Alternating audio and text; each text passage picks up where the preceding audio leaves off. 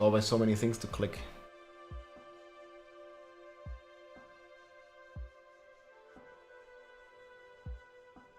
Yeah, it should work. Yo, welcome in everybody. Let's see if the chats combine as well. Good to see you, my friends. We still have a couple of hours to wait. 2 hours, 50 minutes. Probably the live stream will start in 2.5 hours. And we will also get the full patch notes today. Yo, welcome in everybody. Wait, I can hear myself. That's not good.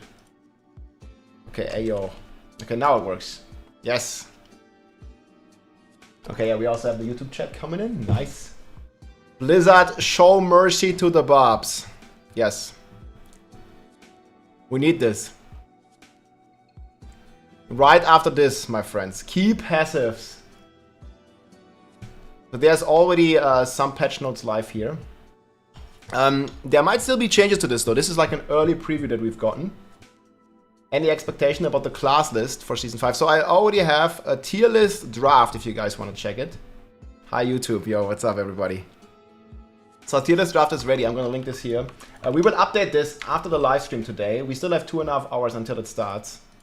But we're going to prepare a lot of stuff. Like we're also going to check, and I'm already in game here with my Whirlwind Barb. And we are playing no Uber, no key passive because they are nerfing all the key passives. Tremendously. So they are looking to nerf gushing wounds in particular by quite a bit. And that's gonna suck. Blizzard got the Barb designer to work on Sorc. Yeah, that's a good one, man. The German guy is live. Yup. It's been some time. More YouTube streams will come. I think I figured it out completely now, also to do giveaways and everything. So we're also streaming on YouTube if you want to check it out, or on Twitch. If you want to check it out on YouTube, if you want to look on Twitch. Live everywhere now. I think the Barb is going to be killed. Yeah, this is definitely already not looking that great for the Barbs.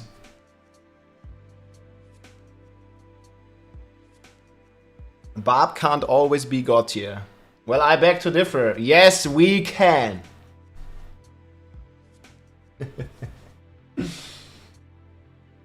So Barb was good on launch, then it got giga nerfed. Season 1 it was the worst class, and then we had Season 2 it was the best, Season 3 it was the best, Season 4 it was kinda the best. Maybe not really. And then in Season 5 it looks like it's gonna be Rogue.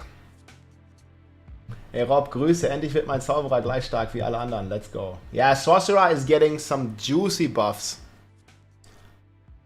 I'm not sure what we have in terms of Sorc changes so far, but there was a lot. So this is like heavily impacting the tiers as well. So on Sorcerer, damage to all core and mastery skill is increased by 20%. Hydra is getting up, Ice Armor is getting juiced, Worms is getting juiced, Align the Elements is getting juiced. Like all these caps basically go up into quite a bit. Was there not one from Don that had more details? Oh yeah, he had more details here. And we're gonna get the full patch notes in 2 hours, 50 minutes. The Wowhead link, I can link it here. Also link it on YouTube. Hey, Mr. Vintage, thank you so much. Wait, this should work now. I need to wait a second. Thanks for the stream, brother. Gonna be nice having uniques that I can actually equip. Oh, hell yeah, dude. Yes. It's gonna feel so good finally having this stuff.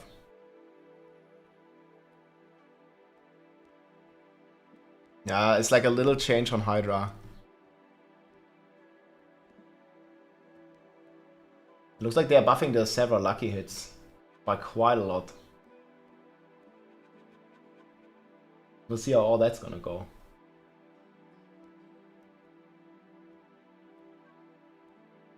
The bathroom break timer, yeah, this is not when the stream starts from the developer. This is gonna be my bathroom schedule.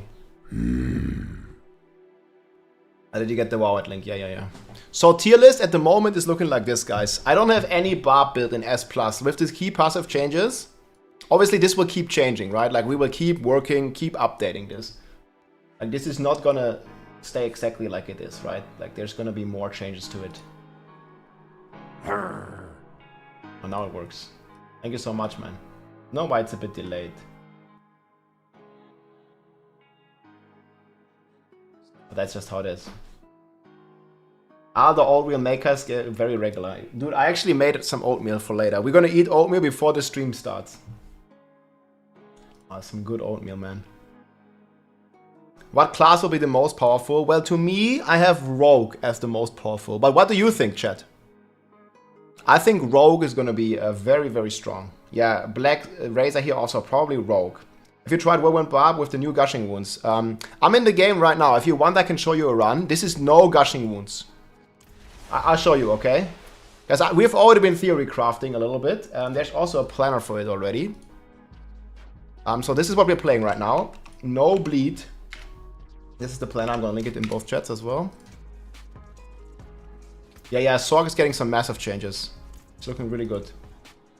Okay, so this is the Barb, guys. No bleed. None of that stuff. Also no Holy Bolt Elixir that we're going to drink. Realist, thank you for the prime.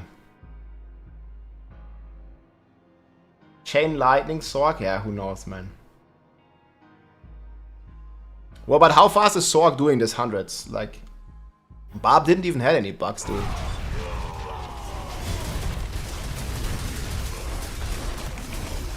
Oh my god, man.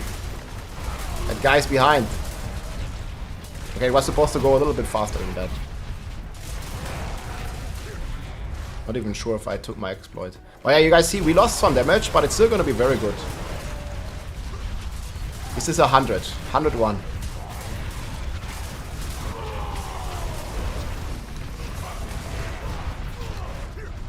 This is without any bleeds. You see they are not bleeding at all. And I still didn't... I can still optimize my gear. This is also no Uber Uniques. You see, I have Tusk Helm. This is like the... And this is gonna get a buff. The Tusk Helm here is getting a massive buff. So we have no stuff, like none. We have no Uber Unique either. And just fully like no Uber. We are playing with the big polearm right now. Again, I'll link the build again after this run. Okay? Call of the Ancients Barb. Big polearm, man. Yo, hey, thanks for the support. Welcome in.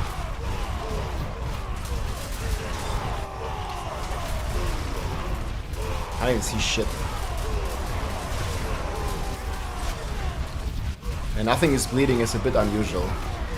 But we still spawn a bunch of twisters. And we have no Tyrells. I mean, with Tyrells, this is gonna be easy going, right? If I equip Tyrells, we can do next run with Tyrell's Might. Again, this is no Uber Uniques. We are rocking a Rage of Harrogath right now.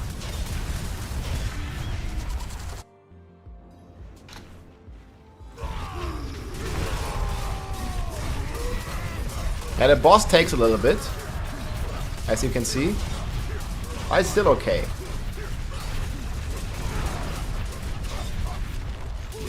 But you see it kind of feels, definitely feels a little bit on the slower side without them bleeds.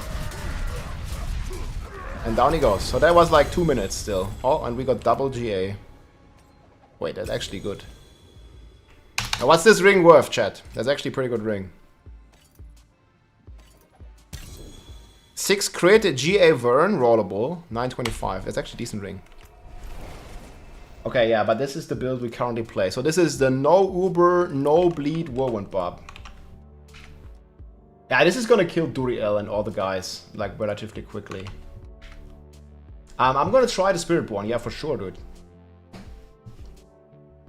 How's Rage of Harrogath without that bleed? I mean, we still have bleed. We just took... Actually, did I don't know. I took the Furious Whirlwind. I might have not done this in the planner. 1 second. But yeah. You gotta wanna put... you wanna shift 1 point to here. Sorry, I'm gonna update it. Oh, yes. This is the planner. Camera froze? I don't think it did. And at some point my PC will freeze because I have so many tabs open. But yeah, Druid still needs some help, boys.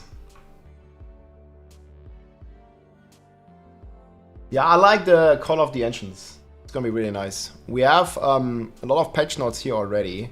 This is like an early draft. We have in 2.5 hours we will get all the details. Would you say Sorc's in a fine spot? So Sorcerer is getting all these buffs here. Hydra, Ice Armor. I don't think we're gonna get more than this though. Like we're gonna get the unique reworks, but this is all the Sorc changes already. Did he have this in Barb more Nation detail? will find a way into S tier. I play Barb every season and we always find a way. Hell yeah. That's the spirit, man. Dunzy, this is exactly the spirit. Yeah, Mekuna, how are you feeling about the Sorc changes? Are you still here? Just believe, man. Just believe, dude. What Barb will kill the Uber bosses? Well, I think it's gonna be the Whirlwind Barb. It's gonna still be pretty good. I'll show you here. We have no key passive, and we have no Uber uniques. And we have the Tusk Helm, which is gonna get a buff. Probably Rage of Harrogath, which is also gonna get a buff. And then, yeah, nothing else.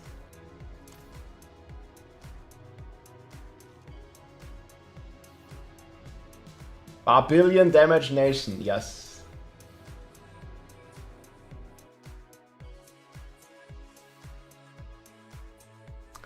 That's Barb DPS, boys.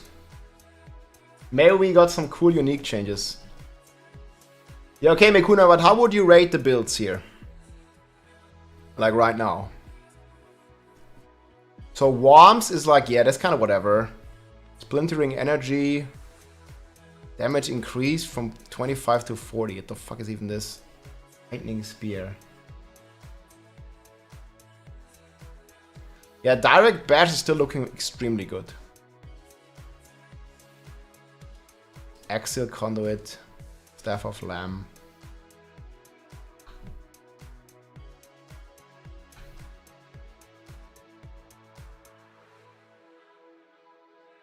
I wish I could like zoom this a bit more to the left, but I can't.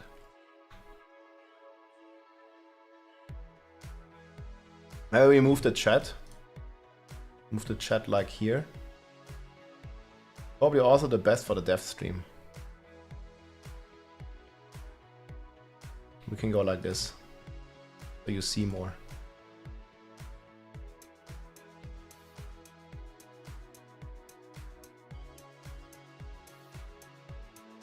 Better.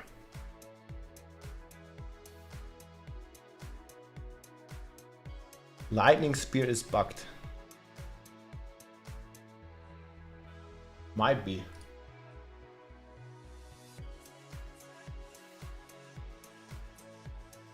You wanted X from perfect gear? No, you're not. I mean, my gear is already pretty good.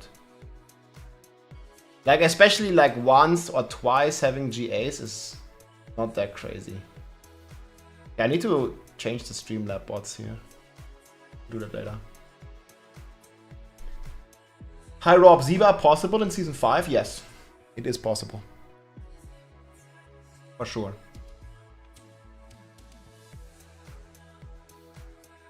Let's try with... Should we try with Turels? I mean, yes, we can. I need 2 more rubies. Yeah, I think with Turels, we're gonna be blasting. Okay, let's try. No key passives, no gushing.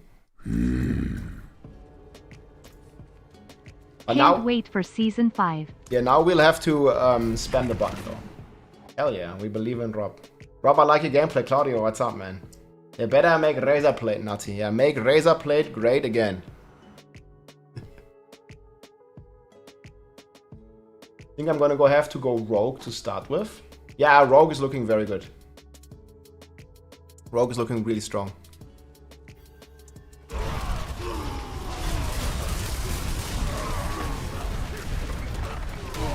And with this, it's way better.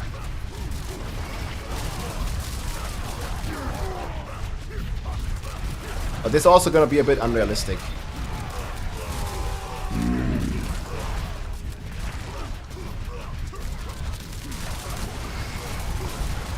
And you don't even feel a difference. Yo, thank you so much for the 10 gifted subs, GJ Joker. I appreciate it, man. Why is it lagging? think I might dropping some frames because I'm streaming to Twitch and to YouTube. Sorry about that. Okay, this doesn't even feel a difference though.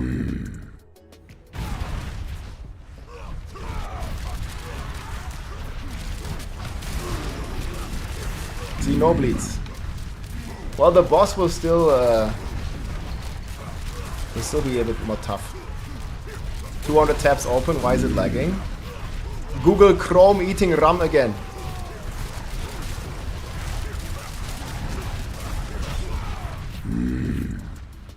Freaking Google Chrome.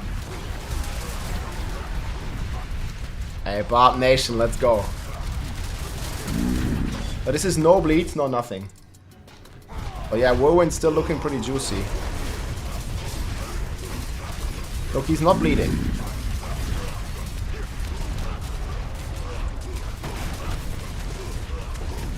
Actually running out of resources. This guy needs to damage me.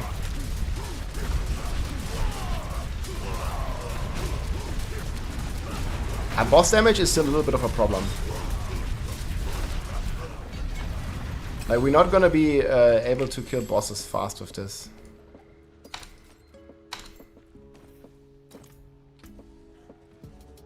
This one wrong.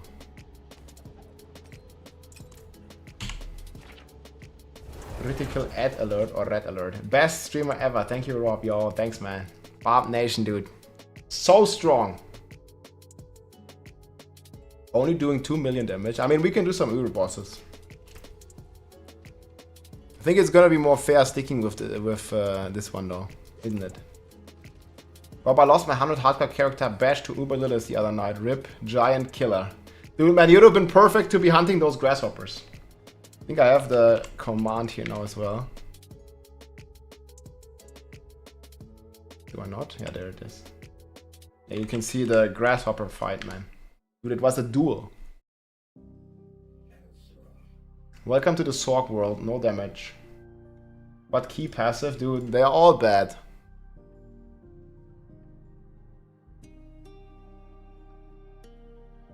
Yeah, I'm not really digging any of the key passives, to be honest, man. I think they all suck. Like, it's just gonna be like, which one sucks the worst? So which one is it? Unconstrained, 8% damage buff. Walking Arsenal, Giga nerfed. Unbridled Rage, dude. I think Unbridled Rage is like a negative. Double the resource, but only 45 damage? Like, what the hell, man?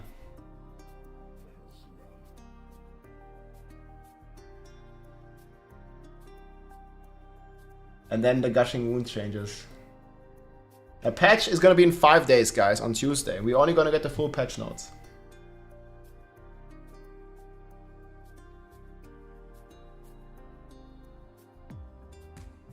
Yeah, no more Death Breath requirement for for enchanting. That's gonna be a big W, dude. That's actually insane.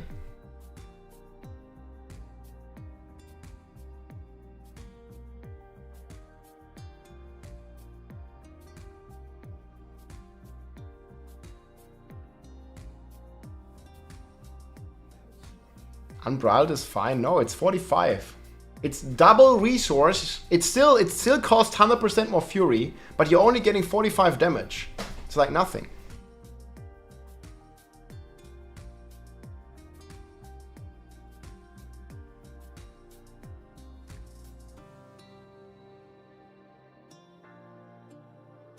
Yeah, rogues are looking really fucking good, man. Unbridled for generator builds. Yeah, but the problem is it only boosts core skills, Andre. There's a timer here. In 2.5 hours it starts. Back to Season 1 Barbarian, yeah. You've lost 3 Barbarians this season. Yeah, that's rip, dude. Yeah, I'm feeling these Sorc changes.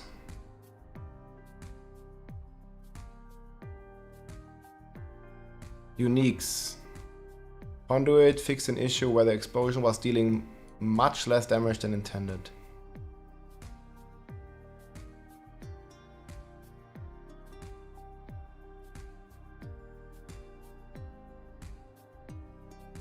We work the items affixes.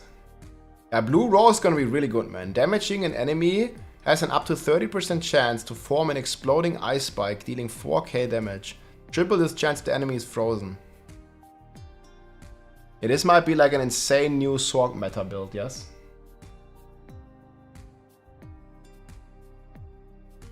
Right now, I'm not really so hyped about the Barb changes because it's getting a big nerf.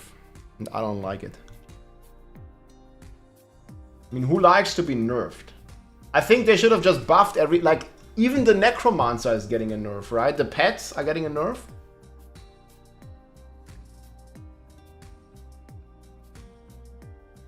Blue Rose of Blizzard. They can nerf the Barb, but they can't nerf the Barb Nation. Yeah, Ball Lightning Strike's gonna look pretty good.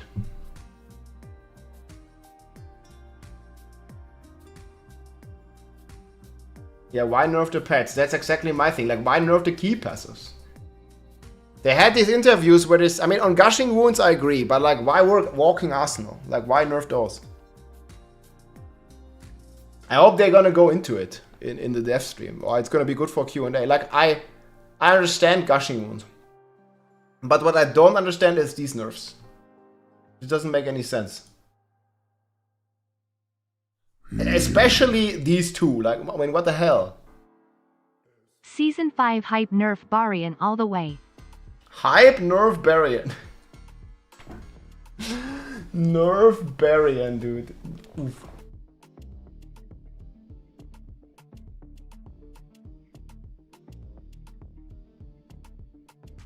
Yeah, the only way it makes sense is the uniques. I mean, what if they do Ramalaldis like super OP, right? Like they could make it like so fucking strong, right? I don't even know if I have one. Rama. Like they could buff this. Yeah, I don't know what they will change. I mean, they're definitely gonna change the stats, right? 11% damage with dual wielding. 23 claws. Duh.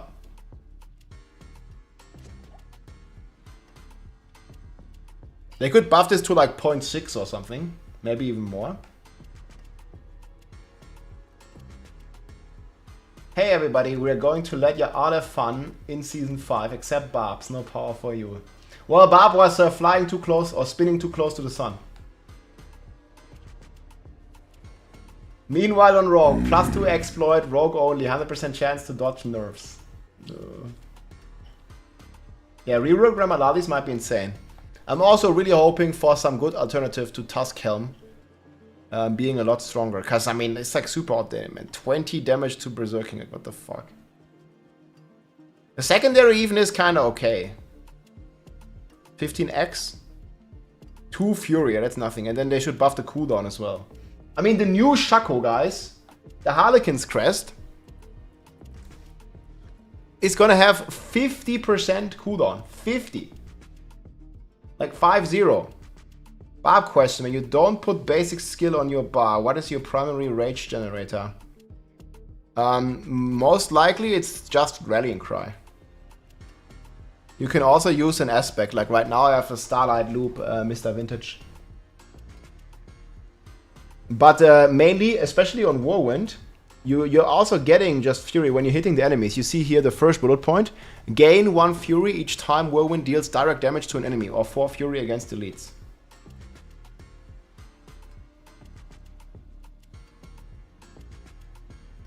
$10 bet, Season 5, Barb is still gonna hit for billions?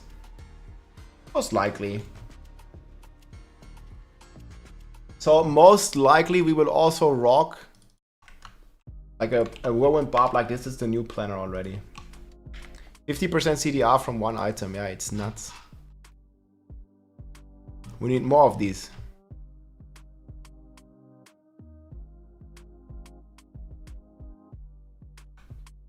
Dude. It's so fucking strong, isn't it?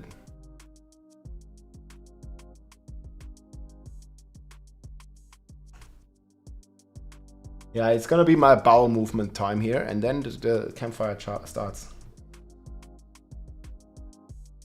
50% with GA, fully masterwork. It's gonna be 54.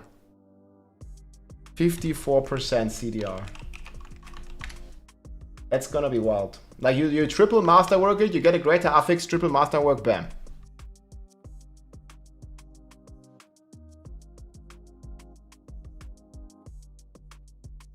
Yeah, man, what is the new grandpapa gonna look like? I'm feeling it. Is it finally gonna be 200%?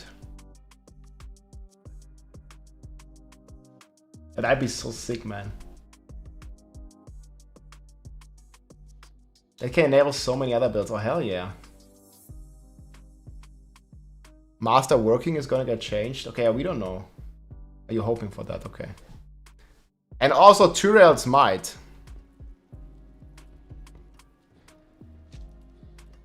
I mean, it's already like so strong, dude.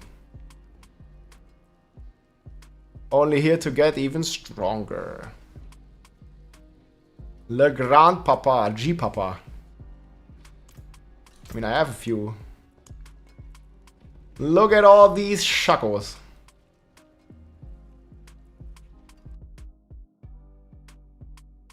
I only have a few shakos. Boom, shako, lako. They say.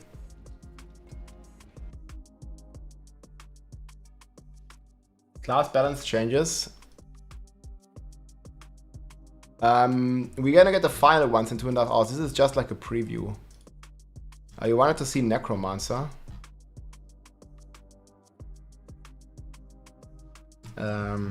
Necromancer. So Necromancer is getting lucky hit buffs throughout the board. It's getting buffs to aspects. Bone Prism size from Path Tragul. We get the Reaper aspect, less cooldown. And these are the reworked uniques. I mean, there's more from the first dev stream. Yeah, we haven't heard anything about the bricks. Brick by brick. Not sure if I like the rework to Harlequin's Quest. 20% cooldown, hell yeah, but the other two stats, meh. Nah, max resource is way better than resource gen. Also, it looks like they're creating legacy items.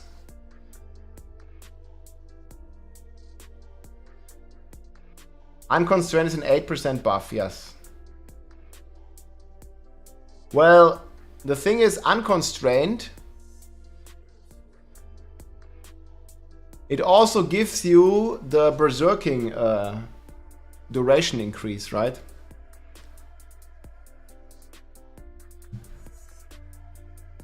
But yeah, maybe we just play Walking Arsenal just to get the multiplier.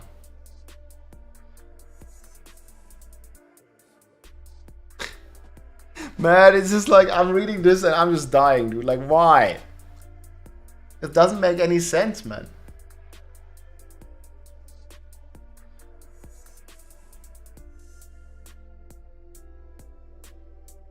Every season they make legacy items, yeah. What's up, big dog?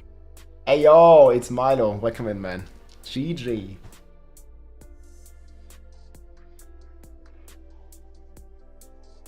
We can check some of their philosophies again. But people are more interested in the changes, I think, for the items.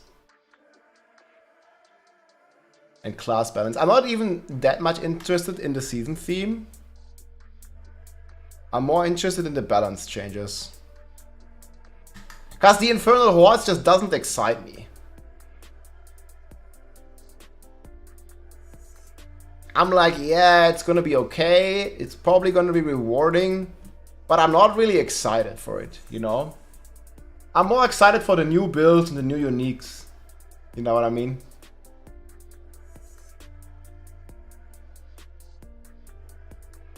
The hordes are not infinite, no. I think it goes up to like 9 waves.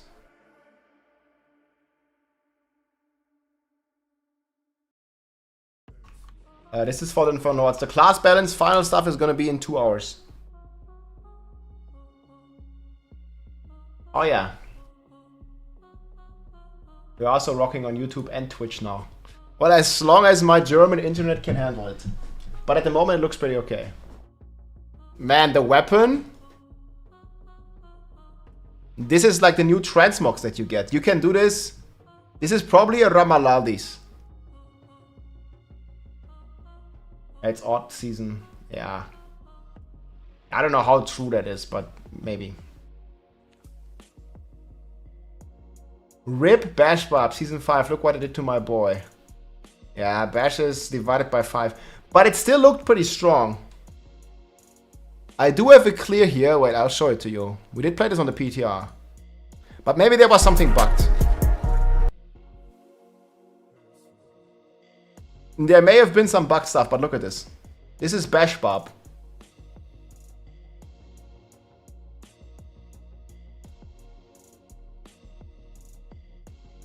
I mean, look at those numbers.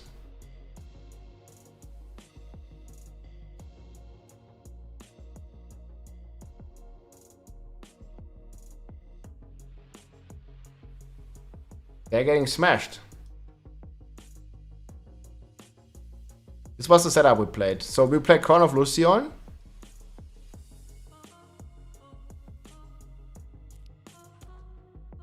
It was still pretty good.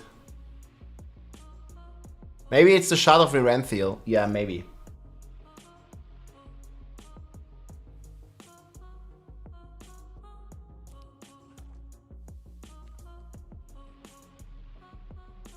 It was top dog, dude.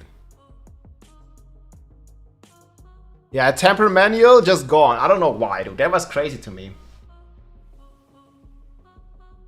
They just fully removed it, right? Well, you can check out the Bash video here if you want. It still looks very strong.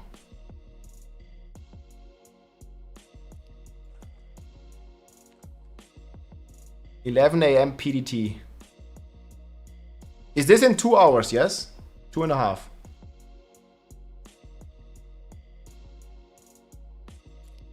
Yeah, Bash can be safe, but it depends what I do with the shard. I have a Bash planner as well already. I mean, you can start cooking with this stuff. Crown of Lucion, Shard of Viranthiel, there's already so many setups. It depends a bit what we're gonna do.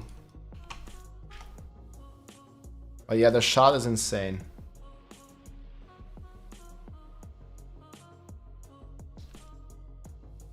Yeah, so 2 hours.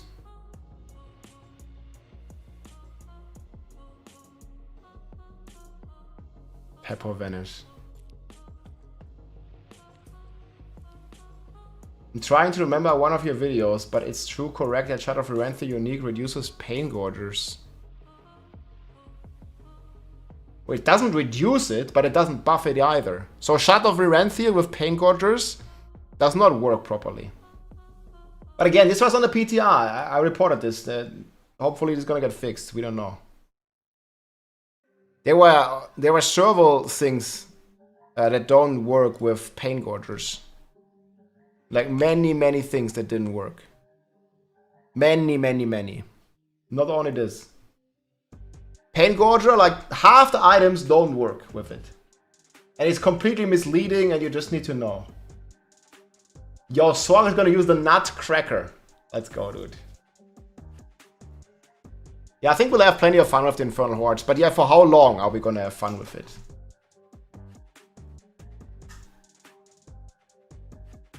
I mean, the star looks very good, yes? I look at this new Butcher. This is Uber Lilith Butcher.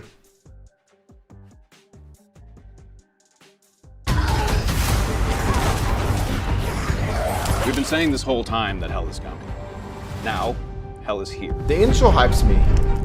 This Something is cool. that's always present in a Diablo title, and we wanted to make sure that for Diablo 4, returning to hell was a special moment. We referenced the Endgame cinematic with We need to watch that again. Glorious taking the fight to hell at the end of the game. We really wanted to capture that experience, that sensation of battling throngs of demons in hell.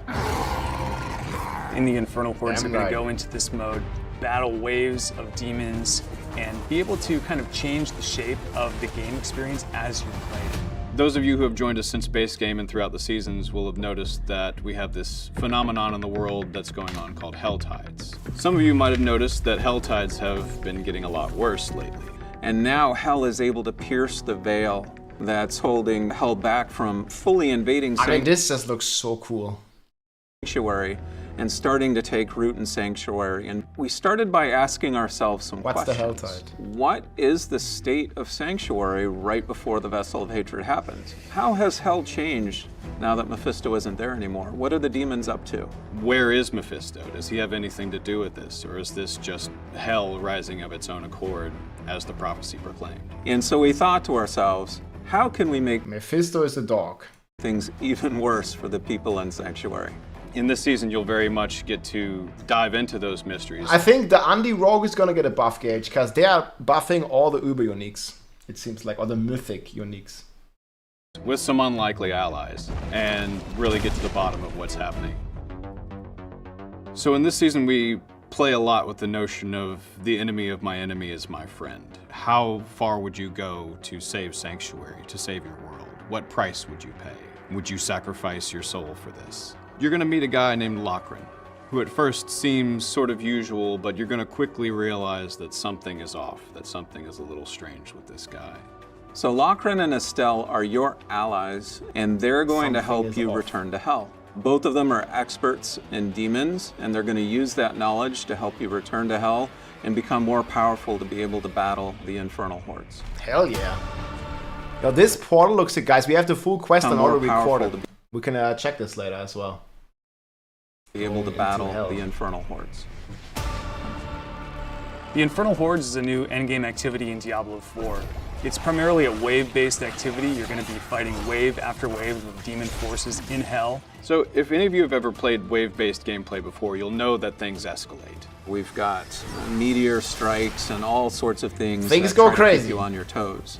One thing the Infernal Hordes does differently Hell yeah. is the notion of infernal offers. In between each wave, you'll make a choice.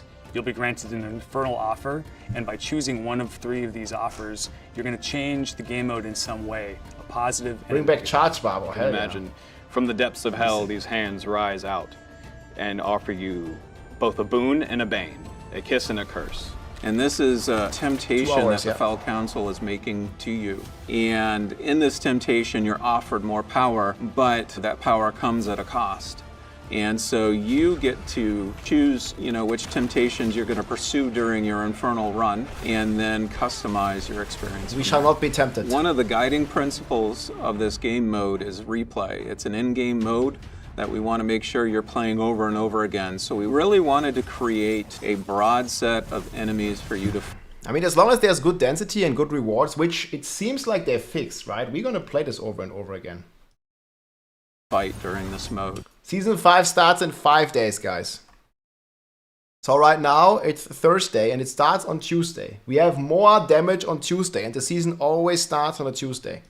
We've got many demons to choose from in the lexicon of Diablo's monster families, but we're also going to see some other foes you might not expect. There are going to be certain types of enemies like goatmen who have been banished to hell that have now rallied to Mephisto and fight by his side. And even some unlucky souls that marched on hell from the Cathedral of Light have now been revived in hell and fight against you alongside the demons. It's actually pretty cool. Basically, These are- everything that hell has to throw at you, we're throwing it at you this season.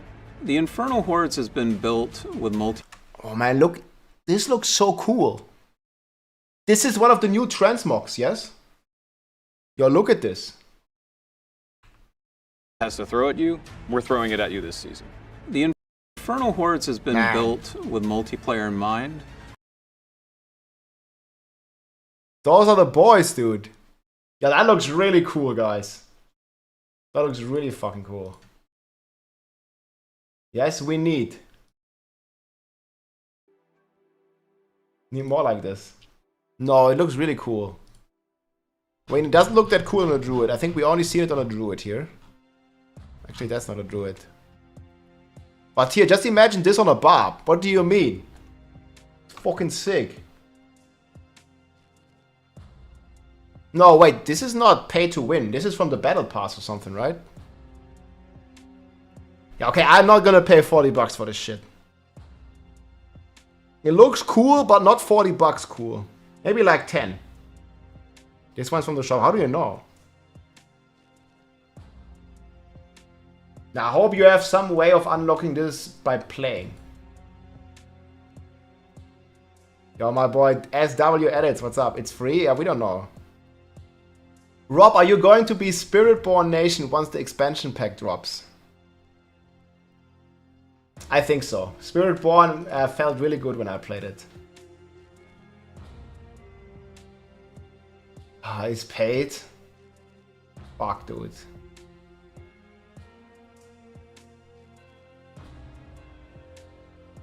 I still can say I've still not gotten any of the payment transmogs. I just want to unlock them by playing, you know? Yeah, just by playing, exactly. I don't know, get all challenges, get a transmog or something. Like these kind of things. Yeah, just grind it. At least, yeah, you're right, it's in the shop headline. But man, it looks cool, dude. I was kind of hoping it would not be pay to win only. But multiplayer is not required. We want to make sure I want to get it. Solo players still have a very fun experience in the Infernal Hordes. Now that said, if you roll in with a party, you're going to have a lot of fun. This game mode is going to appear in the Eternal... Oh my god, this is on the Barb, guys. Roll in with the party. Okay, it looks so cool. Look at the Barb. I have a lot of fun. This game mode is... Fuck, man, that transmog is fucking epic. Nah, believe, guys. We can unlock it but just by playing. Come on. You better believe. It's going to appear in the Eternal and in the Seasonal realm. And that means that once the season is over, it's here to stay. The Infernal Hordes is unlocked coming at to World Eternal. Tier 3. So really what you need to do to access it is earn your way up to World Tier 3 and then complete an Eternal quest line that takes you back to Hell and then unlocks the Infernal Hordes. For World Tier 1 and 2 players, we've built out a seasonal progression that'll help them become more powerful in order to be able to confront the Infernal Hordes. First is you can earn reputation, and that reputation applies to a reputation track that earns lots of really cool So this is basically the Iron Wolf quest line. Now it's called the Mother's Gift. And at the end, I'm hoping you're getting an Uber Mythic unique. What is it called now? Uber Mythic or Uber or just Mythic? The Mother. rewards that'll make you more powerful as you progress onto World Tier 3. I will see. The other thing we've built are micro-dungeons called Hell Breaches that offer a glimpse at the Infernal Hordes mechanics. And they give you a chance to learn the mechanics before you confront the Infernal Hordes at World Tier. I must say, man, I don't like this rename. Like, why not just call it Uber Unique? Like, Uber Unique was perfect. Mythic. It's even hard to pronounce. Tier 3. The final boss in this season is the Fell Council. And the Fell Council is some Very familiar thick faces that you might recognize from Diablo 2. These were priests of the Zakarum, holy... Oh my god, they look so good. Why do you always say the webcam is freezing? No. It didn't freeze. Not for me, anyway. Man, they look so good! Can't make this up. Recognized from Diablo 2. Hell yeah. These Uber isn't an official corporate term. were priests of the Zakarum, holy men who were corrupted and basically became vessels of hatred in their own right. The council members in Diablo 2 tried to help contain Mephisto. Probably casuals don't know what Uber is. I think Uber is like, I mean, even though it's I guess it's kind of a German word, but people will still know what it is, most people. Uber Boss, Uber Unique, like how do people not know? A Cat X Weasel, thank you so much for the raid. Uber is problematic language. Something to do with German history. Dude. Yo, what the fuck, man? Platinum expansion bundle. In his soul Uber is a taxi app, yeah. How did they not have problems with German history? stone. And of course, Mephisto, being Mephisto, slowly but surely corrupted them. And eventually they had soul stones pierced Countdown is for the patch into notes. their hands and became super powerful. But eventually you overcame them and sent them to hell. Through the course of the story, this just looks so good, man. Like, you can say about this mode what you want, but this just looks so cool. Like, just the graphic of it. Bro. It's just too good. Yeah, I want to play. To hell. Through the course of the story, resummon them. They've been reborn, slightly new powers, but the same animosity toward you. What's interesting about this boss encounter is there are 5 council members, but you're only going to fight 3 of them at once. This allows us to then create many different flavors of the boss fight. Yeah, I didn't even... Council. In fact, like, they keep saying this, that it's gonna be like a very different fight every time with the 5 Ubers, or the 5 council members. But I don't know about you guys, I also said this in my feedback. I didn't feel that the fight was different. Like, you have these like 5 bosses total, and there's 3 of them. And I didn't feel like, I don't know, like there was a different guy. I didn't even notice it. Like, they were just all doing the same. And they were all kind of not doing anything. I mean, some of them had a Hydra, some of them did, but it didn't let it feel different. To me, at least. And also, they were supposed to like enrage or something when one of them dies. I also didn't feel that. At least in this first iteration, so hopefully they address this too. Many different flavors of the boss fight for the Fell Council. In fact, it's about 10 variations in all. And so every time you go into that council fight, there's a very good chance I played a lot of Diablo too, yeah. Fight than the last time you Yeah, different fights. played it. We think it's going to offer a lot of replay for players. What we also introduced during these waves... a lot of replay? I hope so. Going to offer a lot of replay for players. What we also introduced... I'm just not a fan of the season theme. Waves are opportunities for you to earn ether. Earning ether is the resource that you gather during the Infernal Hordes that you can then spend at the end of the activity. There's going to be a fixed number of waves that you have to defeat, and once you've completed all those waves, then you'll face the Fell Council, defeat them, and collect your treasure. Kill them all.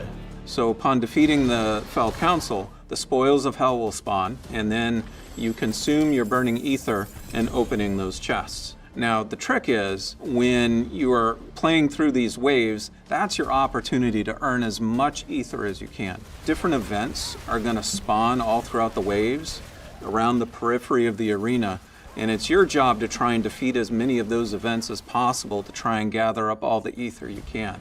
Really skilled players are going to be able to really maximize that ether so they get the biggest payout possible. Yo, I mean, this is a lot of items. To be able to really maximize that ether so they get the biggest payout. If these are all greater affixes, that's pretty sick. Yeah, I played a lot of Diablo 2 Resurrected. I really like that. Ethel Rath is gonna get a rework as well. Yeah, but these are all, as far as I understand, this is the chest that gives you greater affix items guaranteed. It only costs 60 ether now, and you're getting double ether. So you can probably open this chest multiple times per run. That's gonna be pretty sick. Possible at the end after defeating the Fell Council. Target farm. So with this burning ether, you'll be able to get new Looks like we uniques, don't get you'll be able powers. to get new legends. Oh, that helm is so sick. This is the crown of Lucion. This is the new uber unique helm, basically. It's not an uber unique, but it's basically one. Legendaries, you'll be able to get rare materials, things you might have scoured the whole of Sanctuary for in previous seasons or in the base game, but now we offer it to you here, down in the depths of hell. A lot of these new uniques and legendaries really build on top of this idea that they've This been is coming in 5 days, and we get the full patch notes in 2 hours. forged in hell. And so they're going to have unique looks that you can then make into cosmetics to apply wherever you like. They can also have unique VFX and sound effects to really create the sense that they were forged in hell. That's so cool. One particular one that I enjoy using a lot are boots. Boots, you say? Well, these boots not only have been forged in hell. Whenever you use a power with a cooldown, they shoot out a ring of fire that hits everyone around you. Oh, yeah. That's just one sample of the types of powers we're exploring.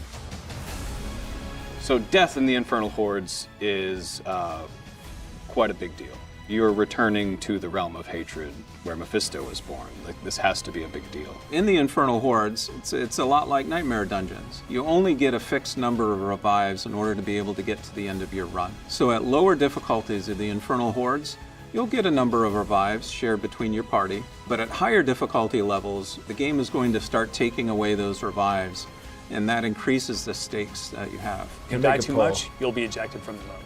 In the Infernal Hordes, we created a lot of new ways for monsters to ambush the players, and so I'm pretty stoked to see how our players respond to these. The seasonal quest line and the eternal quest line, they have lots of little surprises and twists and turns in them. And there's even some surprises we've buried deep within the Infernal Hordes that hopefully players will have a great time with. Hopefully, man. But the beginning is really good. This, they need to do more of this. We've been saying this whole time that hell is coming. Create the hype. Now, hell is here. Something that's That is really good, man. Hell is here. Yes, please.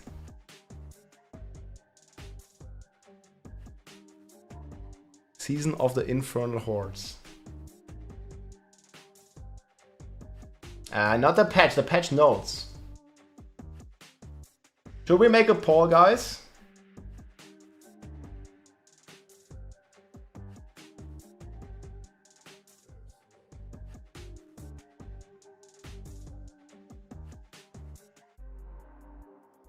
But how do I do this text poll? This one. Should we do one? Text poll. Okay, so we have Barb. Add another option.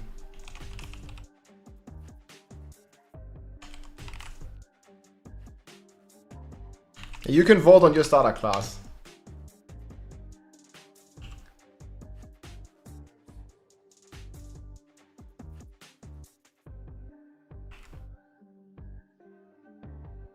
Can I copy these? I don't know why YouTube doesn't allow me to do... Rogue is gonna get a bow. You think the order is already influencing people? We have Gandalf. Okay, we have Sorc. Ah, wait, it doesn't work. Okay, Sorc's gonna get the fire emote. Okay, what is Necro getting? Easy choice. Skull.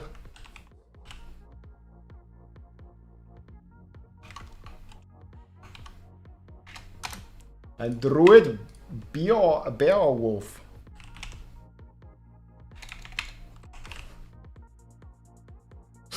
Oh man, who's gonna choose Druid, dude?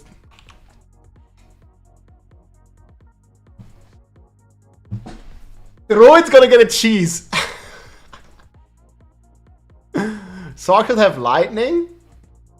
This is for Druid. Yeah, I don't think YouTube can do this the spare thing. Elon's gonna choose it. Okay, I'll post this in a second. Who said cheese deserves VIP, man? I don't know, it's wolf or... Yeah, I wanted to do this... Yeah, I wanted to do this one. Magic. Twitter has them all, man. Or X has them all. I wanted to do this one for Sorc, but it is not allowed on YouTube. So it's unlucky. Can't have this. Dude, my entire X feed is like flooded with this, man. It's crazy. Should we wait? Should we publish it now or wait? Because I think most people are not have not decided yet. Maybe we should wait until after the dev chat. But okay, yeah, people can... yeah, we can do it now because I think you can change your choice, right?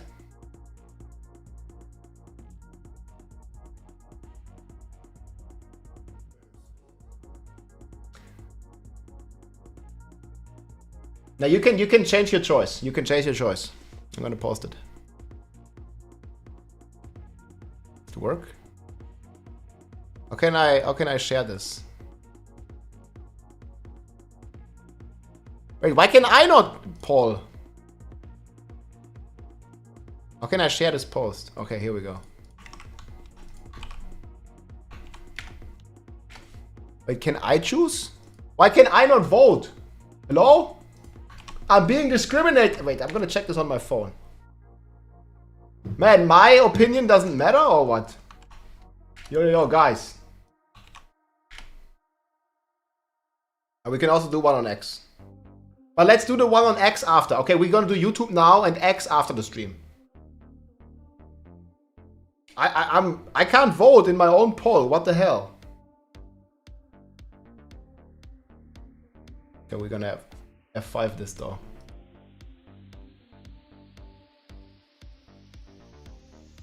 I don't know why I can't vote, dude.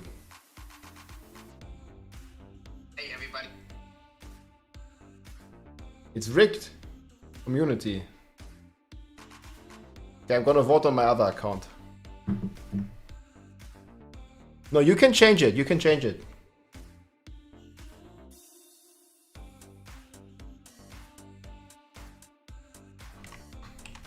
Okay.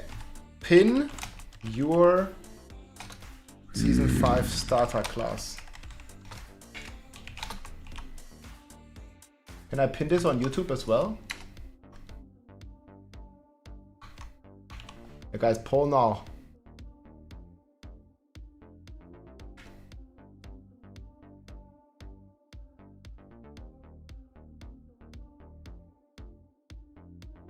It's like overlapping on YouTube. Okay, what are the votes? F5 now.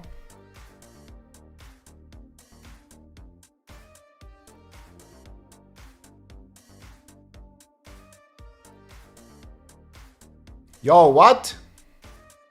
So many druids!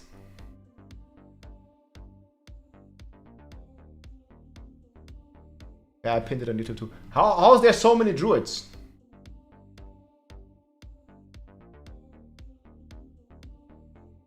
Barb, Rogue. Okay, Barb. So much cheese.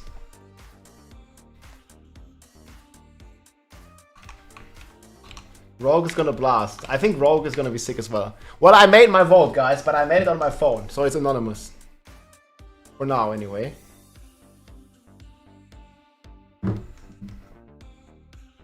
Where is the Barb Nation? Stop voting for Druid. Just look at the official Season 5 artwork.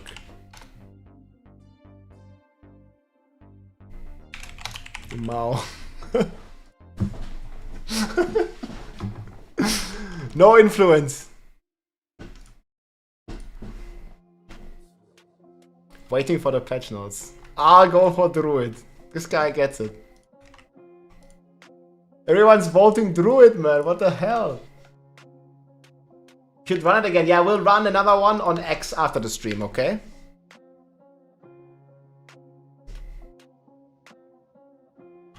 Or we're gonna post it in Discord as well.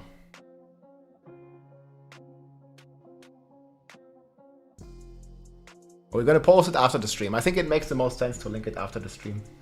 Necro, N is for noob. Barb, B stands for Barbarian or broken. Sorc, S stands for S tier. D for Druid is for D tier. You get it. D is for Druid.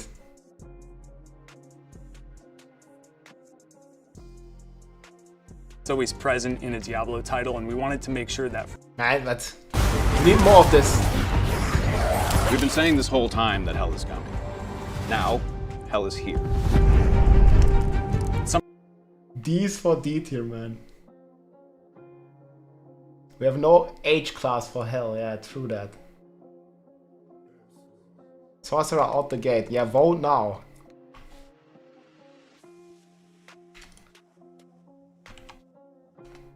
D is for something else. Ah, come on. D is for Druid. I'm gonna stream my hardcore adventures. Look at the demon lords. B is boss tier. Mao Cabell, thanks for the prime, man. When does season 5 start? On Tuesday, 5 days from now. Sorc is still the best to push the rift. For pits, Sorc is the best at the moment. I think it might stay the best. Dude, this guy is breathing heavy, man. But dude, like the skin looks so sick, the way it's designed. Holy shit. And that's some pretty sick artwork. I want to play this as a character, yeah. Man, the horns, the skin just looks so cool. What's happening to Druid? Have you not seen the official artwork? You should check it out. I think I posted this. Okay, what do you see?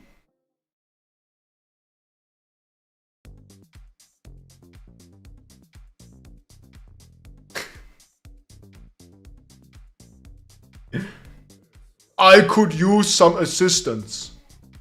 Wait. What is he saying in game? That's exactly what he should be saying. The fat woodchopper is how Paragaming calls him. A druid rock. Yep, made out of the animal fur.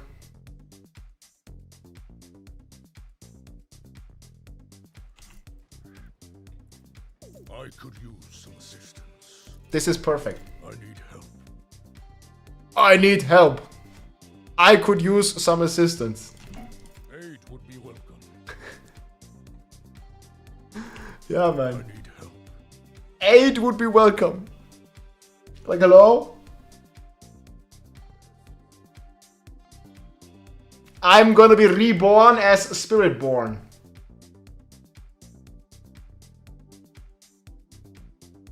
Wait, why does it say... Why do you guys keep saying that my cam doesn't work? The camera is fine, no? Druid's gonna get a buff in the DLC, now it's called Spiritborn, yeah. Druid's the last survivor, man. Druid's getting friendly taps. Oh, I could use some assistance.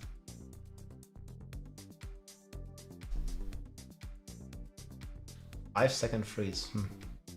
Okay, I can't fix that. I don't know why. Camera is fine. This is my new Druid Ruck. So sick.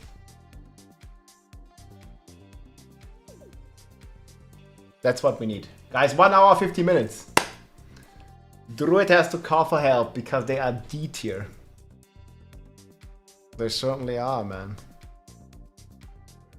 He could use some assistance.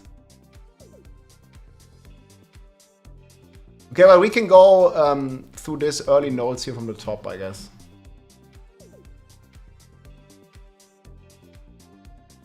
So this is the new Frostburn. Luckier chance, attack speed, cold damage. 60% chance to freeze enemies for 3 seconds. I don't think we're gonna play Frostburn. Maybe on Sorc because you're getting multipliers from fire and cold.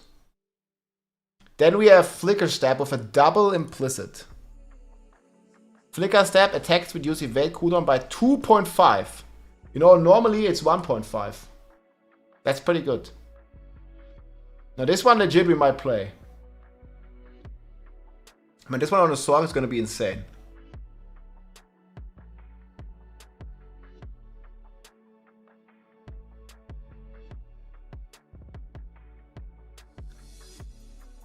Could be very good.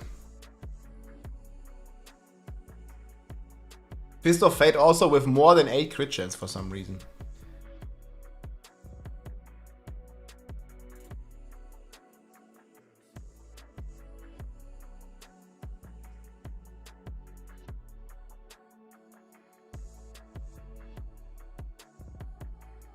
Need to give the Druid Fisher and Armageddon, that would be insane. In Season 4, 1 billion Druids would get owned by a single Barb? Probably right. Fair assessment. Would you like to see my level 60 hardcore tormented Druid kill? Well, if you have a link. Yeah, just link it, sure. Fist of Fate gonna be very good, yeah.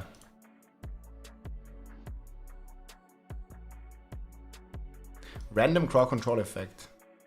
I mean, 50% lucky it. Masterwork, you're gonna have 100% lucky it.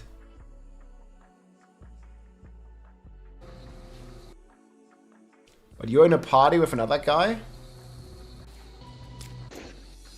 Just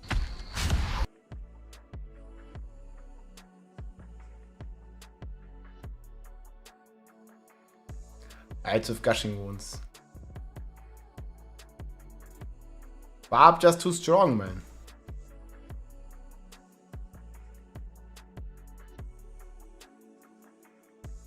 Easy. Nice. Yeah, Barb just getting ridiculous.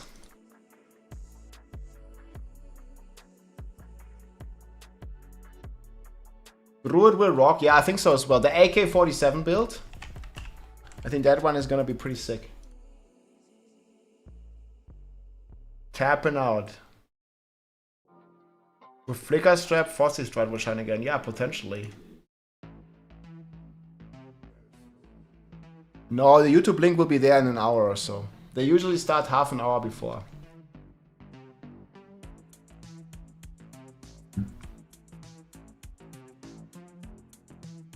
About. I think I'm gonna be playing Whirlwind Barb. You have a daughter, name her Barbariana. If I ever make a female Barb, that's gonna be her name.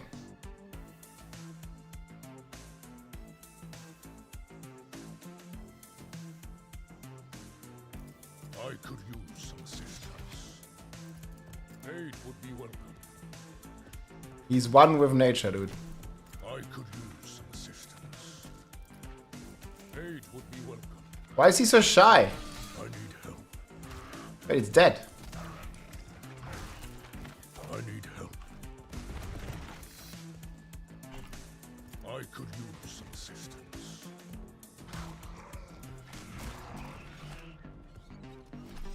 Aid would be welcome. When this fucking druid, dude.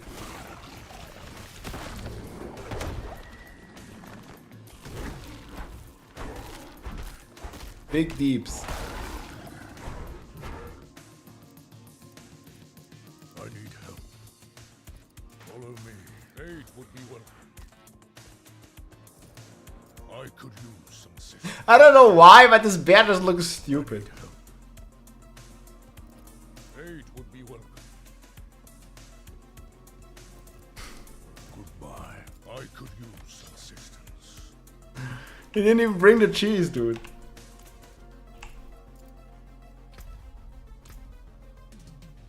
S for stupid. Oh, that's the Sorc then.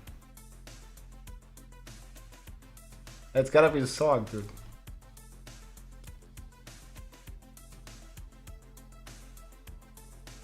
Okay, we're going to play my Barbarian. Heartseeker is still gonna be very good, I think. Screen is black? Wait, what the hell?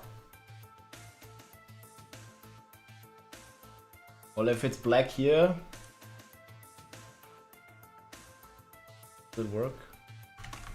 Could also check here. Doesn't work. Okay, so how is the poll coming along?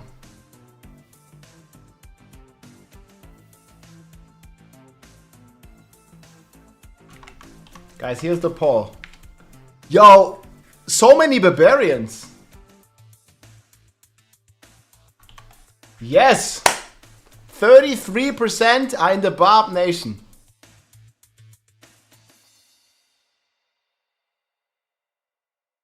I would have thought that Rogue is the best. We can compare it to the last season poll.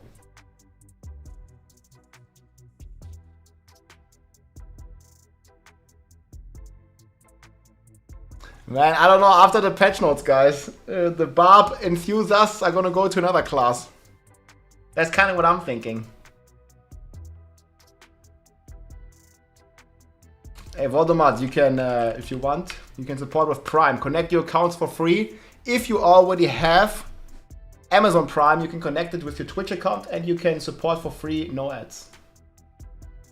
Barb Nation goes strong. New class not on the list. The new class is not an option. This is for Season 5. New class is going to be an option for Season 6. But yes, guys, vote for democracy. Vote.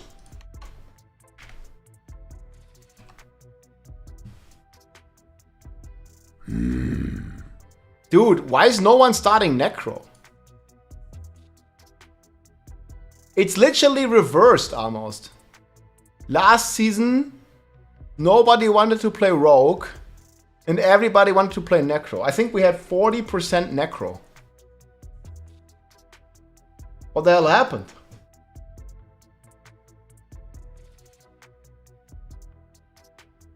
Yeah, what new toys did Necro get? Yeah, not really much. The people ain't hyped for Necro. Necromancer, some lucky hit stuff. Well, Necro is just gonna be the same build as well, right?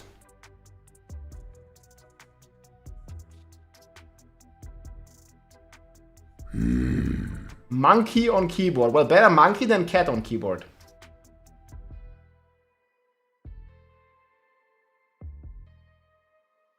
Yeah, no one's playing Necro. I'm surprised.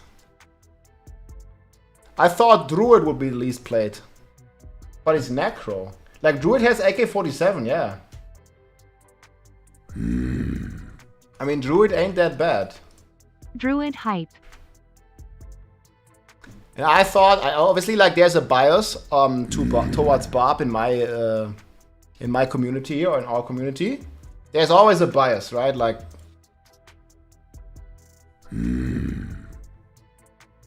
Sorc has to be OP. Yeah, I mean, we're thinking like Sorc. Solid Sorc here, yeah. Great choice. Yeah, I'm counting out my Necro. Yeah, no one's playing Necro. We almost, okay, we gotta crush 1,000. We almost have 1,000 votes. Then we already have a good sample size, I feel. But we will see after the patch. We're gonna make the same or similar poll on X right after.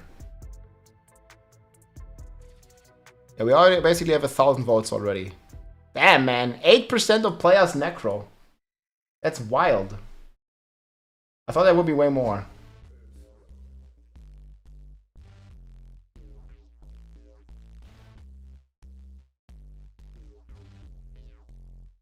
Bloodlands.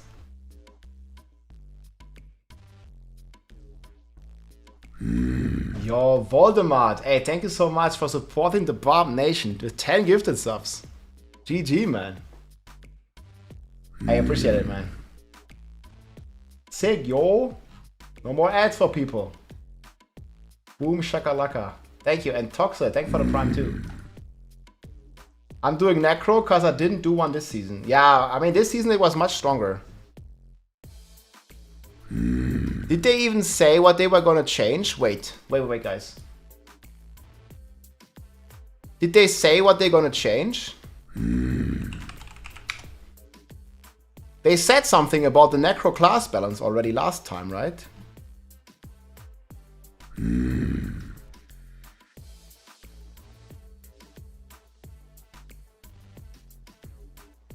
What did they say? Alright, and last but not least, let's talk about class updates. I'm going to cover some generic things across all classes and then go through a little This is what was happening on the PTR. bit of each one. Again, this is not going to be nearly close to everything that we're doing, just a little taste, a teaser for what you can expect to see.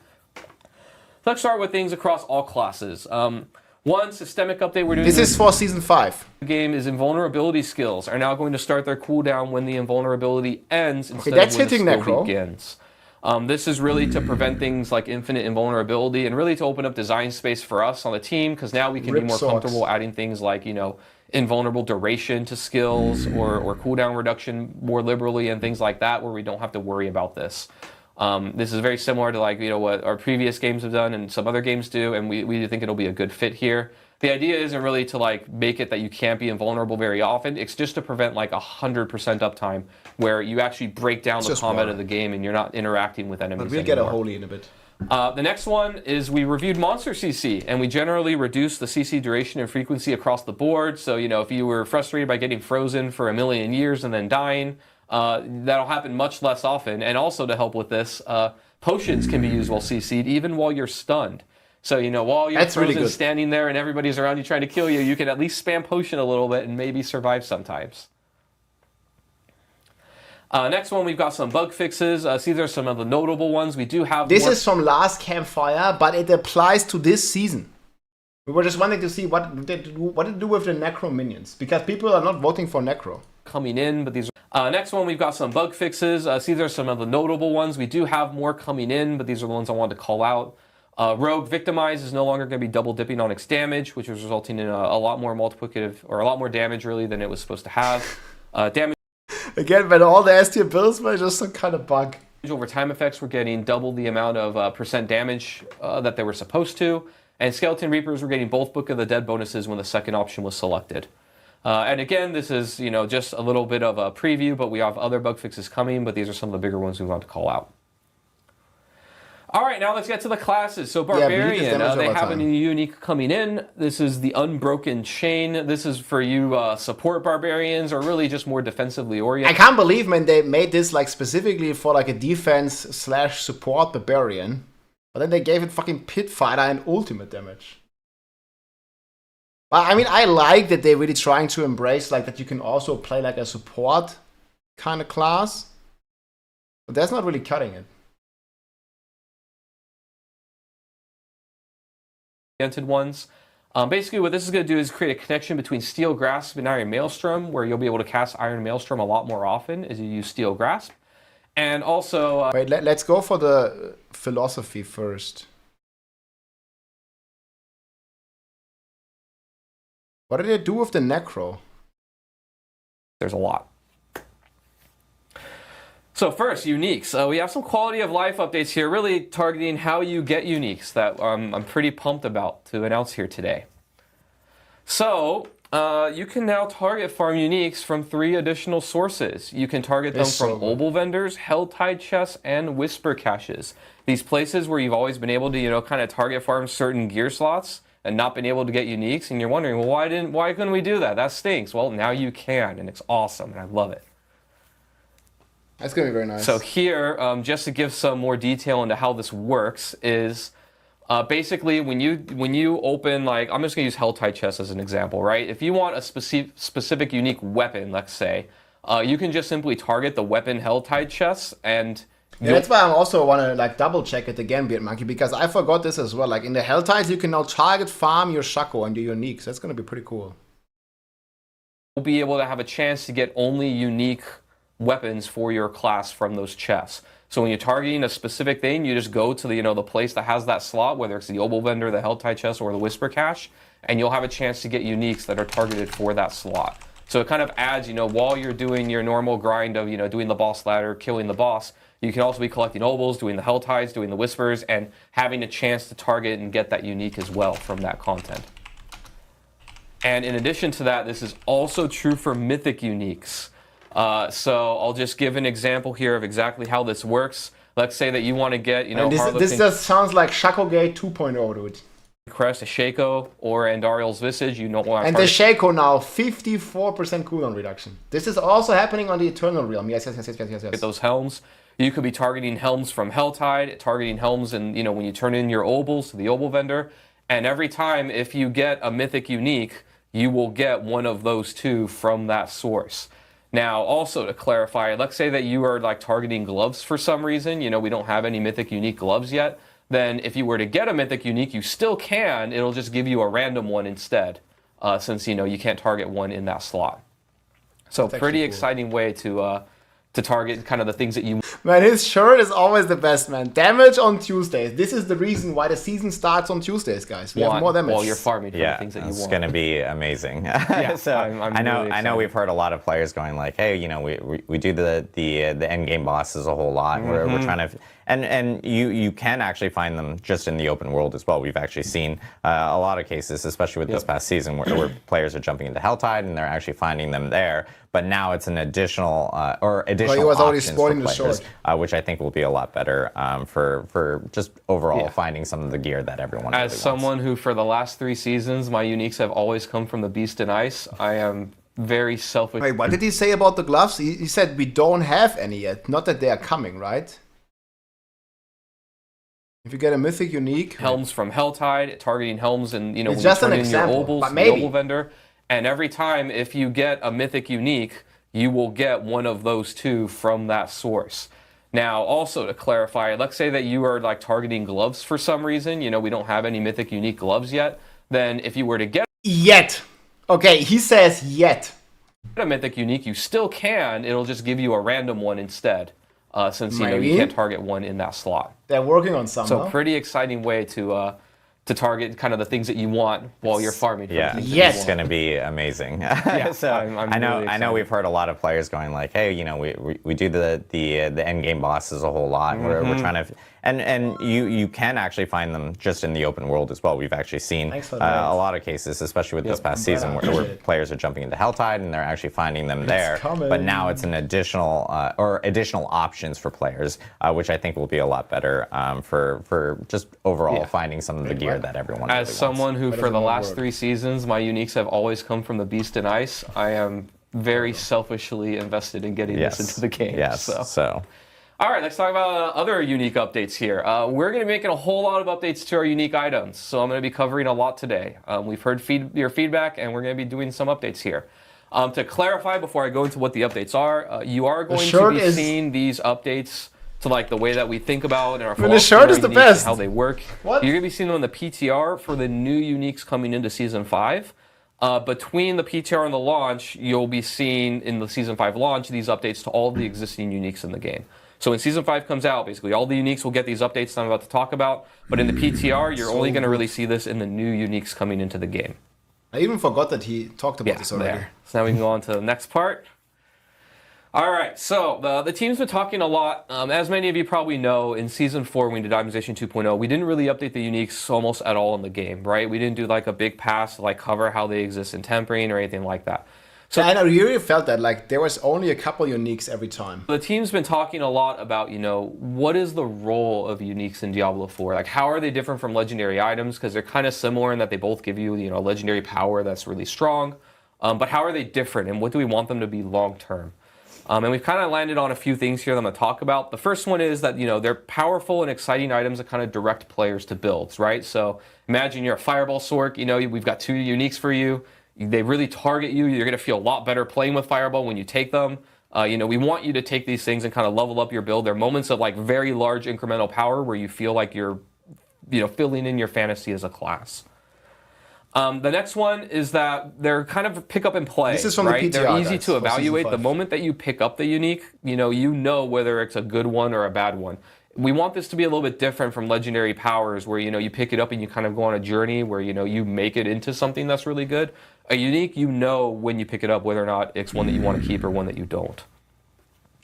And then the last one, pretty obvious, but was worth saying, they're kind of more rare chase items that players don't see very often. When you're going through the end game, you're seeing legendary powers a lot because, we have a lot of reasons to give you a lot of them. You want to upgrade your codex. They are the way that you can, get greater affixes and temper and masterwork them. So there's a reason why you want to churn and look through a lot of them. Uniques, you do want to get a good one, obviously, but not nearly as often as like a legendary power. We don't need that aspect of their design. So they are more rare, they're harder to get, but when you get it, it's kind of like a more exciting moment, like, did I get the perfect one? And then if not, you go and try and get the next one. So let's talk a little about our goals for the update that we're going to be doing here. One of the things that we come to a lot that we talk about on the team is this idea, I like this quote of like, players build their legendaries and players build around their uniques, right? Your legendary power is very, or your legendary items are very malleable. The moment you get it, you don't know yet if it's going to be the best in slot item, but it has a chance to be. But they're also like able to fit in a lot of different ways. You can manipulate their stats via, enchanting, via tempering, and masterworking. And so there's a lot that you can do with the item once you've gotten it. Whereas uniques, they're a lot more static, right? The stats on them can't change. You can't really manipulate them very much. And sometimes they have maybe quality. I would have still seen like a temper attempt on uniques or something. To them or stats that are a little bit inconvenient, and you got to figure out like, how do I overcome this little detriment or make my build into where it's a plus instead of a detriment, right? Like it's a fixed thing that you have to build around, which is very different than a legendary.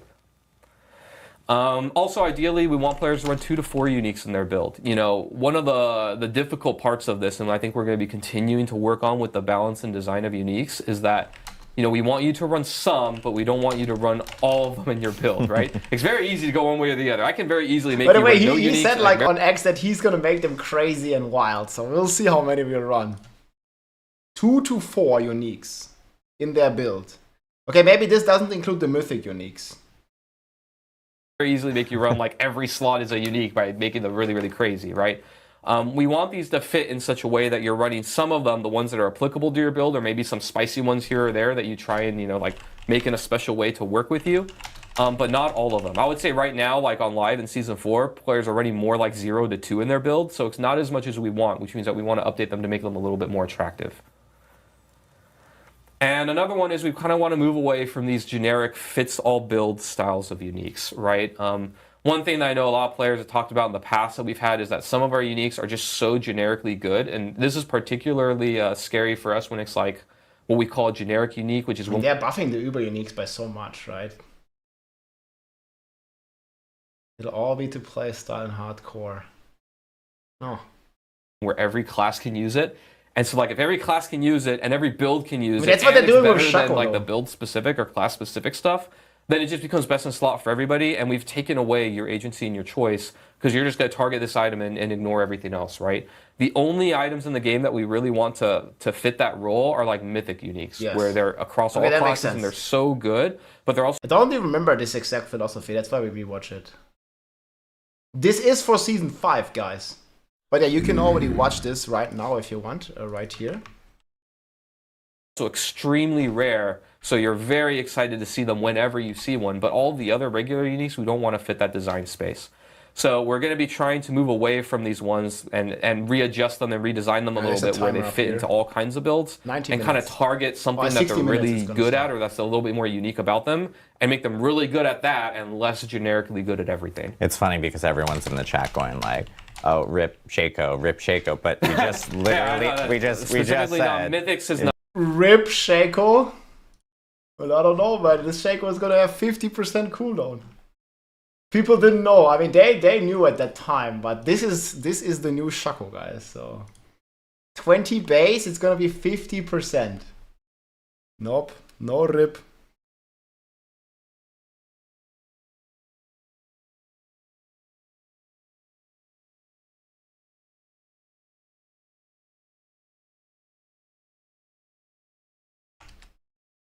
Yeah. Multiplier isn't on the base value. How is this 50%? Well, you're forgetting the greater affix. So you're getting a greater affix, it's 50% more, it's 30% with a greater affix. And then you are triple critting it 3 times, and then it becomes 54. I mean, and you can get the GA on all the other items too.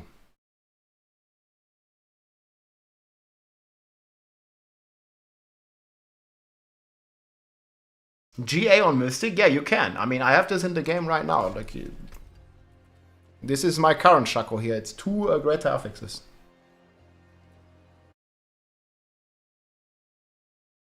That looks pretty sick. Yo. Yeah, that's pretty wild. Here. Not what they're a different beast here. I'm talking about all your regular ones. Yeah. Shaco's still going to be just as good, if not better, honestly. All right, so enough preamble, right? What are we actually doing? So we're going to be doing 2 big updates to uniques. The first one is we're going to be increasing the upper power of the unique effects and the roll range. We're going to be doing increasing the range from an average... So you think this is going to happen to all the uniques? Increase the upper power of unique effects and roll range from an average of 10 to 20 rolls. All unique that increases damage dealt was between 40 and 80. Now can be 40 to 100 or 40x to 120x. Of 10 to 20 rolls, which I'll explain in a second. And then we're also going to be increasing the upper power of like how much you can get from the rolls. This is really just buffing pretty much most uniques across the board to compete with the new world of legendary powers that we live in since, they got extra power juice to them. Now uniques are catching up. So as an example here, I gave, if an older unique, like one on live, gave you around 40 to 80% multiplicative damage, that's going to go up to like 40, 100, maybe 120, maybe even higher. Really, the mandate is as high as we can get away with without breaking things. And then we're also going to be increasing the roll range. So this is like the number of possible rolls it can do from an average of 10 to 20.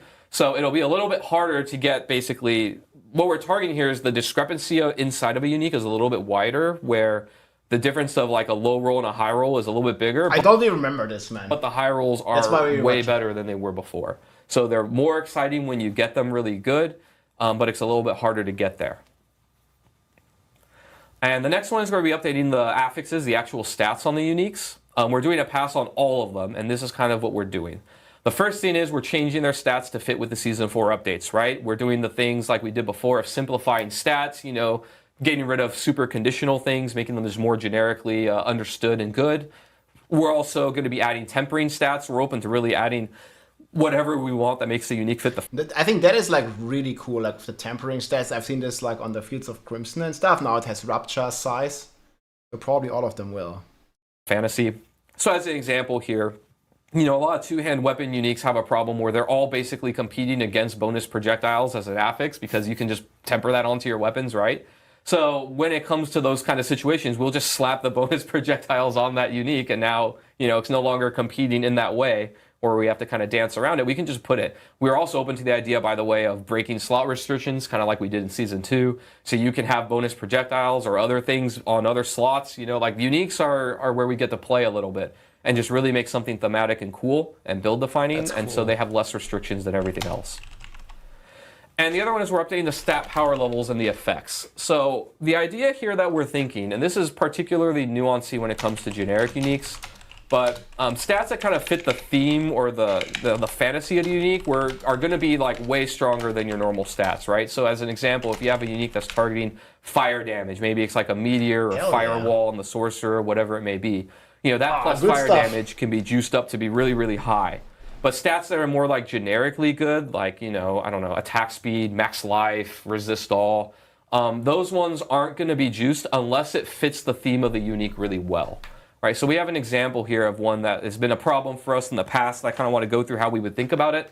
I would want to see what they do with Typhus Will. I mean, this is still such a strong item, right? And they might be buffing this even more.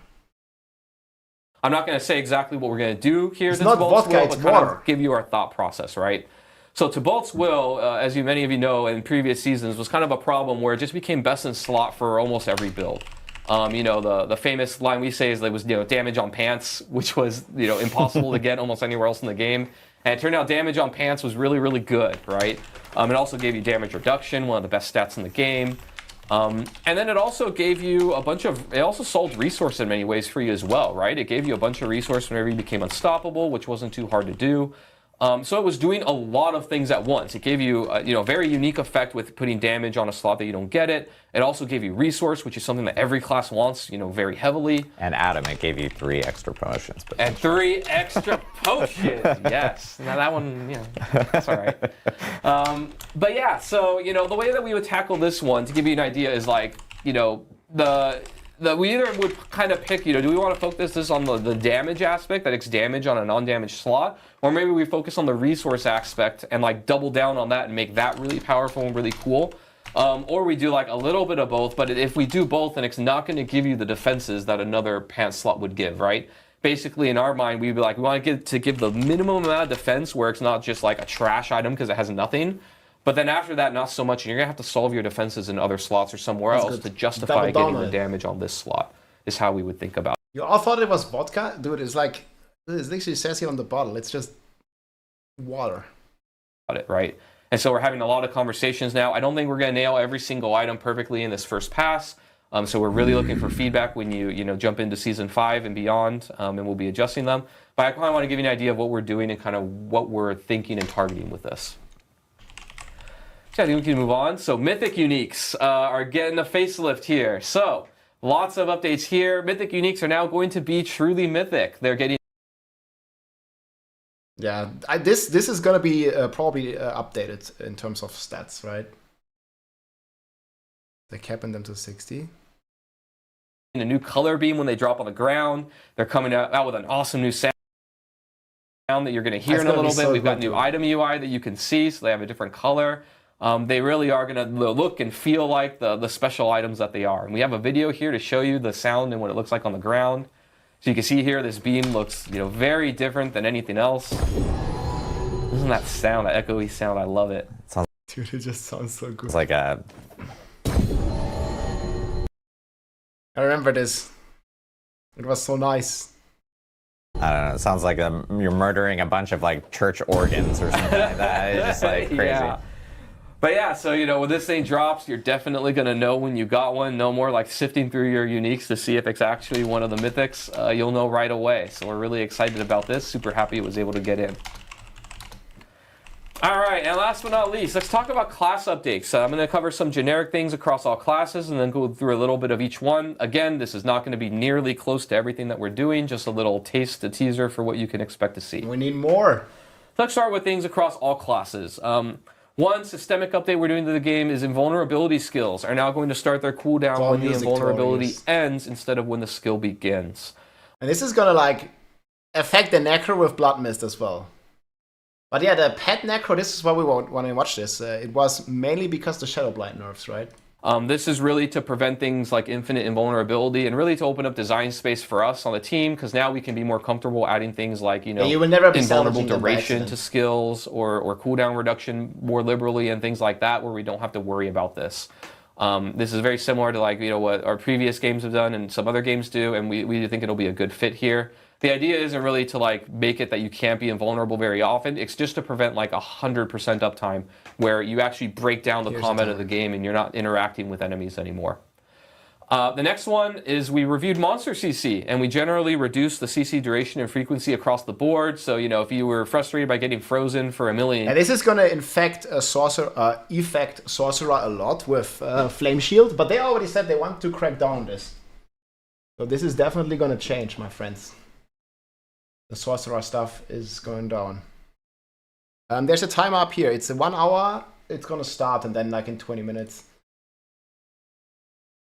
They're going to talk about it. And we're going to get the patch notes right after. This has all been confirmed. I have a little update video here. Hey everybody, it's Rob here. Today's... Sorry, I want to link this here too. German time, it's in 1 hour and 20 minutes. 8 Uhr abends. Can you speed up the timer? I will try my best. In years and then dying. That'll happen much less often. And also to help with this, potions can be used while CC'd, even while you're stunned. So, while you're frozen standing there and everybody's around you trying to kill you, you can at least spam potion a little bit and maybe survive sometimes. Next one, we've got some bug fixes. These are some of the notable ones. We do have more coming in, but these are the ones I wanted to call out. Rogue Victimize is no longer going to be double dipping on its damage, which was resulting in a lot more multiplicative, or a lot more damage really than it was supposed to have. Damage over time effects were getting double the amount of percent damage that they were supposed to. Maybe. And Skeleton Reapers were getting both Book of the Dead bonuses when the second option was selected. And again, this is just a little bit of a preview, but we have other bug fixes coming, but these are some of the bigger ones we want to call out. All right, now let's get to the classes. So Barbarian, they have a new unique coming in. This is the Unbroken Chain. This is for you support Barbarians, or really just more defensively oriented ones. Basically what this is going to do is create a connection between Steel Grasp and Iron Maelstrom, where you'll be able to cast Iron Maelstrom a lot more often as you use Steel Grasp.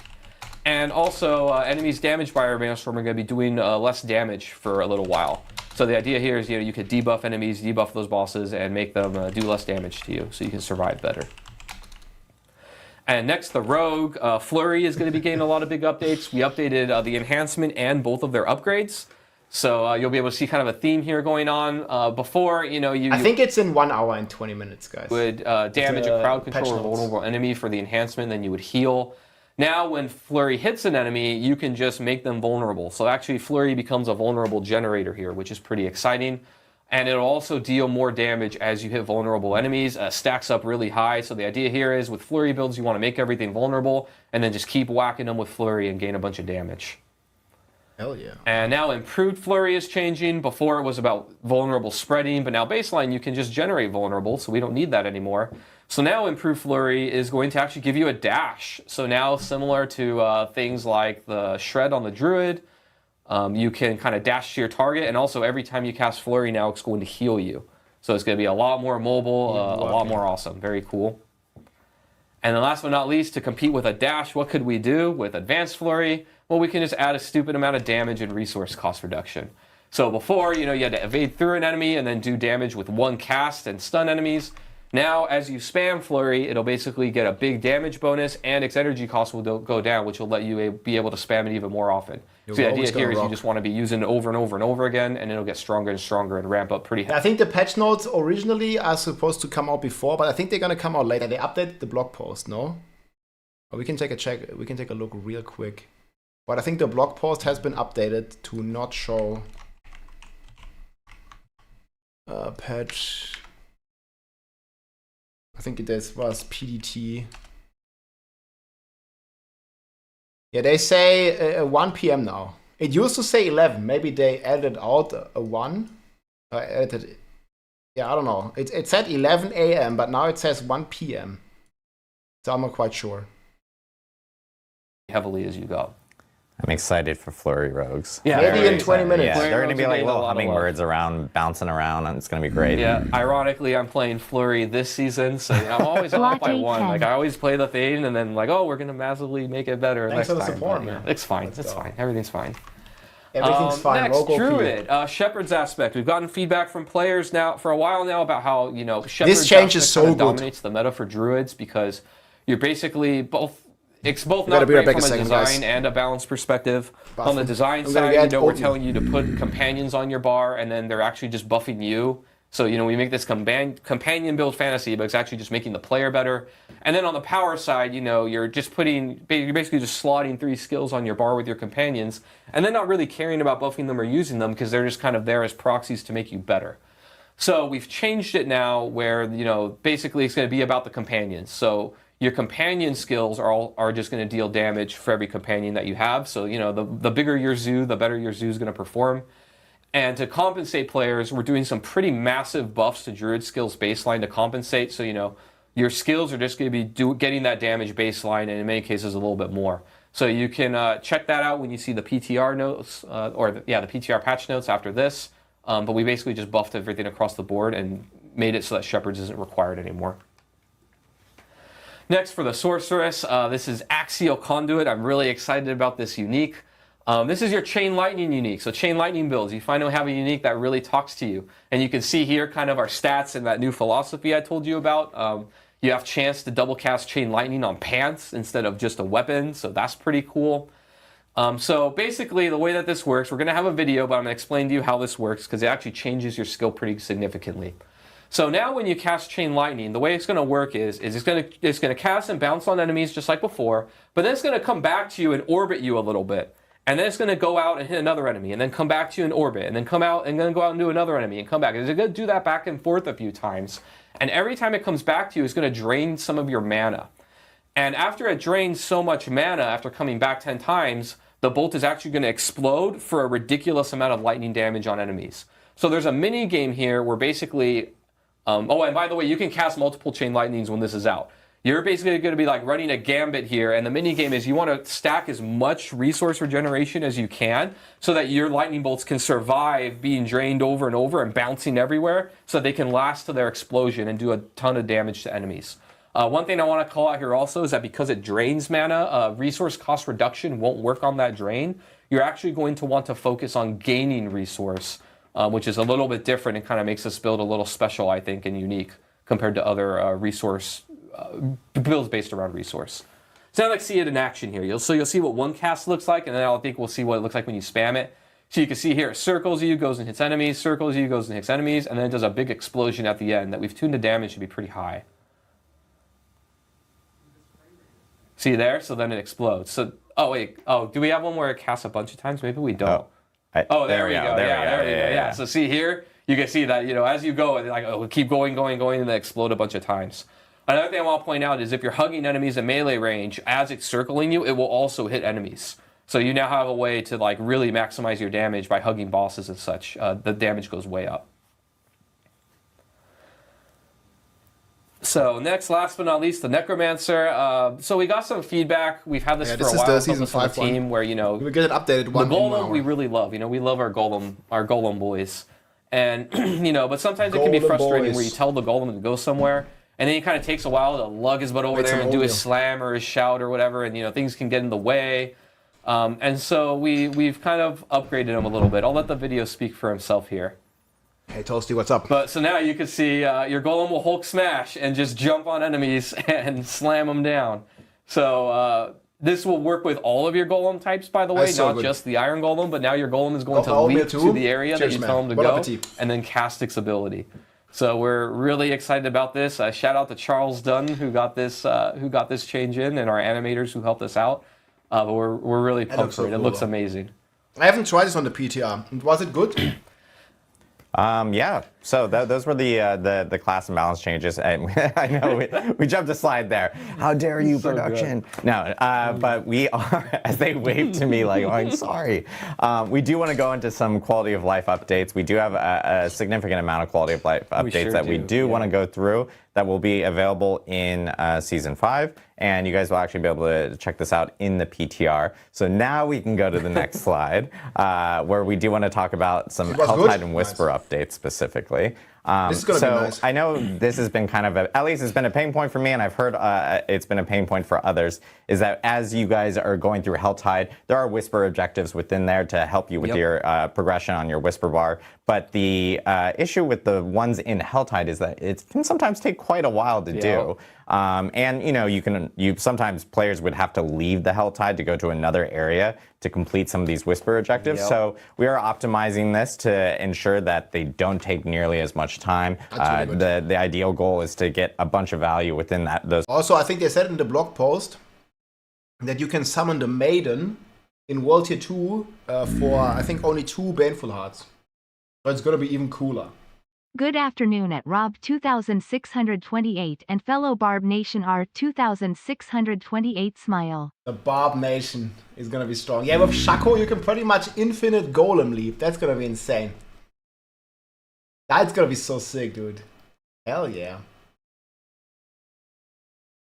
15 minutes to potentially end up getting a full entire Whisper 10-point bar within 15 minutes in one Helltide zone. You can do a full Whisper every Helltide. Yeah, so that'll be it'll be a huge help because I know at least for me, I've always had to like kind of leave a Helltide. No, there's no other PTR. Try to, Season starts in 5 days. Well, especially help for players that are looking for additional gold because Whisper caches have always been great sources of gold. And now, as Adam mentioned, you can also use Whisper caches to target farm. Ooh, baby. So it's keeping things more optimized for players, which we know will be way better there.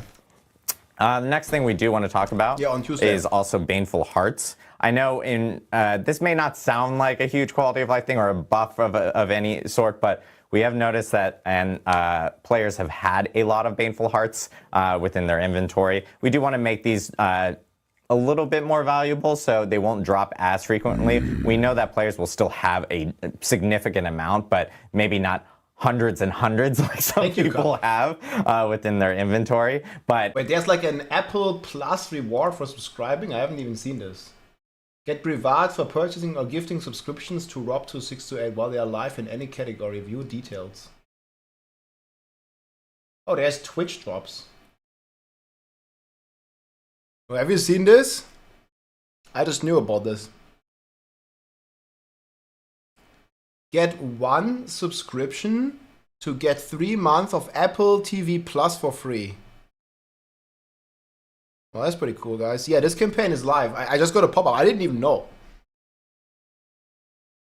You just need to use 1 subscription and you get 3 months. I don't know, what's the usual price of this? Yeah, I just got a notification for this.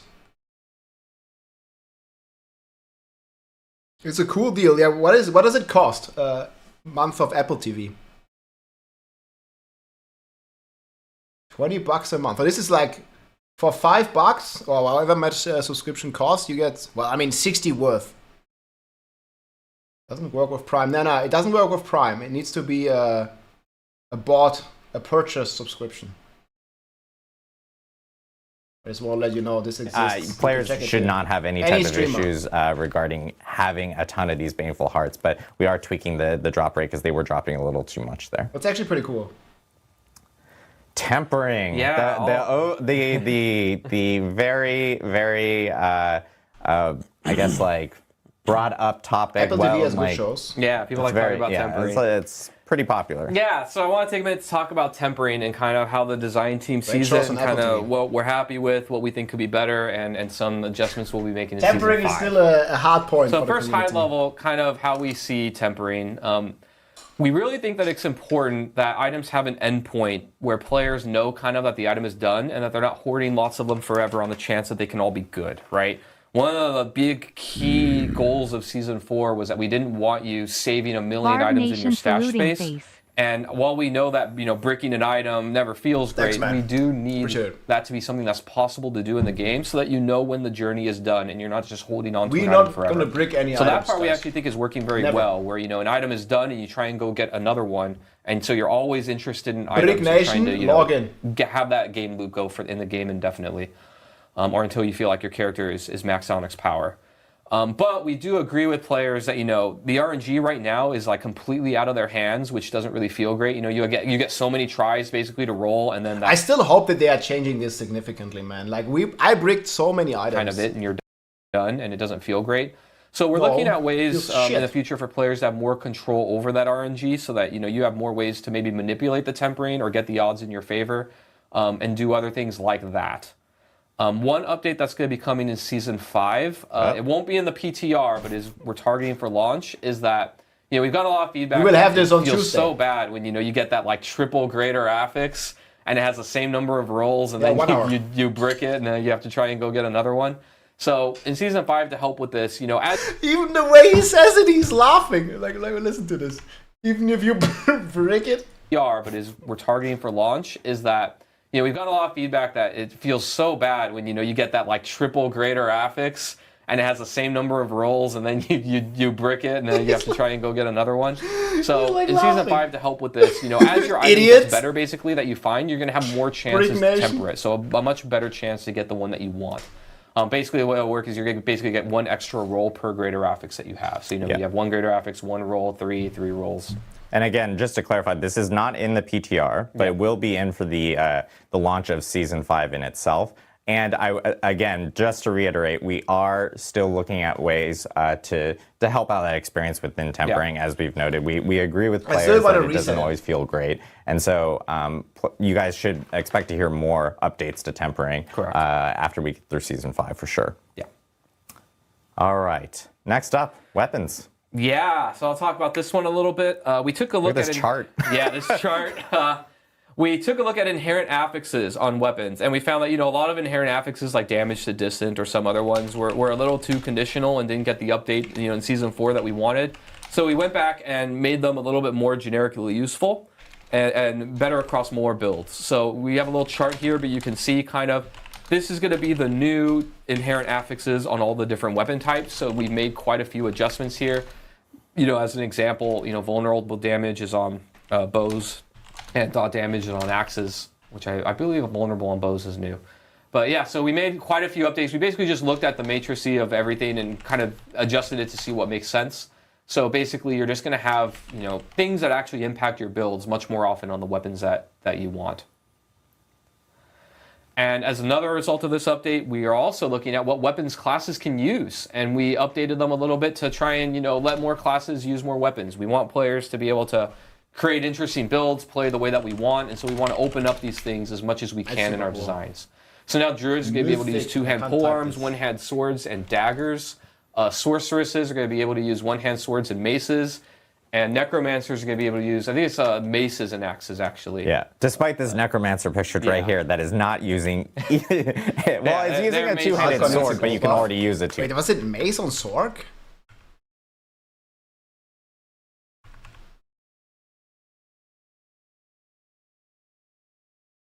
They say that? Kind of. And as another result of this update... Oh yeah. Sword and mace. It's a little weird. Overpower. Because Sorcerer can overpower so much, right? Does Sorcerer even have any way of overpowering? Polearm Druid, my dude. He needs his cheese. Doombringer. We are also looking at what weapons classes can use. And we updated them a little bit to try and, let more classes use more weapons. We want players to be able to create interesting builds, play the way that we want, and so we want to open up these things as much as we can in our designs. So now Druids are going to be able to use two-hand polearms, one-hand swords and daggers. Sorceresses are going to be able to use one-hand swords and maces.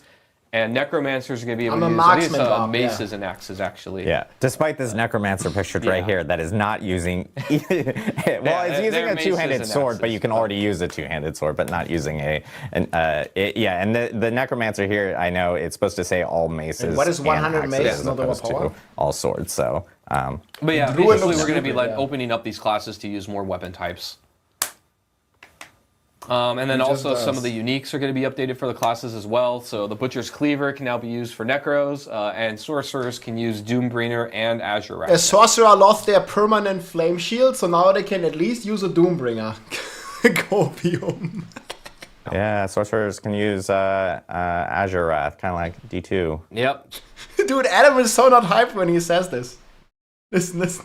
Butcher's Cleaver can now be used for Necros, and Sorcerers can use Doombringer and Azure Wrath now. Yeah, Sorcerers can use Azure Wrath, kind of like D2. Yep, fits their theme very well. Yeah. So I think that'll be pretty cool. Yeah, he never sounds that hyped, man. Quality of life updates. Now we're going to talk about some endgame bosses. As I have experienced as Adam. Like, who's going to do that? You know, like he knows. His experience earlier, as he mentioned in the stream, we are making changes to the Beast in Ice. You guys will no longer have to make a sigil to summon the Beast in Ice, which is a huge quality of life update. The Beast will now live in a standard dungeon. The crawl to get to the Beast in Ice is much, much shorter now. It's going to be more similar to what we've seen with some of the other endgame bosses. And then at the same time, Eternal players that have maybe already built out some of these sigils, we made sure to keep you in mind so you can still use the sigils to fight the boss. You won't just you won't need summoning materials. You can just use the sigil right there in the boss room in itself.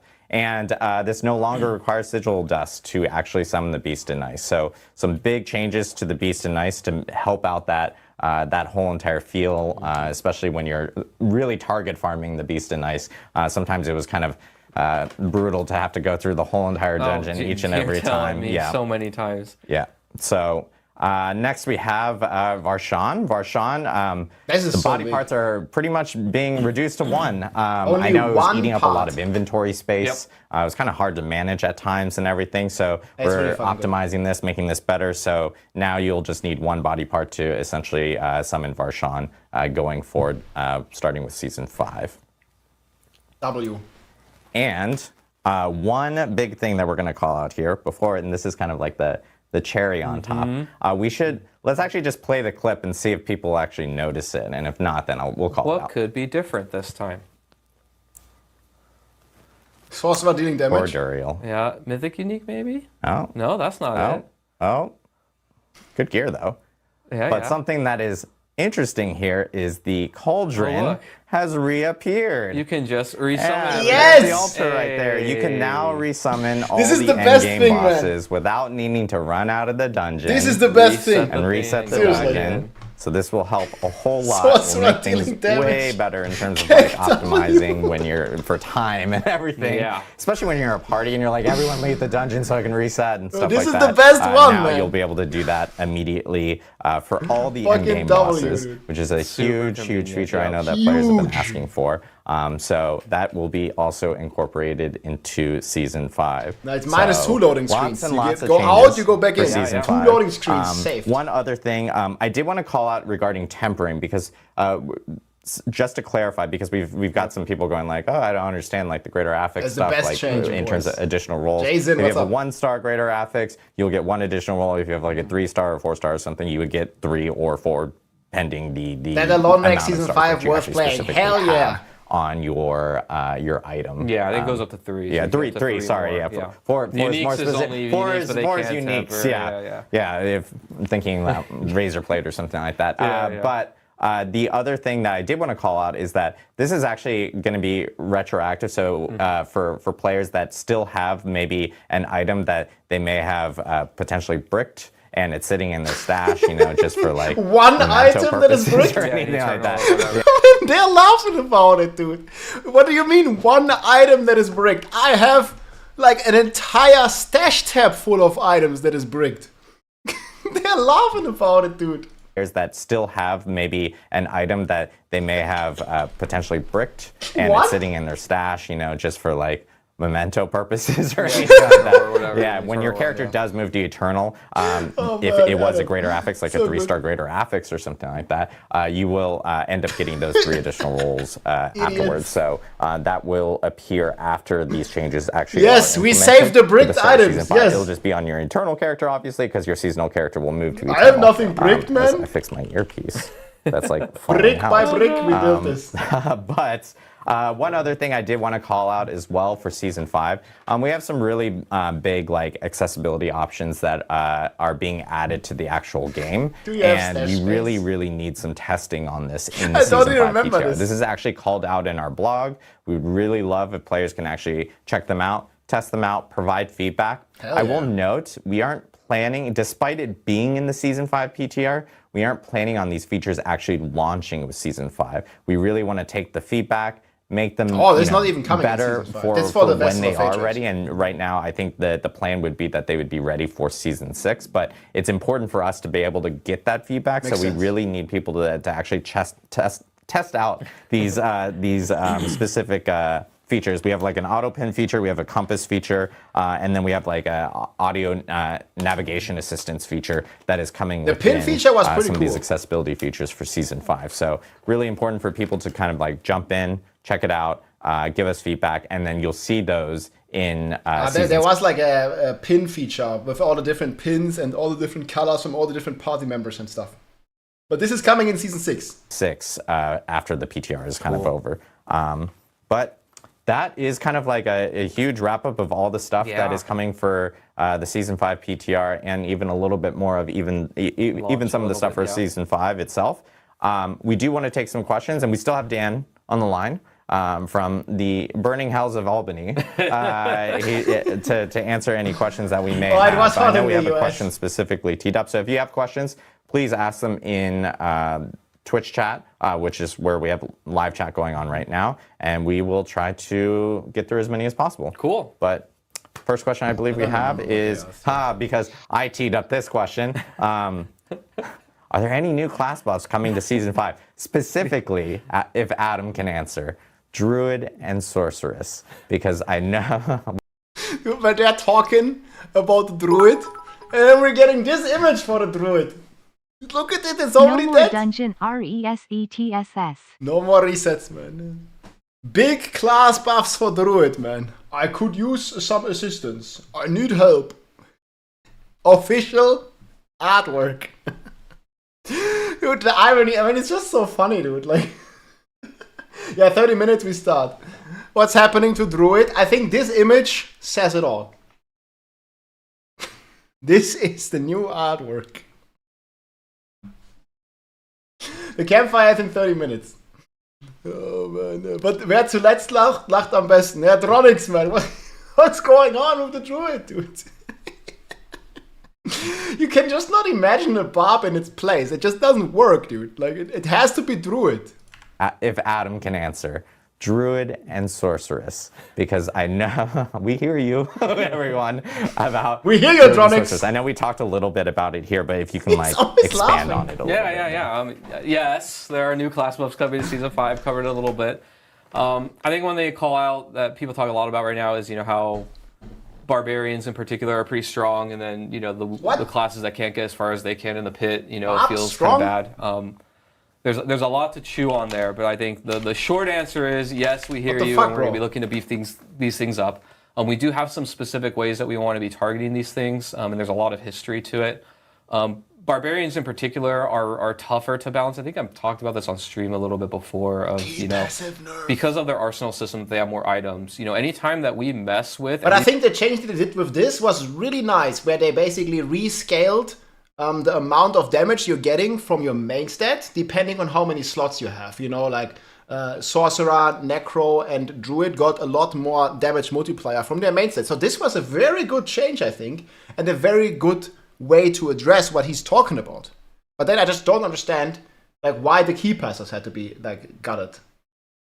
We've messed with like the underlying systems of the game very heavily in the last year, right? Season 2, we updated all the combat math, which of course impacts items, which impacts character power. We've updated in Season 4 all of itemization, which obviously directly impacts the arsenal system very heavily. So when we do these large shakeups, it's a lot more difficult in a short amount of time to get everything, exactly perfect of how the combinatorics of those effects are going to impact classes, right?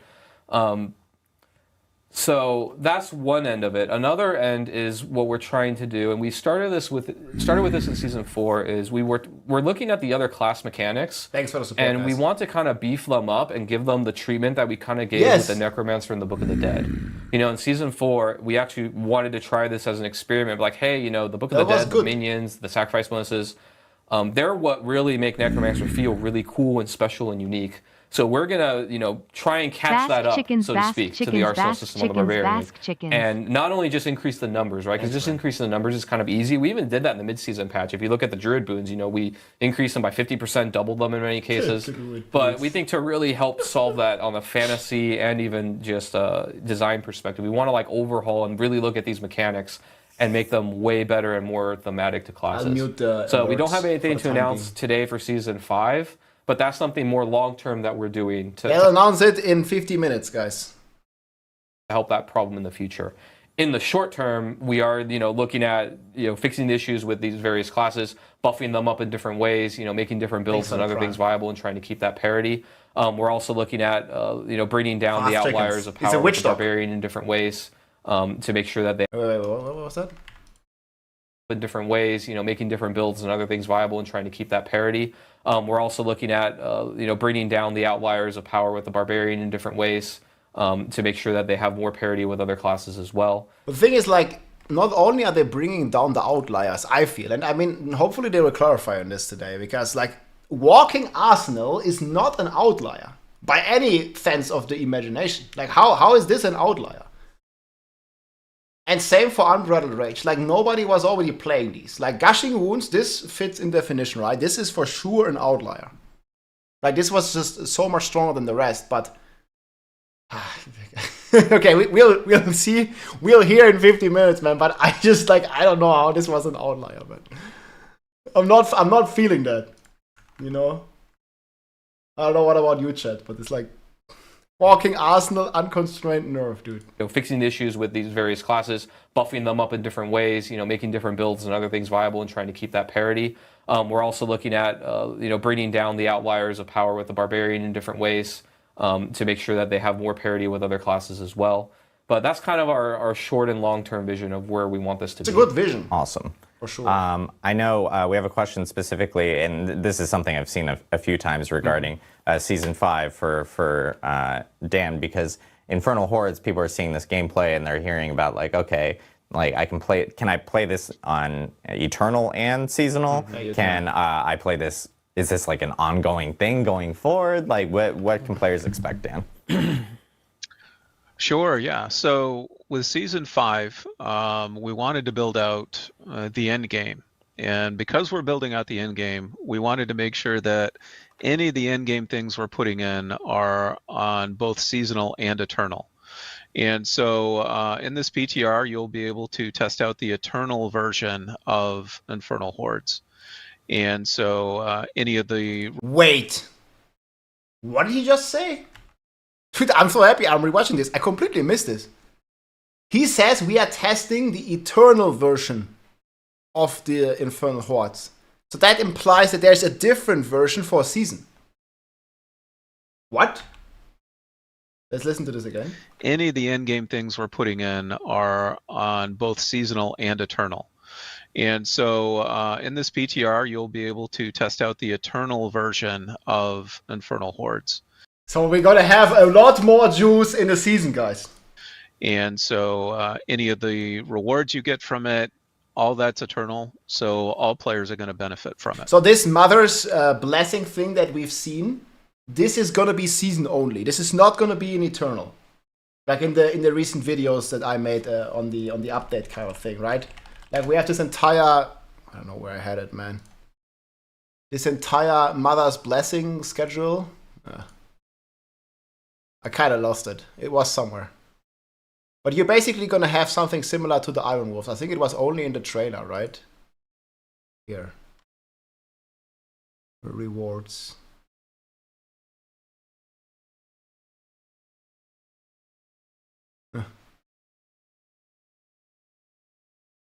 I may have lost it. But it was somewhere in here. There. And we found it here. So this is definitely going to be season only. Is you can earn reputation, and that reputation applies to a reputation track that earns lots of really cool rewards that'll make you more powerful as you progress onto World Tier 3. The other thing we've built are micro dungeons called Hell Breaches and new dungeons. Offer a glimpse at the Infernal Hordes mechanic. I didn't know about this either, that we're going to get new dungeons as well. Micro dungeons called Hell Breaches that offer a glimpse at the Infernal Hordes mechanics. And they give you a chance to learn the mechanics before you confront the Infernal Horde Wards that applies. Do you think these are set items? I'm thinking this might just be a placeholder. I don't think these are going to be set items. I think it's just a placeholder for something. Oh, maybe it is like the kind of like starter set item, right? Like where we get all the Whirlwind stuff, for example. Yo, this is like the Hedrick's gift. No, they're gonna do this again. You guys remember? We had the Hedrick's gift, kind of similar thing from Diablo 3. We had it for Dust Devils. We had it for, I think it was Incinerate. We had it for one of the ranged rogue. Yeah. This I agree. It's gonna be the Hedrick's gift thing. Whatever they're gonna call this. Yeah, but it's definitely a different version. So the PTR version was the non-season version. Awesome.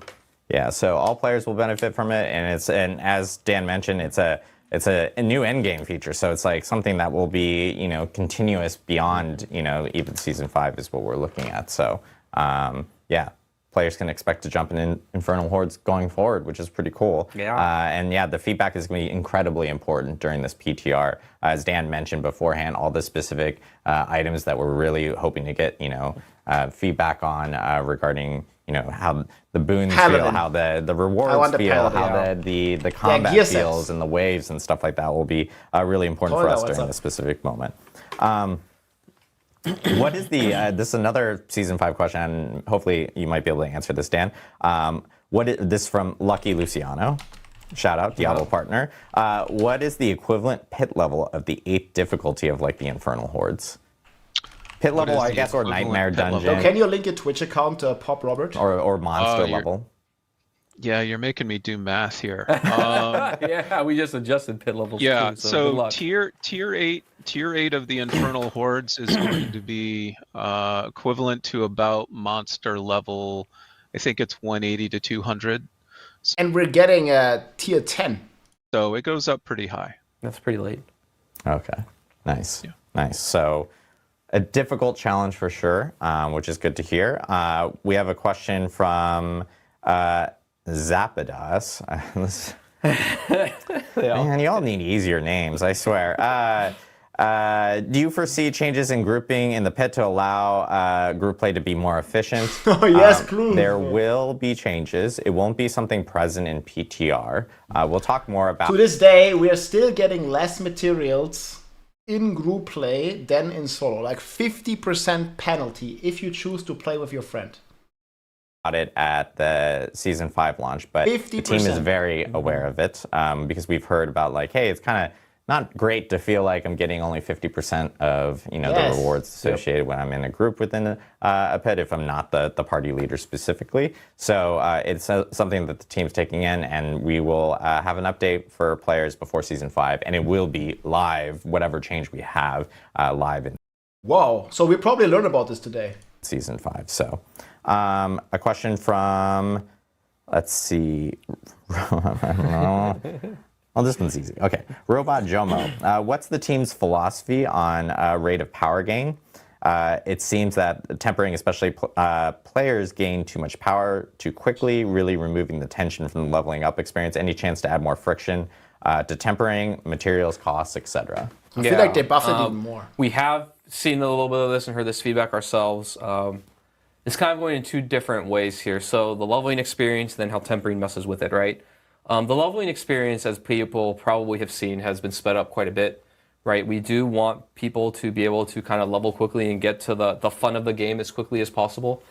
And it's even faster now, because they are buffing the XP, if you don't know, by about 20 more monster levels, which is definitely going to be like a 30% XP buff or something. So we do want them, we don't want there to be a ton of friction. Like, when we first I'm launched expecting the game, 5 to 6 we had hours. the idea that like getting to level 100 alone was a big accomplishment, right? And we've learned that, players really want to like fulfill their power fantasies, get to the part where they're actually like incrementally increasing their character's power and finding things to use that power against.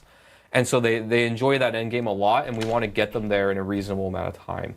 So that's the part that is like, hey, it's fine, level quicker, it's good, right? But then the other part is like tempering and kind of They did say the patch notes should be available now, but they edited the post and it's later now. It's after the stream, which makes more sense. Tuning of the affixes.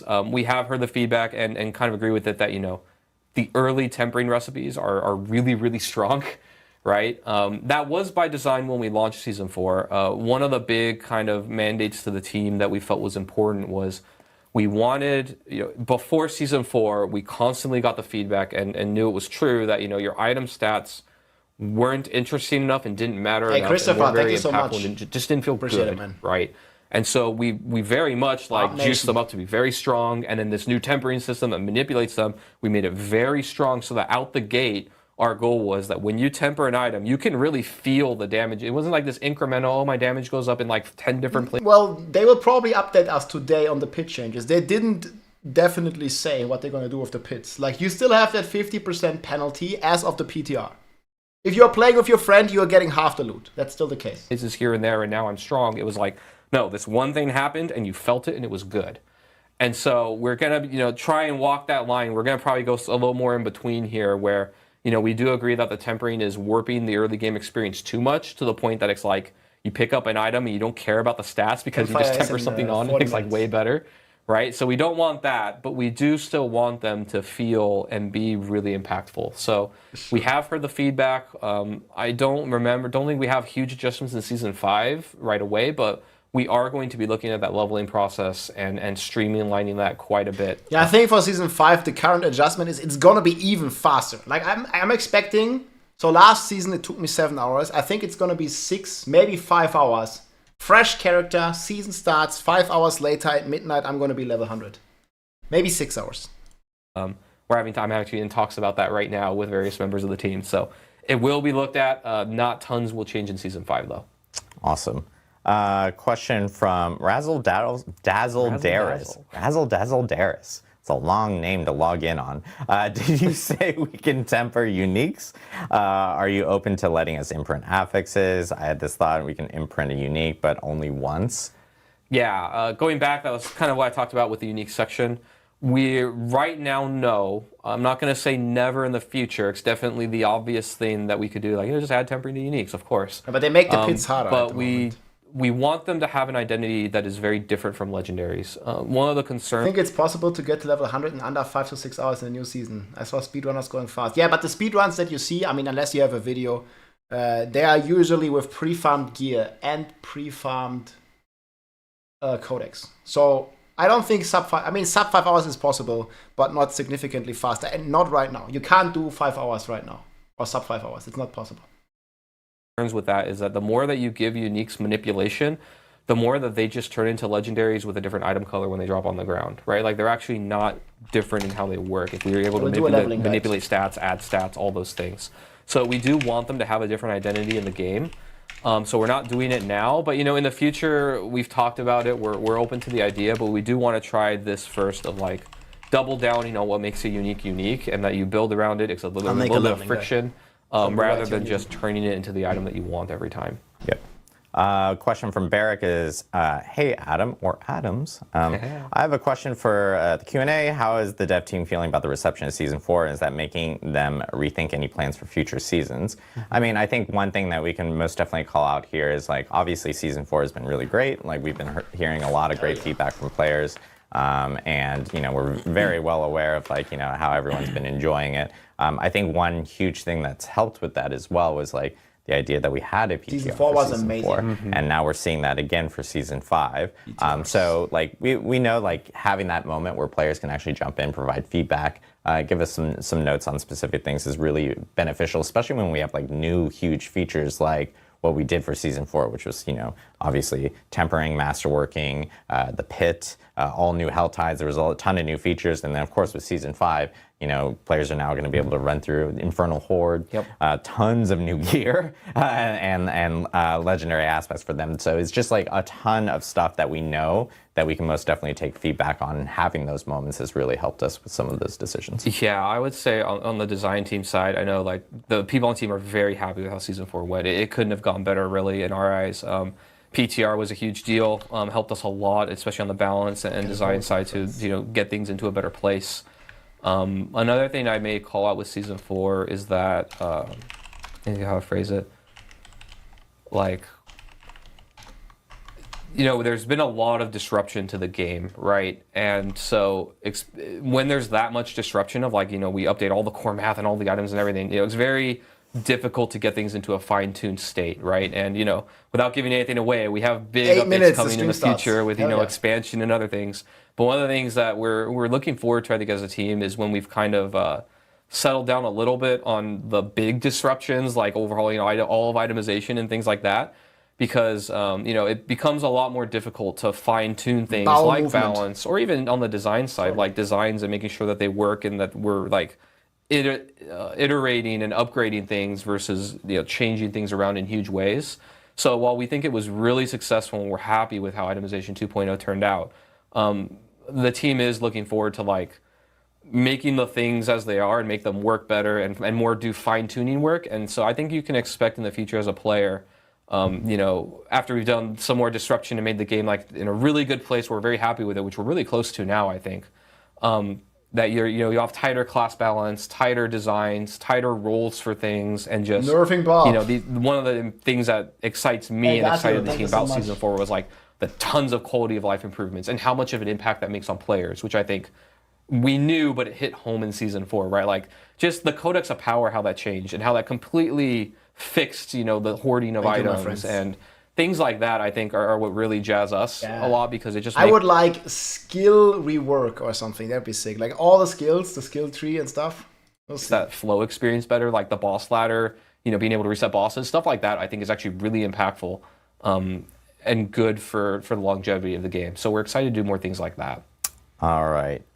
Last question that we have. Just for clarification, it does start, the stream starts in 7 minutes, but the stream just starts here. I'll show you. So the new stream starts here at 7:30, right here, but it's just going to say it starts in 30 minutes.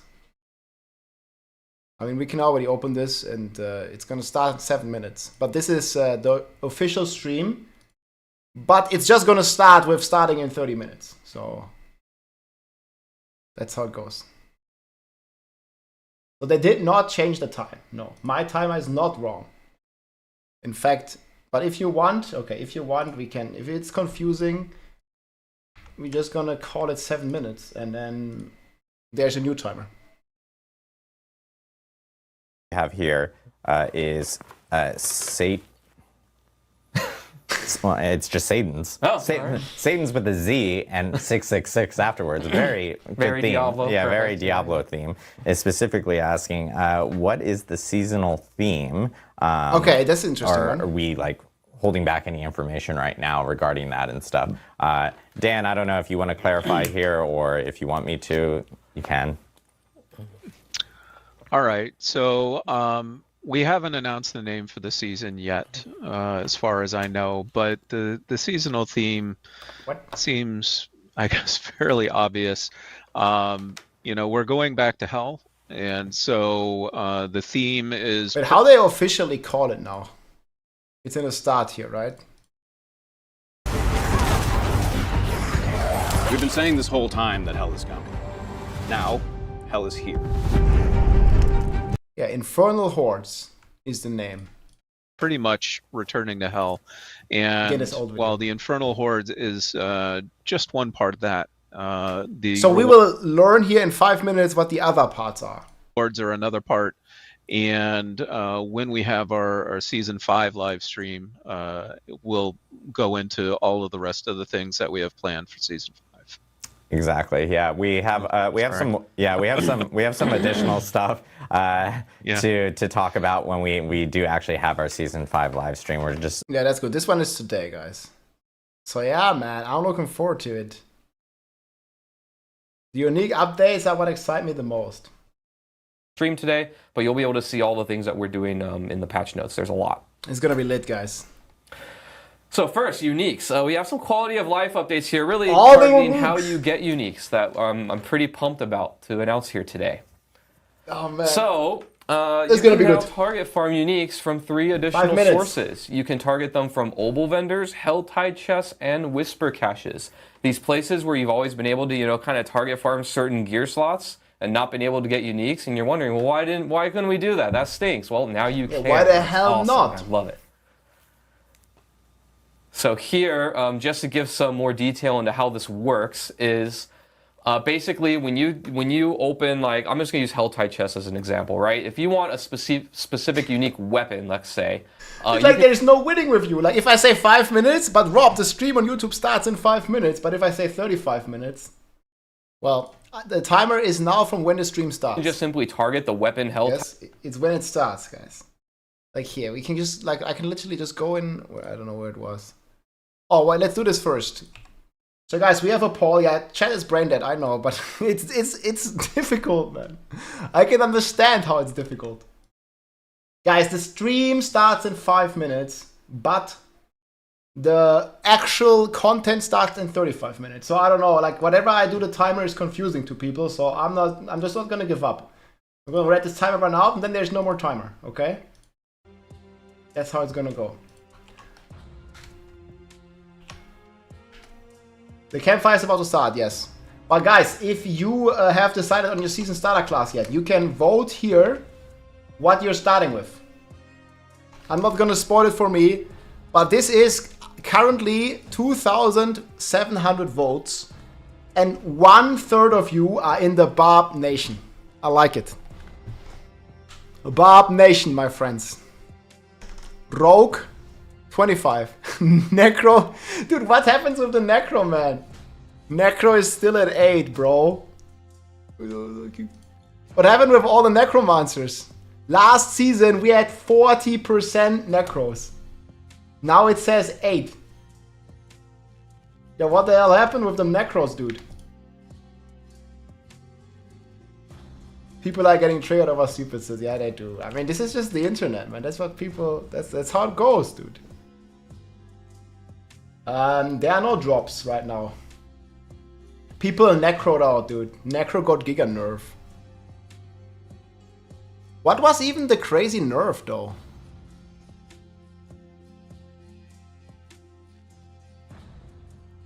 I'm just looking at the Shaco, man. Hallelujah.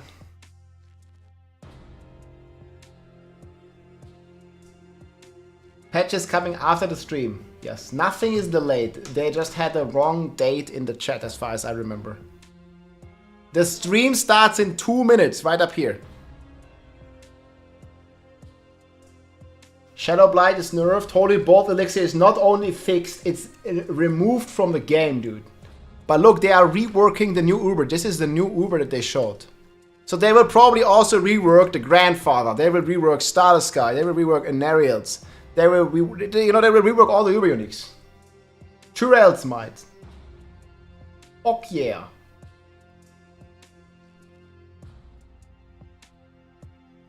But why, Rob? It starts in 30. Let's go. Pure game. Thank you so much for the support. Yes, let's go indeed. Let's do it, my man. 50% Shaco. Yeah, it's no matter what time I do, people are confused, so... it's like... Man, the dude's like, I know I'm trolling. Why? Season of the Infernal Hordes. So can I play as this character? That'd be sick. That's me, man. That's the Giga Chat. This is where the Giga Chat music starts playing. Dude, look at the skin.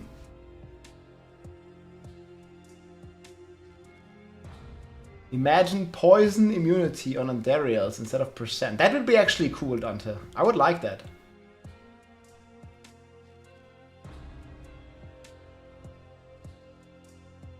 Why is it not looping? That's me on hardcore, boys. That's me after running a marathon, dude. He needs some of that skincare. He's a big boy. Damn right. Pretty sure it starts in 31 minutes, not in 1 minute. I give up, dude. Next time we're gonna do 2 timers. But then people ask, Rob, why is there 2 timers?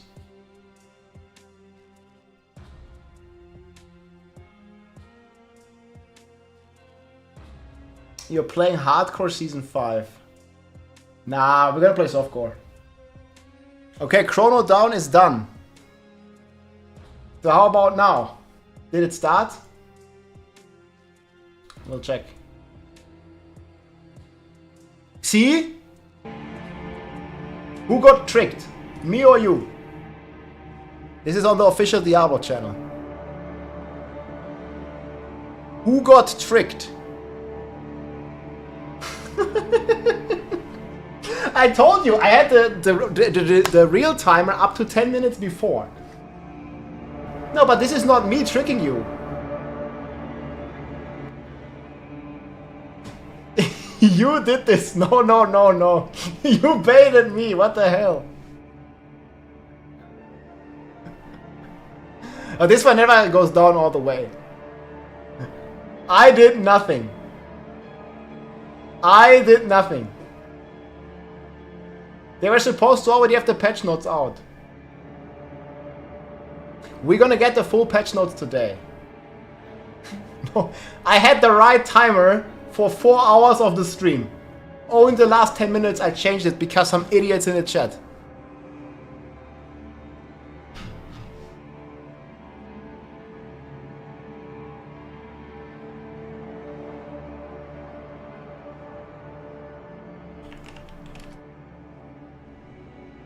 Give me the crone stuff, boy. Chat debated themselves. Yeah, it was definitely not me, man. Come on. Your timer is 30 seconds behind. Yeah, I'm not making any new timer. There might be even another timer for the patch notes. Nah, it's right after the stream, right? Sorc got a big buff, yes. More times, more timers. Well, you wanted it, man. You wanted it.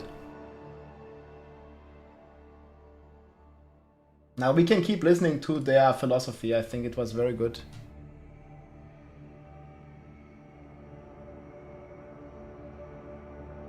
Look at the big boy.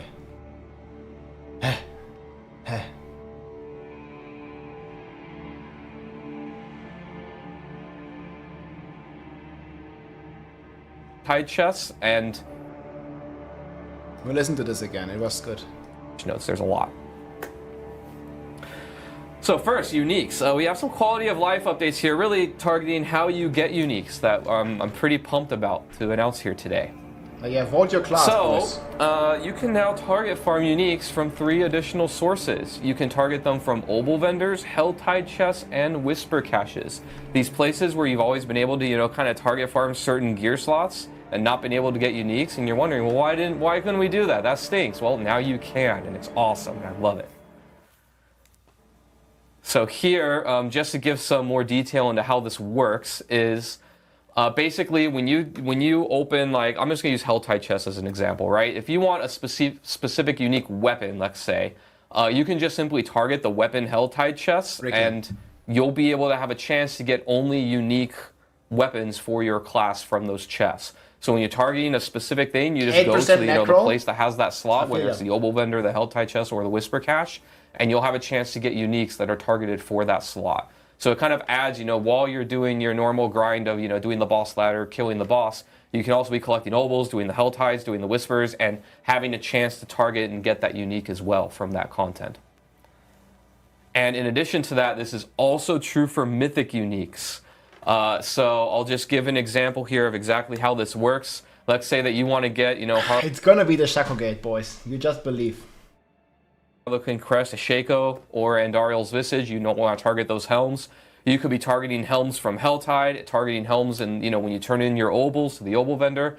And every time, if you get a Mythic unique, you will get one of those two from that source. Now, also to clarify, let's say that you are targeting gloves for some reason. We don't have any Mythic unique gloves yet. Then if you were to get a Mythic unique, you still can. It'll just give you a random one instead. Obol cap, they haven't talked about the Obol cap at all. I really wish it's updated. Since you can't target one in that slot. So pretty exciting way to target kind of the things that you want while you're farming for the things that you want. It's going to be amazing. So I'm I know we've heard a lot of players going like, hey, we do the endgame bosses a whole lot. We're trying to, and you can actually find them just in the open world as well. We've actually seen a lot of cases, especially with this past season, where players are jumping into Helltide and they're actually finding them there. But now it's an additional options for players, which I think will be a lot better for just overall finding some of the gear that everyone really wants. As someone who, for the last 3 seasons, my uniques have always come from the Beast and Ice, I am very selfishly invested in getting this. How about Zir? I think Zir is just the guy where we've been getting all the uniques from now. To the game. Yes. So.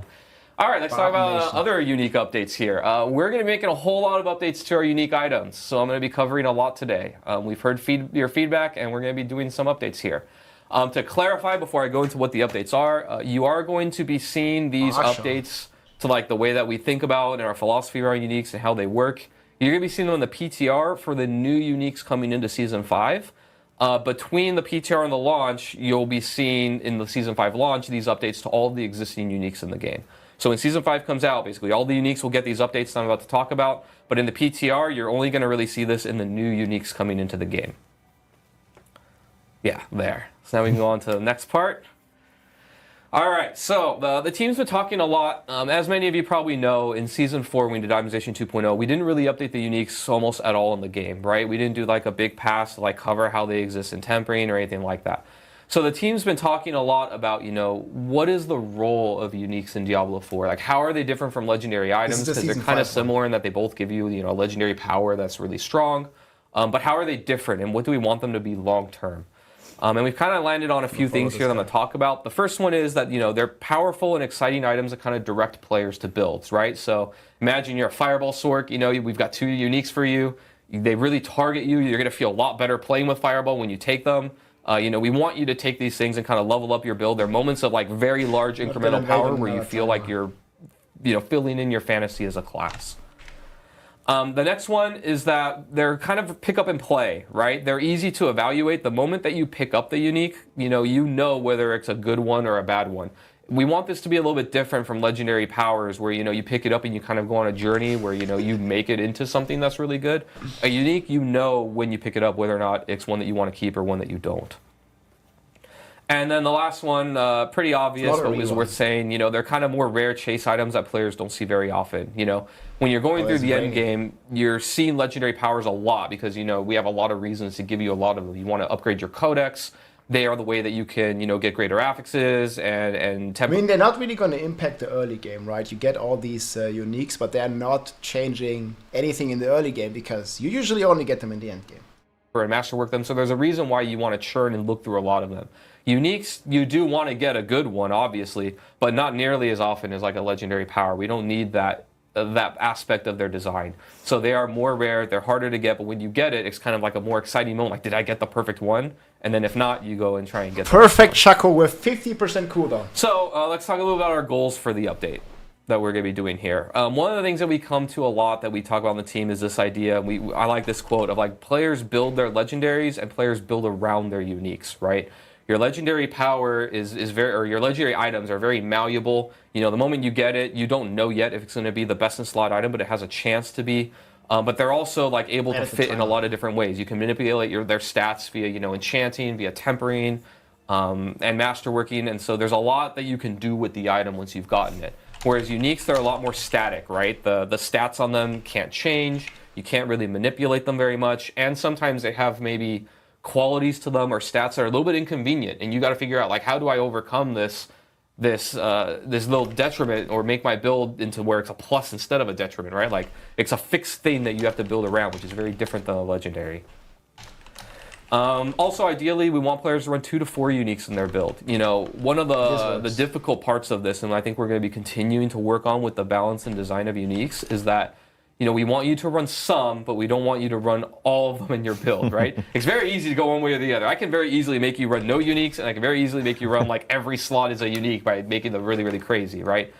We want these to fit in such a way that you're running some of them, the ones that are applicable to your build, or maybe some spicy ones here or there that you try and, you know, like make in a special way to work with you, but not all of them. I would say right now, like on live in Season 4, players are running more like 0 to 2 in their build, so it's not as much as we want, which means that we want to update them to make them a little bit more attractive. And another one is we kind of want to move away from these generic fits-all build styles of uniques, right? One thing that I know a lot of players have talked about in the past that we've had is that some of our uniques are just so generically good, and this is particularly scary for us when it's like what we call a generic unique, which is one where every class can use it. And so like if every class can use it and every build can use it and it's better than like the build specific or class specific stuff, then it just becomes best in slot for everybody, and we've taken away your agency and your choice because you're just going to target this item and ignore everything else, right? The only items in the game that we really want to fit that role are like Mythic uniques, where they're across all classes and they're so good, but they're also Dude, the new Shaco. What are they going to do to Grandfather? What are they going to do to Starless Sky? Well, Starless Sky desperately needs an update, right? Starless Sky is like so old, dude. Extremely rare, so you're very excited to see them whenever you see one, but all the other regular uniques, we don't want to fit that design space. Starless Sky still has like 30% or something, right? Trying to move away from these ones and readjust them and redesign them a little bit where they fit into all kinds of builds and kind of target something that they're really good at or that's a little bit more unique about them and make them really good at that and less generically good at everything. It's funny because everyone's in the chat going like, oh, rip Shaco, but we just literally, we just said. Mythics is not what they're a different beast here. I'm talking about all your regular ones. Yeah, Shaco's still going to be just as good, if not better, honestly. All right, so enough preamble, right? What are we actually doing? So we're going to be doing 2 big updates to uniques. The first one is we're going to be increasing the upper power of the unique effects and the roll range. We're going to be increasing the range from an average of 10 to 20 rolls, which I'll explain in a second. And then we're also going to be increasing the upper power of like how much you can get from the rolls. This is really just buffing pretty much most uniques across the board to compete with the new world of legendary powers that we live in, since, you know, they got extra power juice to them. Now uniques are catching up. So as an example here, I gave, you know, if an older unique like one on live gave you around 40 to 80% multiplicative damage, that's going to go up to like 40, 100, maybe 120, maybe even higher. Really, the mandate is as high as we can get away with without breaking things. And then we're also going to be increasing the roll range. This is like the number of possible rolls it can do from an average of 10 to 20. So it'll be a little bit harder to get basically. What we're targeting here is the discrepancy inside of a unique is a little bit wider, where the difference of like a low roll and a high roll is a little bit bigger, but the high rolls are way better than they were before. So they're more exciting when you get them really good, but it's a little bit harder to get there. And the next one is going to be updating the affixes, the actual stats on the uniques. We're doing a pass on all of them, and this is kind of what we're doing. The first thing is we're changing their stats to fit with the Season 4 updates, right? We're doing the things like we did before of simplifying stats, you know, getting rid of super conditional things, making them just more generically understood and good. We're also going to be adding tempering stats. We're open to really adding whatever we want that makes the unique fit the fantasy. So as an example here, you know, a lot of two-hand weapon uniques have a problem where they're all basically competing against bonus projectiles as an affix because you can just temper that onto your weapons, right? So when it comes to those kind of situations, we'll just slap the bonus projectiles on that unique, and now, you know, it's no longer competing in that way, or we have to kind of dance around it. We can just put it. We're also open to the idea, by the way, of breaking slot restrictions, kind of like we did in Season 2. So you can have bonus projectiles or other things on other slots. You know, like uniques are where we get to play a little bit and just really make something thematic and cool and build defining, and so they have less restrictions than everything else. And the other one is we're updating the stat power levels and the effects. So done, guys. the I'm gonna idea get here some that ice we're and then we're thinking, ready and to this go. is particularly 15 nuanced minutes. when it comes Patch to notes gonna be generic right uniques. after. But stats that kind of fit the theme or the fantasy of the unique are going to be like way stronger than your normal stats, right? So as an example, if you have a unique that's targeting fire damage, maybe it's like a meteor or firewall on the sorcerer, whatever it may be, you know, that plus fire damage can be juiced up to be really, really high. But stats that are more like generically good, like, you know, I don't know, attack speed, max life, resist all, those ones aren't going to be juiced unless it fits the theme of the unique really well. Right, so we have an example here of one that has been a problem for us in the past. I kind of want to go through how we would think about it. I'm not going to say exactly what we're going to do here to Tybalt's Will, but kind of give you our thought process, right? So Tybalt's Will, as many of you know, in previous seasons, was kind of a problem where it just became best in slot for almost every build. You know, the famous line we say is that it was, you know, damage on pants, which was, you know, impossible to get almost anywhere else in the game. And it turned out damage on pants was really, really good, right? It also gave you damage reduction, one of the best stats in the game. And then it also gave you it also solved resource in many ways for you as well, right? It gave you a bunch of resource whenever you became unstoppable, which wasn't too hard to do. So it was doing a lot of things at once. It gave you, you know, a very unique effect with putting damage on a slot that you don't get it. It also gave you resource, which is something that every class wants, you know, very heavily. And Adam, it gave you 3 extra potions. And 3 extra potions, yes. Now that one, you know, that's all right. But yeah, so, you know, the way that we would tackle this one, to give you an idea, is like, you know, we either would kind of pick, you know, do we want to focus this on the damage aspect, that it's damage on a non-damaged slot, or maybe we focus on the resource aspect and like double down on that and make that really powerful and really cool. Or we do like a little bit of both, but if we do both, then it's not going to give you the defenses that another pants slot would give, right? Basically, in our mind, we'd be like, we want to give the minimum amount of defense where it's not just like a trash item because it has nothing. But then after that, not so much, and you're going to have to solve your defenses in other slots or somewhere else to justify getting the damage on this slot, is how we would think about it, right? And so we're having a lot of conversations now. I don't think we're going to nail every single item perfectly in this first pass. So we're really looking for feedback when you know, jump into Season 5 and beyond, and we'll be adjusting them. But I kind of want to give you an idea of what we're doing and kind of what we're thinking and targeting with this. So I think we can move on. So Mythic Uniques are getting a facelift here. So lots of updates here. Mythic Uniques are now going to be truly mythic. They're getting a new color beam when they drop on the ground. They're coming out with an awesome new sound that you're going to hear in a little bit. We've got new item UI that you can see, so they have a different color. They really are going to look and feel like the special items that they are. We have a video here to show you the sound and what it looks like on the ground. So you can see here, this beam looks, you know, very different than anything else. 10 minutes. Isn't that sound, that echoey sound? I love it. Sounds like I need this. I don't know, it sounds like you're murdering a bunch of like church organs or something like that. That's so good. Okay, here.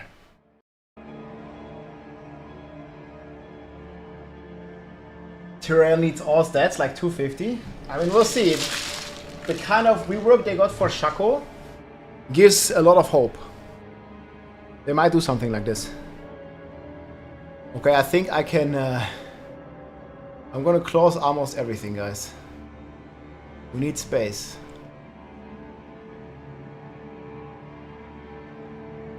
This one we can keep.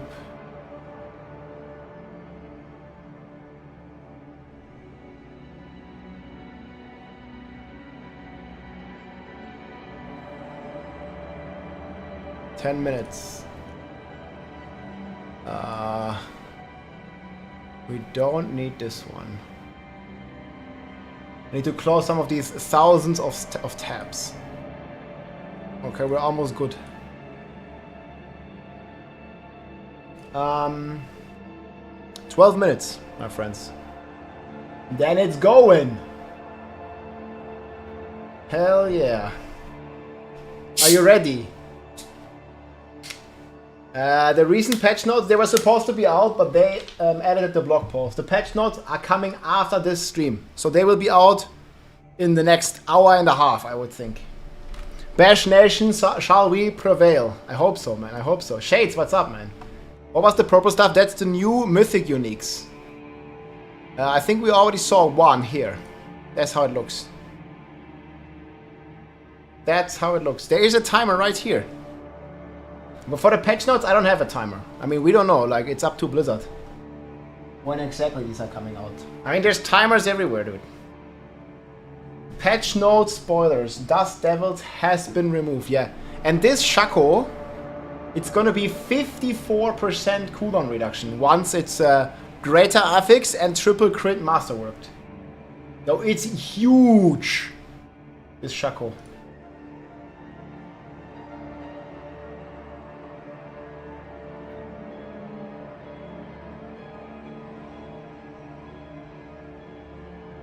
It's really good.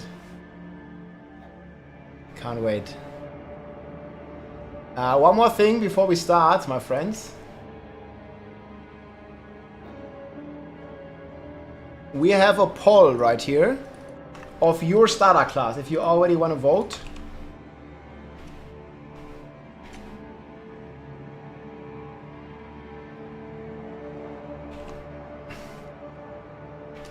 It's right here. Choose your class. Right now, a lot of people are gonna play Barb, and almost no one, I don't know why, but almost no one is playing Necro. What happened with Necro? I'm gonna do a poll on X next.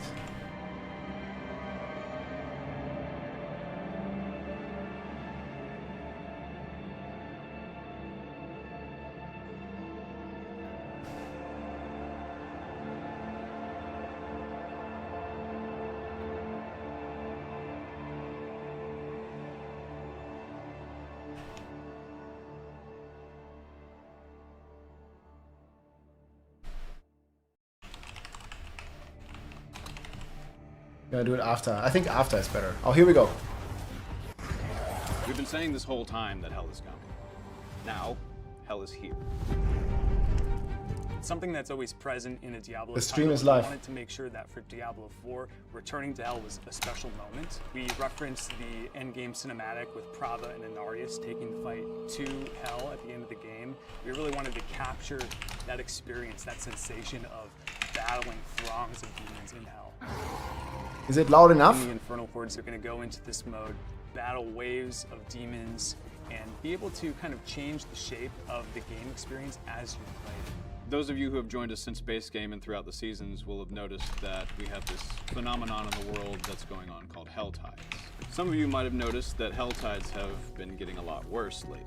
And now hell is able to pierce the veil that's holding hell back from fully invading Sanctuary and starting to take root in Sanctuary. And we started by asking ourselves some questions. What is the state of Sanctuary right before the Vessel of Hatred happens? How has hell changed now that Mephisto isn't there anymore? What are the demons up to?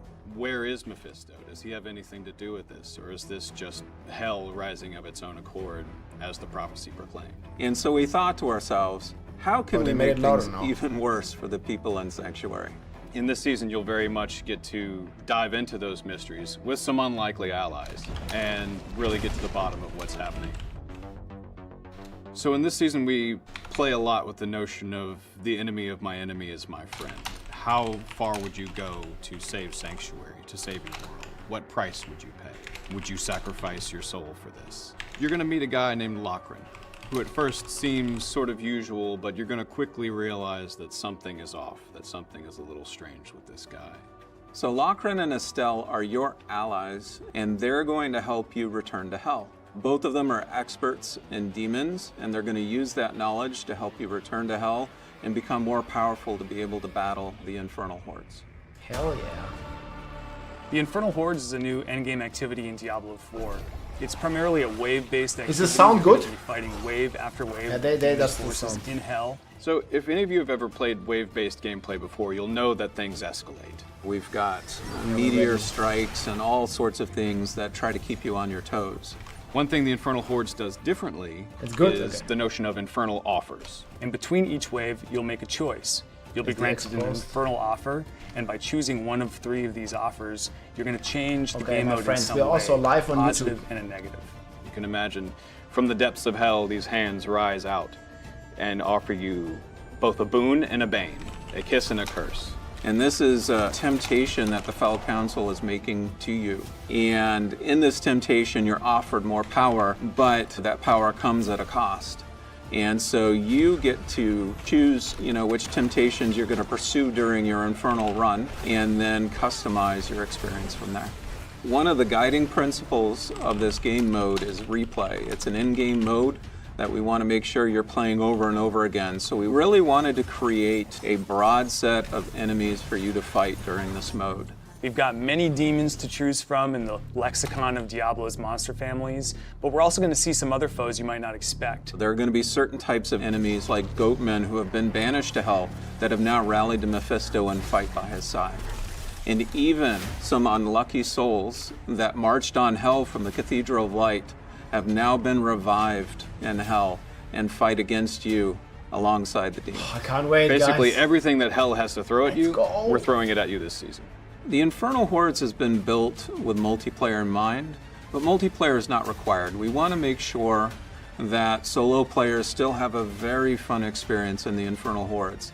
Now that said, if you roll in with a party, you're going to have a lot of fun. This game mode is going to appear in the Eternal and in the Seasonal realm, and that means that once the Season 5 season is in 5 over, days. it's here to Tuesday. stay. The Infernal Hordes is unlocked at World Tier 3, so really what you need to do to access it is earn your way up to World Tier 3 and then complete an Eternal quest line that takes you back to Hell and then unlocks the Infernal Hordes. For World Tier 1 and 2 players, we've built out a seasonal progression that'll help them become more powerful in order to be able to confront the Infernal Hordes. First is you can earn reputation, and that reputation applies to a reputation track that earns lots of really cool rewards that'll make you more powerful as you progress onto World Tier 3 3. core skills. The other thing we've built are micro dungeons called Hell Breaches. Did you see that offer a glimpse at the Infernal Hordes mechanics. And they give you a chance to learn the mechanics before you confront the Infernal Hordes at World Tier 3. The final boss in this season is the Fell Council. And the Fell Council is some familiar faces that you might recognize from Diablo 2. These were priests of the Zakarum, holy men who were corrupted and basically became vessels of hatred in their own right. The council members in Diablo 2 tried to help contain Mephisto in his soul stone. And of course, Mephisto being Mephisto, slowly but surely corrupted them. And eventually they had soul stones pierced into their hands and became super powerful. But eventually you overcame them and sent them to hell. Through the course of the story, resummoned them. They've been reborn, slightly new powers, but the same animosity toward you. What's interesting about this boss encounter is there are 5 council members, but you're only going to fight 3 of them at once. This allows us to then create many different flavors of the boss fight for the Fell Council. In fact, it's about 10 variations in all. And so every time you go into that council fight, there's a very good chance you're going to have a different fight than the last time you played it. We think it's going to offer a lot of replay for players. What we also introduced during these waves are opportunities for you to earn ether.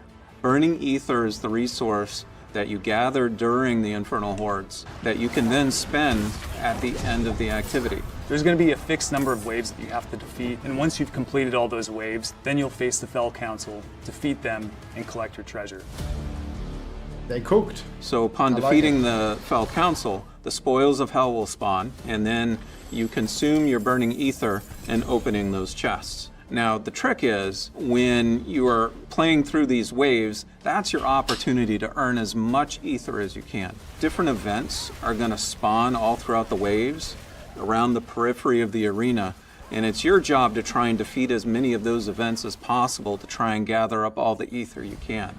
Really skilled players are going to be able to really maximize that ether so they get the biggest payout possible at the end after defeating the Fell Council. So with this burning ether, you'll be able to get new uniques, you'll be able to get legendaries, you'll be able to get rare materials, things you might have scoured the whole of Sanctuary for in previous seasons or in the Hey everybody, it's Rob here. Today's the day. Here, down in the depths of hell. A lot of these new uniques and legendaries really build on top of this idea that they've been forged in hell.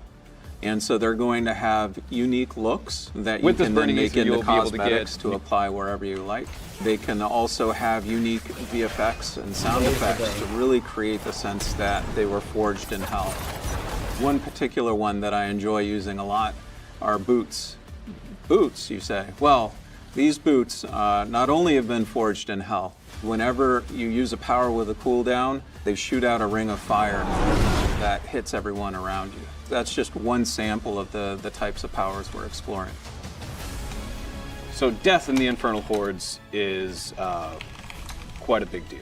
You're returning to the realm of hatred where Mephisto was born. Like, this has to be a big deal. In the Infernal Hordes, it's a lot like Nightmare Dungeons. You only get a fixed number of revives in order to be able to get to the end of your run. So at lower difficulties of the Infernal Hordes, you'll get a number of revives shared between your party, but at higher difficulty levels, the game is going to start taking away those revives, and that increases the stakes that you have. If you die too much, you'll be ejected from the mode. In the Infernal Hordes, we created a lot of new ways for monsters to ambush the players, and so I'm pretty stoked to see how our players respond to these. The seasonal quest line and the eternal quest line, they have lots of little surprises and twists and turns in them. And there's even some surprises we've buried deep within the Infernal Hordes that hopefully players will have a great time with.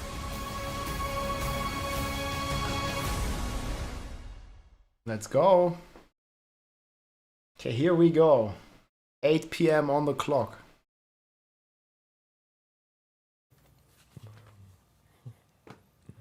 Hello everyone, and welcome to our Season of the Infernal Hordes developer update stream. My name is Marcus Kretz. I'm a community manager here on the Diablo team, and today I'm joined by some very familiar faces. Adam and Adam, welcome to the stream. Yeah, Adam and Adam. did it. We took it over. We took it over. It's just Adam. This is the Adam and Adam show. Now I don't even have to host. Double Adam. Yeah, I know, like, it feels great. Yeah, and for everyone curious in chat, Adam is not going anywhere. As you all know, there's a ton going on in Diablo. Yeah, Adam Fletcher isn't going. This one, yes. Adam Jackson. I deal with this Adam one. Fletcher. There's a ton going on in Diablo right now. We've had a ton of live streams. There's been so much going on, so it's just a lot easier to share the load amongst all the we just finished the Spiritborn live stream, so it's been a little crazy, and you know Marcus is here to help out. So you guys may see Marcus more here. Is this the microphone? Live stream. It's like, what the hell is going on here? But yeah, I'm not disappearing. Today, you're acting as Colin today. Yeah. Take over exactly. stuff, Today I get to pretend I'm Colin. Ooh. Yeah, That's I'm pretty excited. Colin was some big shoes to fill there. So yeah. That is absolutely true. In terms of Colin everything that's been going on in Diablo, we just had our Season of the Infernal Hordes PTR, and we've got a lot of learnings. Yeah, but we also do have one additional person. Of course we do.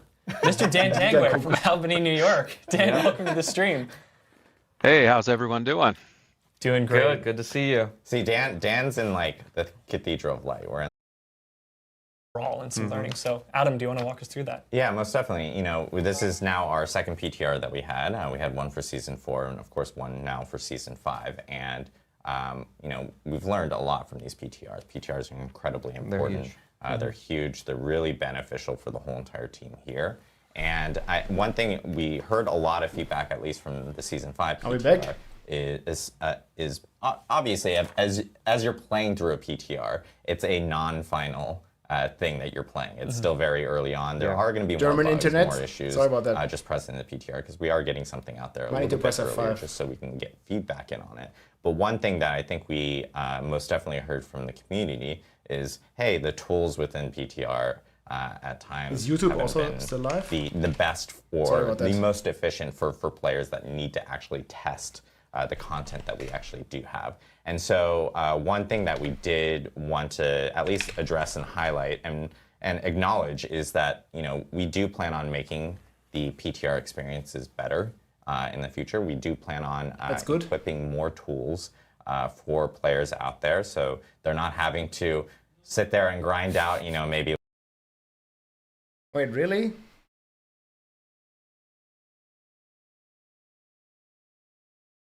Maybe it can't handle double stream.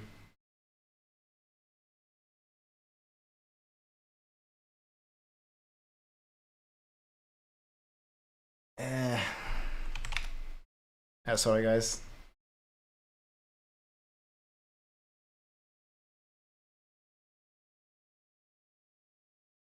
Might be too much. I'm not downloading anything.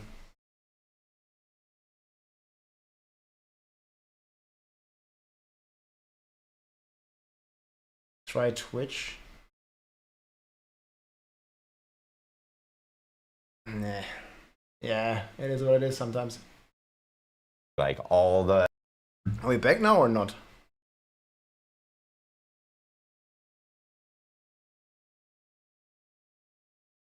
Hordes itself. DDoS attack. So for everyone who didn't get a chance to jump into the PTR, Mr. Dan Tangway, can you kind of walk us through what the Infernal Hordes is and what players can expect?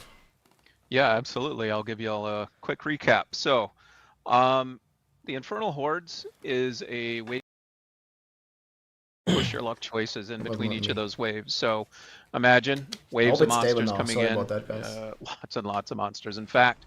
And you also have some events, mini events that you can also participate in.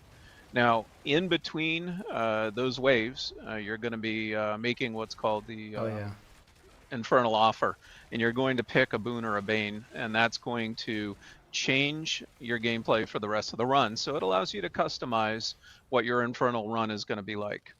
And so we probably see right here, yep, we've got a Infernal Offer that comes up, so you're going to select one of those, and that will then change, of course, the rest of the run.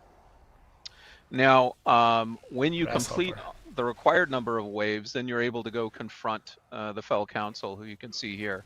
And the Fell Council, as you saw from the video that just came on right before this live stream, are former servants, well, actually current servants of Mephisto, that you defeated in Diablo 2 and have now returned, and you must fight them once more. And once you beat them, you're going to be able to spawn what's called the Spoils of Hell. And these are chests that contain a lot of great goodies. We already know all this. And so with that Burning Aether you've been collecting all through the course of the mode, you're able to choose what kind of spoils you want. You've got spoils of legendaries and uniques, and there's some absolutely great new uniques and legendaries in Season 5, and you can probably farm about half of them, over half of them from the Infernal Hordes. You're also able to spawn spoils of materials and buy into that, and that will get you gem shards, that will get you Angel's Breath, and of course that'll get you masterworking materials, which you absolutely need to complete your items journey. You can also cash out and get a bunch of gold, which, you know, for those folks who are re-rolling their items in order to masterwork them or to enchant their items, is going to be hugely beneficial. And then finally, there's a special bonus chest at higher tiers where you can get a guaranteed roll on a greater affix item.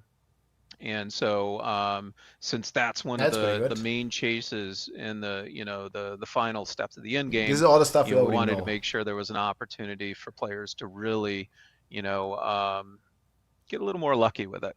So, final thoughts on the Infernal Hordes. Remember that it unlocks at World Tier 3. You need an Infernal Compass in order to unlock it, and there's 8 levels of difficulty for it. Okay. And so, yeah, that's a quick recap. Awesome. Thanks for walking us through, Dan. Super excited to jump in and try to grab some of those uniques. Now, I know, considering the Infernal Hordes was such a big part of PTR, we did have a lot of community feedback with regards to, you know, getting into the mode, and, you know, some of the pacing. So can you walk us through some of those learnings we had? I think I had lightning struck here, guys. Oh, absolutely. No electricity. So there was a lot of feedback that came in, and so much so that we weren't able to address it all. But we did distill down some big trends and feedback that we were able to tackle. And so the first off is that we wanted to improve access to the Infernal Hordes. So yeah, it was just too hard to get into the mode regularly to test it. And folks who wanted to get into it very quickly couldn't get into it either. So we've pretty much overhauled access to the Infernal Hordes at this point. Compasses still exist, but the drop rates on those have been boosted quite a bit. We want you to earn around 4 or 5 compasses an hour so that you can do about 4 or 5 hour runs per hour.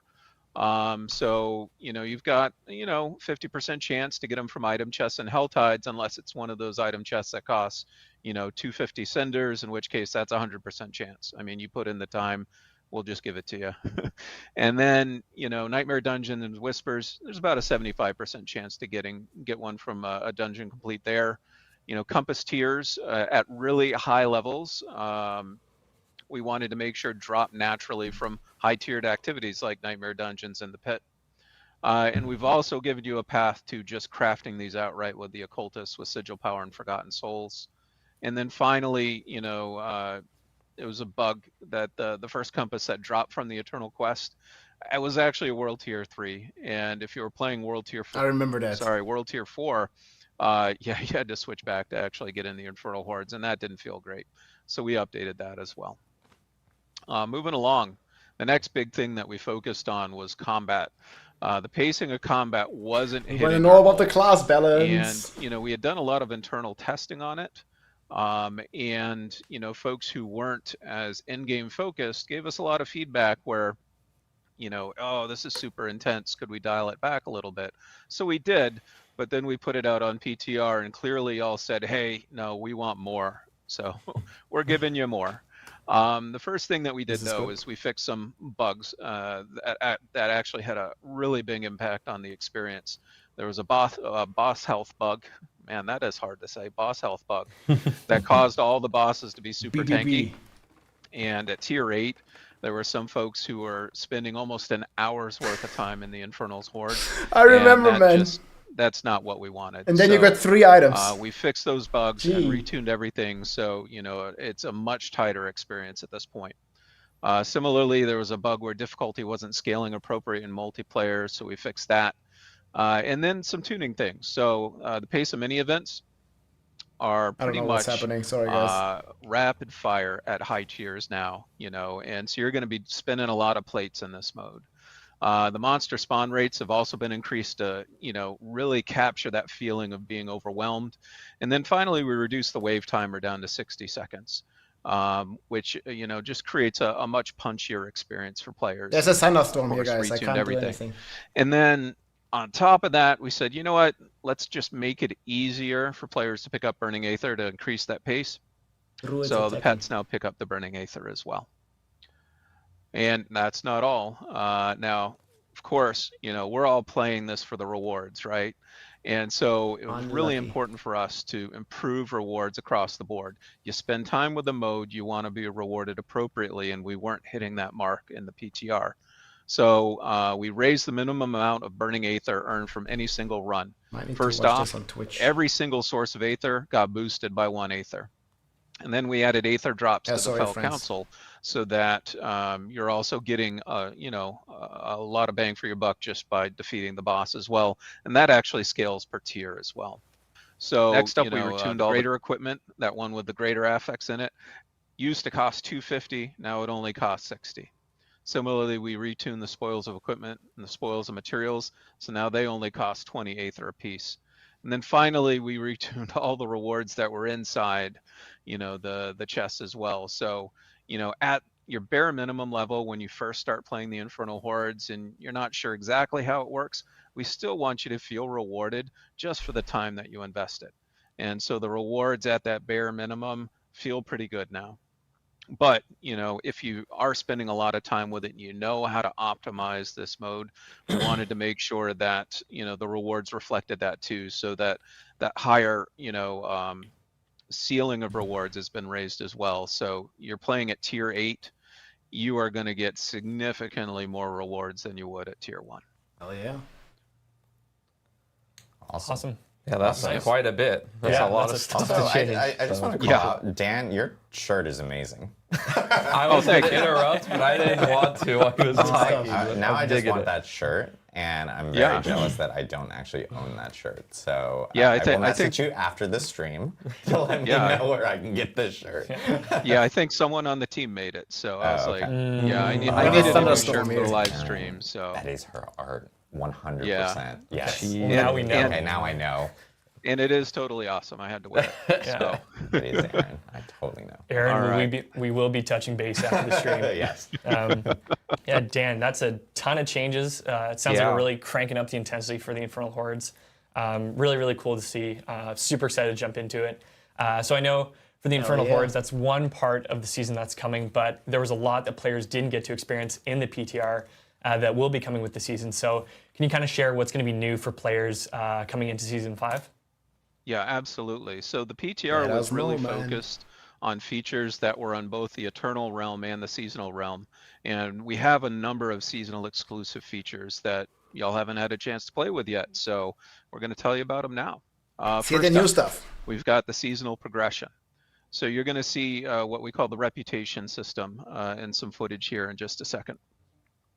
And the reputation system is something that we had in season 4 and actually earlier in some events, and we've brought it back here because it serves as a great backbone for the season. And we've evolved it in some significant ways. So first off, how you earn reputation is a bit different now. It was really important for us in season 5 to give you more of a give you more choice in how you wanted to earn your reputation. So previously in season 4, you earn reputation through just playing Hell Tides, as you should, because we made a lot of improvements to Hell Tides in season 4. But here we wanted to broaden it out a bit more. So you earn reputation in season 5 by just defeating powerful servants of hell, I think I'm gonna switch my elites, Hellborn, champions, bosses, so on and so forth, right? And so that gives you a lot more choice to say, hey, you know, I can earn reputation in Hell Tides, or I want to earn it in the Infernal Hordes, or honestly, I want to take a break and do a Stronghold. You'll get reputation. I could try to switch. Another small tweak that we made that's pretty important is that when you pick up reputation, you actually get it than you did before. Now, another thing that you might have seen are these big green tiles in the reputation system. And those are seasonal quests. So we made it very clear that hitting certain tiers of your reputation system now unlock the seasonal quests. And it actually starts to weave the narrative through the progression a bit more, which we really like the feel of and we hope to build on in the future. And then finally, you know, again, and of course, at the very end of the reputation track will be a resplendent drops of crafting that you can use to ultimately craft a mythic unique. Next up, we've got the seasonal quest line. You know, I was teasing it up a little bit with the reputation system there. So the season of the Infernal Hordes has a rather unique narrative flow because we have an eternal quest line that introduces, you know, a big new feature that takes you back to hell, right? And so we wanted to make sure that was available to everybody, not just seasonal players. And that also starts at World Tier 3. Now, for those of you who played the PTR have already seen it. That's the one that features Lokrin helping you to get back to hell and confront the Infernal Hordes. But we've developed an additional secondary, well, not really secondary, an additional seasonal quest line named of Lambs and Wolves, which we're kind of teasing right here. And new NPC named Estelle is guiding you to become more powerful before you join Lokrin to journey back to hell. Now this one's going to be a little closer in tone to the Iron Wolves quest in season 4, but it's going to be a bit more expansive than that. And like I said, it weaves in and out of the seasonal progression. So how do they relate to one another? Well, the seasonal quest line is exclusive to season 5. And so you are able to get a really more complete picture of the story by playing both the seasonal quest line and the eternal quest line. You can kind of think of the seasonal quest line as almost like a prequel to you unlocking the Infernal Hordes. And but we also wanted to make sure that our eternal players don't get left out. This is an eternal mode that we're introducing after all with the Infernal Hordes.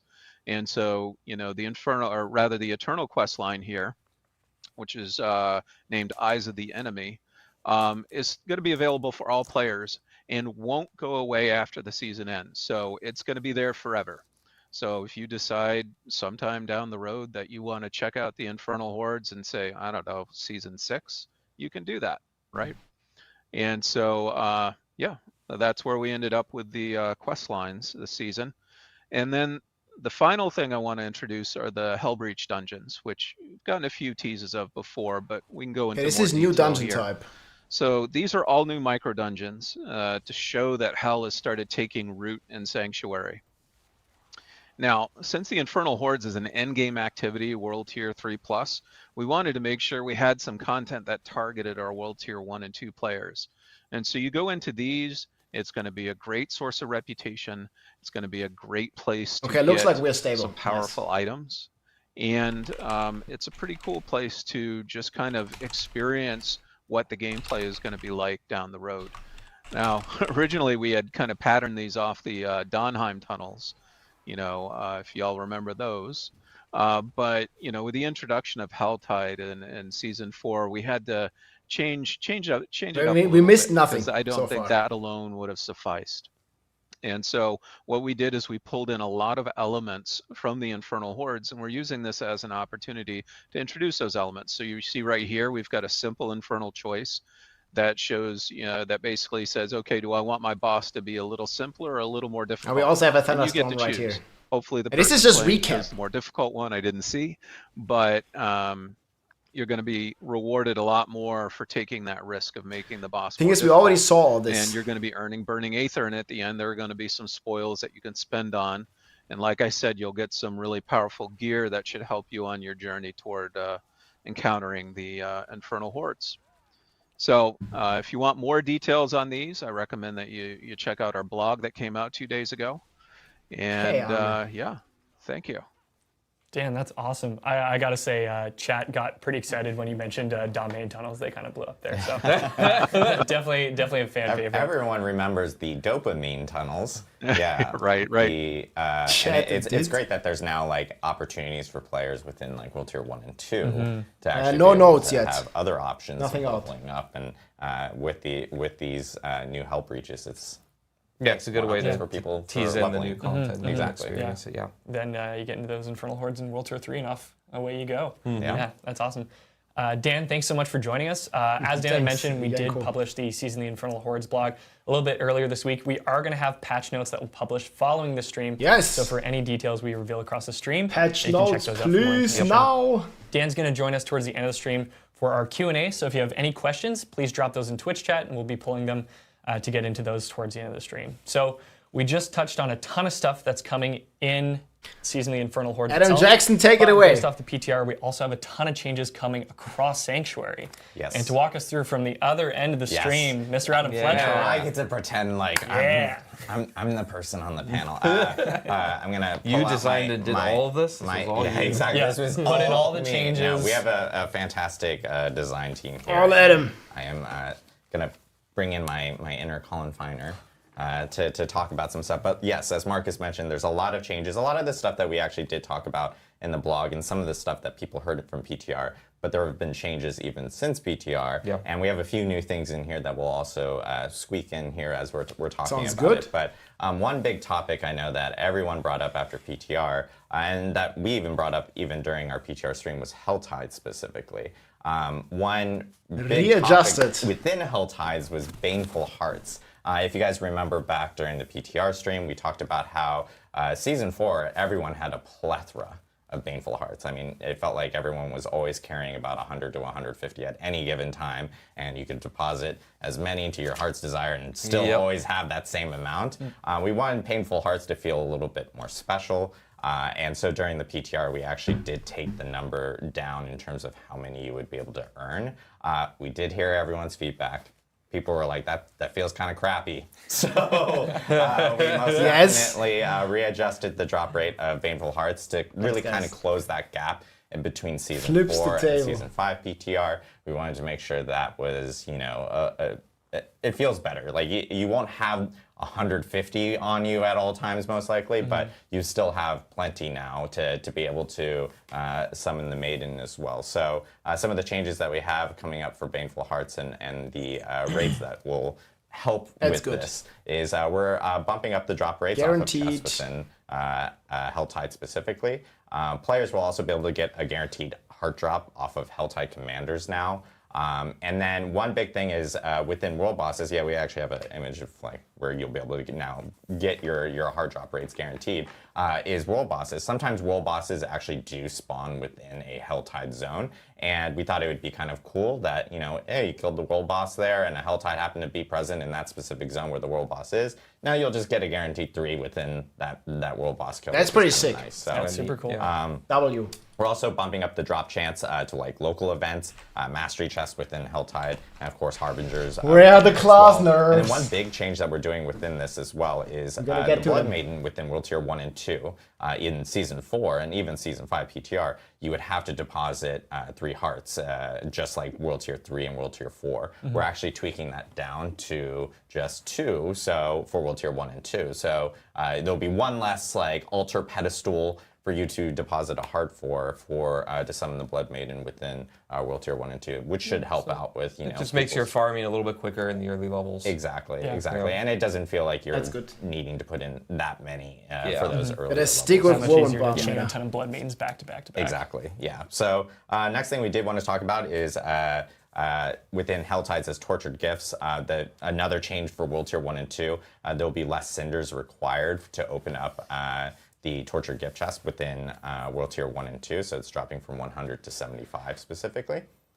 And then this is something we talked about in the last stream, where it was like really difficult for players to actually kind of go through a Helltide and complete 10 whispers. A full-on like where's the class balance progression line within Helltide. So now you'll Cross, actually thank you so much. earn all 10 5 gifted to the Barb Nation. A Helltide for sure when it's in one subzone. Barb, and good. actually Save deposit us. that within the Tree of Whispers and get the Whisper cash out of it. I know sometimes it would take like sometimes 2 Helltides to actually do it, or you would have to leave the Helltide and go to a non-Helltide zone to kind of finish it off. Well, that's really good though. And so we wanted to make sure that was gonna help a efficient, specifically within Helltides. And then this was a big thing. Big one.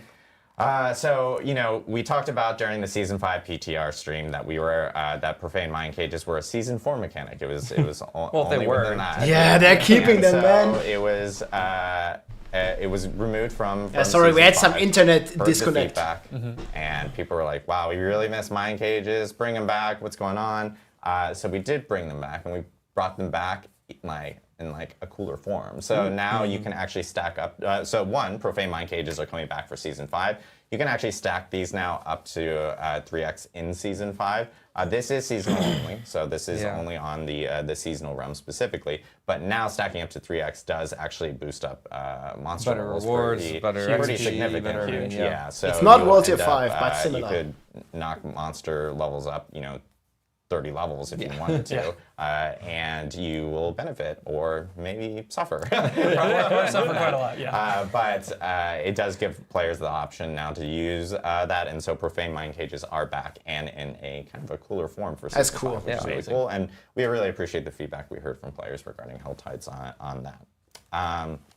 Next, overall, just general game updates that we do have. One big thing that we're doing is we are boosting legendary even drop more rates drops. off of really pretty much almost like most content, like Helltides, Nightmare Dungeons, Infernal Hordes, for any monster that is level 100 or higher. it goes so too you'll be able to fast. see and just obtain more legendaries that way, less rares, things like that. Yeah, level 130 Helltides. Separately, enchanting, one big thing we heard is, people were somewhat blocked a little bit with Angel's Breath. Hey, Brian Clinton. And thanks, so man. we did remove Angel's Breath as a cost towards enchanting. It's no longer required.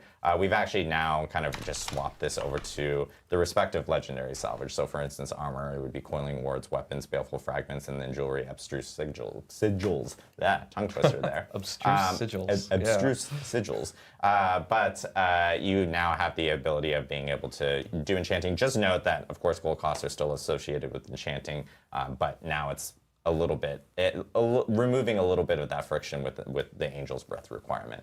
And then this is something that we had talked about beforehand, which is just crowd control. Overall, within Season 5 is going to be a lot better. I know crowd control can be sometimes painful, or either knocked down, or here knocked down stuck and frozen like for a million years. Yeah, that's like a double. And then dying horribly. And so CC duration has been essentially just pretty much reduced across the board. In 5 days. 5 seconds max.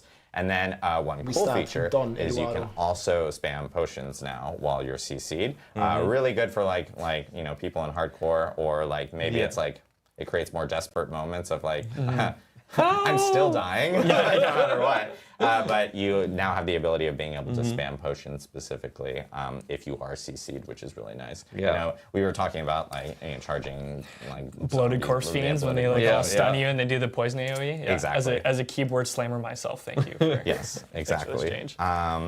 Next update we have is world bosses. So funny enough, this actually fell into Season 5 PTR, but then we forgot to actually put it in Season 5 PTR notes. So they were like immune to bleeds. And we actually forgot to actually mention it. We got a lot of reports of people going like, hey, why are world bosses like tankier and harder to kill? Actually fight back now. Wait, what? It's I'm like, not what's used to going this. on? So they actually had a feature called Resilience on there. Essentially, Resilience normalizes damage across like all world content. So it's like if you shared world content. So like if a bunch of people are all coming into a world boss, you should expect to find that the world bosses will be a little bit more tankier, a little bit longer in terms of the experience that you're having as you're fighting against them. Yep. And less, like, hey, I blinked and it's gone. Yeah. Oh, sweet. The boss was here for 3 seconds. Nice. Yeah, exactly. 3, man. So, mine, they barely even spawn in. I don't know about you. It was actually present in PTR. There was a and couple we bobs actually got a lot there of just people that were ripping their like, guts hey, out. I think this is a bug, and it actually wasn't a bug. It was just something feature, we forgot. We forgot to actually mention in the patch notes. So that is D5 our news, bad. hell yeah. We do want to make sure that everyone's aware that world bosses now have a feature called Resilience, and that will end up helping out with those encounters specifically. Separately for bosses, pit boss damage has been reduced pretty much across the board. And then one big thing that we do want to call out is we got a lot of feedback within Season 4 and of course the PTR for Season 5. At least officially. We saw some people address the changes that we were having there. But pit bosses had this tendency within Season 4 to have like very. I don't know about these stacks though, man. Where it would scale up really hard, and there were times where you would run into a specific pit boss, and you could potentially just get one shot based off of like the shadow boss that would the appear, extra ones coming in would just come, one shot you and laugh as they left and you died. Yeah, so now there is a feature within Season 5 where those shadow pit boss affixes will appear, and they'll actually leave kind of a stacking. I don't know, the stacks I don't like. Players now. So and you can go up to 3 times, and then obviously when it gets to the max, you have a very good chance of getting heavily punished for taking up to 3 debuffs from that end. This is really to allow a little bit more flexibility for players, based off of the feedback we heard regarding a lot of the one-shots and things like that. Yeah. You now have the ability of being able to, take a couple of these debuffs and maybe not completely get punished from that. It's less about the perfection kind of involved, but more so being a little bit more forgiving in some of those opportunities. Now, if you are a person that just face tanks things and goes in and immediately takes 3 debuffs, you're probably still gonna learn that that damage is still going to be very sharp with the 3 debuffs. Yeah. So, but it is something to help out in regards to that. Yeah. To be clear, how that debuff works is every time that you get hit with one of those shadow boss mechanics, you'll take the debuff, and it increases all of your damage taken. So the regular boss is going to hit you harder, and the shadow bosses are going to hit you harder too. All damage. So you just don't want that to ramp up too much, because then everything is going to be more punishing. Yeah, exactly. There's a few people already asking about those debuffs in chat. So yeah, it just increases all your damage. How do you taken. feel about so those basically, debuffs? You get some freebies of getting hit by them. You really don't want to, but then after that, you got to watch out, because then it's about as hard as Season 4 was. Exactly. So.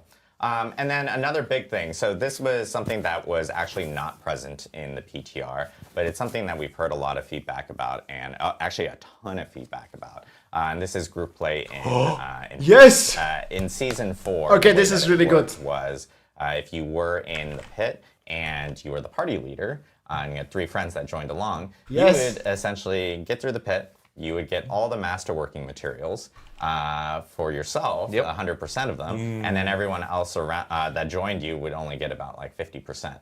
And it felt pretty punishing for people to really kind of join up with friends and run through pits. And we heard a lot of feedback of hey, it'd be great if I'm just joining my friend, we can all just get 100% of the pit material rewards. And so that is being tweaked for Season 5. Now the whole entire party itself will end up receiving 100% of the materials that you end up receiving at the end of the pit. So we appreciate the feedback. Thank you guys for really letting good, us man. know. And this is something that wasn't in PTR but will be for Season 5. Next up, we have Endgame bosses. So this is something, of course, we talked about during the PTR, and we do want to highlight again because I think this is amazing and will save a whole lot of time. So nice. You can now resummon endgame bosses immediately after you end up killing them. So as you're going through the different boss ladders and stuff, you can just resummon. The altar will reappear, as you can see in the footage, and throw in the mats, and bam. Again, you're fighting Duriel, which is really nice. No more exiting the dungeon, resetting the double dungeon, loading screen gone, having to do it over again. This should save up a whole lot of time. This should help a whole lot. Okay, we need more of this stuff. This is good. This is good now. Now it's getting good, guys. You'll be hearing a lot about all this. Yes. From Adam here in a second. It started very weak, like my internet connection, but now it's going. Bosses that we do have, like for instance, the first one we're going to talk about is the Beast in Ice. The Beast in Ice, of course, required a sigil to actually summon, or to actually create the dungeon to go in to fight the Beast in Ice. There's no longer a sigil that will be required. And also the Beast in Ice is now way close to the dungeon. It's going to be a short dungeon crawl similar to the other endgame bosses, so you're not having to, go through a lengthy dungeon. A whole dungeon just to get to the boss. Likewise, no more sigil dust will be required for summoning the Beast in Ice. And then, of course, we thought about internal players in this situation because some of them have actually crafted a bunch of sigils. And now, since sigils are no longer required, you can still use those leftover sigils to immediately resummon the Beast in Ice without needing the mats that are still required for the Beast in Ice. Patchnotes, not yet. A nice benefit to them. And then, of course, Varshan also got some updates.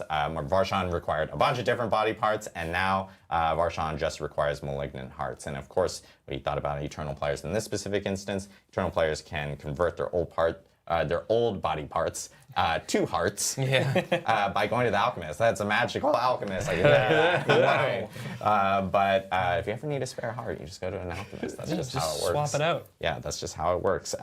But yeah, some changes coming to that. And then separately, endgame bosses, for endgame bosses, the boss ladder bosses, they won't be dropping rare items anymore. They're actually just going to drop additional gold, and of course, you'll have your opportunity of getting legendaries and uniques and mythic uniques from them. So, but now we just remove the rare item drops from them, so it takes up like less of the drop chances that you could get in terms of their specific tables. And then on tormented bosses now drop 5 times as many boss mats as before. And of course, all tormented bosses have a better chance of dropping a mythic unique. So we are boosting up the mythic unique drop. There's actually specifics on all this stuff in the patch notes that people can read afterwards. And we've also reduced the Stygian stone cost for the tormented to bosses. Just 1. It was 2. And now it's dropping to 1, so it should help out with players wanting to experiment or try out some of the more difficult endgame bosses that are available, which are gonna make it so easy though. And then one big thing that is happening, and this is something that was kind of mentioned in the blog, but and people will see more specifics in the patch notes. Experience is changing in terms of like the XP bonus from killing higher level monsters. It's no longer capped in. I believe it's now. That's big. Well, it's. I think it used to be 10 levels higher. Actually, you didn't get more. It's still capped, shall I say? It's capped at 30 levels. That's actually incorrect on the slide, but. It used to be 10 levels. It's now 30 levels, and that's across all world tiers. So if you happen, for example, if you are a level 50 character and you kill a level 80 monster in Season 4, you would only get level 60 experience. Credit, and now you'll get up to that level 80 experience. So it should help out a lot. If you are willing to go through more challenging content, bam, you get more XP for it, so which is really cool. And it's also really nice that because it plays really well into stacking profane mind cages, which are now available within Helltide, because that can actually also increase monster level by 30 levels as well. So it's kind of a cool little add-on, you could say, from that. Yeah. So yeah, pretty sweet. I think that's it for general game updates. Yeah, but oh my god, that's it. As I talked about a bunch. Yeah, it's all in the patch notes. You guys will see the patch notes afterwards. Yeah, really amazing to have all those changes. Chat was absolutely lighting up with regards to all the changes to the pit, and of course, even though we've shown the boss summoning reset again, they got just as excited. So awesome to see. And we really appreciate everyone's feedback during PTR and hearing, especially about the Helltide stuff. What is he on about the chat? Totally you guys, and we want to make sure that what's the chat doing? To experience still Armory. enjoy Helltide to the fullest. Yeah. That was good stuff for sure. Exactly. No, it's really cool to see those. Yeah, those profane mind cages coming back. But yeah, Adam, thank you so much for that. Yeah. And now, everyone, hope you're comfortable. Adam Jackson. To go over with regards to updates, uniques, some bugs fixes. Yes, let's cook. Come on. Balance changes. Who better to walk us through, Mr. Adam Jackson? Yeah, let's do it. So we got a lot to talk about today. I'll try and go as quickly as possible. Cool. So yeah, firstly, thank you all for your feedback. Now it's going, guys. We got Adam a lot of class-related feedback on the PTR, a lot of balance feedback, a lot of just how it feels to play things. This is the real stuff. And we actually reacted pretty heavily and did a lot of changes between PTR and Season 5 launch. Some of which I think some people know, and some things are going to be new for you today. So really, yeah, we have a lot of things that changed. In many ways, honestly, it's going to feel like almost from a balance perspective and kind of what your class can do in your journey, it's going to feel almost like a very different game compared to what you experienced. The new game, boys. I'm going to go through a lot of like the systemic reasons why, and then some specific things that we did to every class, as well as, of course, updating all of our uniques and kind of the impact that you can expect from that. So lots to talk about. So first we're going to be talking about bug fixes. We've got quite a few to go through that I think are pretty notable. Again, we're going to be doing the class balance updates after that, and then the unique changes. So those will be the three things I'm going to be covering today. So firstly, as usual, we're going to be publishing the patch notes right after this, so you can read all of them. I'm not going to cover everything today, but just some of the more notable ones. So first is one on the Necromancer that we've heard about for a while now. It's Shielding Storm. This is a legendary that when your Bone Storm damages enemies, you get a barrier equal to your max life. It used to be based on your base life instead of your max life, and now we finally fixed that. To be clear, this is a pretty huge buff. We may have to reevaluate the power of this a little later, but we're going to see how it goes. But now that barrier is going to be very significant. That's big news for Necro. Enemies with this aspect. Next, we got a couple of Barbarian. The first one is the Twister Glyph. This is a Paragon node glyph. Wait, what happened? Hello? No! Why did it stop? Don't tell me I'm getting DDoSed again. We had to call out one of our content creators, Woody Joe. Here, this is Twister Glyph is fixed. He found a neat little oversight that we had with a passive called Trick Attacks. And that's so cool. I'm actually going to go over this in a little bit of detail because this fix will be coming a little later. 3 seems completely 39 ranks.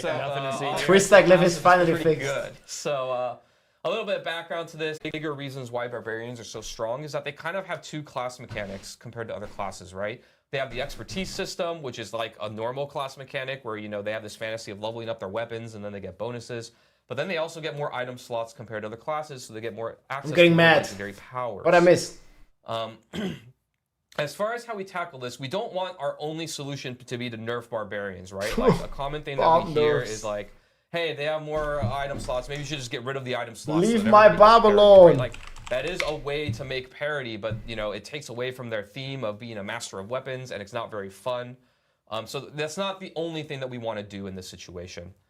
The other thing is that we want to keep their classes a way, right?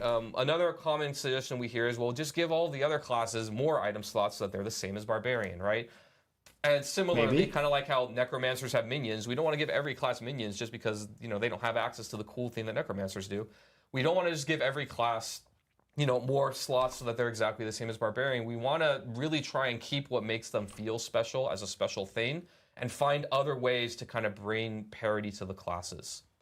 So here's kind of our strategy of what we're thinking of with Barbarians. We have a few different things that we're going to be doing. One is we're actually going to be adjusting how much damage all the classes get from their core stat. And this is going to bring other classes up to the level of Barbarian. I'm going to be going over that in a little bit. That's a good change. We are going to be reducing the power of Barbarians as part of our solution. But again, I want to point out it's not the only thing that we want to do. And then we also want to target the other class mechanics and really bring them up to the level of the Barbarian effectively having too, and making the other classes feel cool in the way that makes them thematic and awesome. We already actually experimented with this in Season 4. This was an intentional thing that we did, and we wanted to see how it went with the Necromancer. If you remember, we buffed minions very heavily, and we also buffed the Book of the Dead, their class mechanic, very heavily. I wish they could have left Not us. just numbers, but also in the cool factor, right? You have mechanics like, you know, your minions can throw bone spears, or, you know, your golem can do bone spikes everywhere and make enemies vulnerable. We want to do this kind of treatment to the other class mechanics. Just to be clear, we're going to be probably doing this after the Vessel of Hatred expansion launches, so it'll be a little bit. So we are doing some things in the meantime to catch them up, but you can expect in the future we're going to be doing kind of a big overhaul to the other classes similarly to the Book of the Dead, and so their cool factor and their power level is going to be going up. So let's talk about that core stat update that I talked about previously. So basically what we're doing here is we're going to be changing the amount of damage that every class gets from their core stat. So if you didn't know, on live right now, when you log into the game, you get about 1% more damage per 10 stat of your class. So as an example, you know, I don't know, pick one, the Sorceress, you know, with Intelligence, you would have 10 int, and then you would get 1% more damage. If you had 100 int, you'd have 10% more damage, and so on. We'll see. So now it's going to actually depend on the class what that ratio is of how much damage you get for your core stat. My internet's not going to be stable, guys. Staying exactly the same. 1% more damage per 10 strength. The Rogue is going to get a little bit of a buff here because they do have a little bit more slots compared to other classes. Small thunderstorm here. 1% more damage per 9 dex. And then the other 3 classes, the Sorceress, Druid, and Necromancer, are going to be getting 1% more damage per 8 core stat. So, you know, without doing a lot of math, the TLDR here is Barbarians are staying the same. Rogues are going to get a bit of a bump, a bit of a buff, and the other 3 classes are going to get even more damage. So as you get that core stat, which you get very commonly, you know, in Gear and Paragon and other places, you're just going to be doing more damage. It's a racist against Barbarian classes, stat-wise. So next, let's move on to kind of our class updates. So I'm going to be going through all the different classes and talking about kind of what our updates are going to be for them. Some of the things you can expect that are different from PTR to launch. So Barbarian, you know, here we go. Barbarians, in addition to having more items, also have some of the best key passives in the game, like in Season 4 and on Live. One of the very main ways that we're targeting bringing them down is reducing the power level so that really their key passives are comparable to other classes. No fake news, we on the team felt like, you know, they already have all these other things that are really strong going. This is the real F. They don't need like overly statted, way powerful key passives that do like, you know, over 100% multiplicative damage. Unlucky, guys. Doing way less. So you did see that on the PTR. We did see a lot of feedback on like, why are we bringing down Walking Arsenal to have parity when, you know, it wasn't even really meta compared to the other key passives. And I just kind of wanted to bring some light to this of how we think about it. The reason why we brought Walking Arsenal to be level with the other ones when we brought them to be equal to other classes is that, you know, we want all the key passes on Barbarian to have parity with each other. If we just brought down the other key passives that were way overperforming and didn't bring Walking Arsenal down to be even with them, then really Walking Arsenal is just going to be the best mandatory pick, and every Barbarian build is going to have to interact with this system. And we really wanted them to be equal with each other so that, you know, there's actually a choice when you get to your key passive. So I just wanted to clarify that of, you know, what our thinking was there. But, you know, it's not all doom and gloom for Barbarians. You know, we did hear feedback of like, man, it really sucks. You know, I understand that they're being brought down and it's fair, but, you know, we want to have some things to look forward to. So we did 3%. introduce a number of buffs coming in between. Doubled against boss. That's pretty cool. You have some things to look forward to and new build paths, or your, you know, underperforming builds are not being brought down. Hold up, double against bosses. So I'm going to give a couple of examples here. I like One is Hammer of the Ancients. We increased its damage baseline by 10%. And we also adjusted the of Ancestral Force legendary. One of the troubling things that this build has problems with is like single target damage against bosses and things. You know, it does really good in AoE and brings down enemies. That's a really fucking strong aspect. So we're upgrading this legendary power. So now it's going to be doing more damage against bosses. So it'll kind of help you with that single target issue. Another one is Upheaval. Upheaval builds can rejoice, and also a little bit of a preview of kind of how we're changing uniques, which I'll be going over a lot more later. Okay, I like we're increasing Upheaval damage by about 15%, and we also Hellhammer now. It's quite a bit more powerful. I can point out a bunch of things here of how it's better, but you can see it gives more skill ranks of Upheaval compared to before. The damage of its burning on the ground just baseline went up. It also has scaling on the burning damage. Nice. So, you know, before the burning damage wasn't really a meaningful part of the unique. One of the things you're going to see with uniques. Wait, it's uncapped? There's going to be a lot more about the thematic of what the unique they're going to is, cap it and that's next what patch. their power is going to be. So here, the burning ground actually will scale it's with your uncapped. strength at a pretty significant degree. So, it'll That's fucking actually be cool, doing though. meaningful damage, hopefully. It's You can uncapped. also see its inherent affix now is damage to burning enemies instead of overpower damage. So it's going with that theme of Hellhammer burning the ground. It's also giving you skill ranks of Wall Up, a passive, so that's more multiplicative damage. You also get upheaval size, so now your burning ground and your upheaval is going to be bigger. So there's just all kinds of new things going on. That's pretty It's gonna cool. be a lot cooler, a lot more powerful. Hey guys, I can't fix my hopefully a lot connection. more There's a fun. thunderstorm here. Hellhammer looks absolutely insane. Yeah, and 300 strength also, by the way, no Yeah, big deal. 300 strength, Or no big 360 deal. strength, yeah, no big deal. No big deal. It's going to be pretty good. 360 man. So next, the Sorceress. We got a whole lot of feedback that, the Sorceress isn't powerful enough compared to other classes. We got so much. I'm going to stop us right here. We got so much feedback about the Sorceress. Just a little bit. And The sorcerer was a little bit crying. And the Necromancer. I will just note, we hear you guys. We absolutely do. Yeah. Okay, now you may continue. Okay. So, Sorcerer, man. for the Sorcerer specifically, we heard feedback that they're not powerful enough. So we did quite a few things to address it. Firstly, they've got a lot of large buffs to their uniques. I would say even more than other classes. Your uniques are going to feel really good, is the hope, and I think we've hit it. Upheaval looking I'll be good. going over some of them a little bit later. We also buffed all of their core and mastery skills by about 15 to 20%. So just baseline. Remember, this is in addition to the core stat buff. All of your core and mastery skills are also getting buffed baseline by a pretty significant degree. So you're just going to We need get the full patch notes though. we also did multiple defensive buffs. We heard a lot of feedback that they have trouble surviving in situations that the other classes could kind of get away with. These are some examples. We did more than this, but ice armor, your base shield amount is going up from 40% to 56% of your max life. Snow Veiled aspect, this one was updated from PTR to launch. So on PTR, it was that your ice armor gave you unstoppable and gave you armor. And on launch, you're still going to get unstoppable, but you're going to get damage reduction, which, anyone who knows Starlink how now, the yeah, I defenses of switched. this game work is way more significant than just getting There's still a armor. big thunderstorm. When you so. hit that It's a armor big cap, it's kind of like... I You won't just stop. want to gobble up DR like Pac-Man as much as you can get. Exactly. The more the better, and this And is going now- to But when Yeah, it's the switching DR. satellites, Very Yeah. big. Also, we did multiple buffs to the Paragon board. Again, this is not covering everything, but one of the things is that, we put a lot of caps to make sure that some Paragon nodes just didn't go out of control compared to everything else, but we heard feedback that, those caps were a little bit too punishing, so we increased them. An example here is Burning Instinct, where, on PTR, it capped at 40% more multiplicative damage, and we increased that up to 80%. So now your burning damage, that's based on your crit strike multiplier, is going to be going up. Your total amount is going to go up, but then also the rate that you get it. It used to be 1% per 50 int, now it's 1% per 20 int. So you'll be getting more efficient bang for your buck for your int and a total cap that's much higher. Sorc to the top. So Druid, similar to Sorceress, surprise, surprise, got a lot of feedback that it's not powerful enough compared to the Barbarian or other classes. So we've got a lot of multiple quality of life and damage buffs coming in. Again, these are just some examples. Also, you got to remember the uniques are going to be coming in as well. Boulder damage went up. We increased the damage across the board of their core skills mostly, and we missed boulders, so we're increasing their damage a bit. We also got a lot of feedback that we came out with this really cool unique for Cataclysm that made the lightning bolts smart and target enemies. And then a lot of people were like, why does it have to get a unique to make my skill be smart? And we agreed, so we just made the skill smart baseline. So now those lightning bolts from the ultimate will just target enemies. Perfect Storm, the Storm key passive is getting its damage boosted from 30 to 40%.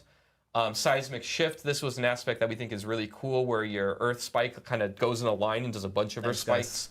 Used to have a Kiss Curse mechanic, and it no longer does. Yeah, we had the so lightning before it strike used to, here. give you this big bonus of way more resource reduction gen and more damage on it. But it added a cooldown, and now it just doesn't add a cooldown, so you can spam it and cast a bunch of Earth Spikes everywhere. It should be a lot more fun. Also, similar to the Sorceress, we're buffing their little bonus cap on their Legendary Paragon nodes. So an example here, they went from 40 to 60%, so you've got Thunderstruck, Earthen Devastation, and Survival Instincts. We've got a little visual there at the bottom node, but you can see that That's good. We already knew this. top end of the damage is now 60%, so it's going to be better than PTR. Also, we came out with that new unique I mentioned for Cataclysm. It used to be on the gloves on PTR, which a lot of people, which we agreed with, kind of felt bad that, you've got the two storm-related uniques on the same slot, and you can't take them together. It was competing with Unsun Ascetics Wraps. This was the Lightning Storm unique. But now it's going to be on the range slot, so now you can take them both together, so they're not competing with each other anymore. Nice. Next is the Rogue. So to be frank, the Rogue we feel like it's in a pretty good spot. Yeah, so Rogue we is didn't strong, do as dude. many changes compared to other classes. We did still do a few that I'll mention today, but they got the least changes. The first one is Flurry. So as you know, if you played the PTR, Flurry got some pretty dramatic updates, right? Both of their enhancement and both of their choices that you could pick on the base skill got changed and made a lot better. We saw that, a lot of the output of Flurry was related to doing the mechanics that the enhancement and the advanced Flurry were requiring you to do, like casting it a bunch of times in a row and stuff like that. And we wanted to move some of that damage from those enhancements and things into the base skill. Decent. So the enhancement and the advanced Flurry are still going to be pretty potent, but we lowered their damage and instead just juiced the base skill even more. And what this is going to mean is really just that you're going to be more consistently doing that damage and you're going to be less reliant on doing the stacking mechanics to get it. Next, Wind Force. This one has had a troubled history of just trying to find ways to make it really good and useful. Instead of knocking back enemies when it procs, it's going to knock them down now. So you no longer have to worry about knocking enemies out of your CC, or you want them to be grouped up next to you and then they're just knocking one of them or a few of them away. Yep. Now they're just going to go in place. We have a before and after here. Again, a little preview of what we're doing with our uniques. But yeah, Wind Force, you can see some of the things here as a preview. It's going to give you move speed baseline, which is pretty interesting as a stat on a bow. You've got chance for double projectiles for your barrage. You've got a couple passive upgrades there. And then as you can see, the damage went up, but also now knocks down enemies instead of knocks them back. Rogue login. Last but not least, the Necromancer. We've been hearing a lot of feedback that Blood Necromancer players are a little sad. They just aren't really catching up to the other versions of Necromancer. So we've buffed up a bunch of their conquering recipes and the damage on them. We're also buffing their legendary Paragon nodes. There's some here that we did. Bloodbath. This one just makes your overpower damage go up. It's being doubled from 35% to 70%, so that's pretty meaty. Blood begets blood. That damage bonus when you're picking up blood orbs is being doubled, and the maximum amount is being doubled, so you're getting more per stack, and you need less stacks to get to your max damage. So pretty good there.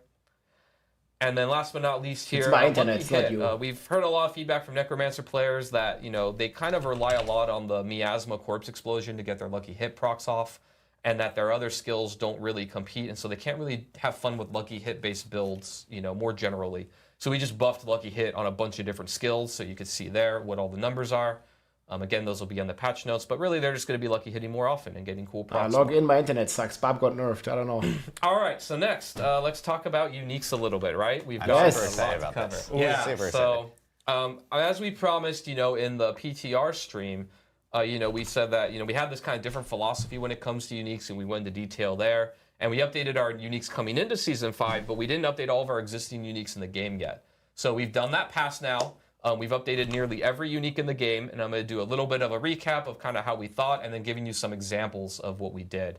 So these updates are fairly dramatic. We're going to be showing you 3 from each class, as well as 3 generic ones, to give you a really meaty idea of the different categories and ways that we thought of updating uniques and kind of, what you can expect for your builds. Yeah, and I know, and Marcus is going to remind us about this at the end as well. But you'll be hearing it a lot. Yeah, but I will say, we are showing 3 here and 3 for every class and 3 generic ones. But every single unique is actually in the patch notes. And we have a before and after in the patch notes, so you guys will have easy access. And you can easily compare the two and see what was the difference. So after the stream, you'll be able to compare. And so we're just only covering a small amount here. We'll see everything. Just a little sample serving. The patch notes are absolutely massive, so you'll have a lot to That'd be pretty lots cool of snack on there. So one of the things is your general power level of unique effects is up, and by unique effects, I want to be clear, that is like the thing at the bottom that is like your, deals 40 to 60% more multiplicative damage or whatever. That Grandfather is going to be up on the higher end. So instead of 40 to 60, it's going to go up 40 to 80 or 40 to 90 or 40 to whatever, right? Less. So that power level is just going to be generally up almost across the board. And then really what we targeted for these updates is the stats on the uniques. So the stats are going to pretty much break every rule that we had in the game before when it comes to being a cool item. Some things that you're going to see, and I think I got an example of most of, if not all of these, but you're going to see uniques that have different inherents compared to other stats. So, your boot inherent, could be something that's not even related to boots or movement anymore. It could be something else. Or sometimes we add more inherent stats. So something that didn't exist before, some items can have 2 inherents instead of just 1, which is a pretty big difference. We have a lot more that have stats that break normal slot rules. So, you know, things like movement speed on bows or cooldown reduction on weapons, cool. stuff like that. Uniques also can now have tempering affixes, right? None of them really did this in Season 4, but now that tempering's in the game and uniques have to compete with these really great tempered items, uniques can have that too. They can also have much higher potential stat values compared to normal items. So, you know, if a normal item has 20 to 40% more damage, a unique can be like, you know, 1 to 300%. I like the more word damage break. or whatever, right? And we even do this with the tempered affixes. So unique can have juiced up versions of tempered affixes that make them solve those problems much quicker. Gonna be good. Also, we've introduced a lot of stats that really have powerful effects on them. Sometimes even a single stat on a unique can have the impact that a legendary power normally would on an item as far as what it does to a build. And we'll have a couple examples of that where like a stat on an item is actually giving you a new effect that didn't exist before that you could do. Damn, that's awesome. Yeah, so again, we're going to be going through 3 examples per class and 3 generics, and I'm going to just try and quickly go through and kind of point out some of the key things that are kind of neat about the items. So we're going to shotgun this a little bit, and yeah, you're going to see some cool items. So let's get to it. I'm all for Whirlwind Barb, man. Yeah, so first, Penitent Greaves. This is a generic unique. You can see here, this one now has 2 inherents as opposed to 1. Another thing that you can notice is that normally, you know, the evade grants more move speed is only for 1 second, and this one is not only has 2 inherents, but it's for 2 seconds. I think it's like gonna be all the So moves. you'll evade and like, you know, boost around at crazy sonic speed for a couple seconds, which is pretty neat. And now you can run through enemies while you do it. We've also got some neat stats there, like crit chance against chilled enemies. 25x, chill potency that's pretty there good. that are new to the game. Here, Fists of Fate, this one a lot of people saw a little bit early, and they were very happy about. So one thing I think that's kind of cool is that with our uniques, we're really trying to like double and triple down on the fantasy of the item. So, you know, if something's about cold or something here, like Fist of Fate is about like RNG to the max. So we're really going hard on like what the theme is. So here you can see like your attack speed can go from 0.1 to 8.7. It's really 50. Everything on it is like has a huge range of what you can roll. So like a greater affixed Fist of Fate could be like a best in slot item for a lot of builds. The lucky hit chance on this. Yes, this is the one that people point out that we. It's just crazy. I talked with one of the people on our team. I want to shout out Alex on our team who did a lot of this work, and we had a choice here. And we're like, are we gonna go crazy or go conservative? I was like, you know, let's just go crazy. Like always go crazy. Insane. It might actually be best in slot and break stuff, but it's really cool. So. Yeah, greater affix Fist of Fate there is going to be really cool. Grandfather. Next, the Grandfather. Mythic unique example here. You know, a lot of people had issues with 150 all stats. You know, where you would like Masterwork hit that or something, and then you're not getting anything. We just moved that in to be a, you know, a baseline. There's the Grandpapa. Now, so you don't have to worry about that, and then replaced it with something useful with max resource. And I will note, like, even in Season 4, because that durability loss was kind of was actually a hidden stat item. Sometimes when you found a greater affixed version of a Grandfather, it would actually apply to that. That is now that's all gone. It's just inherents can't be graded, which is something that we thought of a lot with this. So. Yeah, so now let's go into the classes. Barbarian, this is Battle Trance. This one exists already on live. Oh, this still sucks. Probably the 2 big things here. One is, you know, you have 2 different passives now that you get. A lot of times we're adding skill ranks to passives because that's a way to add multiplicative damage or just buffs to really cool effects on a unique via their stats. The other thing to point out here is the actual effect. Before it was giving you increased attack speed to all of your other skills when you had frenzy stacks. Now you're going to be getting damage and attack speed. You know, we heard a lot of feedback from players that they would hit attack speed cap, and then this unique wasn't really doing very much for them. So now you're also just going to get damage in addition to making it easier to hit that cap for your other skills. So it's just, you know, more stats, stronger. Next, Reign of the Ravenous. A couple things here. One is it's giving you skill ranks of Rend, which is pretty significant. And remember, that 2 to 3 might not seem so significant, but when you greater affix that and then masterwork it, like your potential of more damage on this goes up. Dude, it's gonna have 300 all stats. We're also giving you skill ranks to brawling skills still. Thing to point out here is your Rend's duration. This will also just increase the throughput damage of it, has been doubled, so that's just more damage on Rend in addition to the skill ranks. And then also at the bottom, small little detail, but before you could only apply that special effect of your brawling skills, applying your Rend's bleed every 4 seconds, and now it's every second. So now if you're able to spam brawling skills, you're just going to be applying Rend bleeds to enemies and, you know, stronger Rend bleeds like crazy.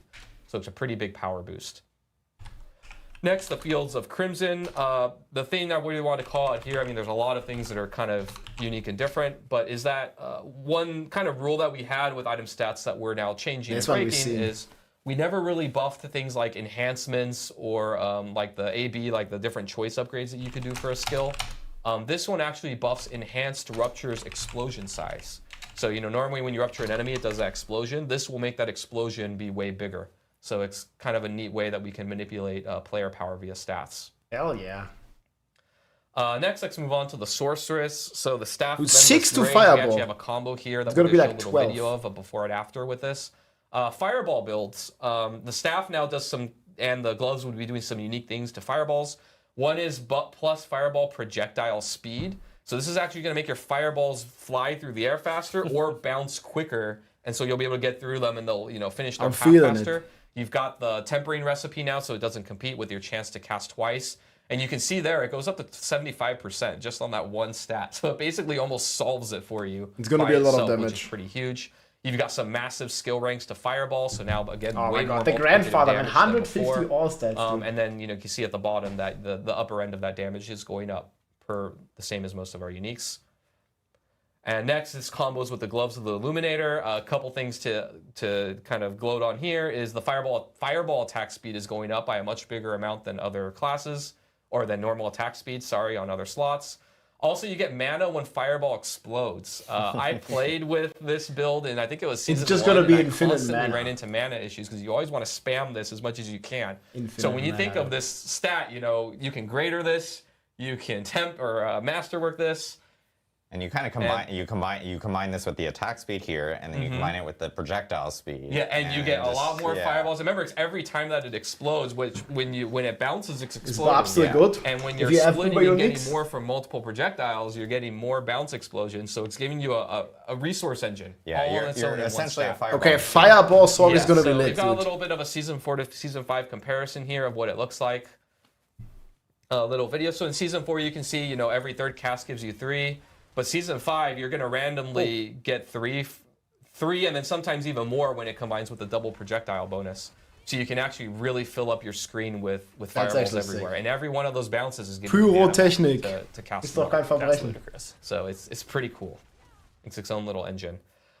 Next, we've got Blue Rose. Probably the cool thing to point out here is there's a chance for ice spikes to explode twice.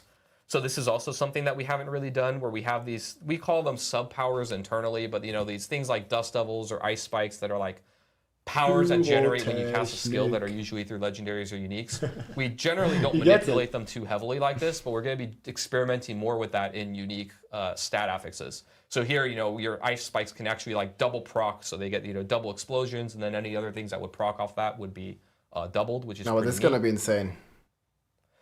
Next, let's move on to the Druid. So Waxing Gibbous, this is the Shred Druid unique. So what we did here that I want to point out, in addition to the fact that you're getting a bunch of skill ranks to Shred and Toxic Claws, which is a bunch more. Dude, even the Druid gets some juice, guys. Significantly, is Blood Howl grants stealth for a few seconds. So what's really cool about this is, we basically added a new mechanic via a simple item stat in this unique, and it combines with the unique effect, right? Dang. So before on live, you kill enemies with Shred, you go into stealth, and then you come out and you guaranteed crit. So as you're killing enemies over and over, you're just critting constantly as you go in and out of stealth. But you couldn't really do that against bosses. You had no other ways to get into stealth. But now we've created an alternative way where if you cast Blood Howl or get the Blood Howl effect in other ways, you'll go into stealth and get this proc, and now you can get this, against single bosses or in situations you couldn't before. So we've given you a potential way to create your own engine, which is pretty neat to get those infinite crits. Next, Great Staff of the Crone. I believe we showed this one earlier to people, but just wanted to point out, what was special about this. Storm Strike, chaining to additional targets, things like this. Again, it's a single stat that does something that kind of really changes how the unique works, right? You're gonna get all the different procs and different effects by chaining to more enemies more often. You can also see here that the upper end of that damage that you could get is going up from 150% to 200, so it's just better. Claw is not a storm skill. And last but not least, we got Storm's Companion. This one I again wanted to highlight another new thing that we're doing, and I want to call it here is the lucky hit chance for the Pack Leader Spirit Boon. So normally we never really manipulate class mechanics, But here, you know, this pack leader, this isn't like a passive or a thing in the skill tree. This is in the spirit boon, your class mechanic, and this increases that lucky hit chance to get a reset on the cooldowns of all your companion skills. So again, this is something that, you know, normally we don't get to manipulate, and now you'll be able to do, and I think it'll be pretty cool. We have also decided that pack leader is 2 words instead of 1. Yeah, Everything's getting updated. Wait, 43. Everything's updated. Everything's changing. It's All just right, a moving multiplier. on to the rogue, Eagle Horn. Hey, Tron, what's up? Let me see, what did I want to... I think just pointing out here, this was about moving the tempered recipe. The penetrating shot projectiles can cast twice. Again, another example of that. We're also giving you a bunch of skill ranks to penetrating shot. Again, this is a way that we're adding just like raw power and damage in ways that aren't in the unique effect. So these stats on And that these looks really things strong. can be very strong out the gate. And then again, tempering and masterworking just makes these go really, really high. Next, Word of a Con. This one was a really silly, fun one that we liked. You see there, the one I want to point out. Well, one is the ultimate damage. Actually, ultimate skill damage for the Rogue is kind of a premium because they have that Paragon node that makes it turn into multiplicative damage for all your skills. So that's actually pretty meaty. It's also way higher value than normal. Rogue's looking good. Also, the chance for Rain of Arrows waves to cast twice.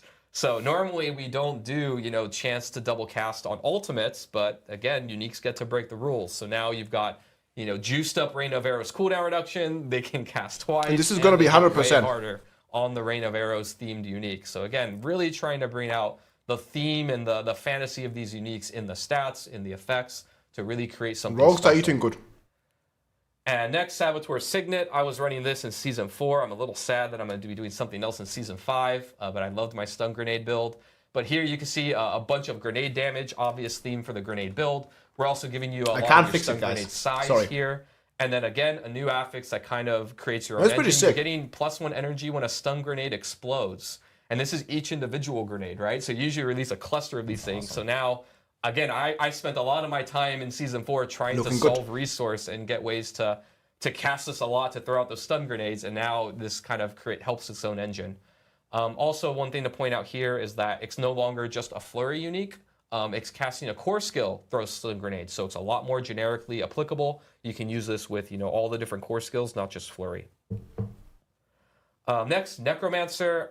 The big one I wanted to point out here, we're going to be showing both of the Blood Surge uniques and how they've been updated and they combo with each other. We have a stat here that Blood Surge drains more times from elites. So to be clear, this is the drain, not the explosion. But the drain does feed into the explosion damage, and there's a lot of like synergy and things based on draining enemies.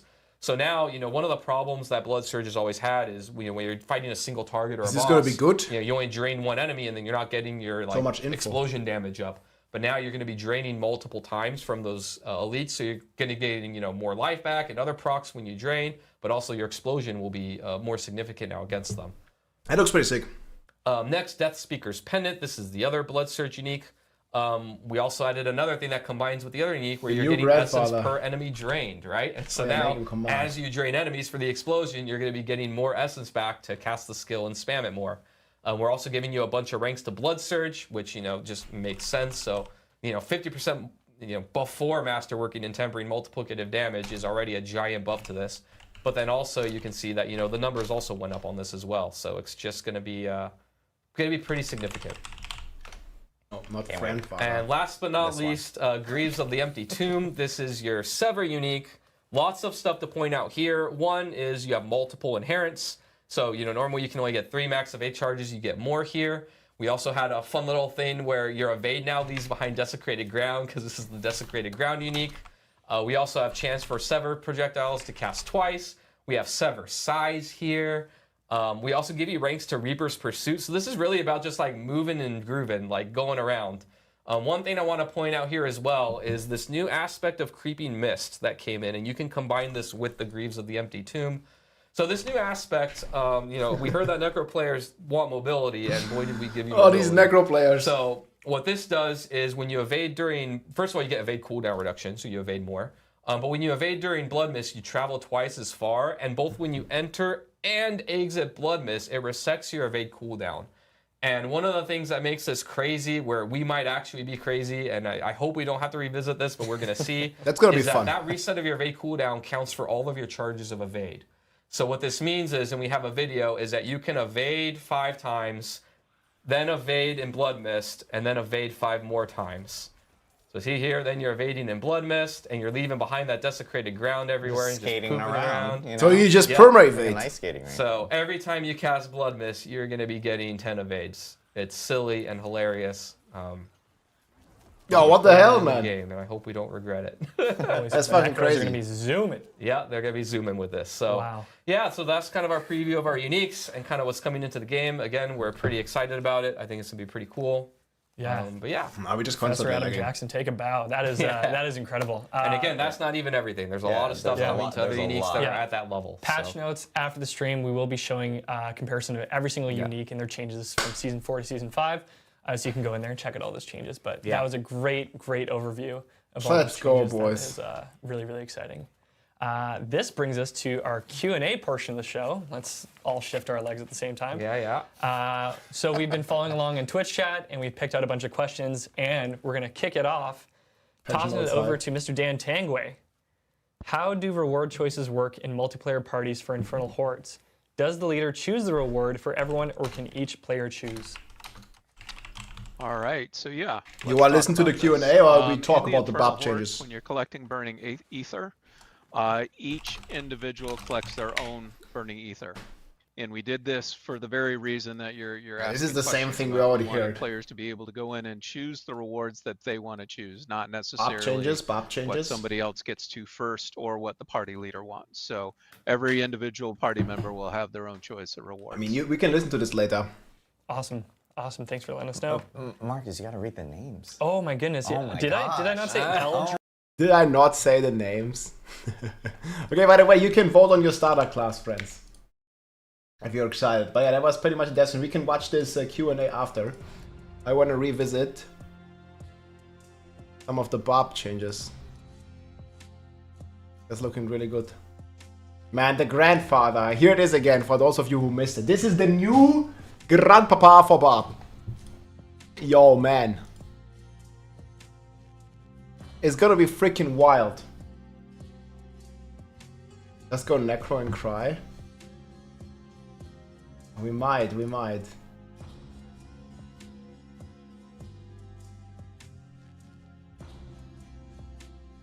Yeah, I'm just gonna go over this.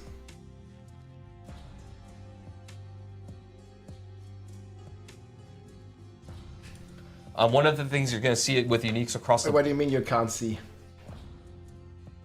The grandpapa just became the great grandpapa. Wait, how can you not see?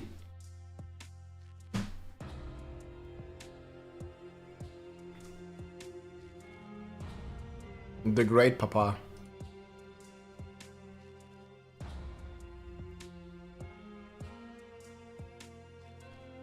Barbarians have some of the best key passives in the game, reducing the power level fairly drastically. Like, this is really happening.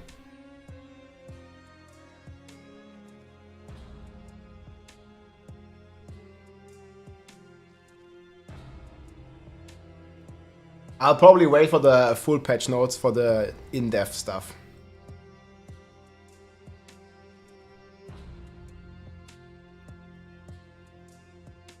Yeah, Walking Arsenal got a bit of a nerve. Man, the Hoda one seems good though. Hoda double damage against the boss. I'm feeling this. I think that's gonna be really nice.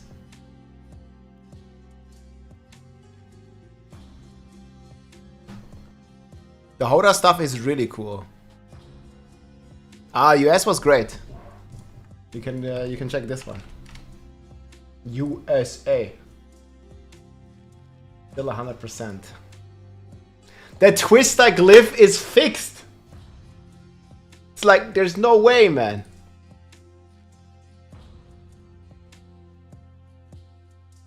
They finally fixed the Twister glyph. This is brutal. I think Whirlwind Barb should still be looking pretty good, no? Like, all in all?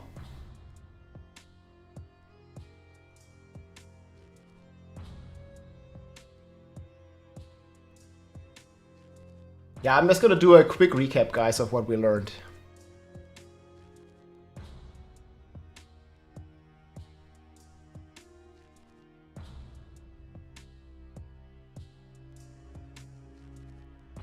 This is so good. 0 update for corpse kills. We will get the full patch notes in 40 minutes or something. The full patch notes will happen, boys. Don't you worry.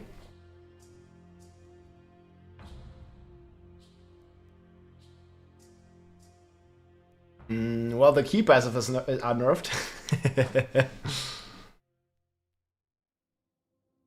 But also some really cool updates and changes. We need more of the class balance stuff, man. The bug fix is really good. The Twister glyph is finally changed. For the better. And the core stat updates.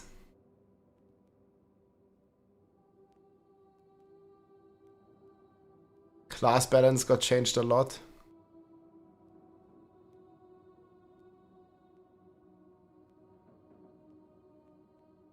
Oh man, generic class balance nerfs, dude. That feels a bit brutal. That felt a bit brutal. Okay, we're gonna do a quick recap.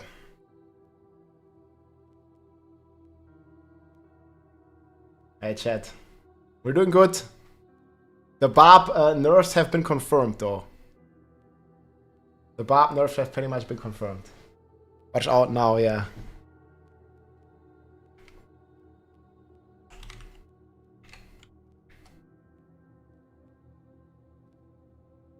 Your USA trip on YouTube? I don't have like a full trip or anything.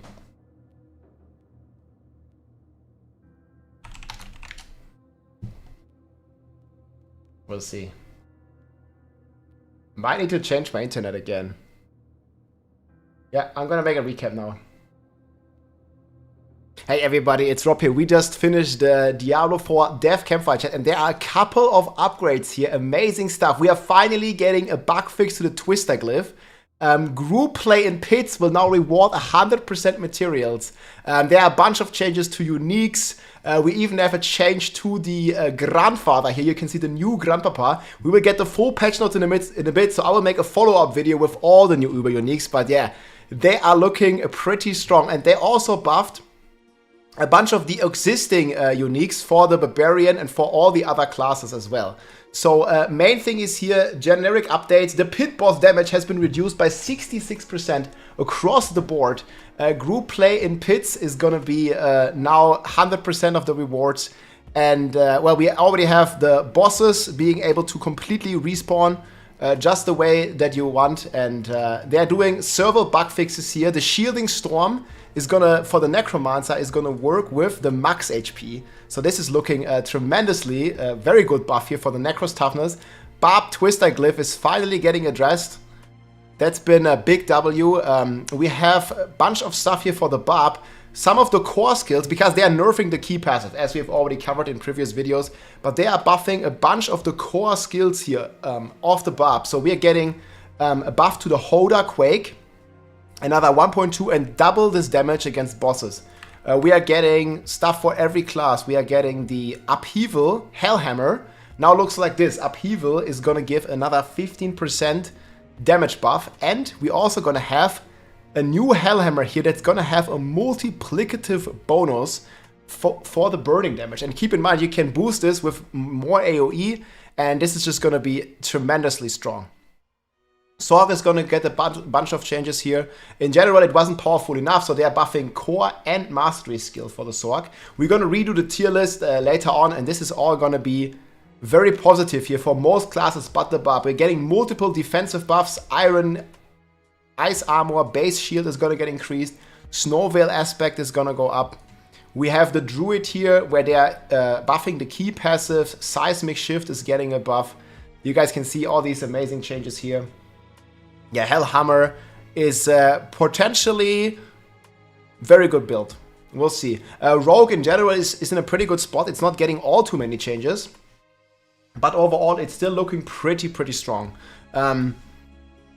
there's been a lot of the uniques here that have been reworked as well. Wind Force is no longer knocking back.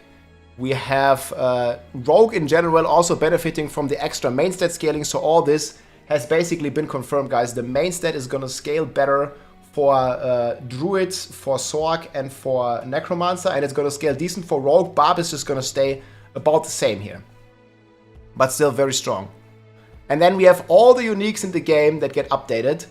And they only showed 3 uniques each class, but the patch notes here are dropping in a couple of minutes, probably in like half an hour from me publishing this video.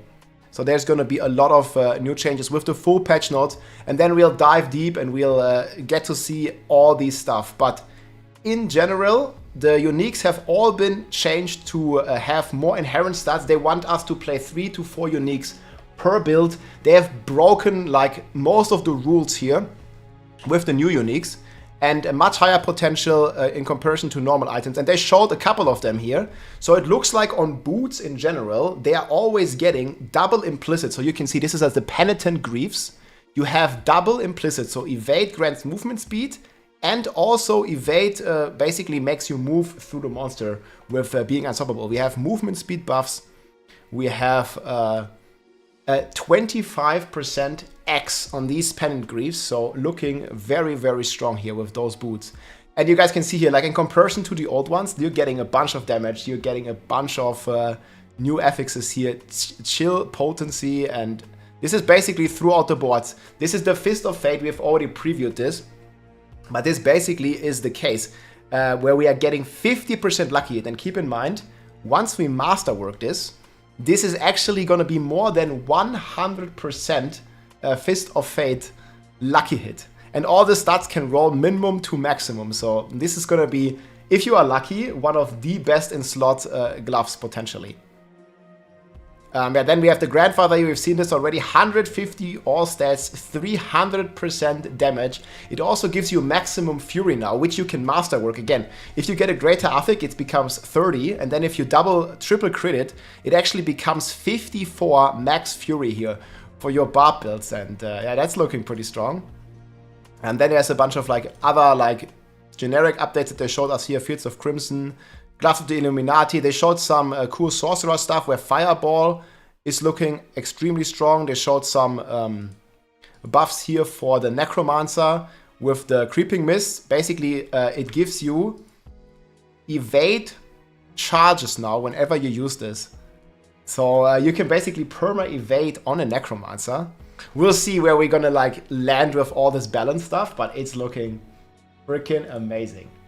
Like, look at this guy, like he just evades through the enemies, and he can just keep evading after he uses Blood Mist and picking up these small orbs there. So that's been really crazy. And yeah, this is the core stats updates that they already talked about before. So this is the new scaling. This is all basically came out to be true. So Barbarian is getting 1% more damage per 10 main stat, and the other classes like Rogue is getting 1% per 9. And Sorc, Druid, Necromancer is getting 1% damage per 8 core stats. So huge buffs overall throughout the board. And just a really cool developer stream here. They also showed us a bunch of stuff here for the world bosses. The world bosses basically have resilience now, where they have extra damage reduction so they don't die instantly. They also showcased a bunch of buffs for the Infernal Hordes. I'm going to make another video going into all the details there, but what you need to know is basically the mind cages in the Helltides are stacking up to 3. You are getting instant boss respawns. The bosses now drop, like when you're killing Varshan, you're going to get 5 times the materials for Duriel. They finally did this, and you can instantly respawn the bosses. You can stack the Profane Mind Cages up to 3 times, so you can fight level 30 monsters, and you're also getting more XP for those Mind Cages that you stack up. So just a bunch of cool stuff. I want to see if I can find this. So yeah, here you might have already seen this in the previous one. So you're basically killing Duriel, and then this thing just respawns. And you can just spawn him again and kill him all over again. So yeah, man, this is going to save you 2 loading screens. And again, you're going to get X. Like if you are doing Varshan, Varshan now only costs 1 material. And once you kill him, you're going to get 1 material for the Varshan mats, and it's also going to only cost 1 Stygian stone. think they also talked about it in here. Like 1 Stygian Stone per monster tier. This is so insane, man. Like, tormented bosses in general drop 5 times as many boss mods as normal bosses. And it only requires 1 Stygian Stone. Plus, all tormented bosses have an even better chance of dropping a mythic item now. I'm not sure what the chance is, but as you know, it's already been 10% in the previous patch, because we had 2% on normal bosses, 10% on, or 5 times 2% on the mythic, on the uber bosses, on the tormented ones. And it's probably gonna be even higher.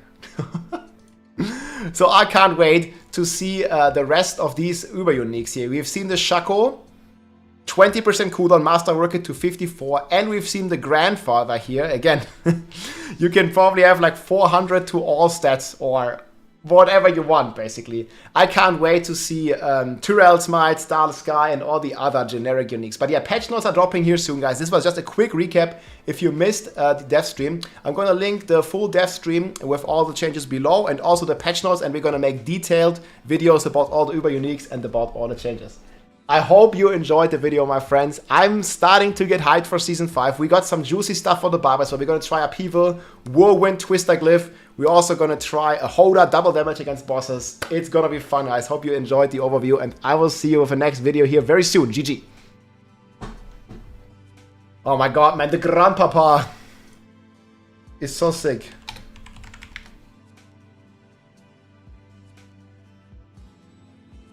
Okay, are the patch notes up? Was there anything interesting in the Q&A? I'm just gonna have 5. We're gonna put that summary on YouTube. We will need to have 5 here. Not yet. A vid coming online in a few minutes. Yeah, these patch notes are not up yet. So let's watch the Q&A rest.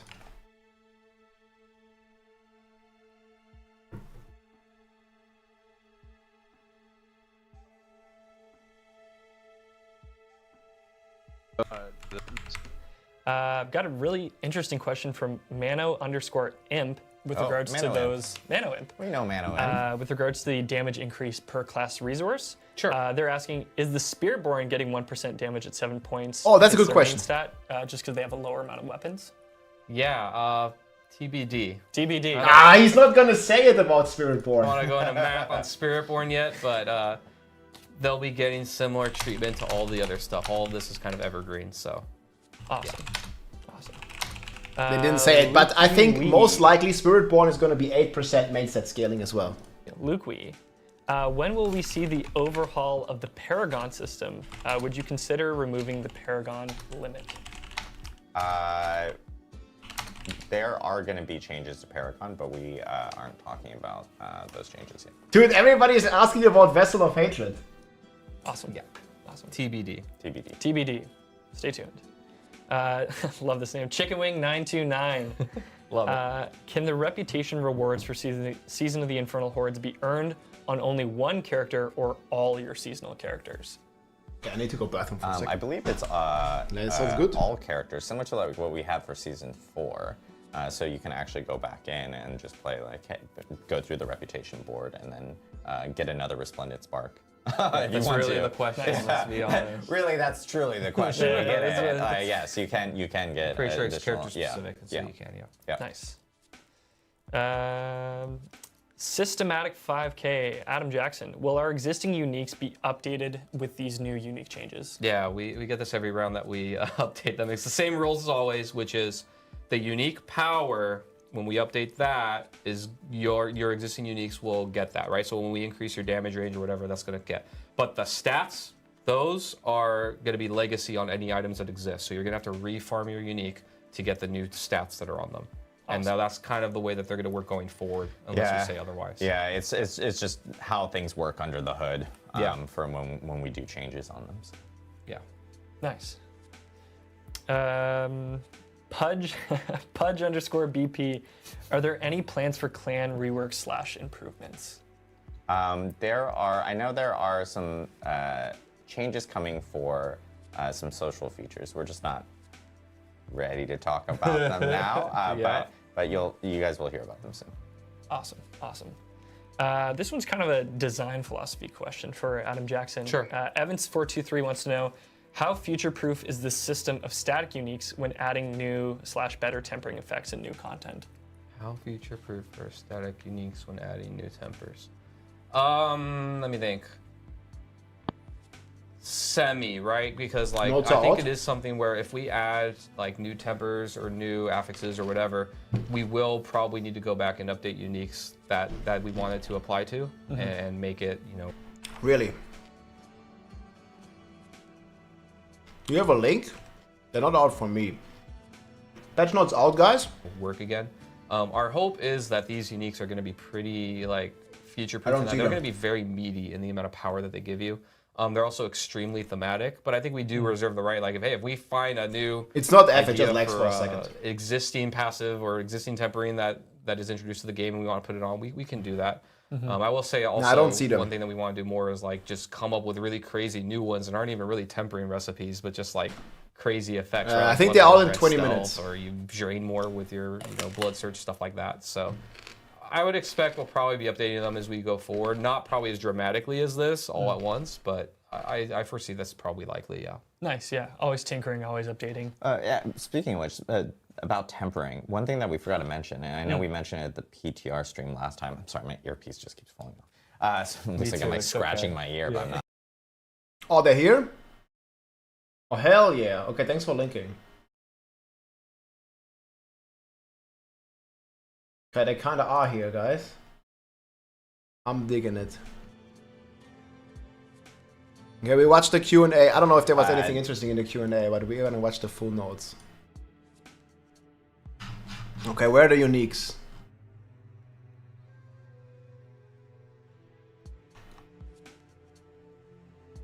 Okay, guys, patch notes are out.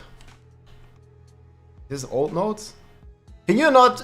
Fuck, dude, what am I getting? No, wait, it says 3 minutes ago.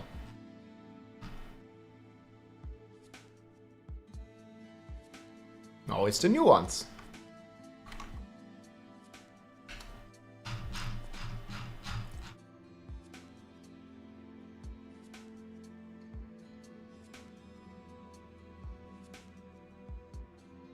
Holy shit. These are notes.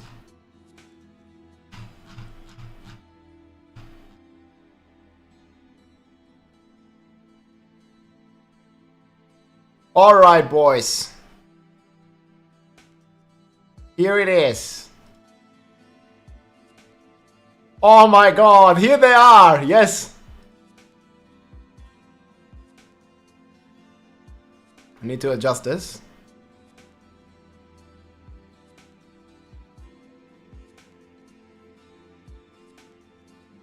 Melted Heart. 60 auras. And Dariels of lagging dudes.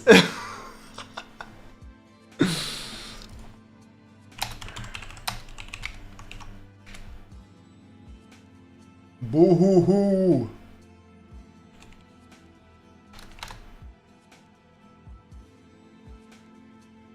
Oh my god. Two core skills.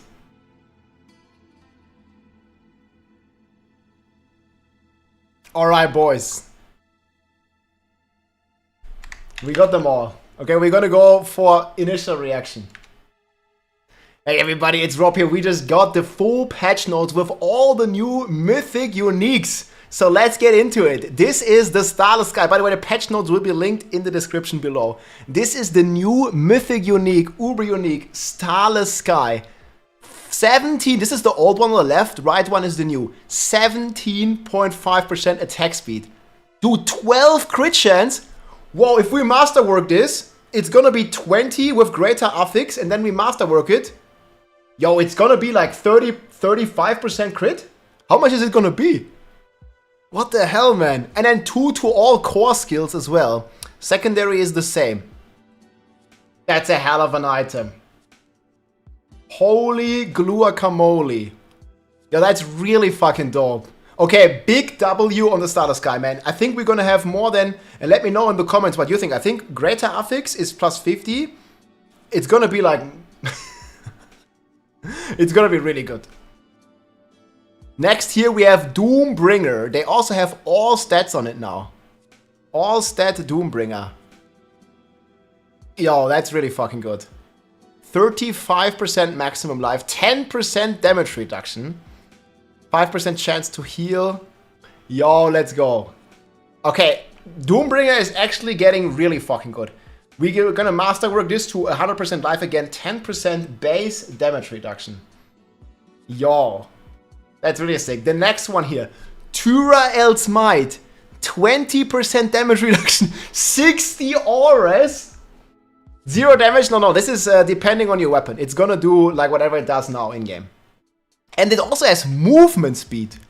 Yo, and 7.5 max. Wait, so you're gonna have more than res cap. You're gonna have more than 85 if you masterwork this.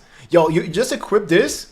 All res is solved. You don't have to have any other all res. And then 20% damage reduction. You get a greater affix. It's 30%. Yo, and then you masterwork it. You can have 50% base all damage reduction just on Turael alone. Bro, that is so insane. What? Okay, man, we're gonna be spinning and we're gonna be doing. And we keep in mind, guys, we're also getting a bug fix to the Twister glyph. So, yes. Oh my god, man, that's gonna be so freaking cool. This is Lyrian Spear of Lycander. Also, movement speed 66 res. Yeah, okay, I'm not really like a Druid main.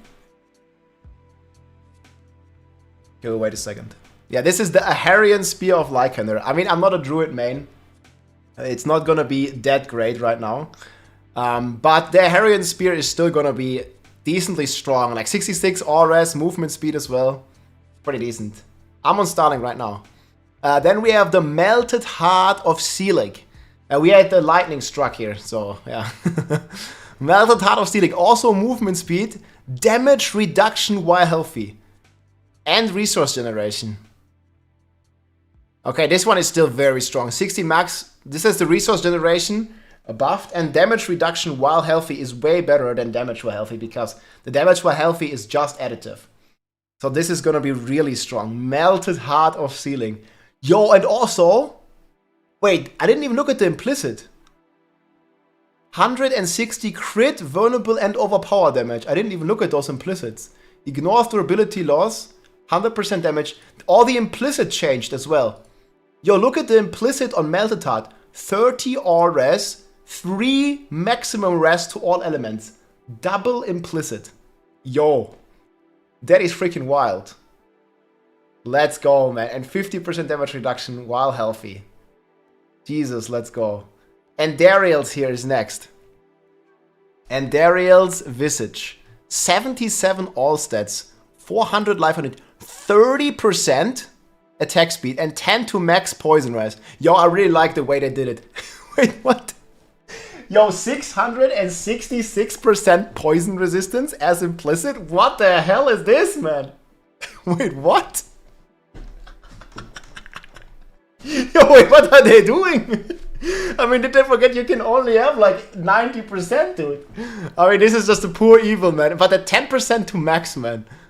Yo. Well, I don't know about the damage. I think the damage is going to be like 100,000. But yeah, 30% attack speed. You probably want to masterwork this one. Or even the 70 all set. Like 77 all sets for like class that are not Barbarian is insane. Man, Poison Rogue is going to eat good next season. It's going to eat really good. 30% attack speed, double crit, masterwork. Yeah, it's going to be like 70%. That might be a typo. Or man, I don't know, like 666 is like representing evil, right? So maybe it's going to be... maybe it's not a typo. Maybe that is actually what it looks like. Intern made some mistake. Nah. But okay, they got rid of the lifesteal. The lifesteal, I was kind of like shadow nerfed anyways before. Like lifesteal only became good like very recently. Like in the higher tiers, there was always like a nerf to it. It was like less effective or something. But yeah, man, you can get like 60% attack speed on this. Insanity. Okay, then we've already seen the Grandpapa, but just to showcase this again. 150 damage, another 150 implicit, another 300% damage. So that's already like 450 damage. And then another double for all your crits. 3.3k life, 150 all stats, 20 max resource. So if you are like masterworking the resource, you're gonna have like 50 something max resource. Or you're gonna probably masterwork the life or the all stats. The all stats are gonna be like 400 all stats, dude. Yeah, that's gonna be insane. Or you masterwork the damage, just 700% damage on Grandfather, dude. And then some of you may have seen this. They like showed a sneak peek on this. This is the Harlequin's Crest now. 20% cooldown reduction. And this, again, you can masterwork this for 54%. Yo, I'm not sure which one's the craziest one. So, Shaco, man, like it also is gonna be like instant armor capped, basically, with this. Man, that's wild, dude. Grandpapa, 150 all stats. I don't know, man, I like Andariel's a lot. Melted Heart also really freaking strong. Aharian, yeah, I mean, I don't know. 160 crit, vulnerable, and overpower damage. Okay, whatever. Turael's Might, really good for Whirlwind. Damn, dude. Then we have the Doombringer. Also, a lot of all sets. Man, it's a one-hander. You can get 200, 250 all sets on a one-hander. Yo, I'm feeling that. And then the Starless Sky. 2 to all core skills. I think the craziest here is the crit chance. Do 12 crit chance base. Again, you put Greater Affix on this. 12.5 times 1.5. Is that gonna be like 18? Man, you're gonna have like more than 30. You're gonna have about 30% crit chance with this, yes? Man. That is freaking wild. Yeah, the full patch notes, I'm going to link them in the description. We'll look throughout all the other classes. I just want to check one thing real quick here. Oh, there's no Ramalaldi in here? Maybe they don't have all the uniques yet. But man, those mythic uniques, we'll do detailed. I wanted to check the Ramalaldi's Magnum Opus. We can check on one here. Tuskhelm. Yeah, I mean, it's okay. It's kind of more on the mess side. It's in multi-class. Wait, what? Why is it multi-class? Where the hell is he multi-class? Why they put Ramaladis in multi-class? You wanna see the rest as well? Tybet's Will. It's okay, all stats. It's like almost the same. You know, some of these are not loading or something. Okay, here. Pain Gorgers. This is for every. Oh my god, cooldown reduction on the bash. What? Yo, and basic skill ranks? What is going on? Okay guys, Bash Barb next season. How about Bash Barb? Cool, okay, no crit though. Wait, why the fuck did they remove the crit? Okay, no crit chance though. It's gonna hurt a bit. But I mean, we're gonna make up. Guys, it's fine. The crit chance, we're gonna get enough. We're gonna have 100% crit chance just using Starless Sky. It's gonna be fine. Plus the Shard of Riranthiel. Yeah, they cutting the crit. They cutting the crit. That's not too bad though. Temerity. I don't know, are you interested in these as well? Temerity. Nah, I just wanna look at the juicy ones for this video. Okay, Hellhammer, you've already seen. Hellhammer is looking very good. It's non-capped scaling, you see? It's giving 300 main stat, and for every main stat, you're getting 10% X for every 100 strength. So you can get a lot of juice here. And on top of this, they are buffing, I think they are buffing the base of upheaval by 15% as well in these patch notes. We will make more videos about this, but that's nuts. Okay, Rage of Harrogath. And how many taps do you want? Yes. Yo, yes!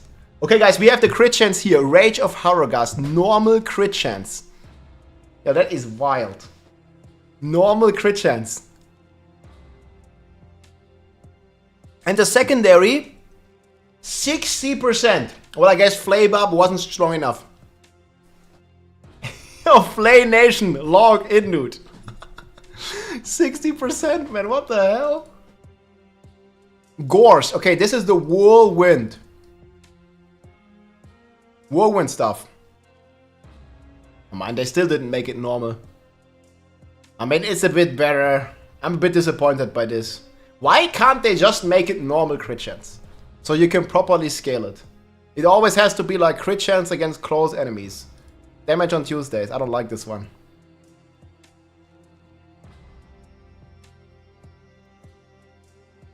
I still didn't see Ramalaldis. Maybe some of these are not loading or something. But hell yeah, man. It's probably here.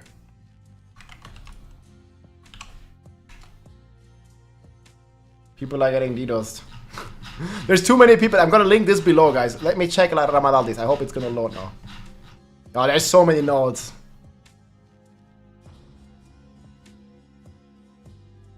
Okay, X-Files, Mother's Embrace is next.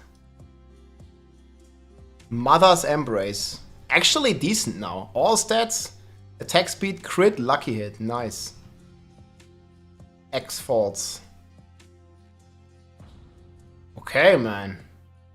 These are still like, okay. I mean, it's good that they rework all these. Okay, Banished Lord Talisman. We're only gonna go about the highlights. Banished Lords, 10% life on an amulet. Yeah?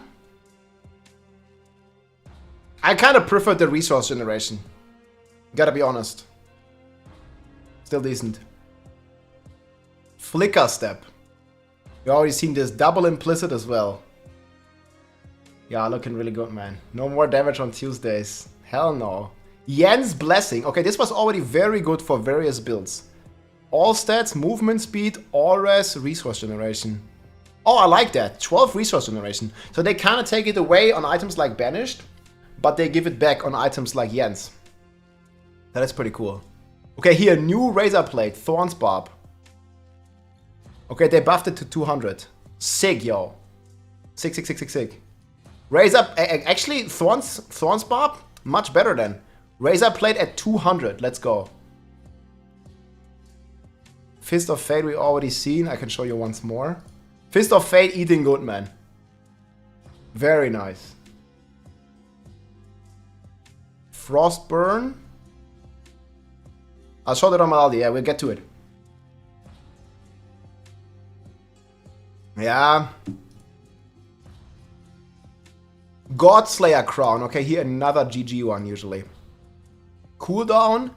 Damage to elites and all stats. I like it. Also 60x 12 seconds. Okay. Godslayer still very strong. Yo, I don't know why there's no Ramalaldi. I can't find it. Can you link it to me? Oh, here. There it is. Okay, we found it. Last but not least. Ooh, 0.5. Okay, another 10% X. People were talking it's under multi-class, but it's under Barb. Okay, I like it. That's actually a pretty good damage upgrade, right? It's more than 10%. It goes from 0.4 to 0.5. Crit damage, resource 20, strength, over. Okay, I don't know why it has overpower. Look at the top, yeah, 50% damage. It's not that crazy. I mean, everything else is the same. No, but this is just, okay, girl, you gotta understand, this is just additive. This is the implicit. Lose 10 Fury. What? They nerfed it. I don't know what you want at the very top. Like, it just says updated. You lose 10 Fury, yeah. Okay. Okay, I'm not really so hyped about Ramalaldis. What is Ancient Oath? 14 cooldown, 6 Steel Grasp. Okay, very nice too. But yeah, guys, I mean, again, I'm going to link all this below. We're going to make another separate highlight video. But for me, the highlight is definitely, well, the Pain Gorgers. That's fucking great.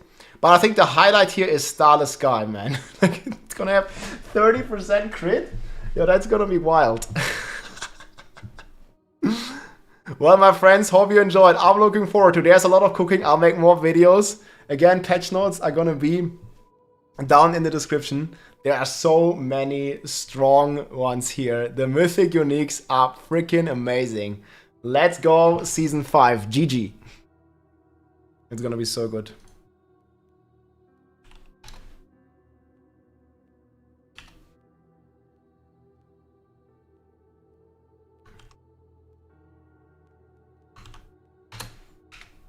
Okay, we have the recap.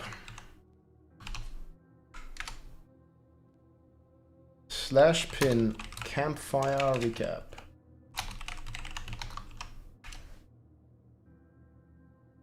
New posts on Discord.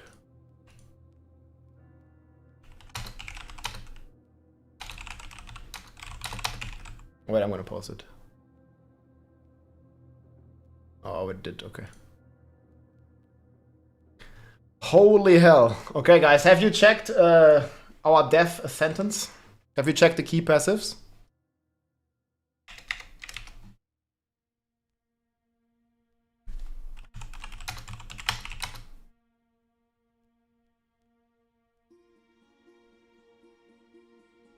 They nerfed Ramallah. Yeah, I don't know about Ramalladis. Like that. I don't know why it drains so much.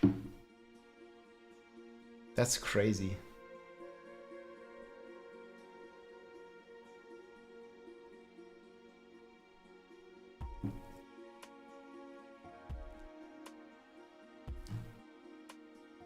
Ariad Sparing, did they finally do something good with this?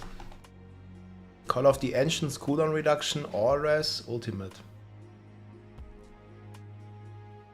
Both health reduced by 80%.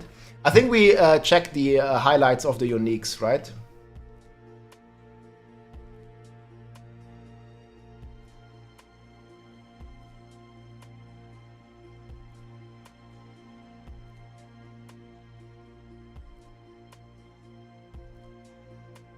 Maybe you can go over the cap, yeah, maybe. Okay, guys, we have the recap video ready. Hey, everybody, it's Rob here. You want to check it out? It's right here. Also, it's on YouTube as well. If you missed it, guys, we have a quick recap.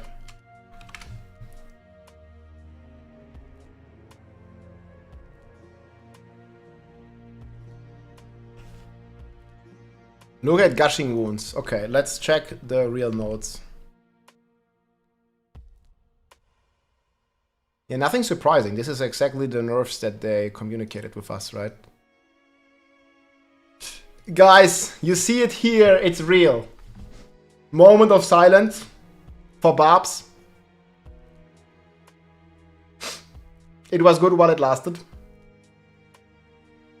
I think we have some ways to make up for some, but man. Wait, it's not even 75. What? No, it's not even 75. It's already 35.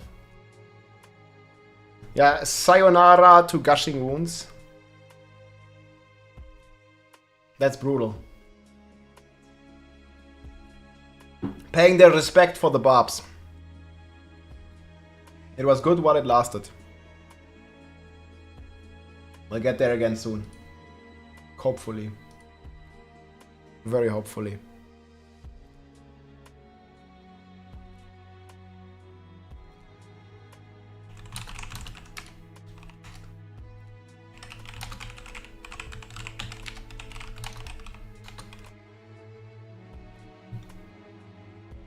Yeah, we had the lightning struck, guys.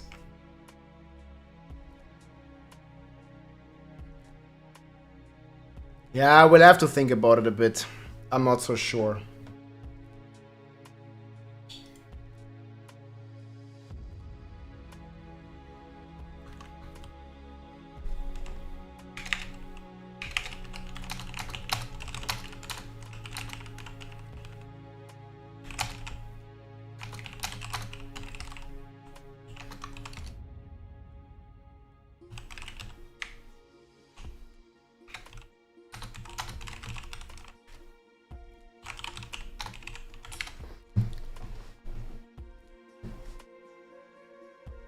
Are our uniques becoming legacy? I don't think it says it in here.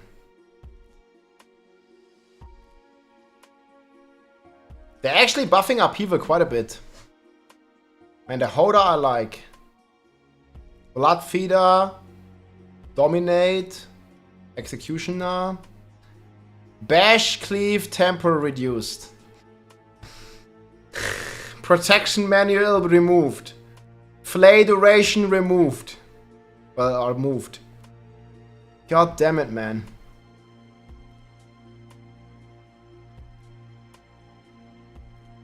Kick, cooldown reduced.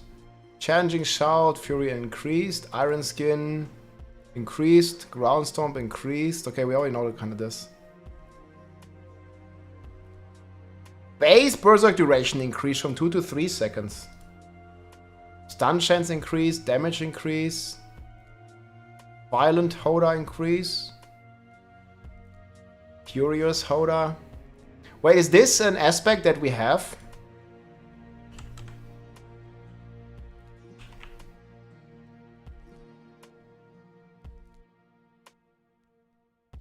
Okay, Hoda might actually be decent for leveling. I'm thinking Hoda might be quite okay for leveling. They also increased the rune here. Hammer of the Ancients gains 2 crit chance. Hammer of the Ancients gains 2 crit chance for every 10 fury you had when cast. Yeah, the thing is rip.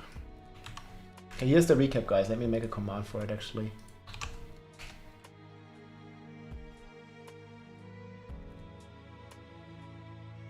Hey guys, I made a summary video. Hey everybody, it's Rob here. You can see the summary video here. Leave a like, leave a comment, helps a lot. Let me add this as a command. Recap.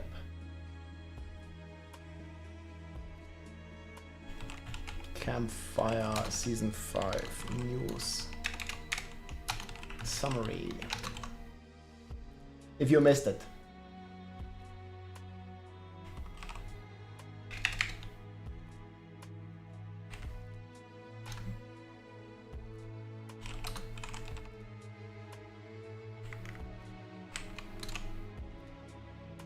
Work? Recap. Yes, it does. Nice.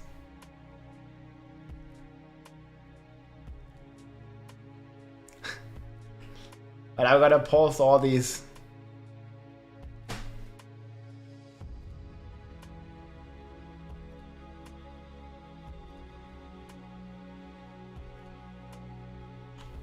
How many can we post? On X, how many pictures?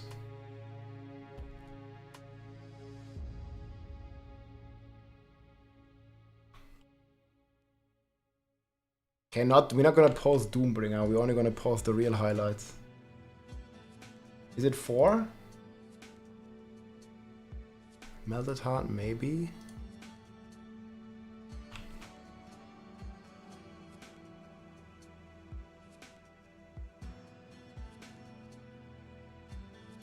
Melted Heart's looking long.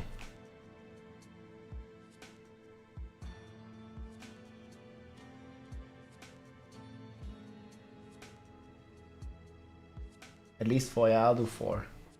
4 is fine.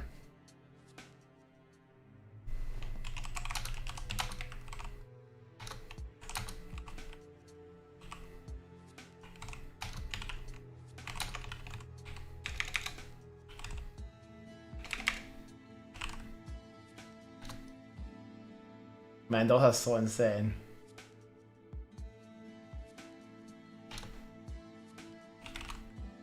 I think Starless Sky, again, 30 crit chance, dude.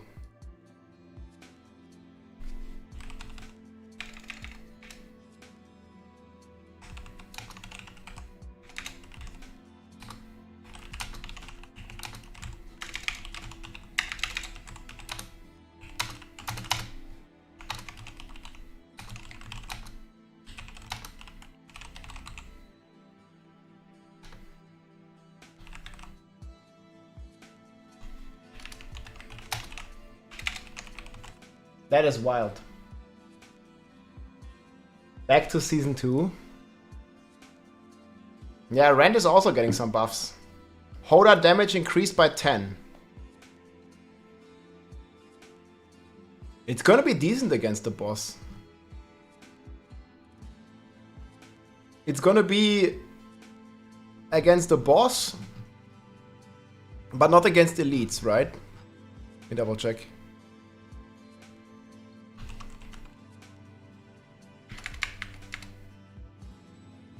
Yeah, only against bosses, so it does not work against elites. That's still going to be very strong. Either way, it's going to be very strong. I'll be making a leveling guide. Yeah, we'll check out everything, man. I mean, we'll probably focus on Barb. We'll make a focused video on Barb.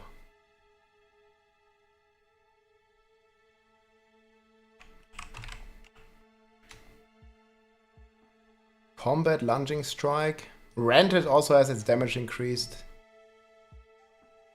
All unique items have received an update to better align them with the current design. Visual gallery showcasing the changes on each item can be found at the end of these patch notes.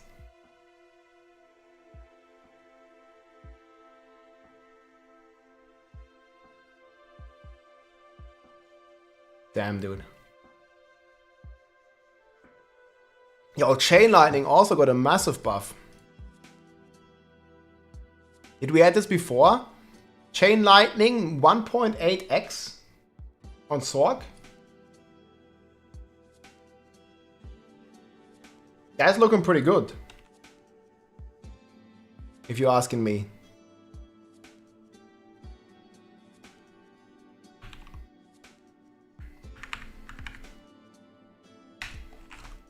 Does it actually work if I put exclamation mark recap now on YouTube as well? No.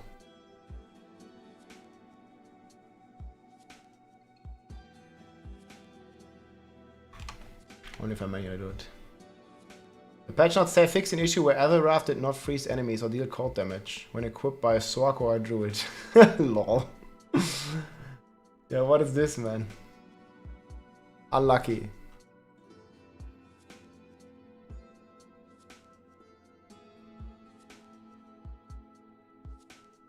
I mean, it is what it is.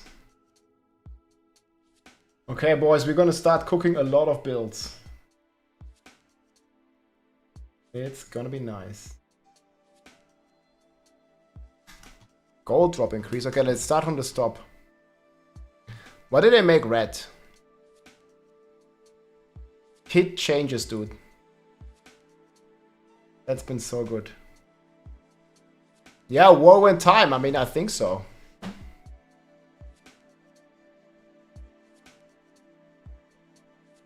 What the fuck is this? Mjölnir? Mjölnir? Looks like it. While Cataclysm is active, you get unlimited. Okay, we already saw this.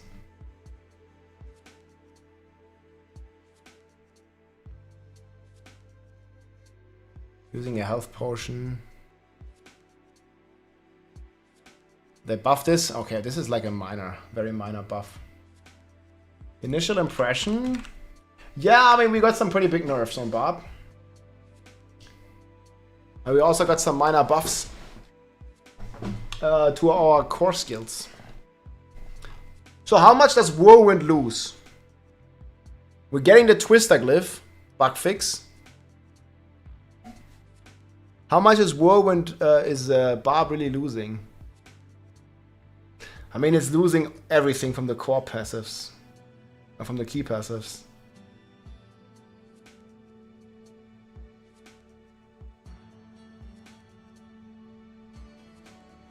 I don't really know about this one. Critical strikes knock down enemies. I guess that kind of helps.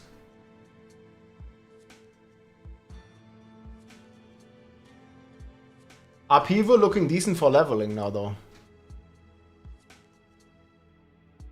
Need to look at Violent Upheaval. Base berserking duration from 2 to 3 seconds. Bonus duration from 3 to 5.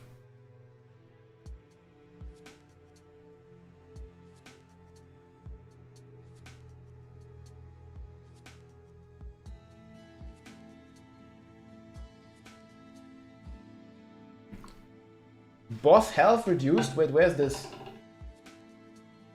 Is this like at the end? Yeah, kick.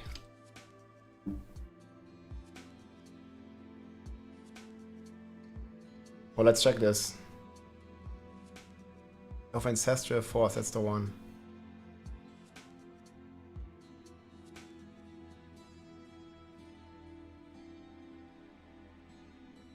This timer has to use 4 seconds when upheaval overpowers a boss. Critical strikes with upheaval against elites reduce this timer.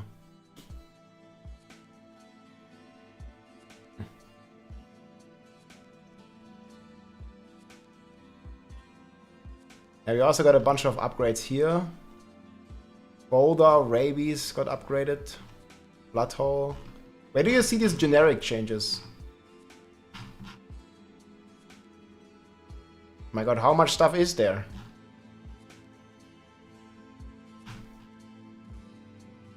There's so much. Okay, here. Endgame bosses. Tormented bosses. Tormented bosses now drop 5 times as many boss materials. Rebalance tormented boss loot to have parity with each other. All tormented bosses have a 5% chance to drop a mythic at 1.5... Wait. All tormented bosses have 5 chances to drop a mythic at 1.5 chance each. In total, a 7.5 chance. Well, now Twitch chat would go again, but this is not how the math works. If you have 5 times 1.5 chance, it's not 7.5. Or is it?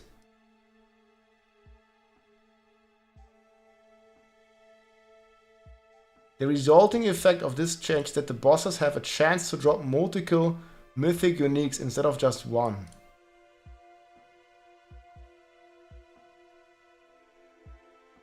It is not, or it is? 5 times 1.5 is 7.5, yes, but 5 times 1.5% chance.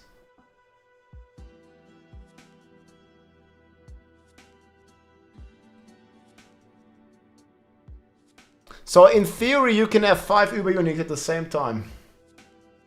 My math isn't mathing.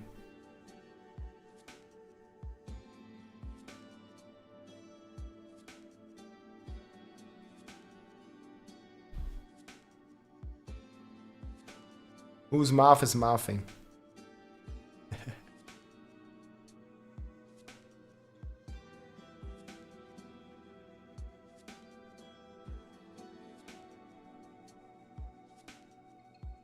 The total cost to summon Tormented Boss has been reduced from 2 to 1 stone.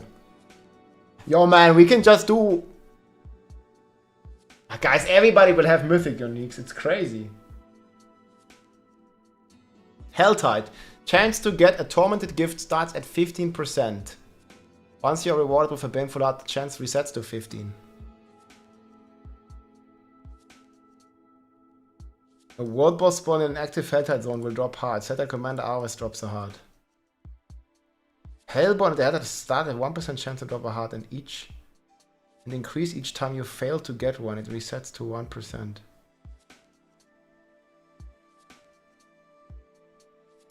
Yo, isn't that way less than right now?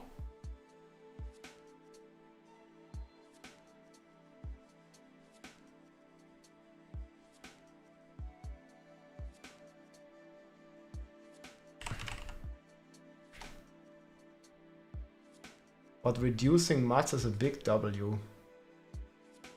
Yes, but this is less now, right?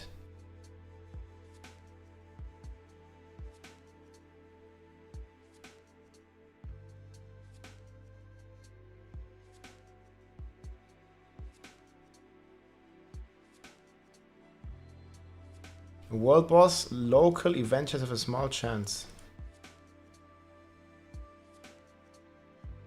Often mind cages return. They always drop from Hellborn, can be stacked up to 3 times.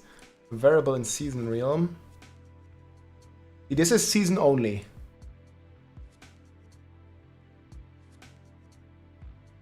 Tormented gift chest in World Tier 1 now require 75 instead of 100. This is really good.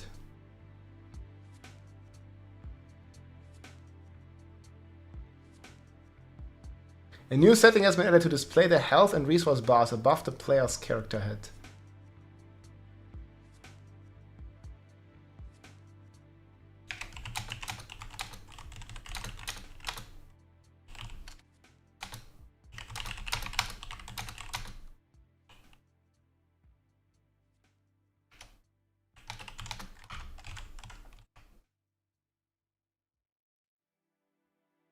New setting has been added. Yeah.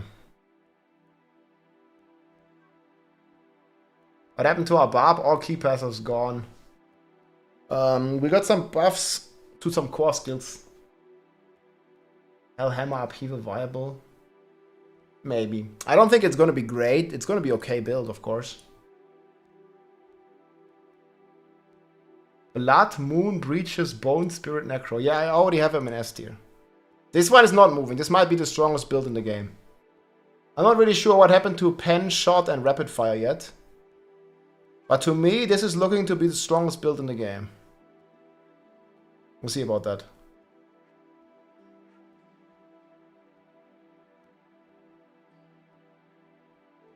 Bone, Spirit, Necro. It's not going to be good for speed farming, but it's going to be good in endgame. And for boss killing. For this season, Elder chests no longer contain obols.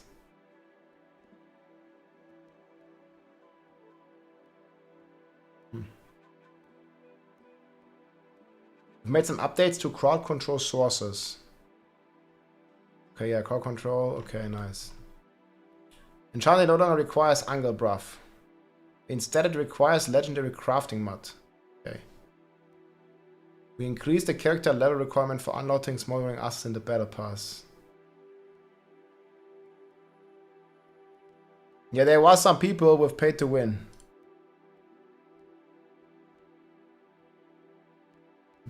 You buy the accelerated battle pass and you could get smoldering ashes faster than you would like kill the monsters.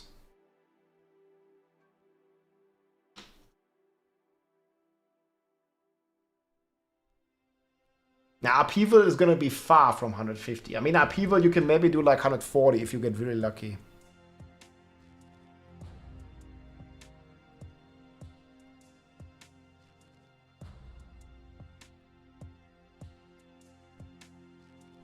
We have increased the max level difference you can earn. Okay, XP, yes.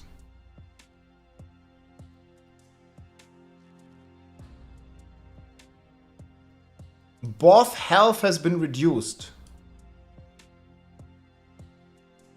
What? What the fuck does this mean? Boss health has been reduced.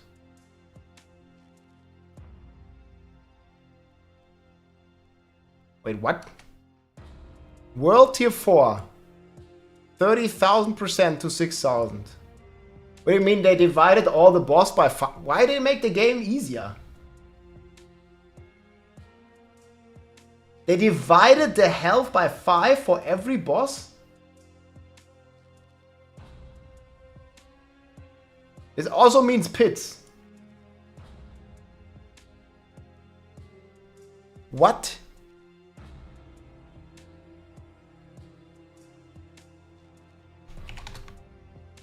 Okay, I don't understand. Why? Okay, guys, here's the Uber Uniques. I don't understand why. Yeah, all the Uber Uniques, my friends. Yeah, I don't get it. Hey everybody, it's Rob here. We just got the full... This is all the Uber Uniques.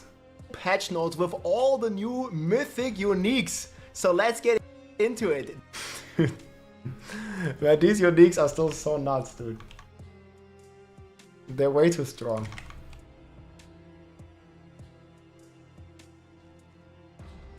I need URL short now. Yeah, I don't understand. We need to check what this means. So that means the world boss is gonna have 5 times less HP. That means all the pit bosses are gonna have 5 times less HP.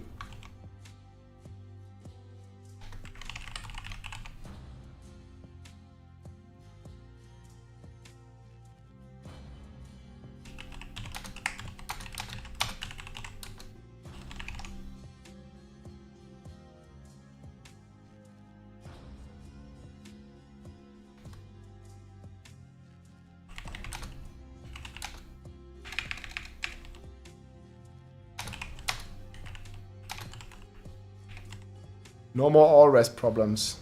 T200 easy.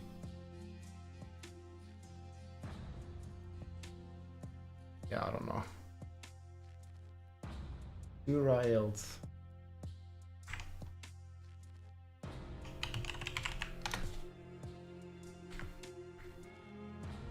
Urails might, man. You just equip this and you have no more all res problems.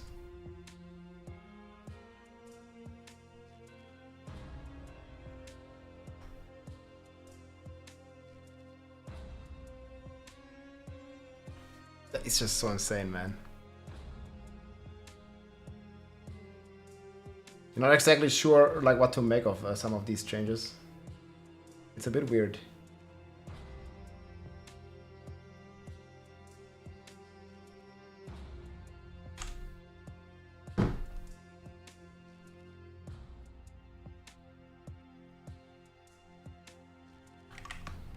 Okay, here are all the Uber uniques.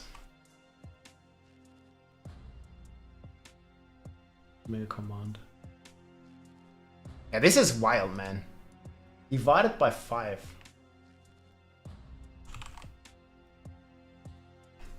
I don't think I'm gonna give up on calling them Ubers.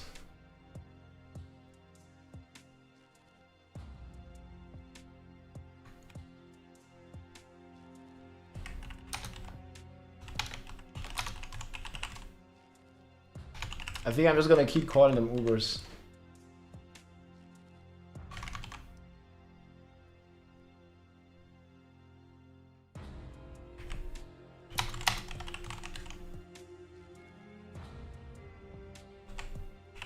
Hit 200 easy now.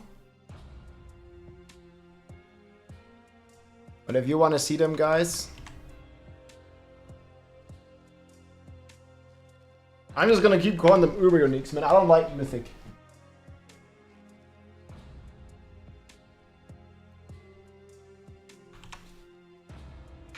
Tuskhelm doesn't look that good. I don't know why they removed the damage reduction exactly.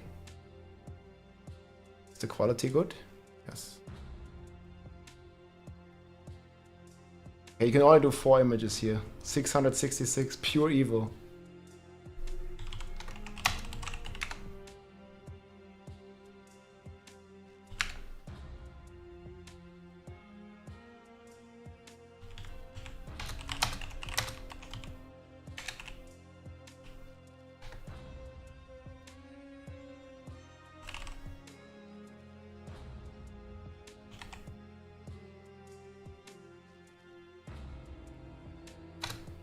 I don't think it's a typo with the 666.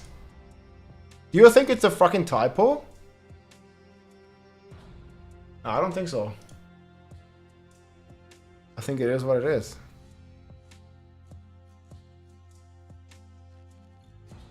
No typo, yeah, I don't think so either. But this looks like a typo. What the hell is this, man?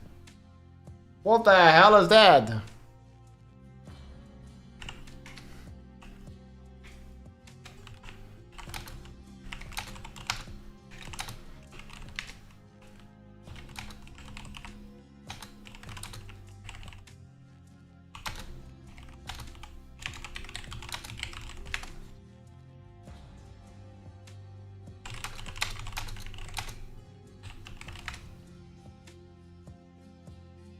Spend and spark. Pit boss damage reduced by 66%.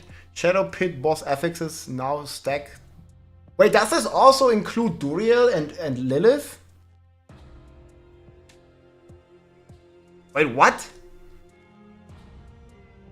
Lilith is gonna have like 10 million life? Wait.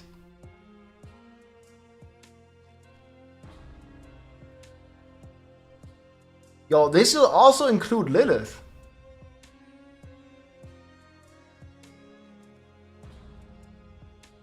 This is not in the DLC. This is not in the expansion.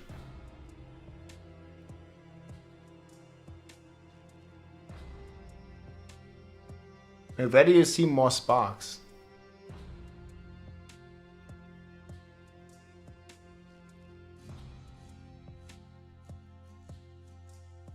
No, I don't understand this change.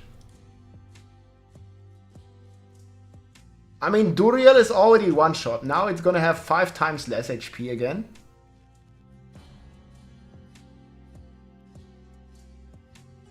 No, the world bosses will also be. It didn't say Uber boss, just boss.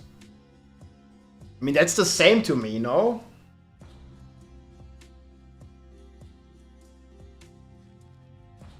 The bosses now have negative health. Yeah, that sounds wild. I don't really know.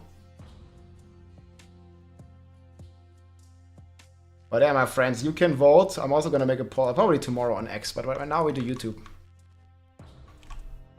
Let me know what class you are gonna start with. I haven't voted yet. There's still many barbs. Would you still feel the same after the notes? I mean, the key passives are getting giga nerfed, but we got some buffs to it, so that's pretty good. I don't know if they are changing the Ubers we've already farmed. Yeah, also World Tier 2 is getting a half the HP. Your World Tier 2 is getting a lot easier as well.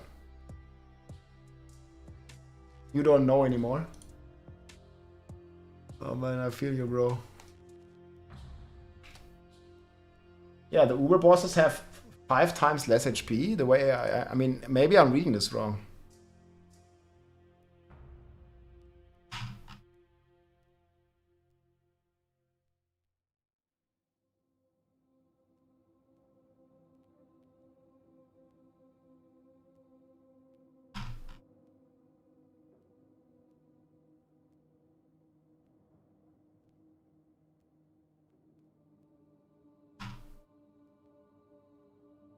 Not really sure.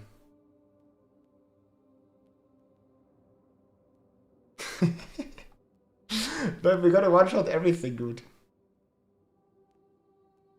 Did they nerf anything else to Bash? Not really. Wait, did we see Shard of Rerunfield? Fix an issue where the screen reader didn't identify Paragon nodes.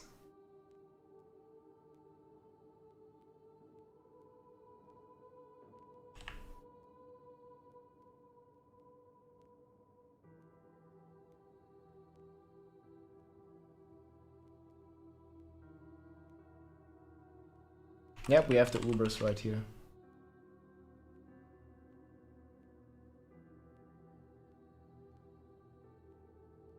Yeah, Bash got nerfed pretty hard.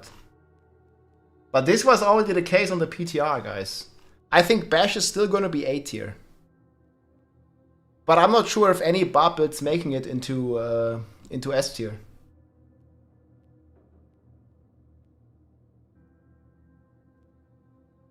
Oops, they just don't load here. Man. This one is brutal.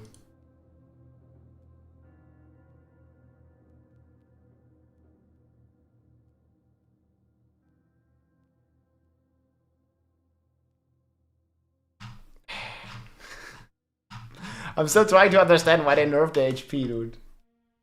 They didn't even give a developer node.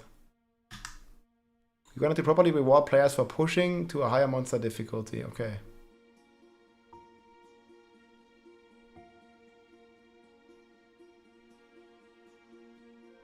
So here, this one.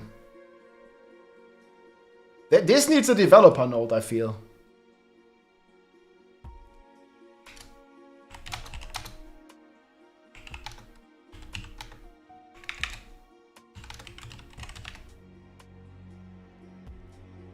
Let me turn on the alerts again. That's a good idea.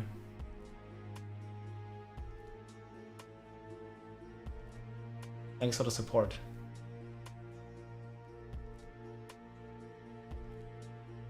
Can I get back here?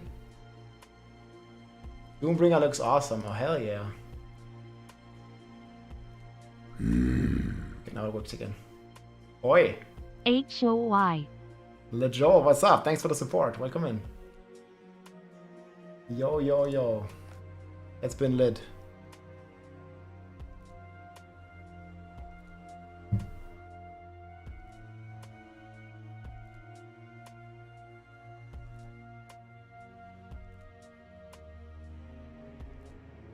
We have all the Ubers here, if you want to see them.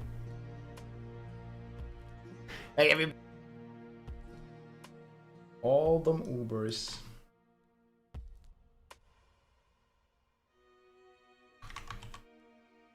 Here. Leave a like, leave a comment. Helps a lot. Check out the video. Capstone on level 1. Nah.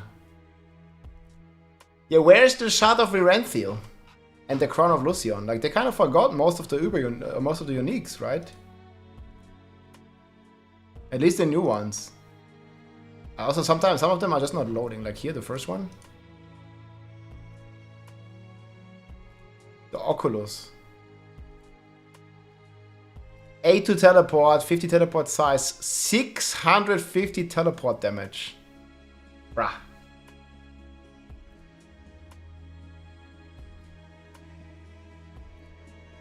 Druid Malignant Ring has uncapped scaling.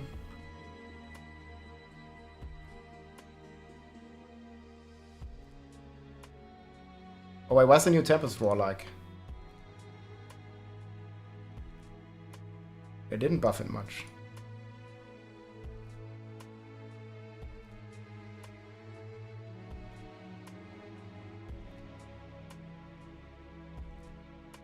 Okay, what's about this ring? When casting an ultimate skill...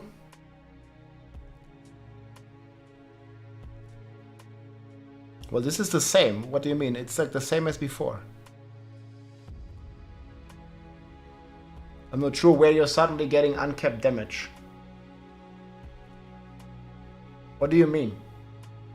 Yeah, Tuskhelm got nerfed. I don't know why. Like, nobody was already playing it. It's worse than before.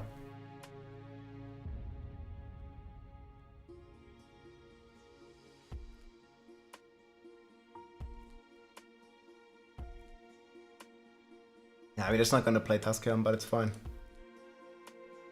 I think ultimate skill. I mean, this didn't change. It's the same. Not broken? Well, it's the same effect. The Blood Moon breaches. Yeah, I mean, Bone Spirit was already the strongest build, and it's even stronger now.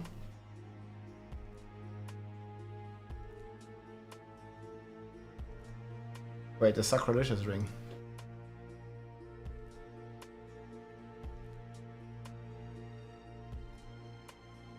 This is not really being changed much. Orbs, skills. Max Essence is gone? Wait, is it just me or is the new one worse than the old one? This is like Tuskhelm. Isn't this one just better? Max Essence is so good on Necro.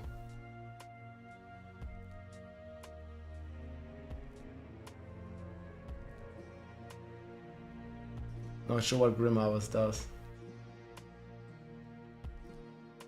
It got worse. I'll redo tier list, yeah, for sure. Not right now.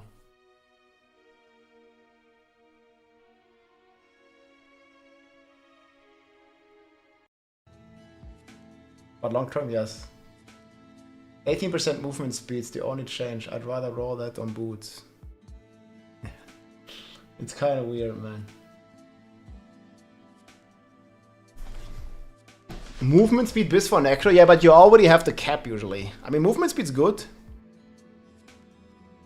But I don't know, max essence? Creates corpses on Lucky Hit. Okay, that's actually decent. I still like, this is like hardly a buff, right? What about minions?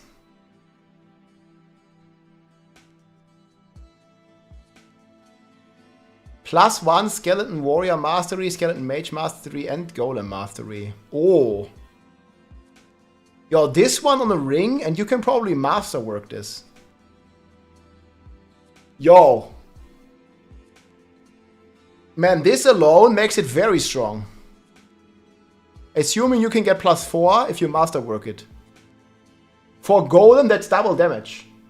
That's 100% damage, right?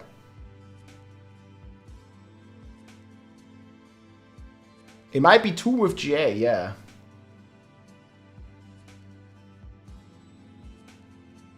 Barb got an always berserk aspect, yes. Anger management. You better manage your anger. Manage it right. Freaking anger management. People got mad about this.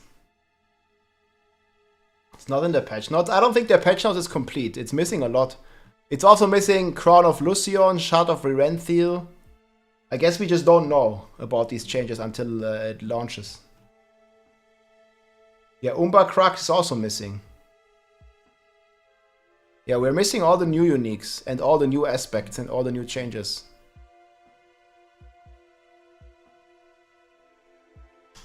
Yeah, towards the top of the patch notes? Wait, did I miss them?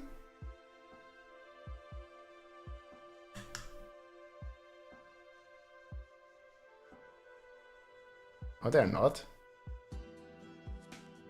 Maybe they are unchanged.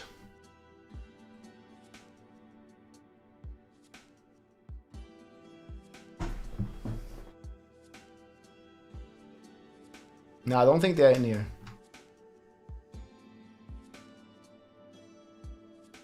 Well, I mean, I'm just assuming they're gonna have the same stats. Little more down. Okay, can you link me an image of them? They're not in there. Is Blood Moon also not in here? Maybe I have 5 this.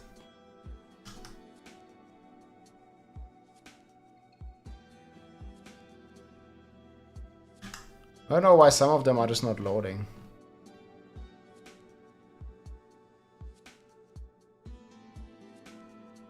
It should be pants, right? Or what did I do to Deathless? Max resource, armor, bone spear. Bone spear. Okay, this is really good.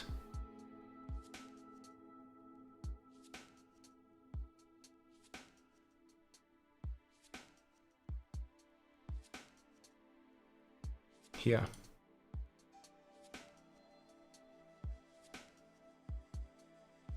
$150x. Yeah, this build is gonna be giga strong. Page bugs, yeah, it's probably like a lot of people on there right now.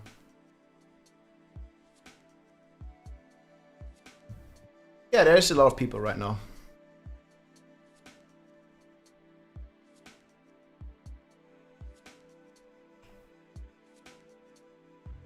Bug updates. Okay, I'm gonna search bug updates. Yep, it doesn't exist.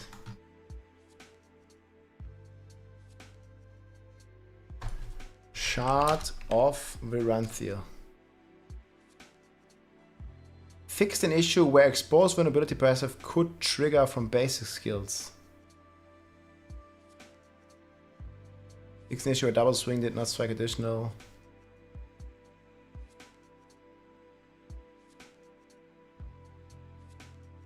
Fix an issue where stacks would not be granted from Crown of Lucion while channeling Whirlwind. Oh, they did change some stuff here. There's no more mentions of anything of this.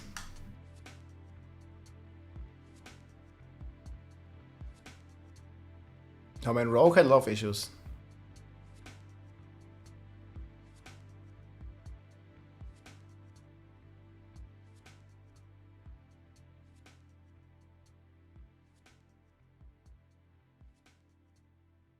Yeah, but they don't talk about the... There's no mention of Shard of Viranthiel anywhere here.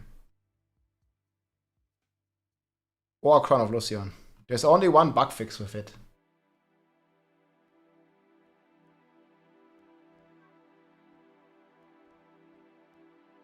Yeah.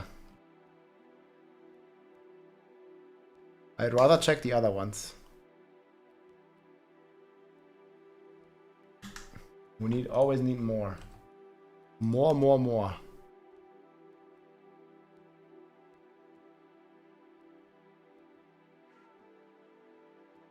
Fractured Winterglass. So where's the Sorc Nation? Non-physical damage. Chance for frozen or projectiles to cast twice. Conjuration cooldowns reduced. +4 to Conjuration Mastery. Yo, wait, if this is greater affix, it's +6. And then you can masterwork it. It's gonna be like plus 10 Conjuration Mastery. Oh, that's insane, dude. Yeah, all the key passive has been nerfed on Barb. All the key passives, gonzo.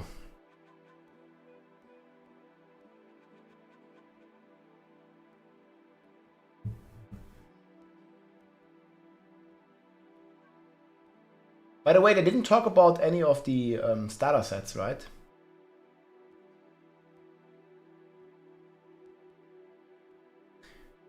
Think we're gonna get Whirlwind, Dust Devil in the starter set again?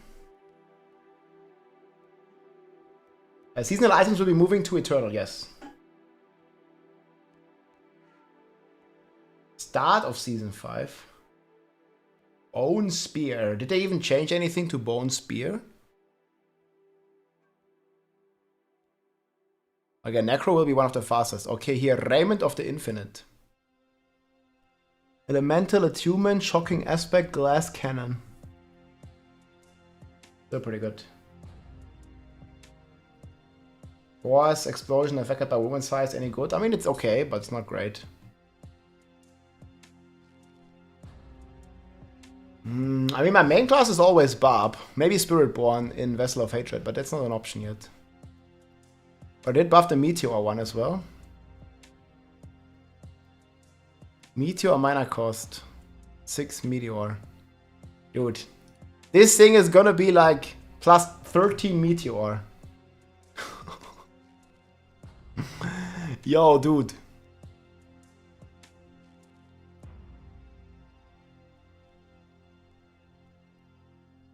I'm not so sure, man. Do we not play Barb? I think Barb will still be pretty good, but... What key passive do you want to play on Barb? You can't play Gorse anymore, I don't think.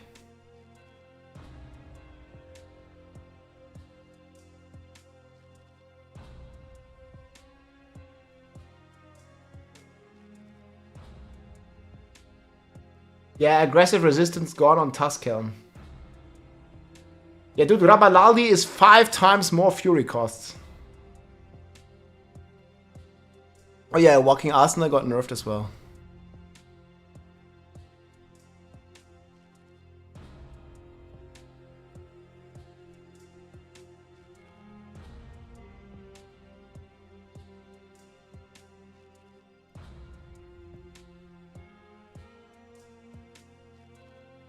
Ramalaldi and Tuskhelm. Yeah, there's nothing to Deathblow, right?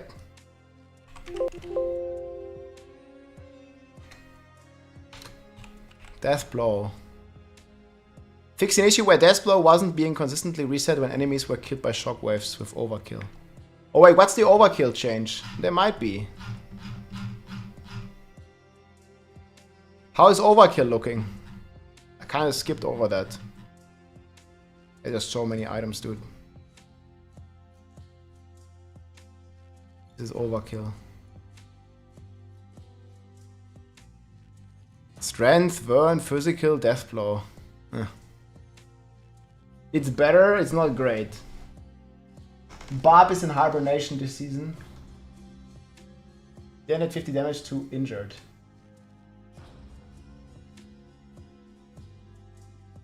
What do you mean with burn?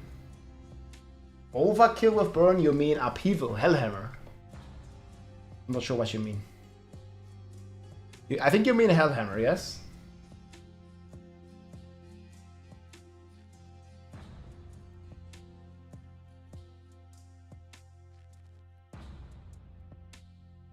Well, I'm just assuming that the new uniques are not going to be changed at all.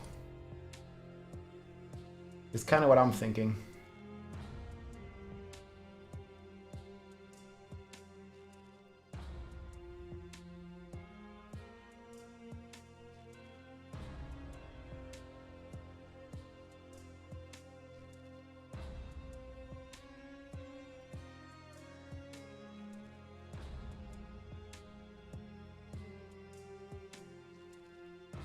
But we'll see.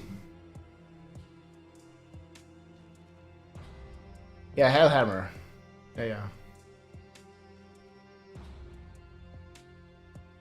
We will get more loot chests. Not sure what you mean, loot chests. Where were we at? Flame Weaver. Okay, Flame Weaver here for the Fire Sorcs. Fire Wall size. That's pretty cool. Okay, attack speed got giga nerfed. Do no more Fireball ranks. But they're getting double damage on it.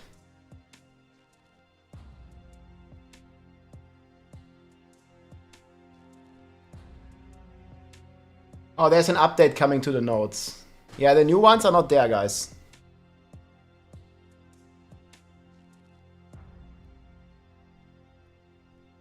Yeah, it's not, they're supposed to be there. They're not there right now. They will be there again, hopefully. Soon.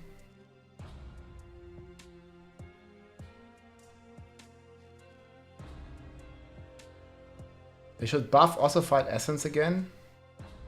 I think Necro... I don't know, man. I would rate Barb the weakest right now, but it's hard to say. Rogue is looking very strong at the moment. Tarasha. Potent Warding. Oh, it still has cooldown and they even buffed it. Sorc? It's very hard to say right now. I have not checked all the items on Sorc yet.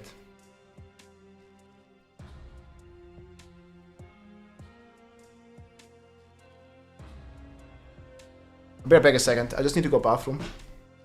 Yeah, we'll check the other items on Druid as well. Oh, we'll see. How would you rate the classes, guys? I think Rogue is looking very promising. Need to move the chat. Be back a sec.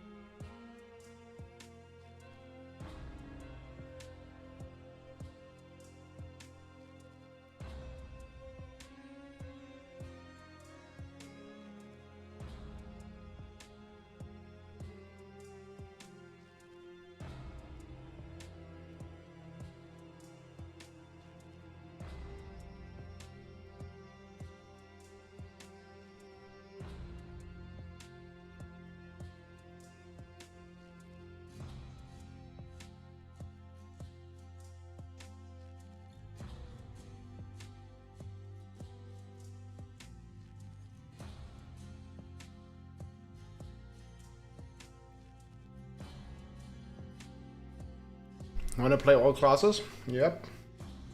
But some classes are going to be better or worse than others.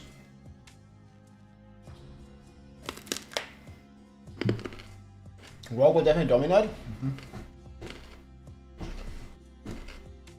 Necro on 5?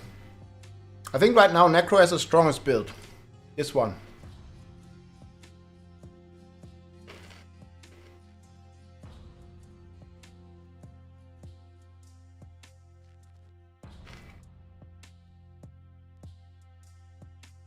Maybe. Starlight is looking really fucking sick, yeah.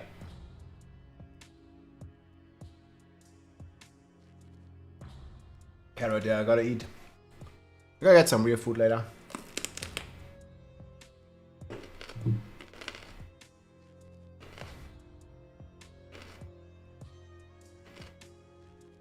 Wait, normal uniques require level 100?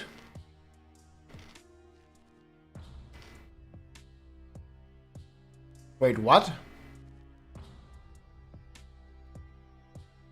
Season 5 releases in 5 days.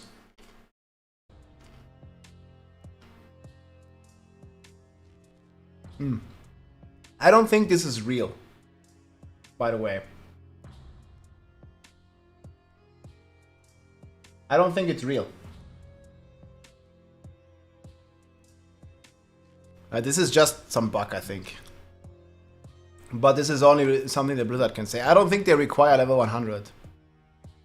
They just found it on a level 100 character. Or, I don't know. Maybe it is real. Yeah, the Mythic don't require this high level.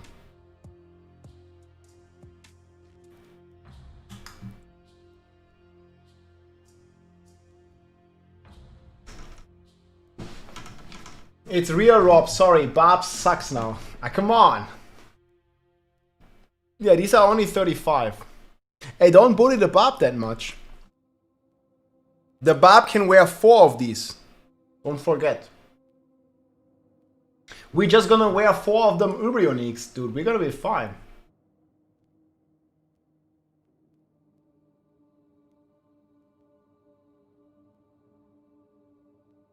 Why is the gauze looking nice to you? I think they don't look that good.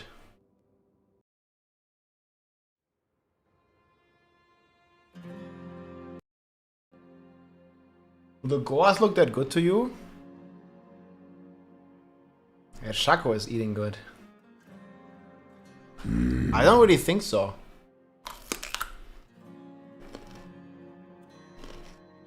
Nah, you never play Goas.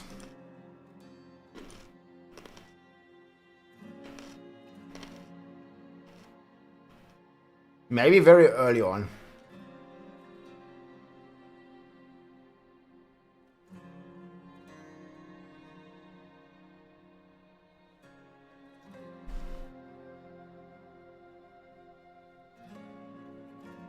I mean, Whirlwind works with attack speed now, so it makes sense that attack speed is gonna make a return here, right?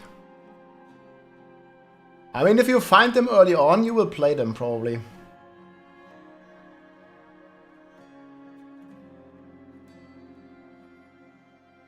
But the 5 Whirlwind ranks don't do anything. Yeah, Whirlwind itself is not dealing any damage.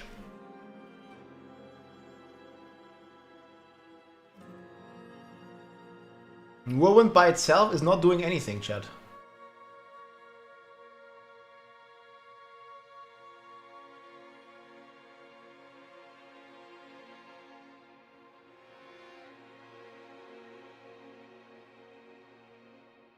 Hey everybody, it's... Yeah, we have all the items here. Season 5, yeah, I'll make a video about the Barb stuff. So far, I'm not feeling so good about the Barb, I must say.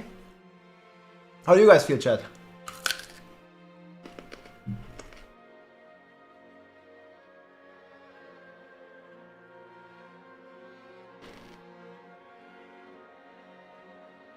It didn't.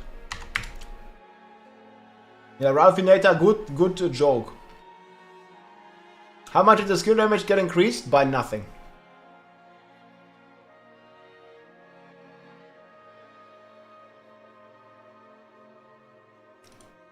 Man, I think the craziest change is this.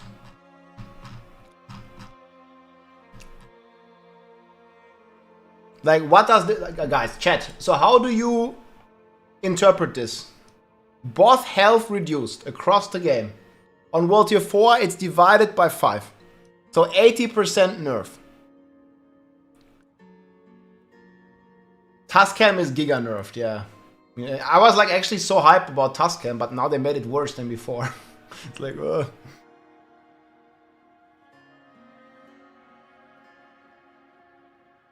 I'm not so happy about that. Ramalali is kind of the same thing. I think it's worse than before. Woman build's still fine. Yeah, woman build's fine. But you can't play bleed.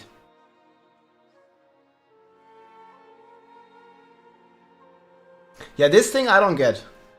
Does this mean that Uber Lilith has 5 times less health, chat? What do you think?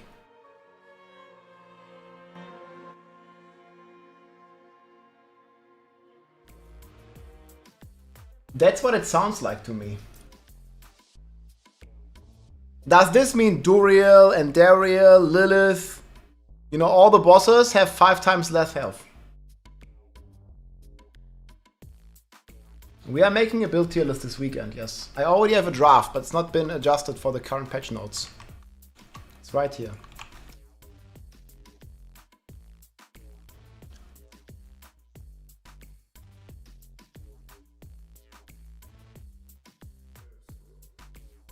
Yeah, I mean, if Lilith has 5 times less health, like, what's the challenge?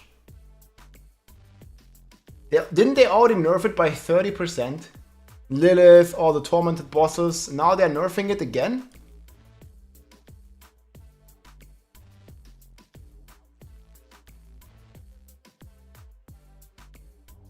I don't know, man, that is like kind of weird to me. I guess there's no way to misunderstand this, right? Like if you're all understanding it the same way.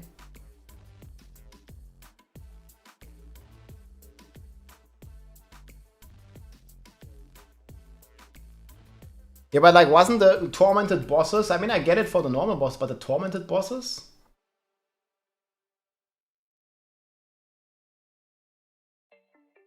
Pit boss damage reduced divided by 3, yeah.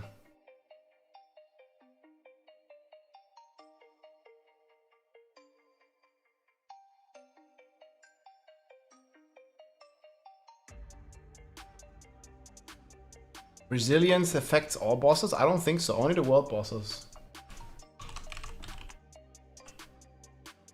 No, it's here only for world bosses. Season's Nightmare Dungeon rotation remains the same.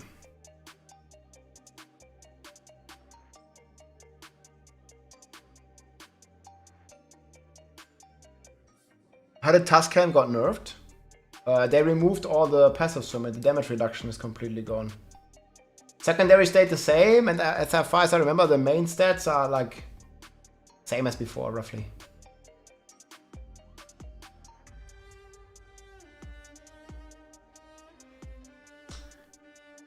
Yeah, I don't really see Tuscan being good. I mean, you're just gonna play Crown of Lucion then, or Shaco later. It was never going to compete with Shaco, but I thought it's going to compete with a unique helm. I think the current Tusk helm is better than the new one. You can see World Tier 8. Can you link a timestamp? Really?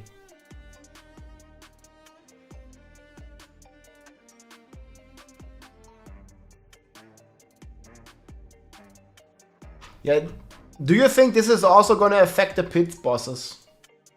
So pit boss HP is also divided by 5. That's a good change. Oh yeah, exclamation mark tier list, the sheet is public. Yeah, this might be the case.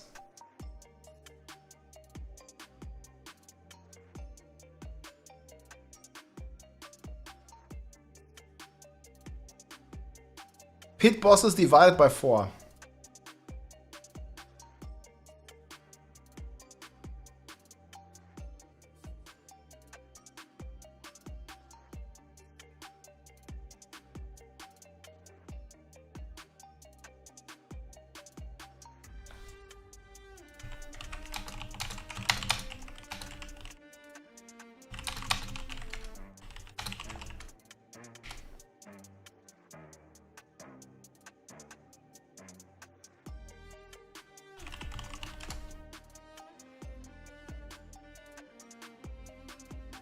Good changes in that regard.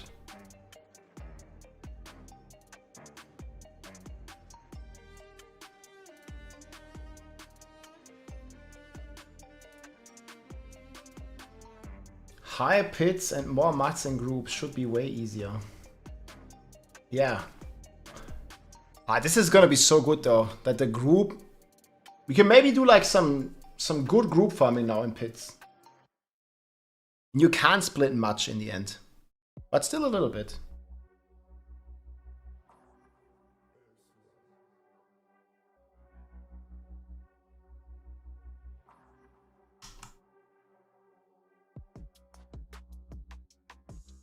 They raised boss HP? Nah, they didn't. What? They raised this? No. It was a bug, Tin Man. They, at least to my understanding, the increased boss HP on the PTR was a bug.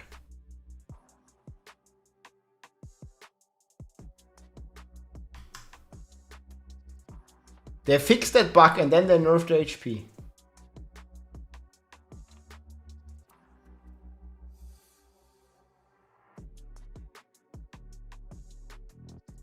But the problem is with Crown of Lucion, guys, it didn't work for Twisters.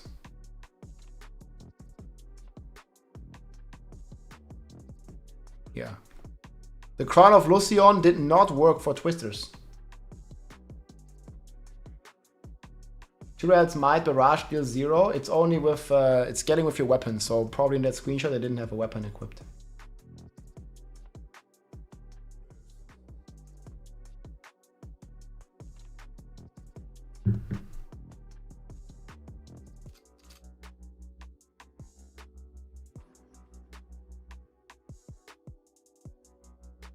That's a bit unfortunate, man.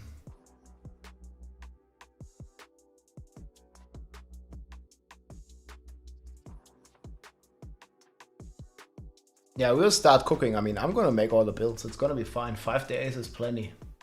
I mean, I wouldn't say it's enough time, but I want the season to launch, so I'm okay.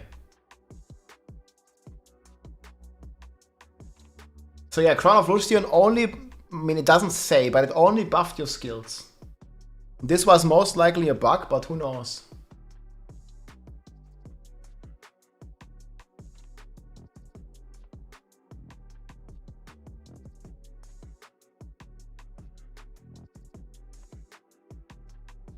I don't think that's the case at all.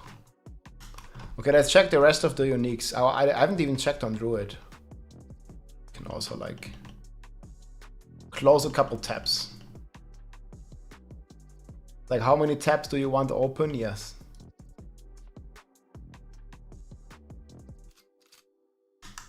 Flash render. Defensive skills. Death of Crone. Some good multipliers for sure. Did they remove anger management? Not that I know. Why would they remove it? Dolmen Stone. Nature magic cooldown +4 to Wrath.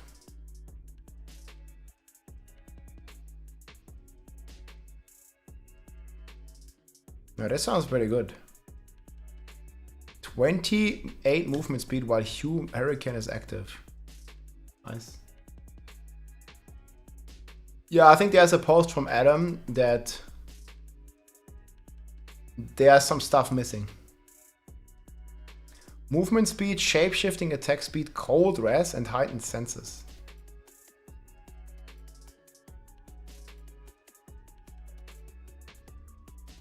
Yo, this goes up to 3% now. 60% X.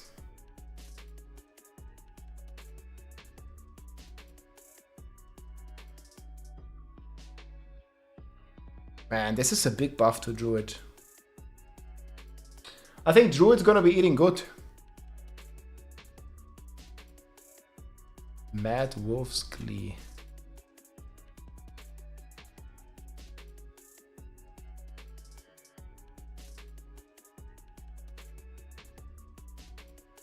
Man, we're just gonna melt Uber Duriel. He's just gonna be instant dead. Even the Druid's gonna just blast it. Werebear form is now your true form and you gain 5 ranks to all Werebear skills.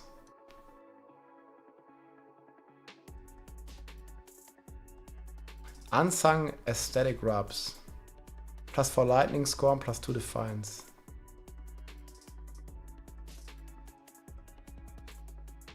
Tempest Throw we already checked. The seal.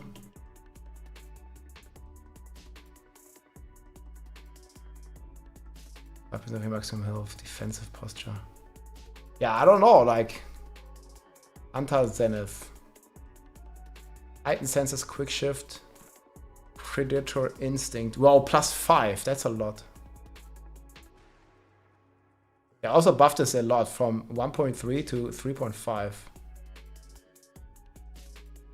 The healing rupture bug? Nah, that's still bugged.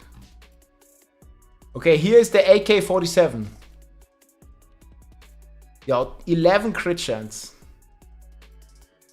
+3 to landslide. Oh boy.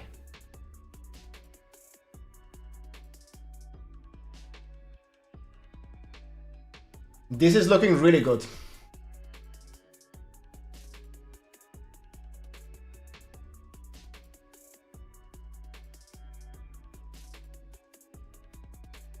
So for Druid, guys, you think Landslide's still the best? Pulverize also pretty decent. Yeah, Necro has the strongest build in the game, I think. How much is the Necro one now? No, don't have any builds. What do you mean? The pants is like 1.7 now, right? They're more than buffing it. They're more than doubling it. This is gonna be the strongest build.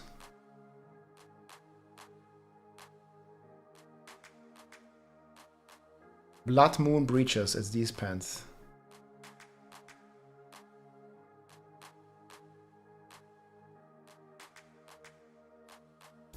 PTR was 100x. But why is it on live? Wait, we need to go season 4 then.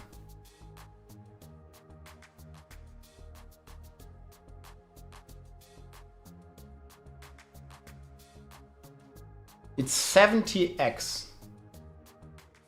The new one is 140 or something, right?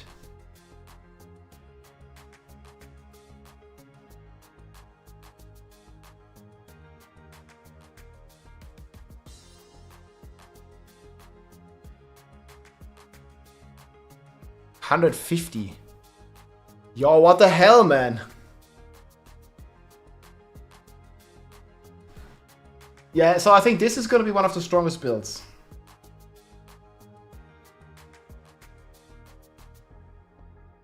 Okay, we'll start looking at the Barb stuff. You think any Necro Blood build will be good with these changes? No. Don't think so. But there could be. I mean, I don't really know that much about the Necro Blood builds.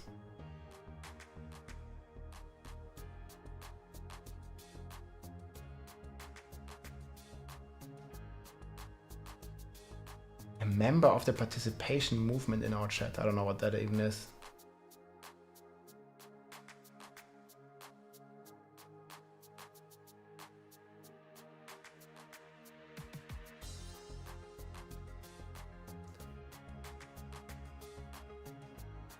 Yeah, I think it's going to be hard to find a build that's going to be stronger than the Bone Spirit.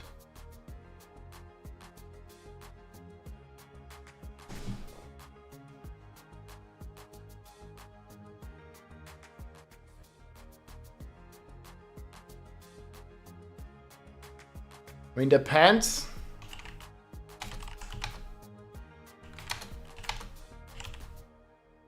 The Blood Moon pants are from 1.7x to 2.5x.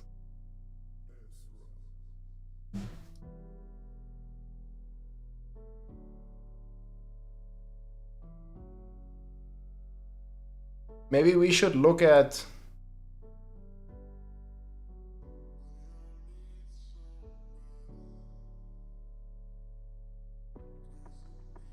Maybe we should look at the Barb changes separately. This is all good information. So we have buffs.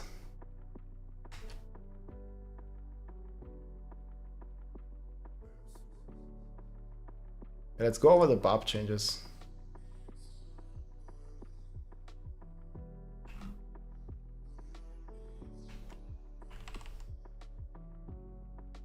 We have base damage.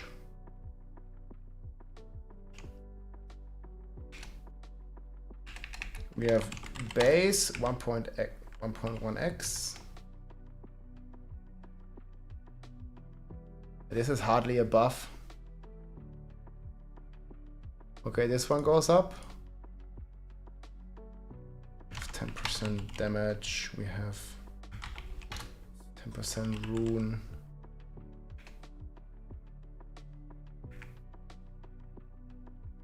So we have 1.1 times, then we have 1.4 divided by 1.3.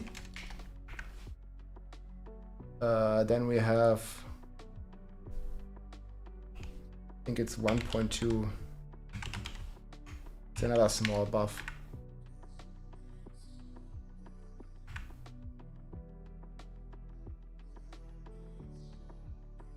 This is still going to be weaker than before though. Significantly. These Hoda buffs don't really mean much when they are next to... even though the buffs to the boss might be really good.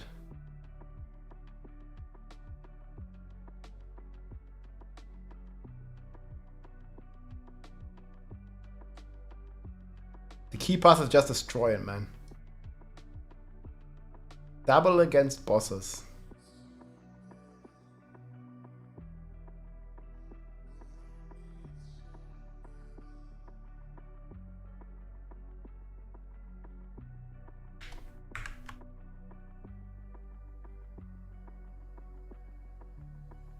So that will mean that Hoda is still gonna get a nerf, yes? Slightly. Yeah, they're going to add the new uniques, we just have to wait.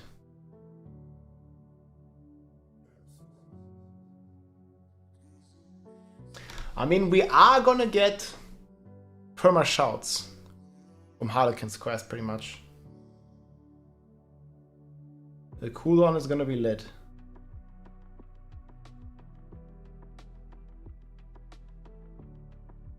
Don't really care too much about pit pushing. There's no leaderboards anyway, so pit pushing, it's more about like speed run leveling and stuff. First character, I have a poll open right now. We have 5 this. You can check it out right here. I haven't fully decided yet, but most likely Barb.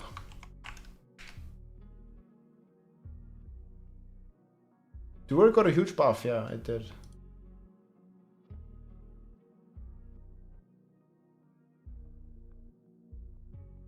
Best rogue to start with, you think?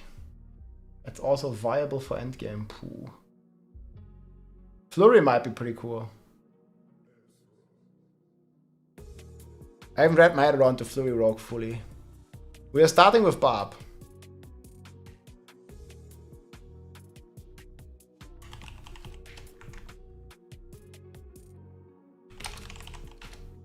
I mean, Hoda is not gonna be that bad, right? Hoda nerf isn't too significant.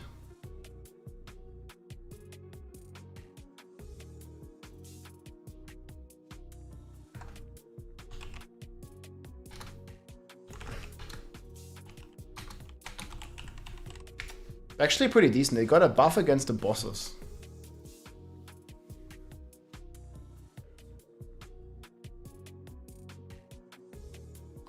Nah, Upheaval is still not going to be viable, I don't think. Do you think this burn is going to do anything? Need to check how much was the base burn. Did they up that?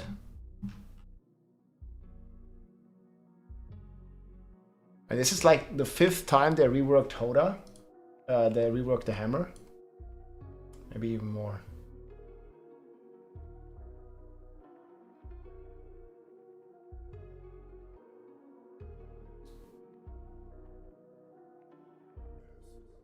Is this already with the bonus? What is it right now? Yeah, the helm gets like plus 12 meteor or something, right? That's gonna be pretty wild. It's gonna be a lot of meteors. Oh, my game just crashed.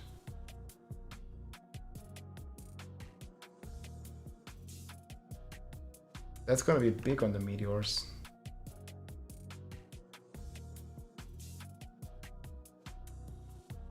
Heck yeah.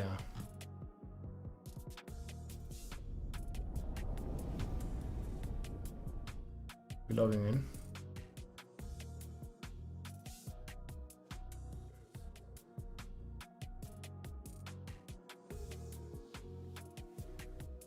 There we are.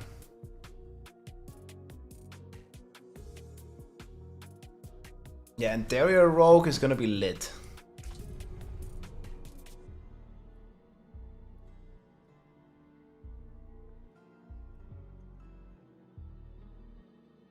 I wanna look at Hellhammer if I have one. I think I do.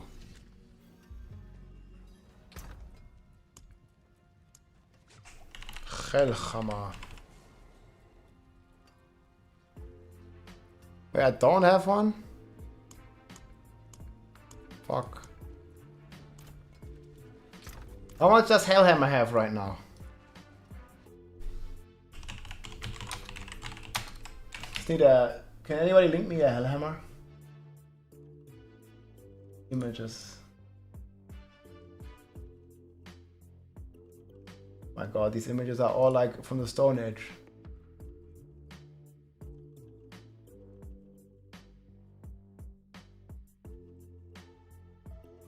I just need one with 900 item power. 2000. I have one for cosmetics. No, I'm just interested in how much secondary it has. And Google is no help. Yeah, we can look on the Diablo trade, I guess. It should work.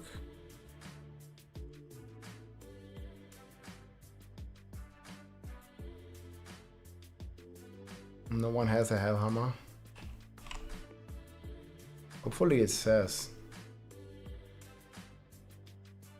Okay, so it already have 8,000. Still want to see it in game, but yeah.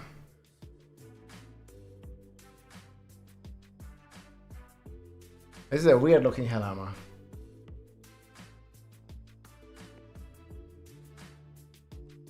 No, I want to see the secondary. It doesn't say it on this link. But it has 8,000, right? The Hellhammer that you have. This all doesn't help me, guys. I want to see the secondary. So this is just normal secondary. And then this should be on top, yes? Okay, I think I might have one in non-season.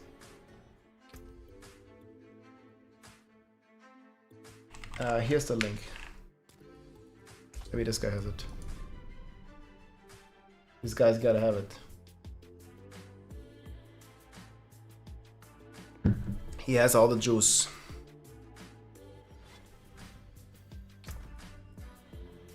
God damn it. Can't believe I didn't keep one. But you guys' Hellhammer has 8,000 damage, yes? Right here. Okay, this is how Hellhammer looks right now. Hey, thank you so much for the raid. Yo, welcome in. Morty, how did you like the updates? Thanks for linking. Okay, so it actually is gonna be pretty strong. Over 4 seconds. You think we can scale this? Yo, shout out, hope you had a good time, man. 6 to 8k, yeah. To 10k.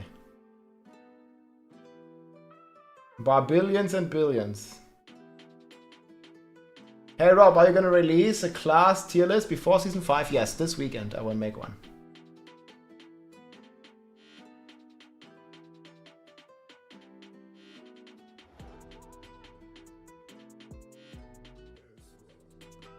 Okay, that's gonna be looking actually pretty decent.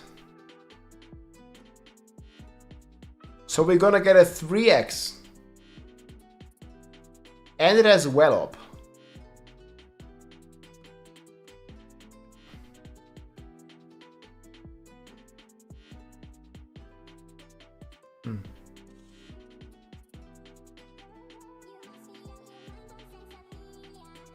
Yo, so which key passive are we gonna play?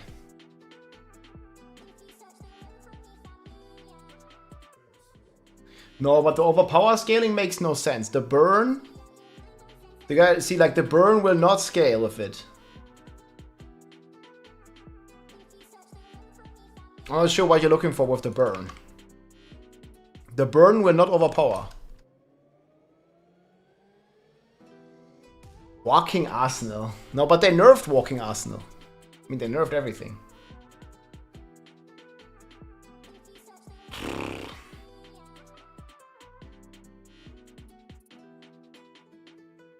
Any word on if Season 5 Battle Pass will have specific focused legendaries and one specific theme? Yeah, we don't know this. That's a good question. Frenzy is shit. Upheaval Overpower is also shit. Don't think it's gonna do anything. Well, we do have that crit though that reduces the cooldown, but only against elites.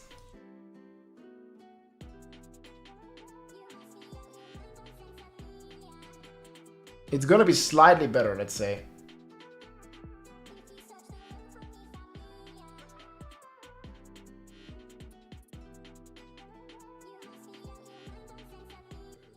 Unbridled Rage is the least nerfed. Yeah, but it's still nerfed by 55% or something, right? It got a huge nerf. It got a big nerf, what? Yeah, it did.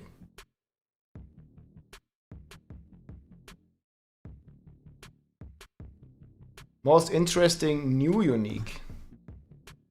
Well, there's not really, I mean, the interesting new unique is Shard of Iranthil. But if you mean updated unique,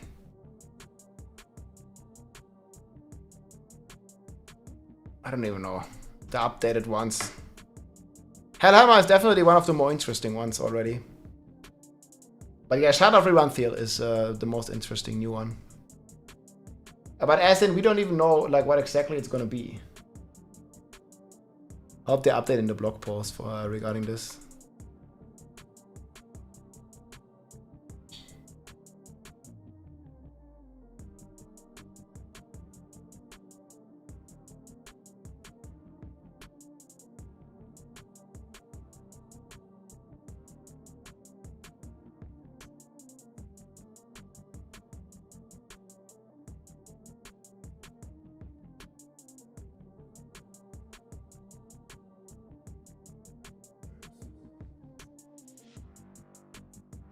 Okay, I was just reading here on X.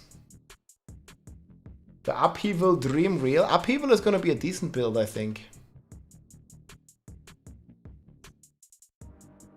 Yeah, I still don't know like what we're gonna upgrade there.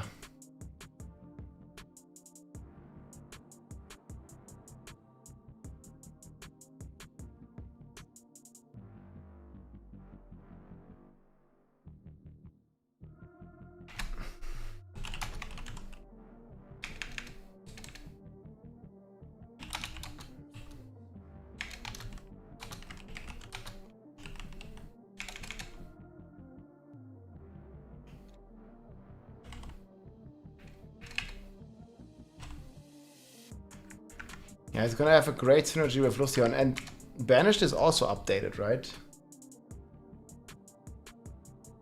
Reskin on Andariel? I did not. It looked a bit different, yeah, I remember. Nah, the burn damage can't crit. I mean, even if we would overpower every hit, I don't think it would be enough.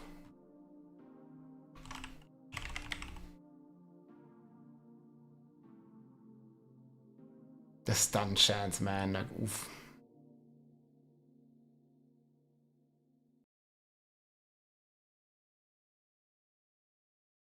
Yeah, the Twister glyph has been bug fixed. Well, they say it has been bug fixed. I don't know if it actually has. They always say this kind of stuff, but then you still need to wait until it actually comes live to see if it's actually bug fixed. But I'm pretty positive that it's gonna be properly fixed, but who knows? Who knows?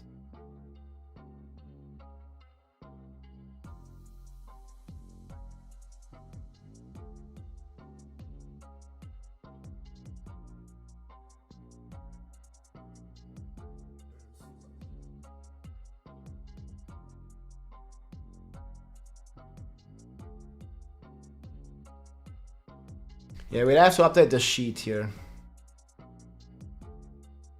So I think, so guys, for Barb perspective, Bash Barb is going to be the strongest, right? I don't even think we're going to need to change anything on Bash Barb. Like, this is already the build. I don't think we will change it at all. New Pain Gorger is kind of shit.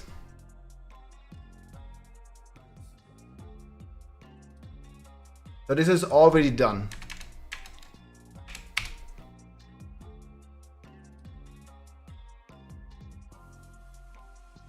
Maybe we'll play a Harlequin's Crest in the end.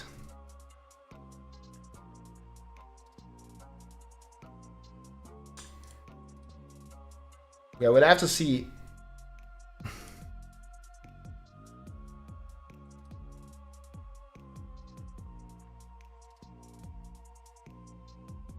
We should do a no Uber version.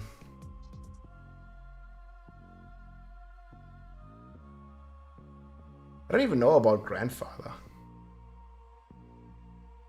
I don't think we need to play Grandfather.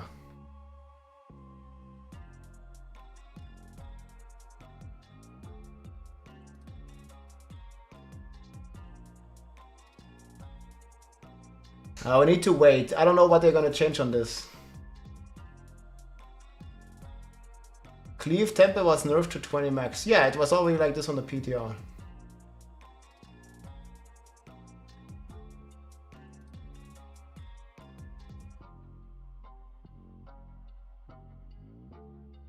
So do you think they will nerf the Talisman?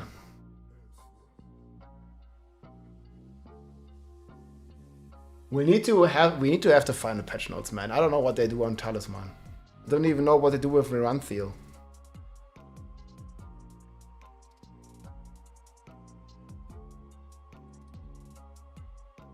Yeah, it seems to be the best right now.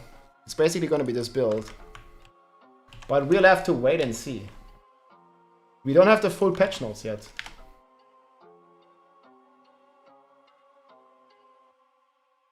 I think if you have already imposing presence on your item right now, you're going to keep it.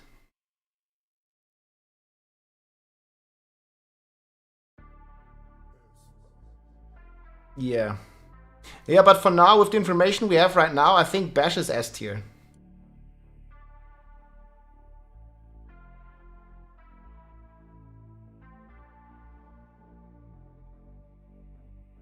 Sinner is a great synergy.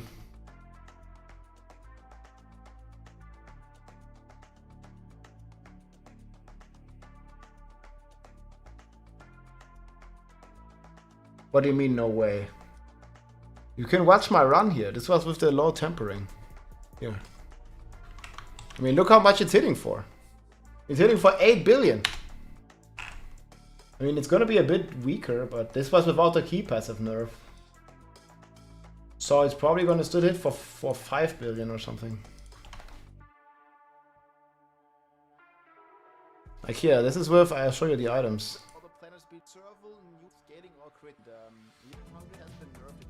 Here, this is my items. Bash cleaves for 40, dude. It looks so brutal. Bash cleaves for 40. Bruh. And there's a triple crit. There's like best in slot, GG, triple triple. It's only 40, dude. Yikes.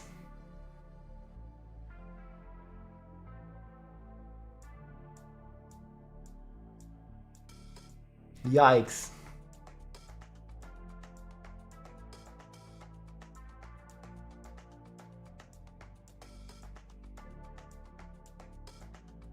Your gems do more than the tempering. Yeah, but this is additive, this is multiplicative.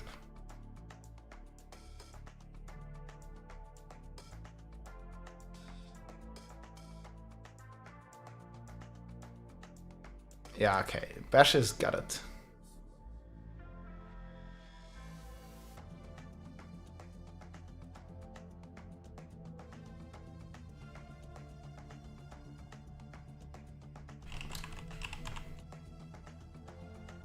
Whirlwind Barb, Twister, bug fix.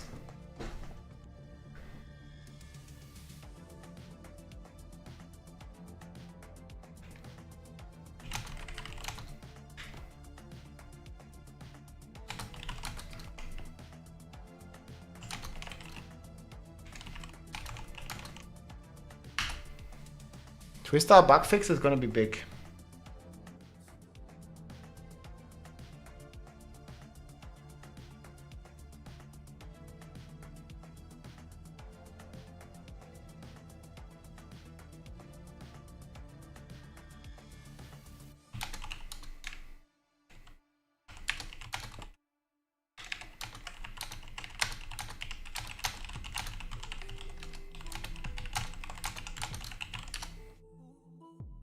Yeah, I don't even know. Oh. I see what you mean. Okay, yeah, that makes sense. Okay.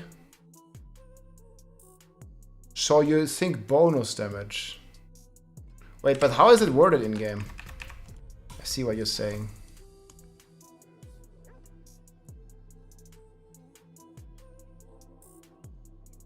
Increases its bonus damage. Oh. Okay, you're right. So the bonus damage is 75, chat. And the new bonus damage is gonna be 35. That's actually true. So the nerf might not be as big as we thought. Unconstrained.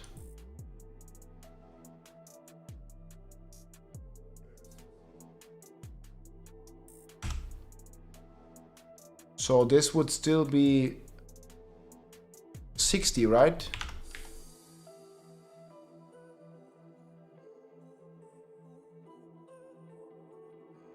Okay, I was looking at it wrong.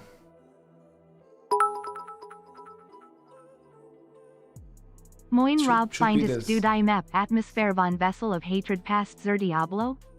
Wait, what? The map Atmosphere von Vessel of Hatred past to Diablo? Yep. I mean, I would have liked not jungle. I guess it doesn't fit like 100%. It's still decent though. Did I update it?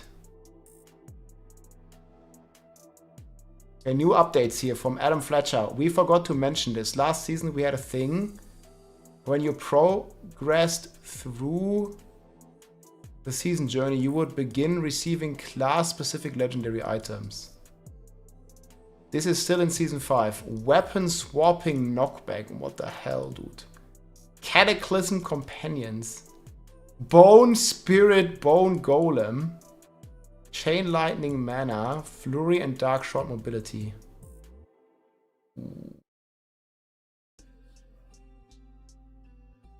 Weapon swapping? What the hell is that, man? So we're gonna get like Earth Striker and the nerfed stuff. Ah, shit. I just wanted... What the fuck is knockback? I just wanted Whirlwind again.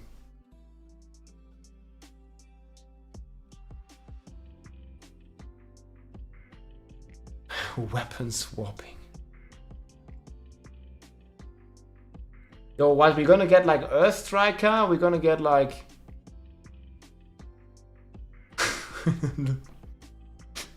Weapon swapping? What the fuck, dude? It's not kick, it's just knockback.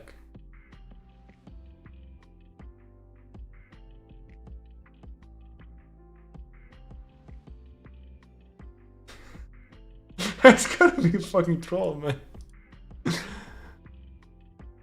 Okay.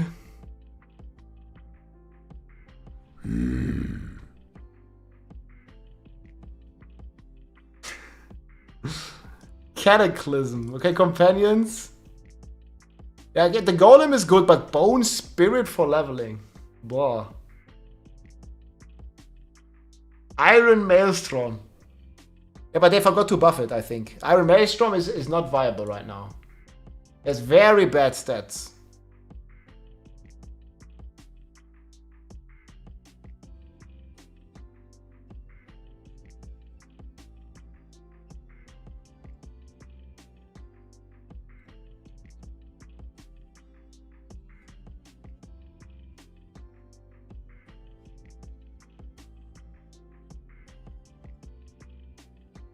Hey, what?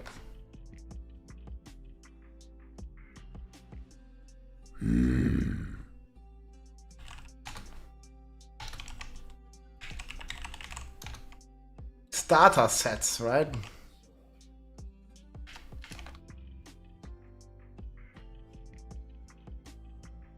I don't know. Weapon swapping, dude. We'll just retweet it.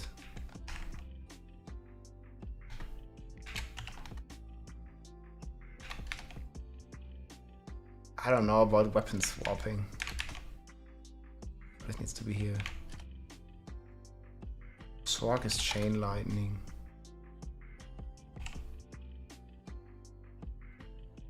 I mean, the Sorc one is pretty cool, I think. Chain lightning mana.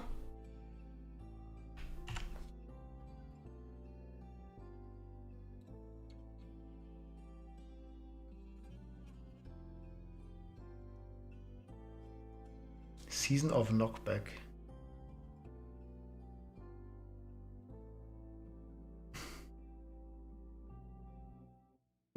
I want like Whirlwind Barb again.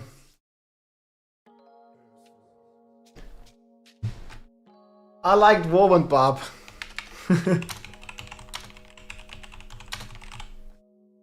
I don't know, man. Like weapon swap. Okay, wait. Let's see for a second. Like, what could this be? So this is like Earth Striker. Most likely Earth Striker. And then there's gonna be some Fortify bullshit like this one. Aspect of the Tempered Blows. After swapping weapons, gain Fortify.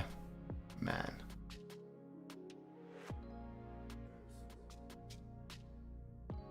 Yeah, knockback, dude. 4 melee class. 100,000 steps over. Yeah, this one is gonna be in there too. Ranks to Ground Stomp. After getting the final damage bonus of Walking Arsenal, automatically cast Ground Stomp. Battle Mad Aspect. This one is so bad, what does it do again? It's like something with Berserking. Oh man. I'm not playing this build, that's for sure. Battle Mad Earth Striker. Jesus Christ.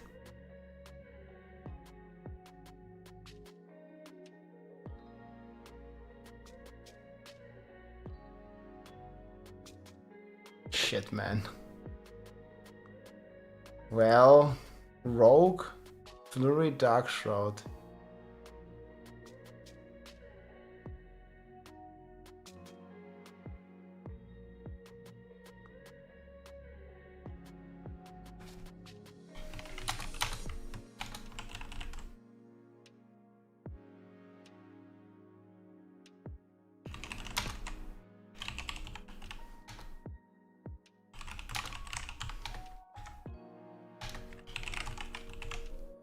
Dude, I want the tornadoes, dude. Knockback. Or maybe somebody will like this. I'm not one of them. Weapon swapping knockback.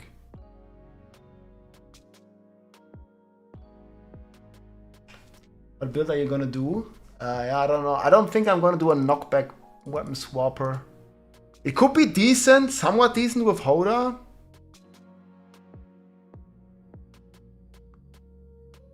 But yeah. I don't know, here it is.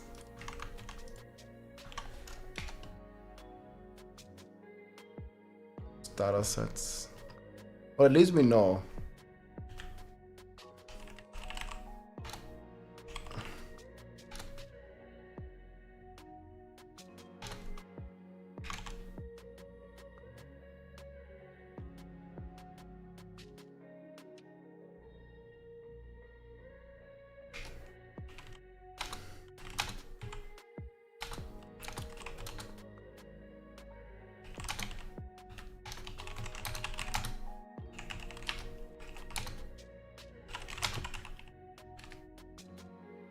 If you had to pick a leveling build for Barb right now, what would you go?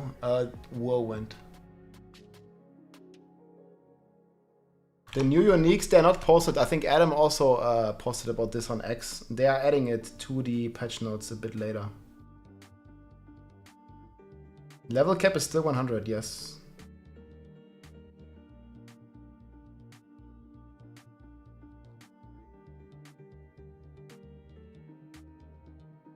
Double swing Whirlwind. I'm not gonna play double swing. They are buffing Upheaval Hoda. And Whirlwind's still pretty decent. So we're gonna play one of those. This one might legit not be that bad. 2% crit chance every 10 fury. Critical strike knockback enemies for 1.5 seconds. It's actually pretty strong. On every hit while leveling. Like you go to an elite, you hit it once, it's instantly gonna get knocked down.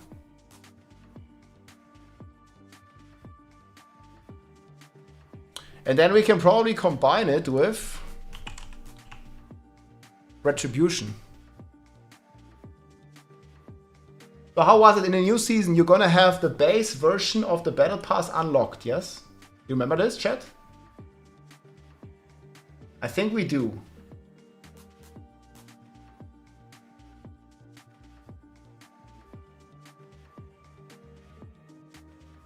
What do you guys do with the legacy gear? Yeah, just salvage it.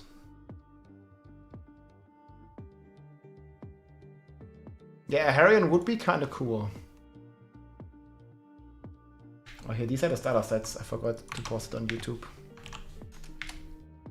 Nerf Spiritborn, never. No nerfs. It is Spiritborn.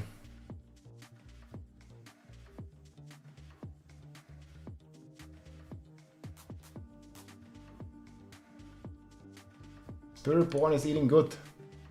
Can't nerf it.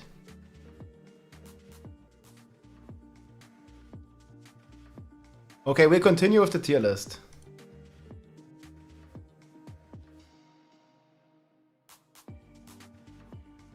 But yeah, so apparently...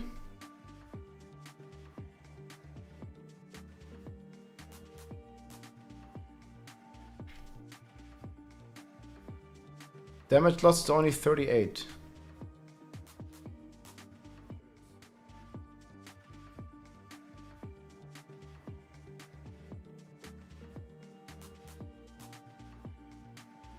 But it's even less, it's 1.6. It's 25. It's actually fine.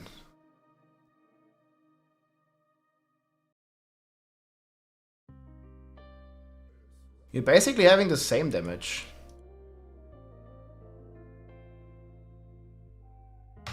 I think Hoda is actually gonna have about the same as before. That's pretty decent then.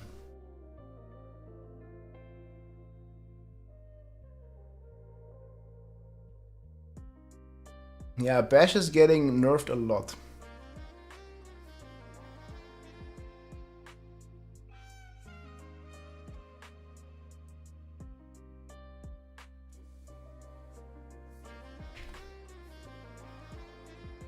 Hoda stays about the same. I like that a lot.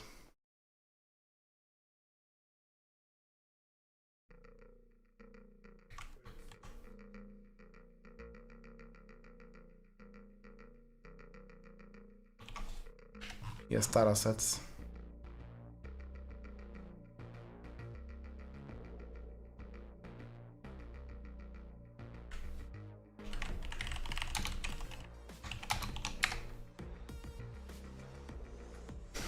I think, man, Hoda might be very good for Capstone. Could do Hoda leveling build.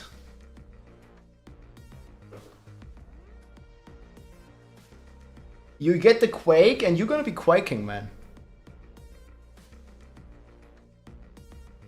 Let's make a Hoda leveling build.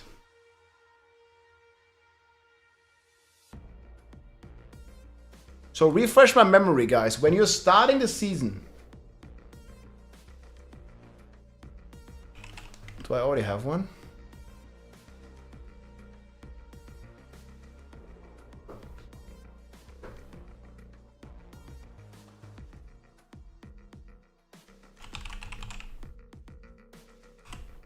You're gonna have base version of every Codex of Power, right?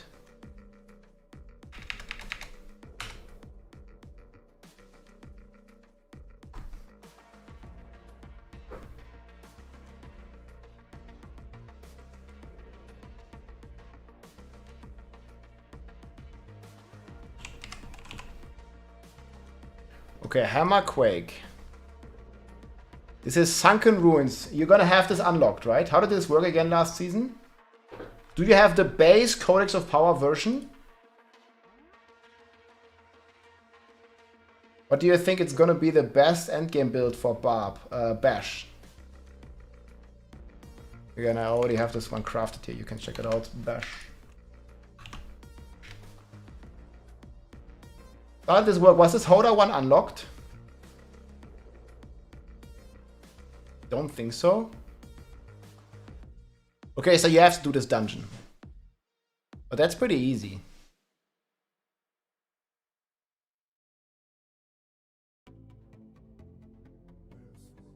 Actually, I'll probably... No, let's not do this. Let's do a separate one. We do a new one.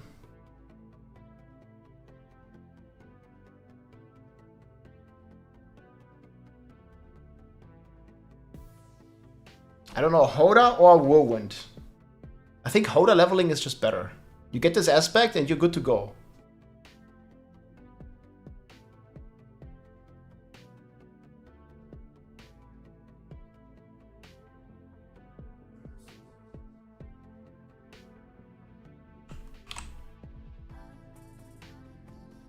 Would we even need much more?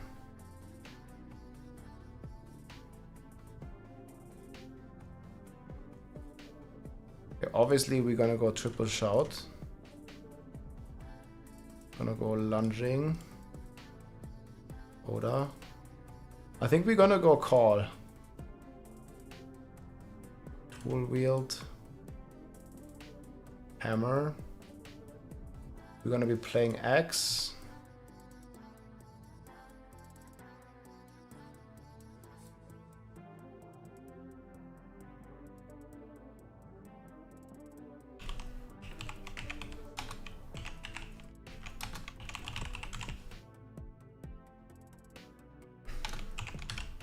I think this is actually going to be pretty good. That aspect is like insane.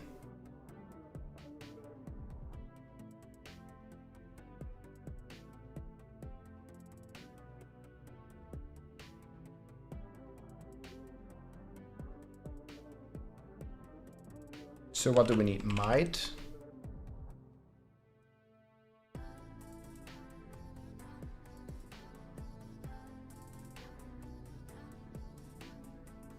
Edge.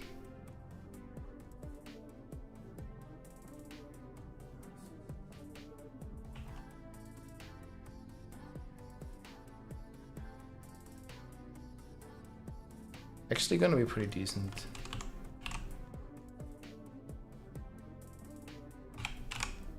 We play vocalized.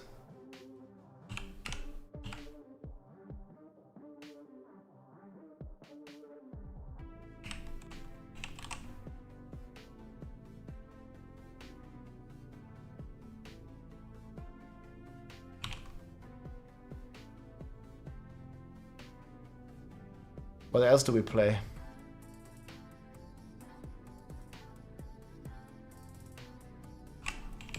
Juggernaut.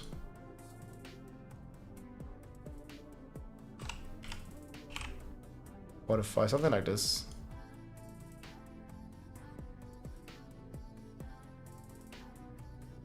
Oh, we can play Retribution.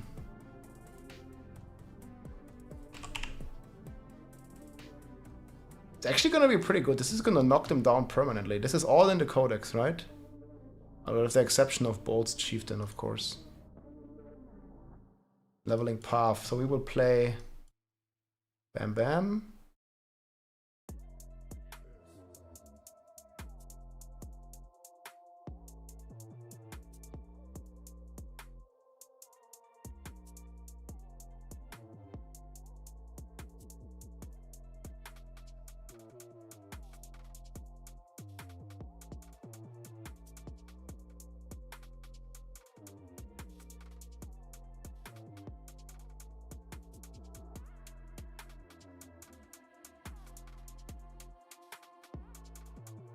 working.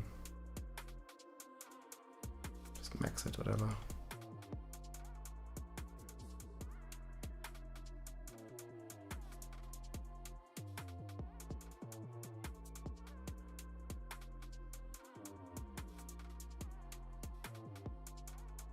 Yeah, this is already pretty good.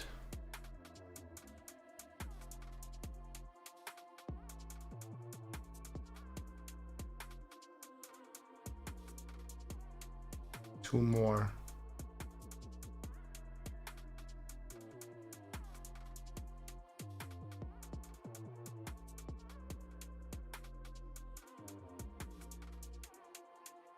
Oh, this is already updated. Nice. I don't think we will put more here.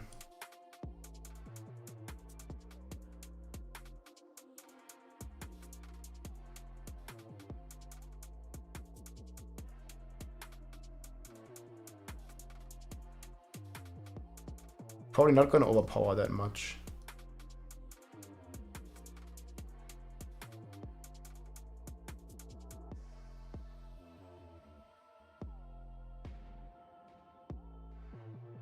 I think it's going to be pretty good like this.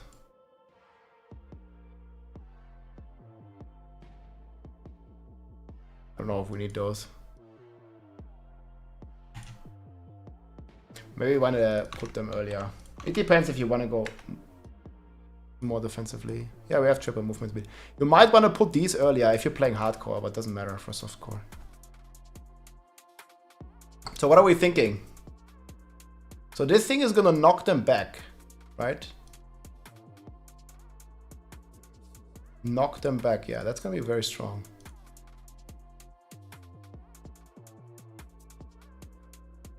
Yeah, these are some huge buffs.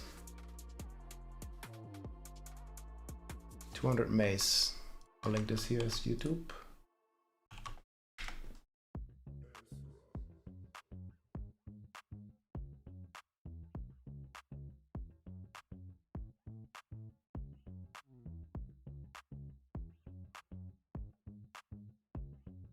Probably switch into Whirlwind very fast after this.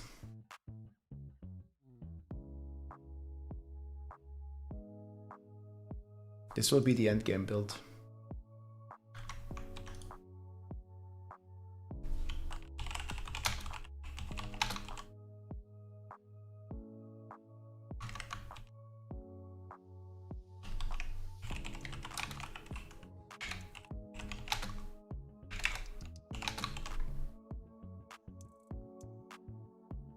Amaterasu, hey, what's up? Good evening. How you doing? We just got all the update. If you missed it, I have a recap ready here for you to go.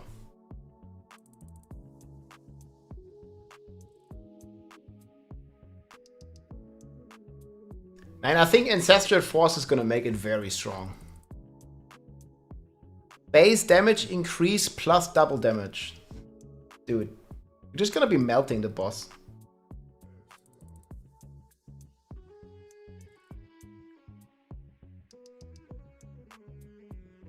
Season starts on the 6th. Yeah, in 5 days. 5 days we'll be blasting. Looking good.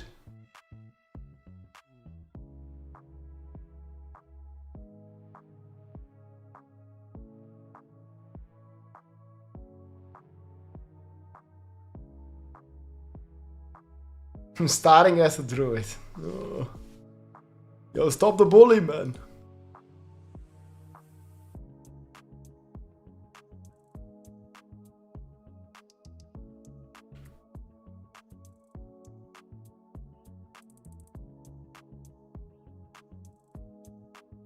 I'm not really sure how I'm going to calculate upheaval. 15x. Violent upheaval goes up. Tactical groundstorm goes up.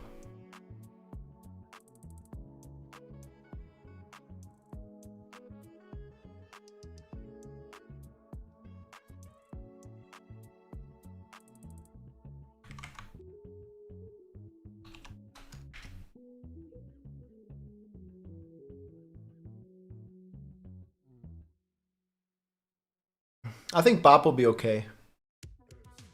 not gonna be great. I mean, okay, it's the brother of shit, but it's gonna be fine. Thick skin got a buff, concussion. Wait, stun duration reduced.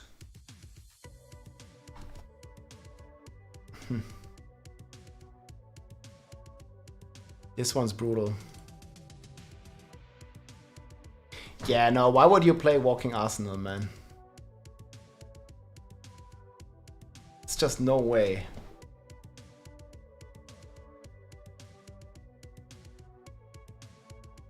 Once we have the changes in the planner, I will update the endgame builds. Well, I mean, this one is already pretty good.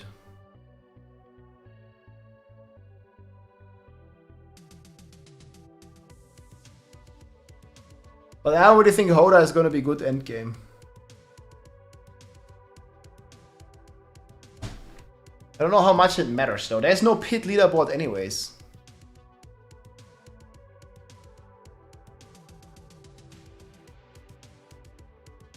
Yeah, there's no S tier build for Barb.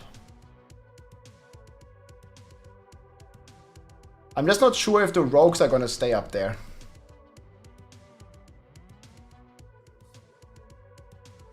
So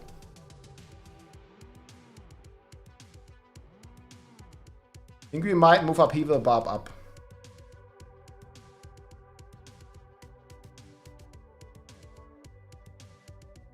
Might even move up another one. I think Rand is still shit.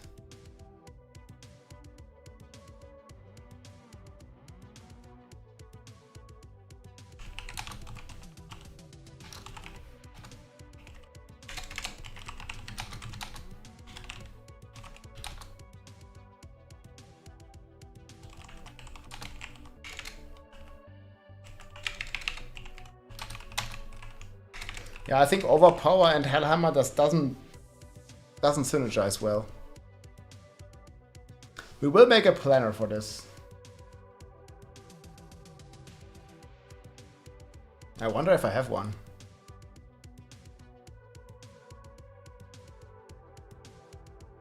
Man, you're gonna start as a druid? That's brutal.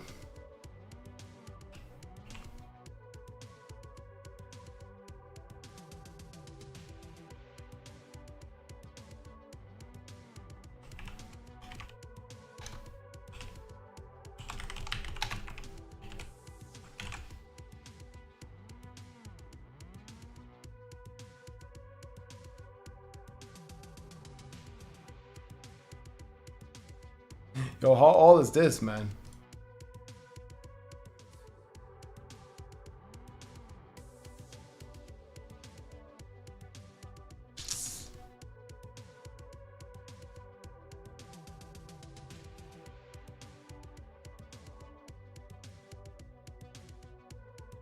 Remember back in the days, man, we didn't even play with Hellhammer.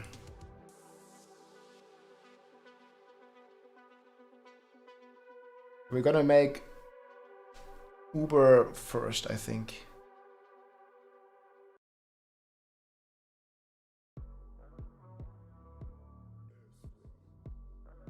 I'm gonna play Swap.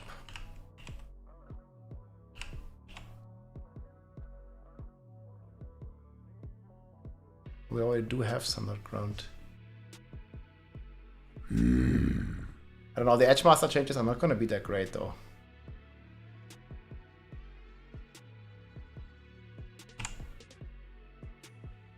What's it called? Anger management.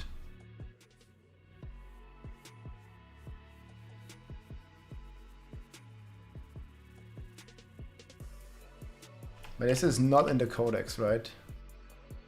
God damn it, it's not. La Duger, thank you for the T1, my friend. Welcome in. The Barb will be the new Druid? What do you mean? Oh.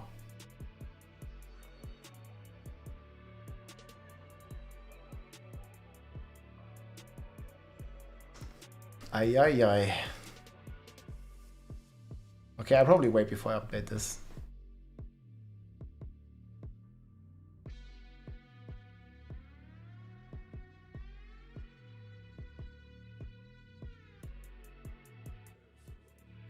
Or maybe Earthstriker is not going to be that bad.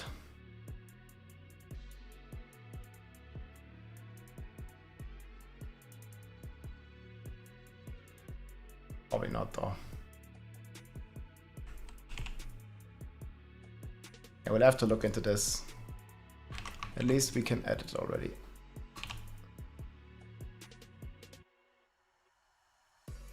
Cosmetics. I mean, Barb is gonna be decent anyways. Helena Burn doesn't crit. No, it can't. Unfortunately. It would be great though. I will be S tier now. I think B3. I'm not sure on pen shot and rapid fire. But we're talking pit push here, yes? Like there's no leaderboard for any of this. So it doesn't really matter. Not too much anyways. Yeah, I have the starter sets already.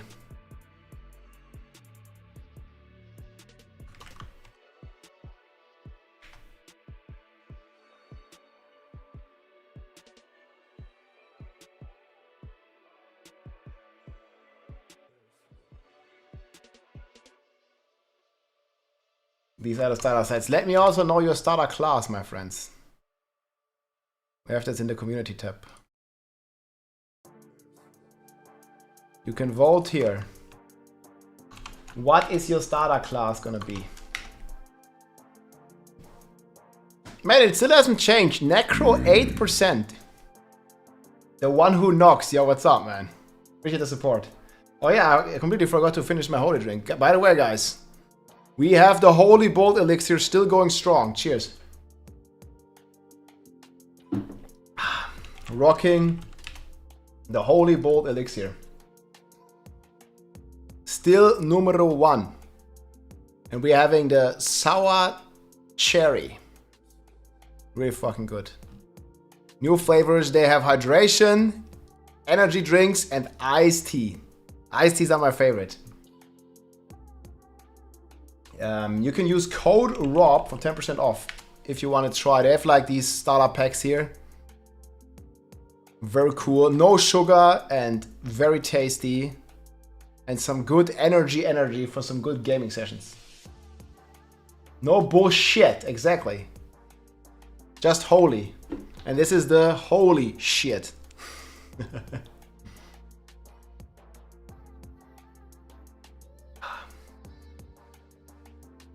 I like the cherry. Cherry lady.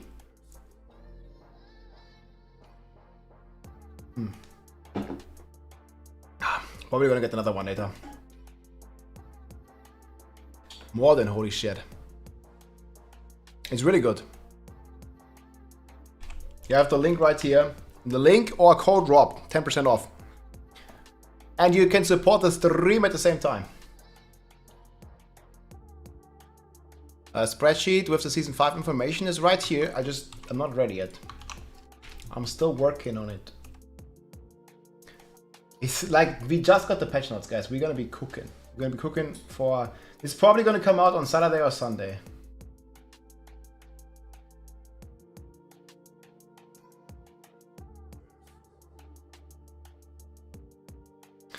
Yeah, I haven't looked into Rogue. So chat, what are the Rogue changes? Andaria Rogue, is it good enough to go to S tier? Yeah, the boss life has been like gutted.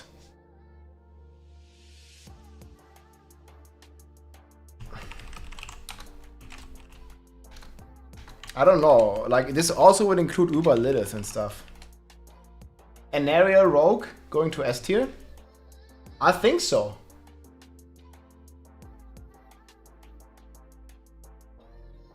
Yeah, what is your guys' thoughts? What the fuck is CP Barrage? I don't even know what CP stands for.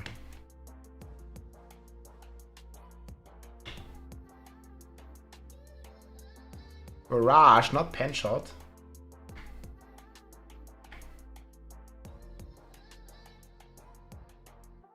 Hey, thanks for the Kai guys, Mauricio. Appreciate it, man.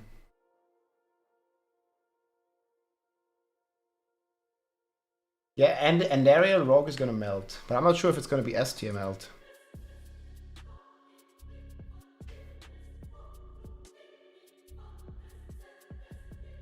I will play PoE 2, but not PoE 1.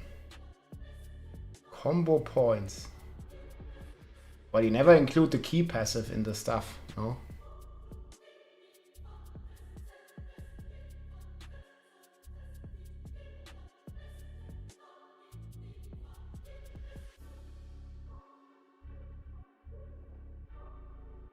Triple S plus.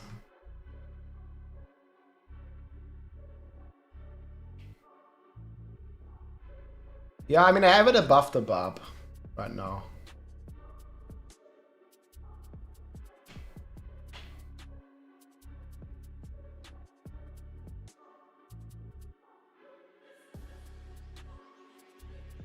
Okay, but S++ CP Barrage, can you link a planner?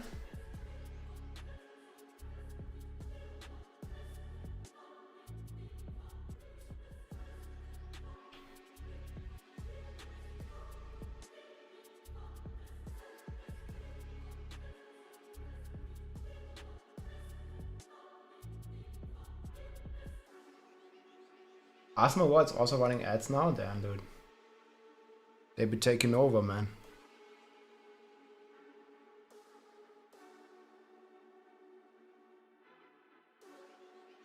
The rogue is going. Ultima Death Trap Rogue. Stormcloud a pet build. S+. Yeah, you can check out Prime. If you have Amazon Prime, you can get Twitch Prime. Connect your accounts for free.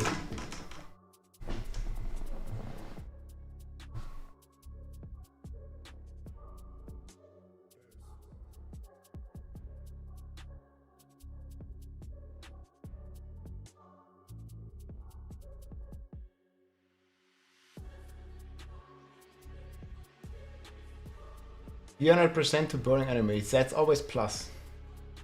X. Does it not say that in the screenshot? I mean, you crazy X? No way.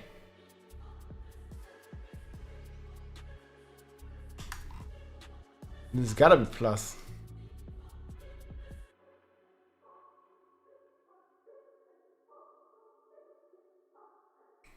Do you see the plus? Dude, this was the X, yeah, okay, then we're talking. Ain't no way, dude. Yeah, of course it's plus. And these kind of things you don't even need to question, it's always additive. It can't be multiplicative, it would be way too OP.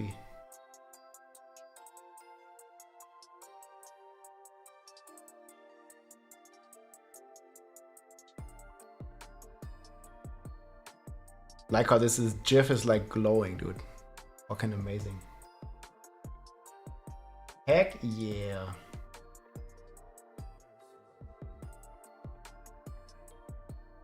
Nah, all good, man. You can keep your ad blocker on. Up to you. Thank you, though.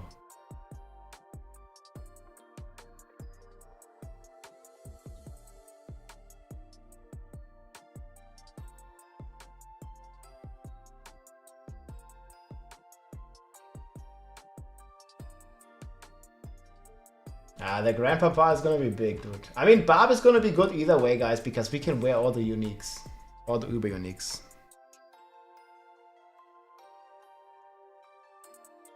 But it's gonna be endgame. I think for leveling, Barb is gonna be one of the weakest. Even though the Hoda build looks pretty strong.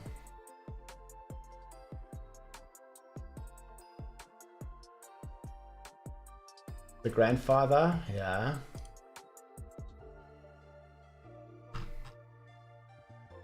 Definitely digging the Grandfather changes.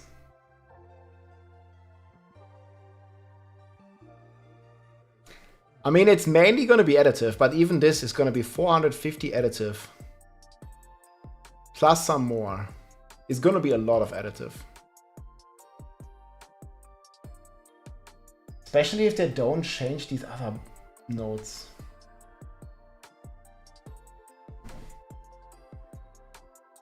Yeah, Rogue can't wear it, but Rogue is fine, dude. There will be another 50 legendaries unique, maybe for the expansion. I'm not sure what you're talking about.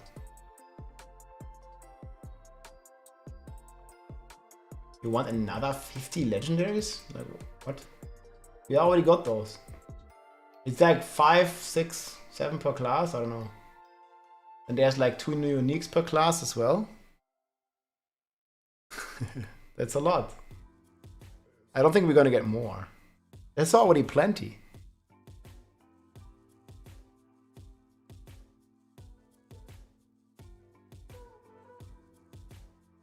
Yeah, I don't think Upheaval is gonna move up higher.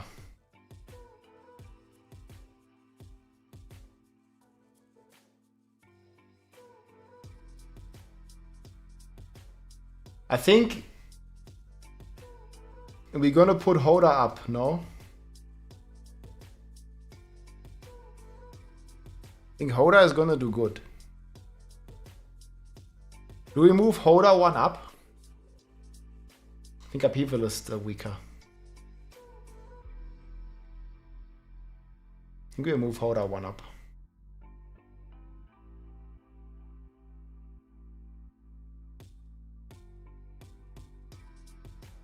Because everything else got a nerf and Hoda kind of got a buff. It's gonna be in the same tier as Pulverized Druid. Probably fair.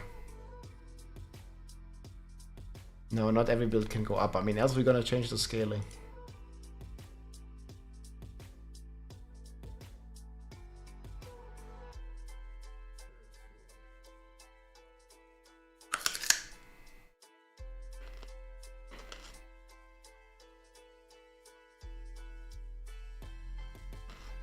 No, we are missing the new uniques. We don't have them yet.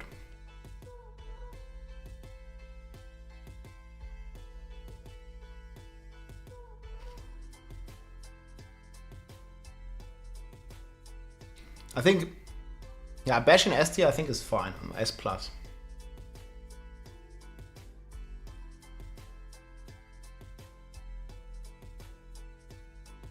Okay, who knows Rogue well?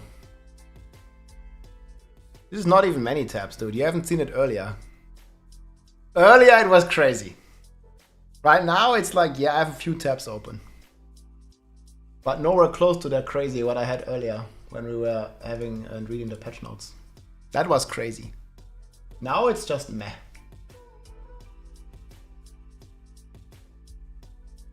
Now it's like a little bit.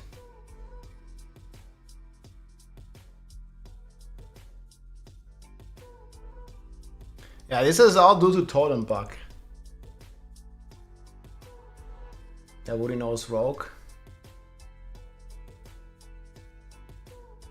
And then we'll see for Druid. I think on Druid, nothing is coming close to Landslide.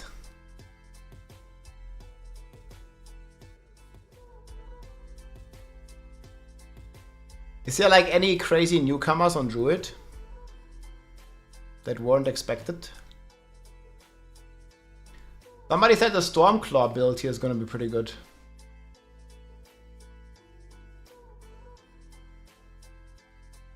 Stormstrike chains to additional targets.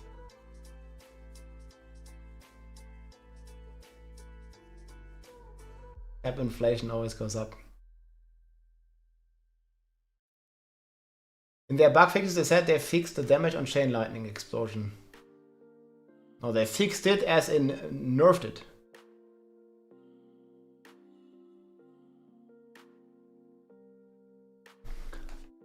Yeah, we'll make a Barb balance update video tomorrow. Probably.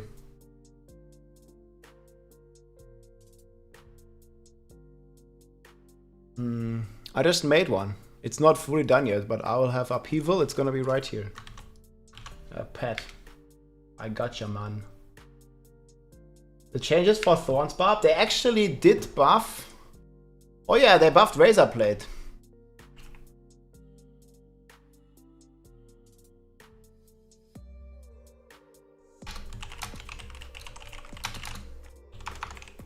I think it's still gonna be very weak. Razorblade got, let me see, I think it's 200x.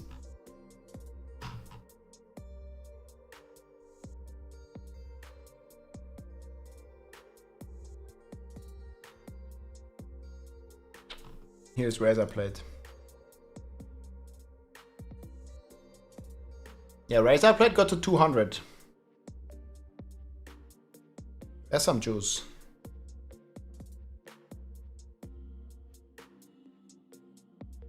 I haven't even checked Athelrath.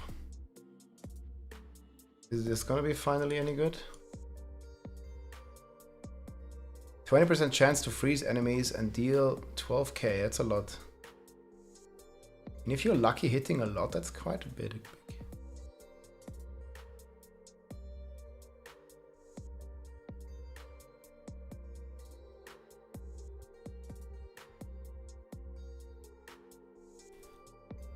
They increased it from 50 to 75. Not bad.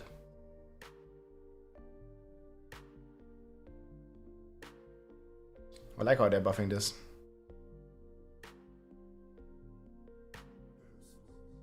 It's very nice.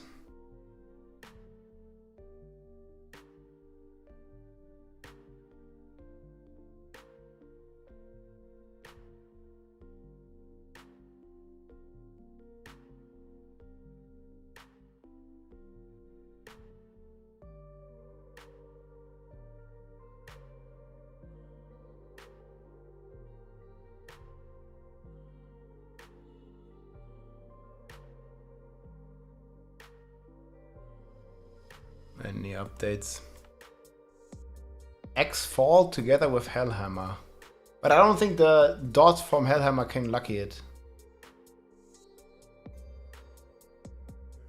It's only on lucky. If they just remove the lucky, that would be pretty sick. I don't think it will work. And they also removed the cooldown here. What? I just feel like sometimes these items get worse. It used to have cooldown, now it doesn't.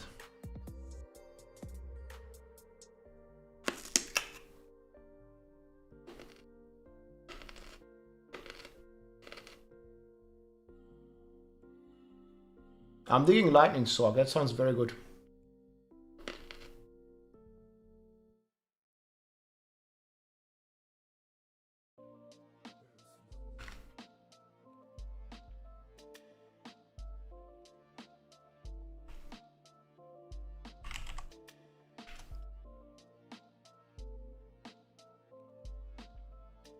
Yeah, this was gonna happen, guys. We already kind of knew it. I kind of misread the unconstrained. It's not that bad. They phrased this a bit differently now. It's actually some good news for Barbs. The way they phrased unconstrained is clarifying a lot.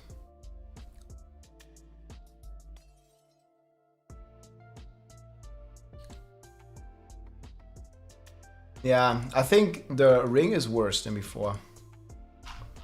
But man, it's the same thing for some Barb items. Like, they just got worse. The reworked version is worse.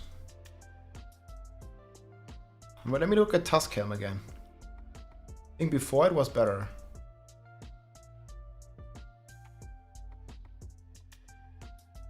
Never in my life did I imagine that they would nerf it.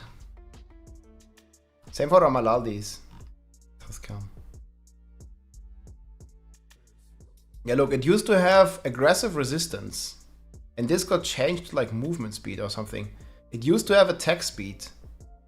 And now it has like attack speed while berserking. It's like also worse. Like this is worse, this is worse. They removed the max fury and gave it max life. What the fuck? Yeah, everything is worse. Like these three stats are nerfed. This one is the same and the berserking is buffed. But that's still a net nerf.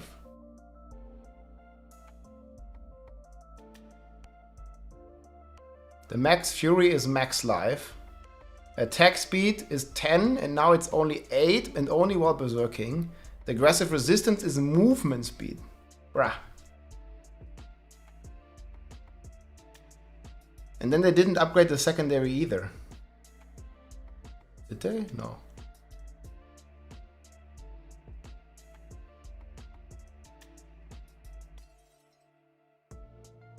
Phew.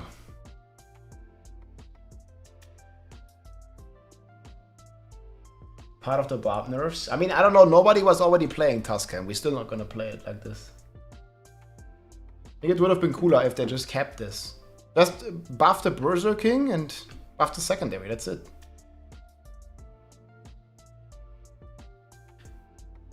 Yeah, the damage while berserking is nice.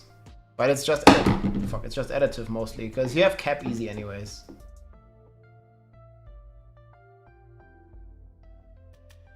Yeah, but the thing is, like, this old version is better than the new version. Is the point. At least you could masterwork aggressive resistance for some good damage reduction.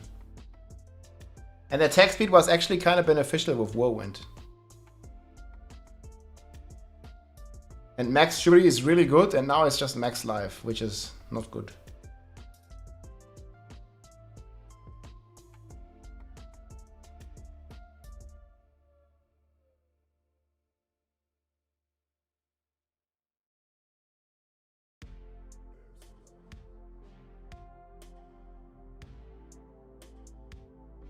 Good for rogue.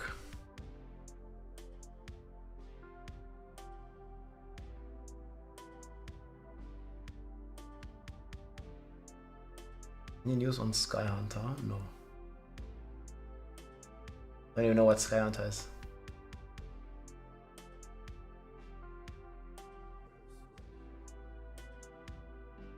Yeah, all the helms are lesser, but I don't know. I was kind of hyped to play Tuscan with the non-Uber Barb and stuff. But it's not really the case anymore. It's kind of weak.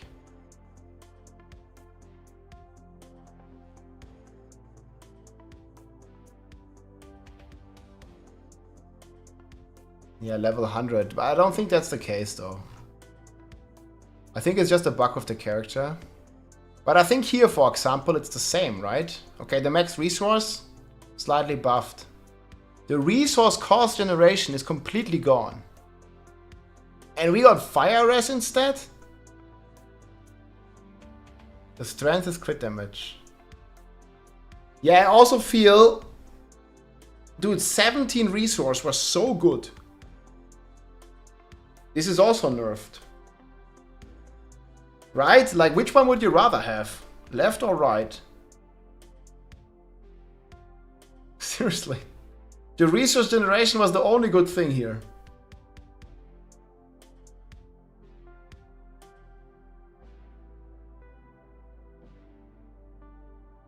Yeah, left is way better. You could have this to 40% resource generation. Yeah, this 10% is whatever. Yeah, proc has more damage. Oh man, it's worse overall. Yeah, the resource generation was the only thing that made Hoda good. To, like, you know, being able to replenish your resources after hitting. No, the crit damage is capped now. You cannot get more. Best build to use for hardcore with Barb right now. Bash. The starter are Bash with Iron Skin. This one. Hey, the booty. Thank you so much, man. 10 months, my man. Thanks for the prime. Welcome to the Barb Nation continuously. Isn't Twitch... Isn't there like a rumor that Twitch is firing like a bunch of people? Not exactly.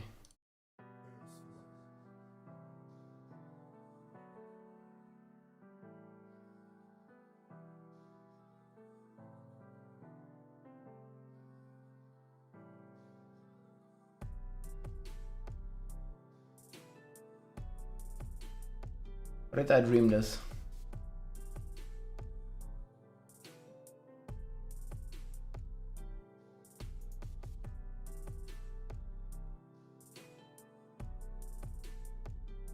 Maybe I dreamed this. Maybe it was some time ago. A booty is best name. How we say would be the best build for leveling till 50? For which class? Our best build overall?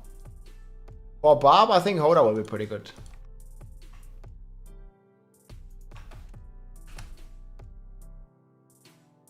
Keeping picture in picture enabled. Can I disable this? I don't know. What way I disable this? Yeah, sure, no problem. I never even thought about this. Like disabling this.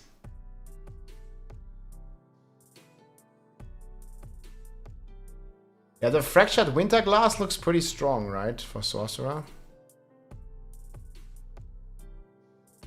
And this item is just crazy, dude.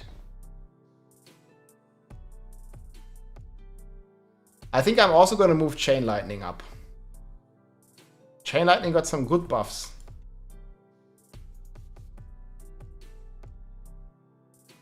I don't know, it's already 8 here.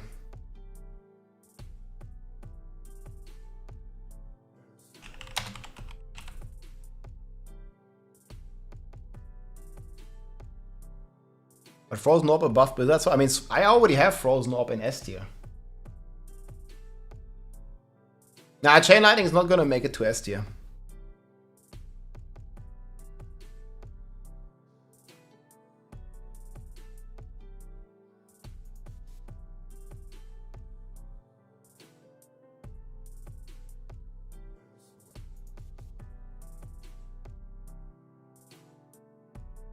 I mean, they're giving all the cooldown to Shaco, right? It's gonna go down. Flay was down. Yeah, Flay is already down crazy. Flay is here. How much more down do you want it to be?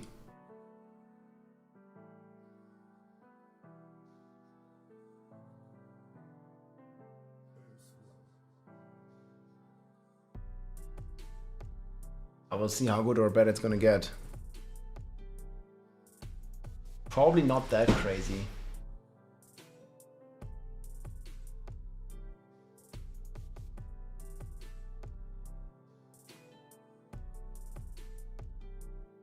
Shatter got nerfed, yeah. Hey, Shatter is nerfed. It's actually so sad that Barb doesn't have anything in S tier, or in S plus at least. I mean, the Bash, we'll see.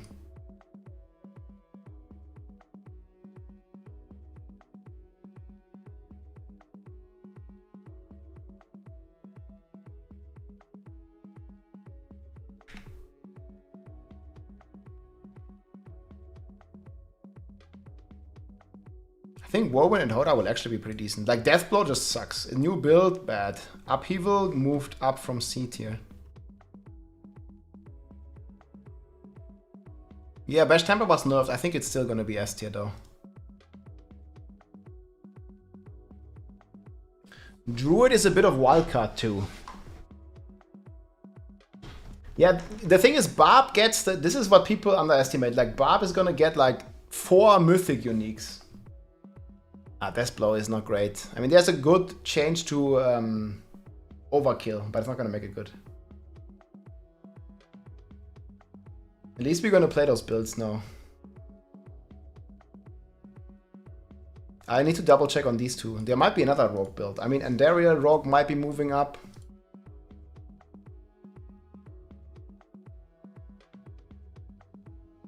Are we pretending that a week into Season 5 Barb will not be dominating? We'll see. Well, I don't think Barb has any S plus tier.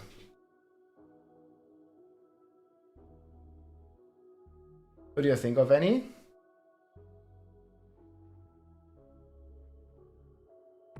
Well, we need to know what changed with Shard of Riranthiel. And we also need to know what changes with Crown of Lucion. And Ariel, yeah. Sorry about that. I pronounced it wrong.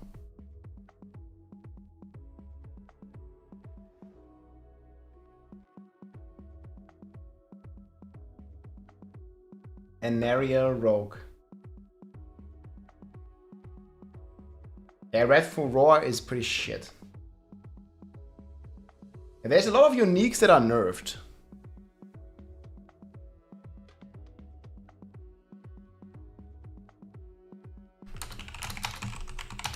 So what do we have? Nerfed uniques. We have Wrathful Roar. We have Tusk Helm. Shatter Sorc is nerfed. Know exactly what the change to Shatter is. Yeah. Shatter no longer receives damage from itself. I mean, it was Giga strong though. Now it's not so much anymore.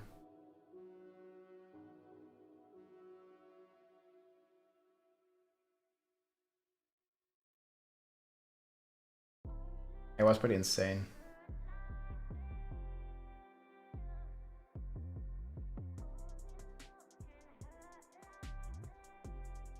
You will not be able to generate with Hoda.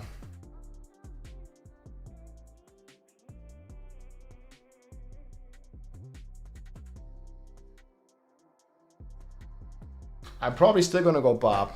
You can let me know your starter class. Wait. We have a poll here. 6k votes.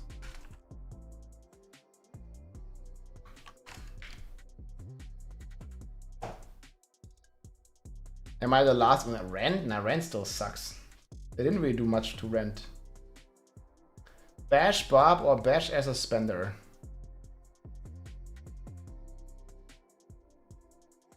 You build in the meta? I mean, I have a draft here, you can check it. And we don't know finally, like, there's still a lot of stuff I need to change here.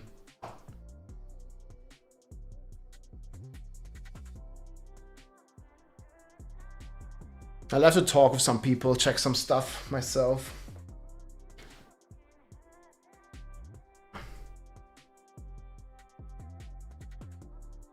I mean, we can make the Barb. Okay, this one I don't need. We can make the Barb tier list. Yeah, this one is old.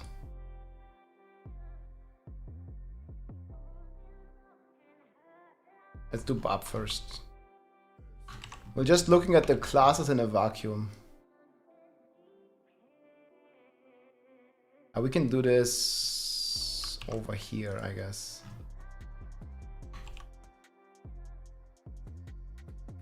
That doesn't look so good. We do it here.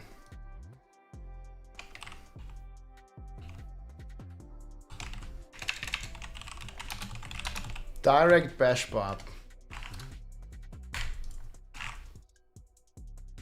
Then we have Whirlwind, Hoda, I think.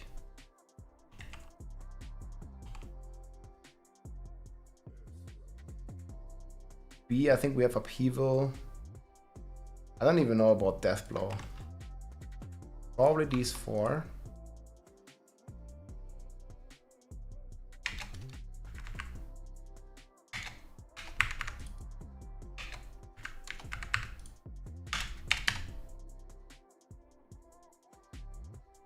Lunging Strike, Frenzy, Leapquake. Did Leapquake get anything?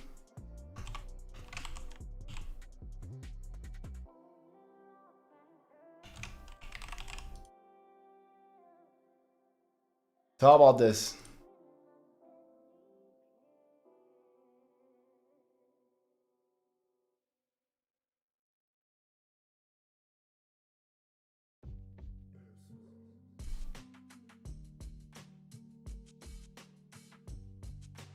Yeah, the Thorns Barb can't play. Oh my god.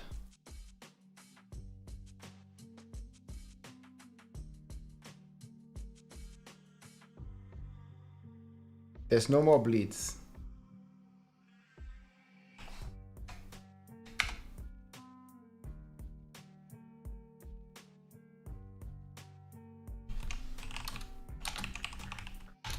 Dust Devil Whirlwind.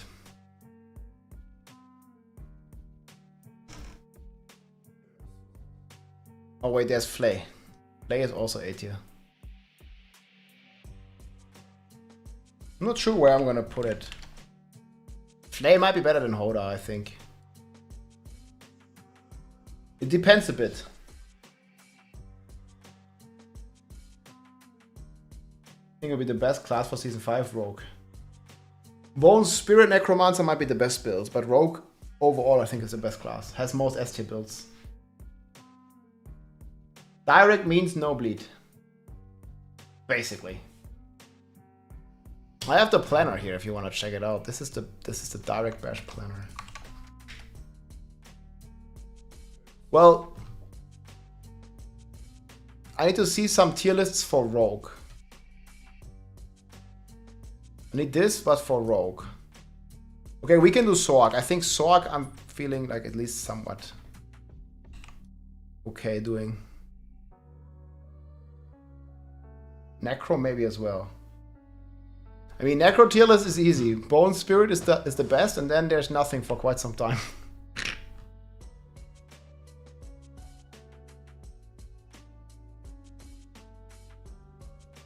I mean, what about Fireball Sorc though?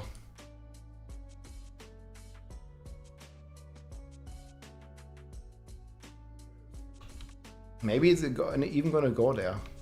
Okay, I think Ball Lightning is actually A tier now. They didn't really buff it that much. But they buffed the rest.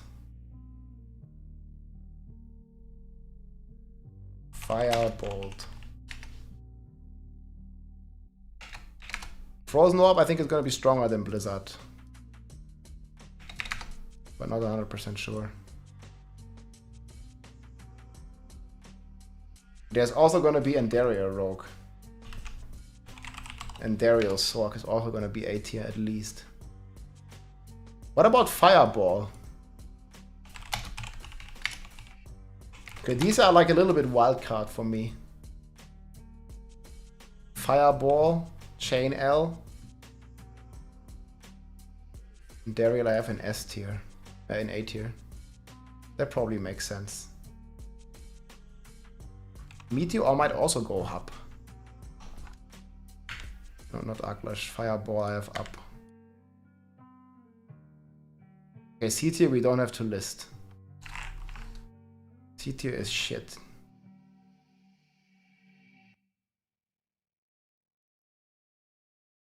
Fireball, yeah, Fireball is also strong. You think Meteor could go A tier? Yeah. I agree on Fireball for sure, but Meteor? Yeah, for Rogue I need to see planners. The fuck is Barrage? Combo point Barrage. Do you have a planner?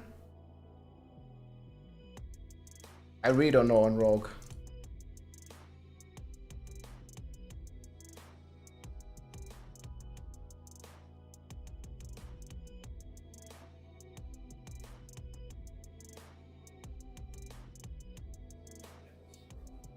Charge Bolt. Yeah, I haven't checked that. A Fireball Staff plus Gloves looks pretty good.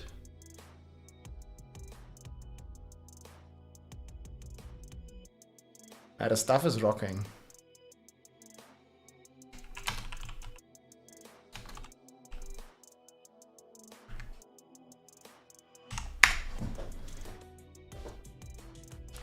Please tell me Barb is still good. Barb probably has one build in S tier, which is Bash, even after the nerfs. It used to be S+, now it's S tier. It's damage divided by 5, and then damage divided by another 2, or something. Actually not. It's like damage divided by 7 or something, but it's still gonna be S tier, probably. Yeah, it's like damage divided by 5, or 80% nerf from Temper.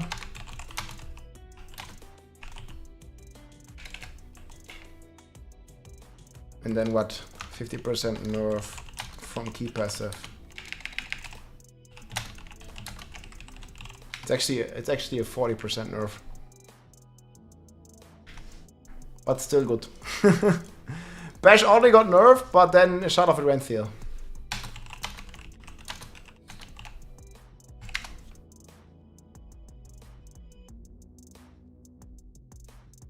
Yeah, I mean, it might be A tier. It depends on how crazy the other S tier builds. I mean, there's S+ tier for these crazy builds.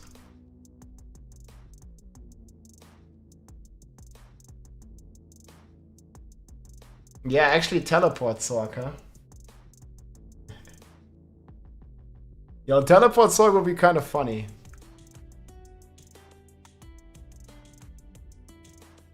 But did I miss any builds on Barb?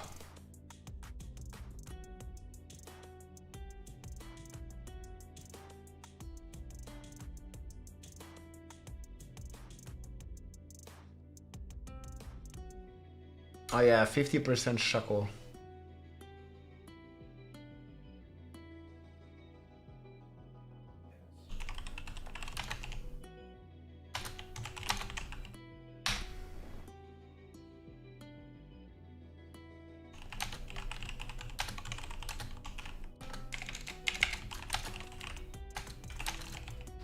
We need to wait until...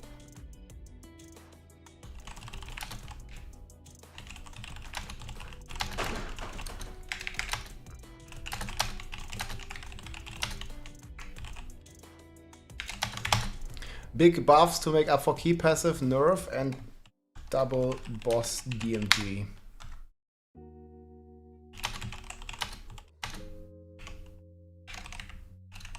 Razor Play to 200% X. Death Blow. Key, passive, nerf, but new unique and overkill buff. Upheaval. Yeah, I mean, okay.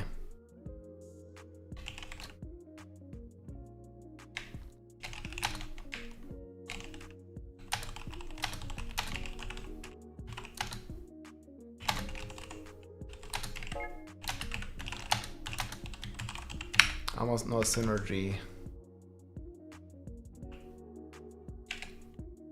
Twister glyph.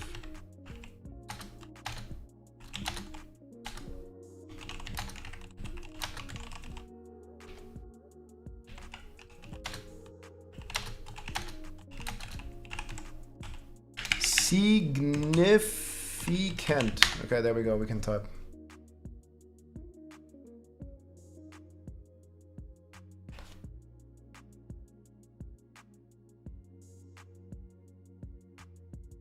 Buff momentum.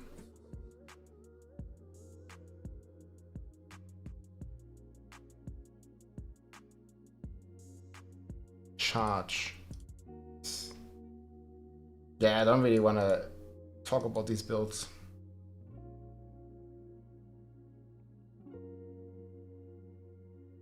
There's basically nothing here. Like, these builds are just dead. They were dead before, they're still dead. Teleport Sorc.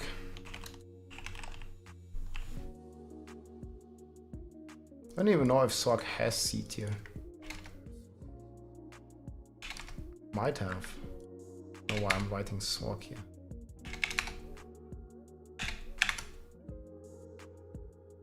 The helm is looking good, man. Helm is like plus 12 meteor or something. How much is it? It's actually pretty wild. The meteor helm?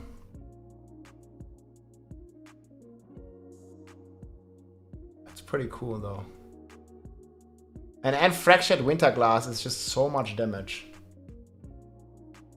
Gonna mention that. Do you think anything moves into S tier?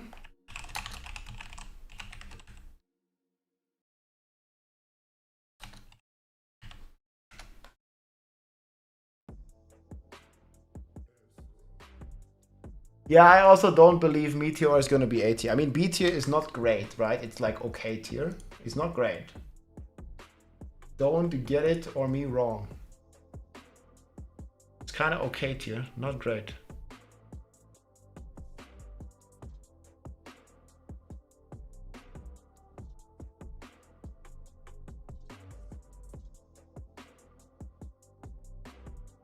Cards is up 80% X. Wait, was it?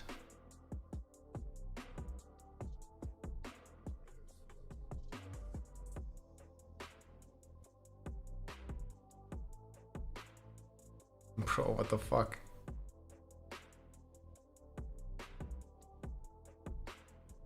Dude, man, those Sorc buffs throughout the board, man. That's pretty cool.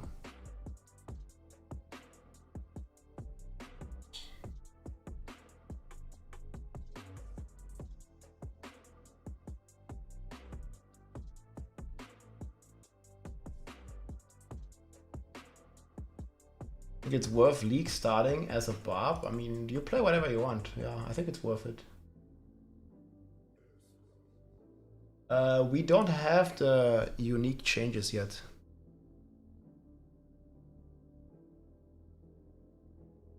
It's hard to look at the Barb right now in terms of general balance. Because every other class is getting like, what is it, 15-20% damage? So just from the main set alone. They do have momentum.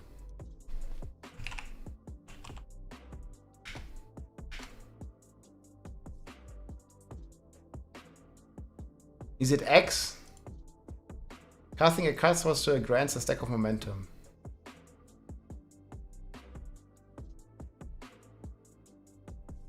Is this gonna be X?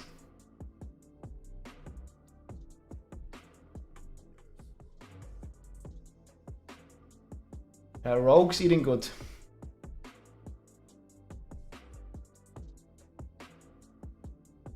That's crazy.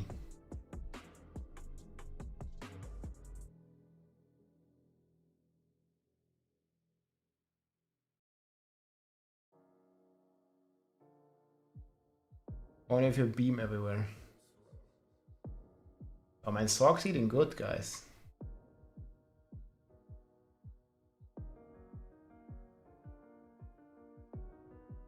Okay, we'll check some more. Sorc and Rogue are eating good.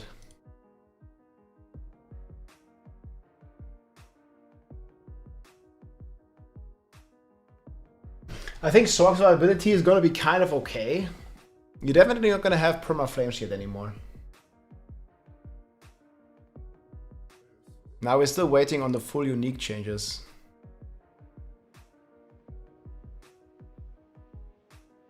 I hope by the end of the day it's going to be updated.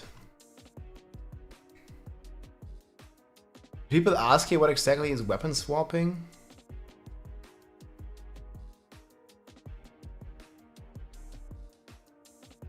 Enough of nerfing the Barbarian. They are throwing the game in the trash. There's no longer a build that works.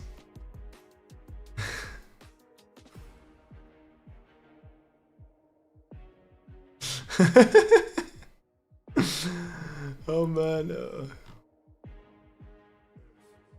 Bob's been gutted.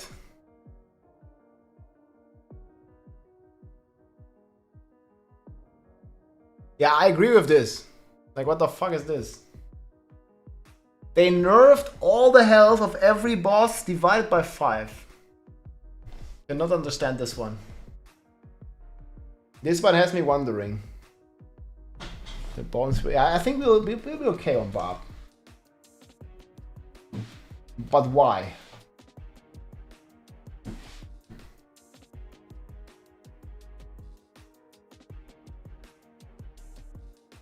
That includes, I think that includes Pit Boss, that includes Lilith, that includes Duriel, that includes basically everything that is a boss. Yeah, doing this for the Barb, okay. Yeah, nerf Gushing Wounds by 40. And then get the buff back by nerfing the bosses by 5.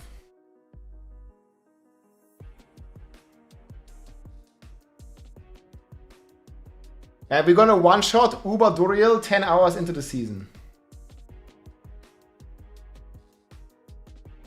Even Druid can kill Duriel. It could be 4. Man, I think the Rogue is just gonna look at that guy and kill it. I really hope this isn't true. Yeah, me too, man. Like, the game gets too easy. I'll make a video about that tomorrow, probably. I kind of wanted to wait until we get these final changes.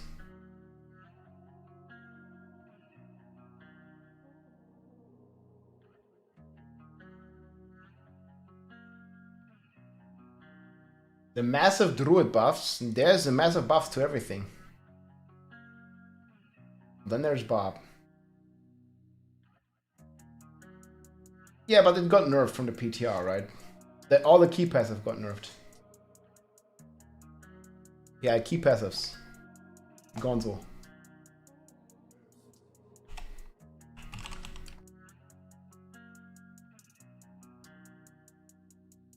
Well, I think we're still gonna kill Duriel with 1 bash. Pretty much every class gonna do that.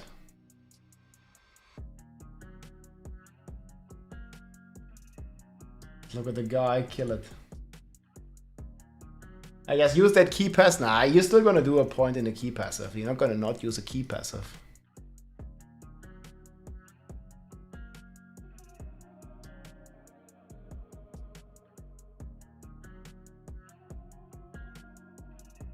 Okay, what does it mean on the starter sets though? Cataclysm companions, man. Bone Spirit Prison, Bone Golem. Okay, that might be good. I think Rogue is the best starter set as well, right? Flurry, Dark Shroud, Mobility. This is like literally meta. Man, Rogue is flying good. These are the starter sets. Damn, dude. Rogue is flying high. Hey, thank you so much. Merc Sater.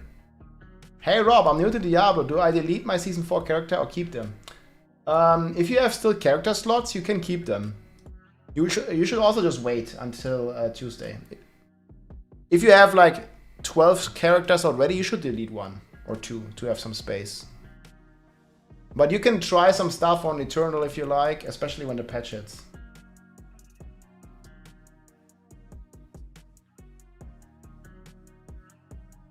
Hey Pat, thanks for the Prime, man.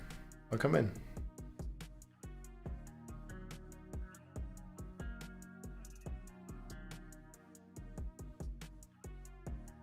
Keep the player that you've done all the renown stuff with. I don't think that's gonna be like missing or anything. Enough of nerfing the Barbarian. They are throwing the game in the trash. There's no longer a build that works. Yo, man. How are people feeling on the forums there?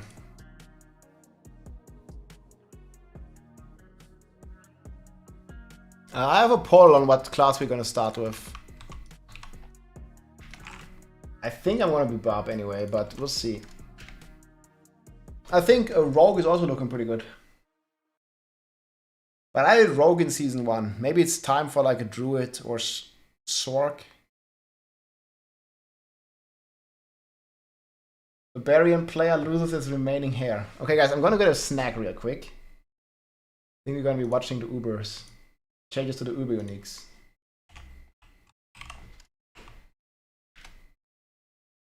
I try to be back in like 10 minutes. I'm just gonna get a food real quick, guys.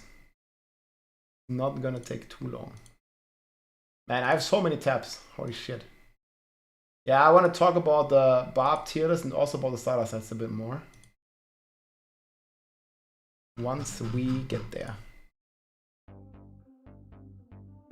Starter sets are gonna be good. I just need to get a quick snack. It'll be fast, I hope. Diablo 4's real name is Barb 4. Or not anymore, apparently. We'll see. I'll be right back, guys. Just a few minutes. These are the Uber changes. Everybody, it's Rob here. We just got the full patch notes with all the new Mythic uniques. So let's get into it. This is the Starless Sky. By the way, the patch notes will be linked in the description below. This is the new Mythic unique, Uber unique, Starless Sky. Any percent. 17, this is the old one on the left, right one is the new. 17.5% attack speed. Dude, 12 crit chance. Whoa, if we masterwork this, it's gonna be 20 with greater affix, and then we masterwork it. Yo, it's gonna be like 35% crit? How much is it gonna be? What the hell, man? And then 2 to all core skills as well. Secondary is the same. That's a hell of an item. Holy guacamole. Yo, that's really fucking dope. Okay, big W on the Starless Sky, man. I think we're gonna have more than... And let me know in the comments what you think. I think greater affix is plus 50. It's gonna be like... it's gonna be really good. Next here we have Doombringer. They also have all stats on it now. All stat Doombringer. Yo, that's really fucking good. 35% maximum life, 10% damage reduction, 5% chance to heal. Yo, let's go. Okay, Doombringer is actually getting really fucking good. We're gonna masterwork this to 100% life again, 10% base damage reduction. Yo, that's really sick. The next one here, Tura El Smite, 20% damage reduction, 60 auras. 0 damage? No, this is depending on your weapon. It's gonna do like whatever it does now in game. And it also has movement speed. Yo, and 7.5 max. Wait, so you're gonna have more than res cap. You're gonna have more than 85 if you masterwork this. Yo, you just equip this. All res is solved. You don't have to have any other all res. And then 20% damage reduction. You get a greater affix. It's 30%. Yo, and then you masterwork it. You can have 50% base all damage reduction just on Turiel alone. Bro, that is so insane. What? Okay, man, we're gonna be spinning and we're gonna be doing. And we keep in mind, guys, we're also getting a bug fix to the Twister glyph. So, yes. Oh my god, man, that's gonna be so freaking cool. This is like made for speedrunning, man. Movement speed and 50 damage reduction if you want. Yeah, I like it. And man, this one here, this is just gonna be guaranteeing us all the crit, dude. All the crit. Okay, next one here. A Harrian Spear of Lycander. Also movement speed, 66 res. Yeah, okay, I'm not really like a Druid main. Okay, wait a second. Yeah, this is the Aharian Spear of Lycander. I mean, I'm not a Druid main. It's not gonna be that great right now. But the Aharian Spear is still gonna be decently strong. Like 66 all res, movement speed as well. Pretty decent. I'm on Starling right now. Then we have the Melted Heart of Seelig. We had the lightning struck here, so yeah. Melted Heart of Seelig. Also movement speed, damage reduction while healthy. And resource generation. Okay, this one is still very strong. 60 max. This is the resource generation buffed, and damage reduction while healthy is way better than damage while healthy because the damage while healthy is just additive. So this is gonna be really strong. Melted Heart of Seelig. Yo, and also, wait, I didn't even look at the implicit. 160 crit, vulnerable, and overpower damage. I didn't even look at those implicits. Ignore durability loss, 100% damage. All the implicit changed as well. Yo, look at the implicit on Melted Heart. 30 all res, 3 maximum res to all elements. Double implicit. Yo, that is freaking wild. Let's go, man. And 50% damage reduction while healthy. Jesus, let's go. And Dariel's here is next. And Dariel's Visage. 77 all stats. 400 life on it. 30% attack speed. And 10 to max poison res. Yo, I really like the way they did it. Wait, what? Yo, 666% poison resistance as implicit? What the hell is this, man? Wait, what? Yo, wait, what are they doing? I mean, did they forget you can only have like 90%, dude? I mean, this is just a poor evil, man. But at 10% to max, man. Yo. Well, I don't know about the damage. I think the damage is gonna be like 100,000. But yeah, 30% attack speed. You probably want to masterwork this one. Or even the 70 all set. Like 77 all sets for like classes that are not Barbarian is insane. Man, Poison Rogue is gonna eat good next season. It's gonna eat really good. 30% attack speed, double crit, masterwork. Yeah, it's gonna be like 70%. That might be a typo. Or man, I don't know, like 666 is like representing evil, right? So maybe it's gonna be... maybe it's not a typo. Maybe that is actually what it looks like. Intern made some mistake, nah. But okay, they got rid of the lifesteal. The lifesteal, I was kind of like shadow nerfed anyways before. Like lifesteal only became good like very recently. Like in the higher tiers, there was always like a nerf to it. It was like less effective or something. But yeah, man, you can get like 60% attack speed on this. Insanity. Okay, then we've already seen the Grandpapa, but just to showcase this again. 150 damage, another 150 implicit, another 300% damage. So that's already like 450 damage. And then another double for all your crits. 3.3k life, 150 all stats, 20 max resource. So if you are like masterworking the resource, you're gonna have like 50 something max resource. Or you're gonna probably masterwork the life or the all stats. The all stats are gonna be like 400 all stats, dude. Yeah, that's gonna be insane. Or you masterwork the damage, just 700% damage on Grandfather, dude. And then some of you may have seen this. They like showed a sneak peek on this. This is the Harlequin's Crest now. 20% cooldown reduction. And this, again, you can masterwork this for 54%. Yo, I'm not sure which one's the craziest one. So Shaco, man, like you, it also is gonna be like instant armor capped, basically, with this. Man, that's wild, dude. Grandpapa, 150 all stats. I don't know, man, I like Endariel's a lot. Melted Heart also really freaking strong. A Harrian, yeah, I mean, I don't know. 160 crit, vulnerable, and overpower damage. Okay, whatever. Turael's Might, really good for Whirlwind. Damn, dude. Then we have the Doombringer. Also, a lot of all sets. Man, it's a one-hander. You can get 200, 250 all sets on a one-hander. Yeah, I'm feeling that. And then the Starless Sky. 2 to all core skills. I think the craziest here is the crit chance.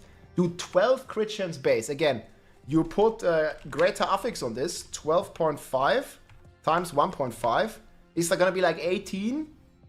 Man, you're gonna have like more than 30. You're gonna have about 30% crit chance with this, yes? Man. That is freaking wild. Yeah, the full patch notes, I'm going to link them in the description.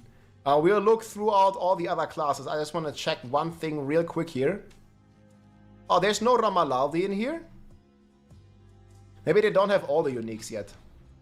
But man, those mythic uniques, we'll do detailed. I wanted to check the Ramalaldi's Magnum Opus. We can check on one here.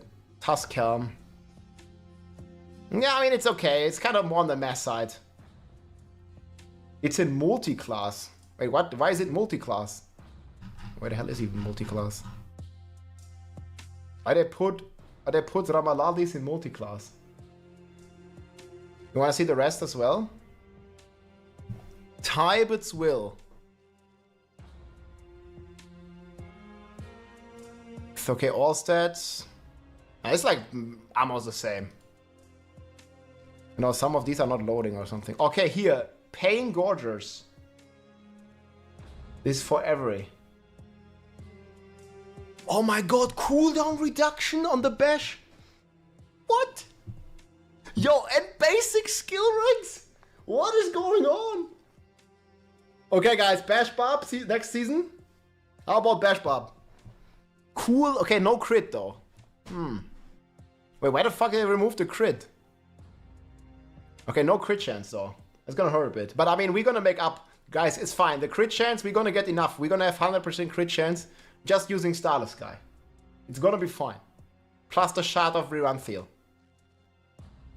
Yeah, they cutting the crit. They cutting the crit. That's not too bad though. Temerity. I don't know, are you interested in these as well? Temerity. Nah, I just wanna look at the juicy ones for this video. Okay, Hellhammer, you've already seen. Hellhammer is looking very good. It's non-capped scaling, you see? It's giving 300 main stat, and for every main stat, you're getting 10% X for every 100 strength. So you can get a lot of juice here. And on top of this, they are buffing, I think they are buffing the base of upheaval by 15% as well in these patch notes. We will make more videos about this, but that's nuts. Okay, Rage of Harrogath. And how many taps do you want? Yes. Yo, yes. Okay, guys, we have the crit chance here. Rage of Harrogath, normal crit chance. Yeah, that is wild. Normal crit chance. And the secondary, 60%. Well, I guess Flame Up wasn't strong enough. Yo, Flay Nation, log in, dude. 60%, man, what the hell? Gorse. Okay, this is the Whirlwind. Whirlwind stuff. Oh man, they still didn't make it normal. I mean, it's a bit better. I'm a bit disappointed by this. Why can't they just make it normal crit chance? So you can properly scale it. It always has to be like crit chance against close enemies. Damage on Tuesdays. I don't like this one. Mother's Embrace. Actually decent now. All stats. Attack speed, crit, lucky hit. Nice. X-Faults. Okay, man. These are still like, okay. I mean, it's good that they rework all these. Okay, Banished Lord Talisman. We're only gonna go about the highlights. Banished Lords. 10% life on an amulet. Yeah? I kind of prefer the resource generation. Gotta be honest. Still decent. Flicker Step. You already seen this double implicit as well. Yeah, looking really good, man. No more damage on Tuesdays. Hell no. Yen's Blessing. Okay, this was already very good for various builds. All stats, movement speed, all res, resource generation. Oh, I like that. 12 resource generation. So they kind of take it away on items like Banished, but they give it back on items like Yen's. That is pretty cool. Okay, here, new Razor Blade, Thorns Barb. Okay, they buffed it to 200. Sick, yo. Sick. Razor, actually, Thorns Barb, much better than. Razor Blade at 200, let's go. Fist of Fate we already seen, I can show you once more. Fist of Fate eating good, man. Very nice. Frostburn. I'll show the Ramaldi, yeah, we'll get to it. Yeah. Godslayer Crown. Okay, here another GG one usually. Cooldown. Damage to elites and all stats. I like it. Also 60x 12 seconds. Okay. Godslayer still very strong. Yo, I don't know why there's no Ramalaldi. I can't find it. Can you link it to me? Oh, here. There it is. Okay, we found it. Last but not least. Ooh, 0.5. Okay, another 10% X. And people were talking it's under multi-class, but it's under Barb. Okay, I like it. That's actually a pretty good damage upgrade, right? It's more than 10%. It goes from 0.4 to 0.5. Crit damage, resource 20, strength, over... Okay, I don't know why it has overpower. Look at the top, yeah, 50% damage.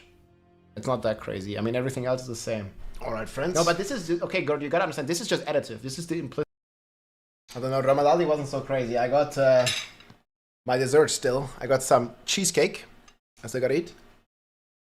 There's some apple here as well. Yeah, 10 Fury, but it costs per second. It doesn't give it, so it's not that great. Unfortunately. Like a small spoon. This spoon's too big. Cheesecake, man. Yes, yes. This one's very nice. I like it. Let's see. Käsekuchen.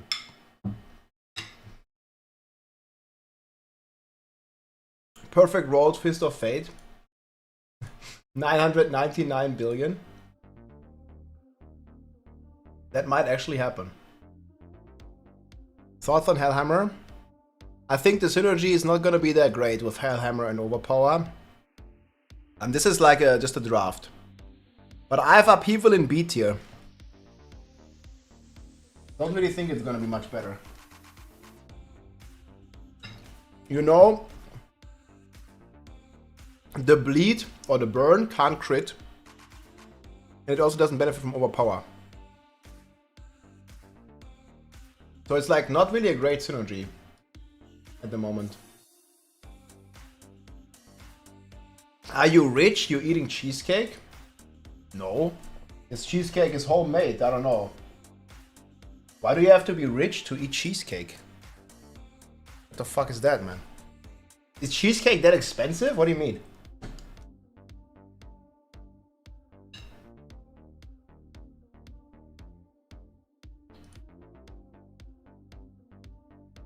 You can ask. I think they're kind of looking to add the I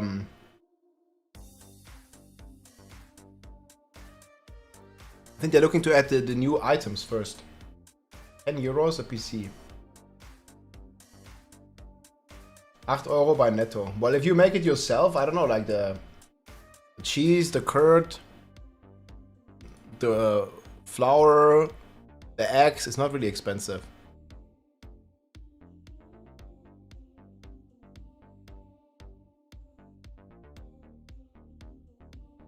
Yeah, I'll link the starter sets. I need to make a command.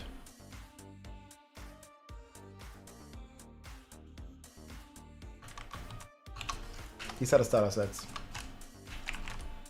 I was gonna link it here and here. Let me make a command for this. I don't really know, man. Weapon swapping. Sorc, Chain Lightning should be pretty good.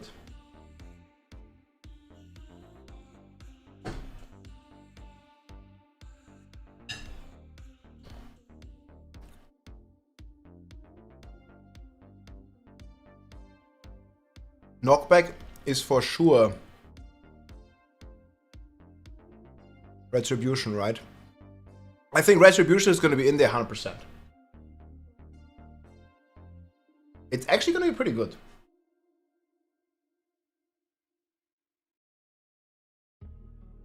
We call this like set.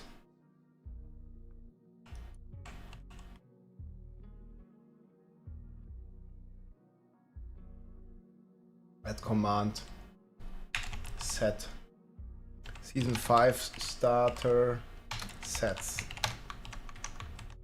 It's not really like sets.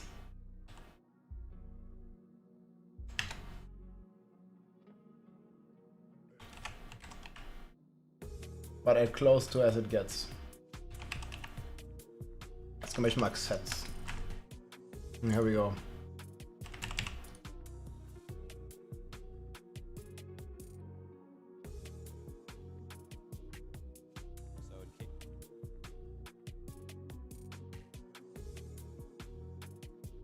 Hey folks.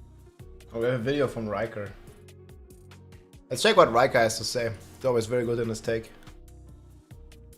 This is Riker, and we just had the Campfire Chat for Diablo 4 Season 5, and holy crap, are uniques now amazing. In this video, we'll give a rundown of what was covered in the Campfire Chat. Season 5 is launching reward track that we had in Season 4. We're getting a new updated version of that for Season 5. So yes, we will still be able to farm up all of our Resplendent Sparks by making more and more characters and just going along that reward track. In Season 4, we earned our Iron Wolf rewards by doing Helltide. Now in Season 5, it's going to be by defeating any kind of tough enemy that isn't just a regular monster, basically. So bosses, champions, elites, all that kind of stuff is going to earn you progression along that track, so you can be doing pretty much any activity in the game and you're going to progress. Apparently even strongholds will contribute. Also, this wasn't super clear, but whenever you pick up Reputation, you're also going to be getting...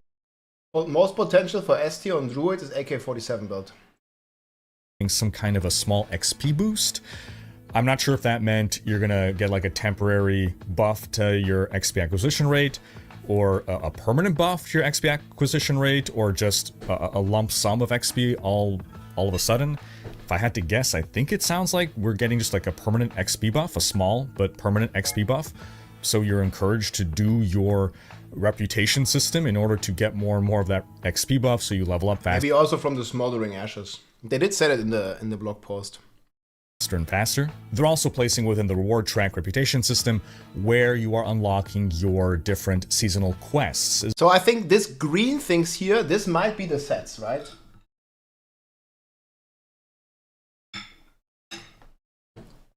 So level 2, 3, 4, 5, 6. I think the green stuff will be the set items.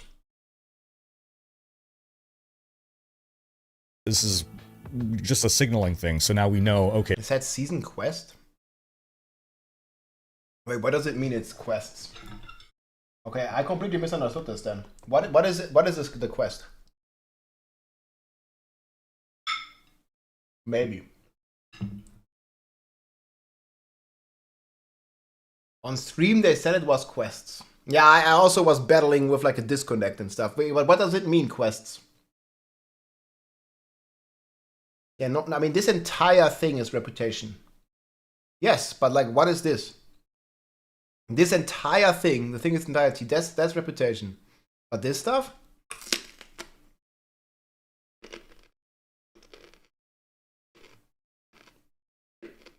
I don't know, we'll see. Okay, the next step in this seasonal quest line is going to come at this amount of reputation. Now, there's two separate quest lines. There's the quest line that introduces the Infernal Hordes. That is coming to both Eternal and Seasonal. And then there's the Seasonal quest line, which is something in addition, which is only on Seasonal. Then we're also getting something called Hellbreach dungeons. These are basically micro dungeons that are going to be new experiences to go through, and they're baby versions, I guess you can say, of the Infernal Hordes mode, or they're ways to introduce you to Infernal Hordes. Only available in World Tier 1 and World Tier 2. They're going to present a new way to level up in the season. They're also a great source of leveling up your reputation system, great place to get powerful items, and they apparently were originally modeled off of the Domhain or the Dopamine Tunnels, that dungeon that was basically the best way to level up and until... It doesn't really look like it. Is that supposed to be similar to the Dopamine Tunnels? Yeah, maybe. People liked it. Tunnels, that dungeon that was basically the best way to level up and until Season 4. I certainly hope that these do end up being the most effective way to level up in Season 5. Whenever a new season launches, I always like to see a new way to level up. So you get a little bit of a different gameplay experience. It doesn't necessarily have to be the absolute best way to level up, but that it's at least competitive. Now we're getting a bunch of general game updates. In Helltide, Baneful Hearts, they're not going to drop as often as in Season 4, but they're going to drop more often than on PTR. Profane Mine Cages are coming back in Season 5. They'll be seasonal only, but now you can stack them up to 3 times to make monsters up to 30 levels higher than you in Helltide. Legendary drop rates are getting buffed for monsters above level 100. Reiterating some other things we've already said before, enchanting will no longer cost Angel's Breath. Crowd control effects on players are being nerfed, so in the past, on average, you'd be CC'd, hard CC'd for 2.5 seconds. That's going to drop down now to an average of 1.5 seconds. Also, you can use your potions now while you are CC'd. World bosses now have some mechanic called Resilience. They didn't go into details onto how it works, but basically it just sort of normalizes player damage better, such that world bosses will not be eliminated within a fraction of a second now. It's going to take longer. This apparently was actually in effect on PTR. They just forgot to mention it to us, so I do remember experiencing that. I don't know that this actually solves any problem. I don't know that this is actually a good change. In my opinion, the problem is that at World Tier 4, Riker's voice is 10 out of 10. At drastically different... You might need to refresh, because I had a DC earlier. It might still be due to that. Power levels in the same fight, such that the world boss for one tier of player is a complete joke, both from a damage output and a damage able to sustain standpoint. And for another tier of player, that same world boss is deadly to them and will take them a while to defeat. And so now, for the player that is way over-geared for the fight, now it's just a longer fight, but it's still going to be just as mundane because there's still basically no chance of dying. Then in the pit bosses are now going to deal 66% less damage across the board. And this has also been a crazy change, right? The pit bosses, damage divided by... no, not damage. Life divided by 5, damage divided by 3. That's insane. Nerf to their damage, but there's going to be this new mechanic where when you are hit by one of the shadow boss's effects, you're going to get this stack of a debuff, and you can get up to 3 stacks of this debuff. Every stack that you have will increase the damage you take from all sources, and once you get to 3 stacks, well, now you're taking the same amount of damage as you were taking in Season 4. This removes some of the one-shotting that was happening, or that players felt that they were experiencing without stacking ridiculous amounts of life, but it's still giving you a warning. It's like, hey, you know, you got 1 chance, you got 2 chances, 3 strikes and you're out. They're making some modifications to group play in pits. Currently on live servers, the person who opens the pit gets this is such a big W, man. Of masterworking materials, and everyone else gets about half of that amount. They are changing that now that everyone gets the same amount. Everyone gets the maximum amount, basically. Okay, so the problem with the way things are on live servers is it disincentivizes group play. If you can take basically the same amount of time to do this run solo or in a group, then why play in a group? If you're not group leader, you're just going to get less materials. Even if you're rotating through, overall, you're netting fewer materials, so just do it solo. Now we're swinging things in the other best buff for Season 5, probably Bash still. Direction, though. Now, group play is favored all the time, because why not? Why would it not be? And once again, I don't understand... No, it's not favored, it's the same. There's a significant difference, right? It's not favored, it's exactly the same. And why we've moved away from the system that we had in Diablo 3. And I would just love for the dev team to address this. Like, there's probably something that I'm not seeing, so I just want to see an explanation. We went through trial and error in Diablo 3 before reaching a system where, to enter a Greater Rift, everyone has to pay a key. Everyone gets a... Okay, that's what he means. Yeah, I agree with that. Same rewards, everyone has to pay the same cost to enter. why can't we just have that in D4? Everyone pays the cost, everyone gets the reward. That was the best balance between solo play and group play. Everybody has to pay a key, so nobody's leeching. I agree with this. I just want to know, why can that not work in D4? What was the problem with that system? Then, in case you missed it, wonderful quality of life change coming with the season. You can resummon Uber bosses without having to reset the instance. The altar just comes right back. That is amazing. Beast and Ice is going to be easier to summon now. You don't need to get the Sigil. Varshan, you only need to get a heart now. You don't have to get 50 different materials. All ladder bosses now will no longer drop rare items, cluttering up your inventory for no reason. They're going to drop gold instead of the rare items, so now you're just getting legendaries, uniques, and mythic uniques. Tormented bosses now drop 3 times as many materials as a regular boss, and the cost to some of the tormented boss has gone from 2 to 1 Stygian stone. So good, man. This makes the tormented bosses so much more efficient. 1 freaking stone. Assuming you can handle them, you really want to save your materials for them. Then, on live servers, currently the XP bonus that you get for fighting higher level monsters caps out at monsters that are 10 levels higher than you, which is why whenever you are grinding XP, the most effective thing to do is to fight monsters no more than 10 levels higher than you. They are raising that cap up to 30 levels higher than you now to coincide with the profane Mind Cage stacking up to 3 times. This is going to drastically change the leveling meta. We might potentially now be leveling against monsters that are significantly higher level than us. That covered the general changes, and they got into class changes, and apparently there's a huge amount of changes there such that the game balance will feel completely different. Barb, man. Oh, key passive's gone. I was kind of hoping that we would get a bit more of a seasonal mechanic. Like, you know, something like the Holy Bolt Elixir. But we didn't get any of that, right? In terms of generic changes. We got the Profane Mind Cage staying. But this time we really have no season theme for... I mean, at least as we know of. Maybe there is something like that in the game. From the PTR.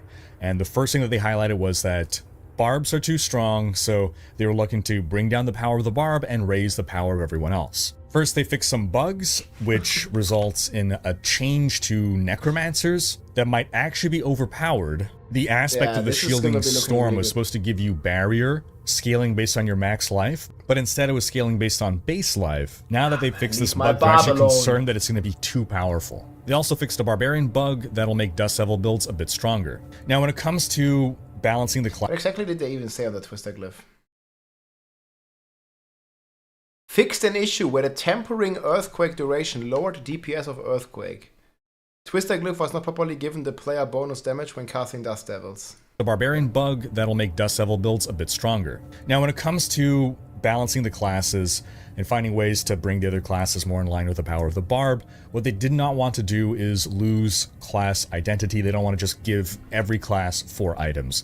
They want... They prefer asymmetric design. And I gotta applaud them for sticking with that. It's definitely more interesting. It's just vastly more difficult. They highlighted that Barbs basically have 2 class mechanics in that they have their 4 weapon slots and they have their expertise. So their approach to bringing balance here is to 1, nerf Barbs, 2, to buff all the other class mechanics to bring them more in line, or just raise them in general, and it's all crashing down. To make changes to core stats. And we spoke about this in a previous video. But before we get more into that, the big overhauls that they want to do to the class mechanics, those are going to be coming in Vessel of Hatred. So Season 6 plus, we're getting maybe some changes now in the meantime, but really, they want to do a big overhaul to both the cool factor and the power of the other class mechanics. Meanwhile, they're making changes to how core stats scale damage. Solution is always to nerf Barb, guys. Currently, you gain 1% more damage for every 10 core stat in your class. For Barbs, that'll remain the same. For Rogues, now you're going to get 1% more damage per 9 core stat. And then for all other classes, it's going to be 1% per 8 core stat. That's a significant buff to all the other classes. Now next, they're nerfing pretty much all the Barb key passives, and it's because they recognize that Barb has some of the strongest key passives in the game, and there's no reason that they should. So those are being brought down in power, but to compensate, they are buffing the power of some underperforming Barb builds, including Hoda and Upheaval. That's pretty cool. So they recognize that they're kind of globally bringing down the power of the Barb, but they know that that hurts the suboptimal builds too much, so they're raising those suboptimal builds too, which is great. Then Sorcerer, they recognized everyone complaining about the Sorcerer. Sorcerer's getting some massive buffs. A lot of those come in the form of unique items, but even just baseline. All their core and mastery skills are getting between 15 and 20% damage buffs. They're getting multiple defensive buffs in their Paragon. Man, if you put it like this, it sounds even more sad, dude. Everyone's getting a buff and then Barb. Trees, they're legend. I mean, it's gonna be okay, guys. Like, there's no leaderboards and stuff. It's gonna be fine, but still. Legendary Paragon nodes. There's a lot of caps on those. Those caps are being raised, sometimes doubled. So you're able to scale much more damage down the Paragon tree. What the hell? Druid's getting a bunch of quality of life and damage buffs. Similar to Sorcerer, we're seeing a rise on the damage caps on those legendary Paragon nodes. They say Rogue's in a very good spot. They are not making too many changes to the Rogue. They actually gave a preview of the updated Rogue +2 exploit, but Rogue only, dude.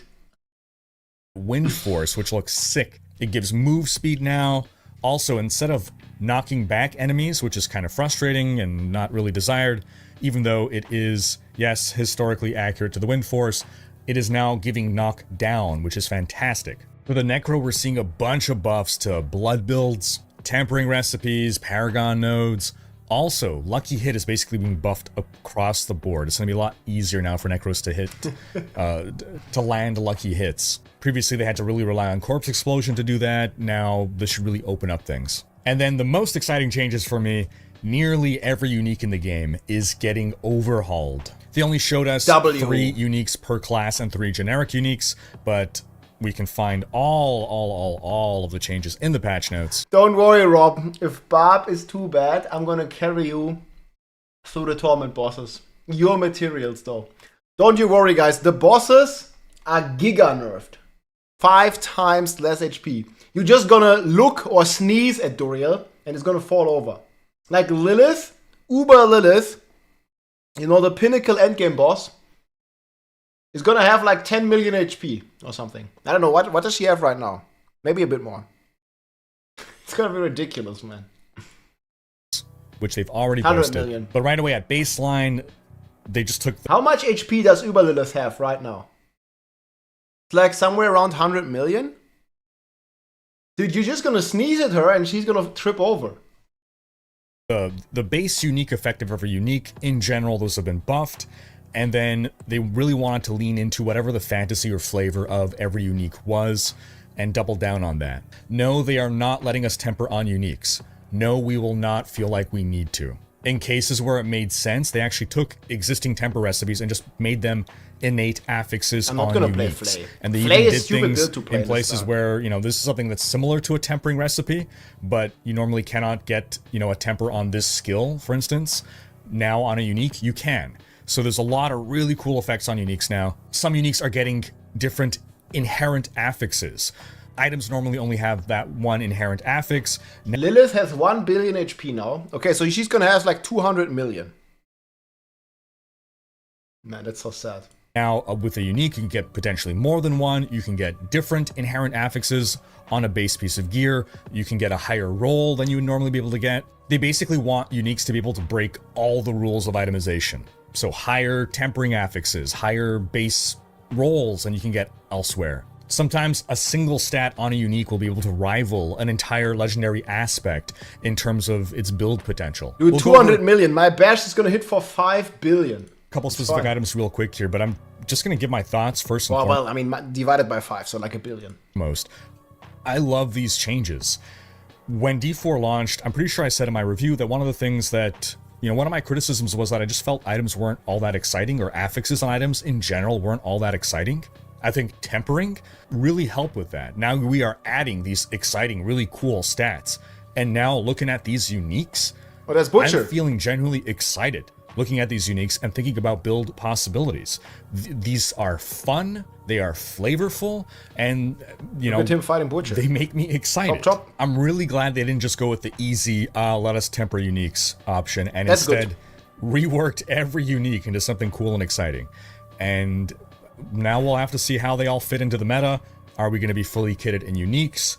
Are they still not going to be good enough?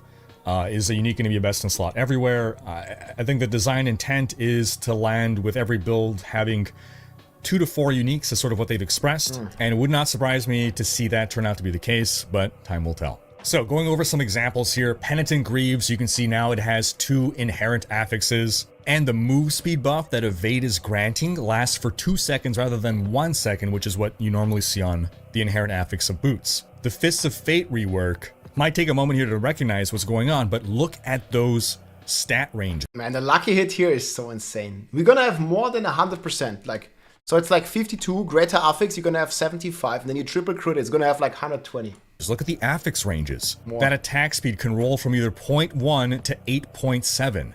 Same with pretty much everything. You can get a complete trash roll or a crazy... Riker hates Barbs. That's because he loves DM. DM loves Riker, and Riker loves DM, and DM loves Druids. Oh, dude. Crazy good roll. And that's because this Couldn't item is have all said it better about myself. RNG. So potentially, a really well-rolled Fists of Fate, wow, is that going to be a best-in-slot item for a lot of builds? And it's probably going to be worth a ton if you trade. For the Grandfather... By the way, they're calling Uber Uniques Mythic Uniques The Grandpapa. We're just gonna keep calling them Uber Uniques, man. now, and they're purple and have a purple bean, which is wonderful. They've Dude, this is like so sick, dude. 450 additive. moved the Ignores durability loss down from a regular affix into an inherent affix, and this is so that we no longer have those unfortunate situations where when you roll a greater affix you can get ignored durability loss, or when you masterwork you can crit on ignores durability loss, because that does nothing. And now because you cannot actually ever masterwork or get a greater affix on an inherent, it's getting that out of the way. For the Barbarian, Battle Trance is now giving you bonuses to 2 different passives. And now its unique power doesn't just give you attack speed, it also gives you a damage multiplier. Ring of the Ravenous now gives you ranks to Rend. It doubles Rend's duration, and its unique effect can now apply 4... I didn't even check this one that much. But the Rend duration longer is like a bad thing, because it usually doesn't increase DPS, right? At least that's how I remember it.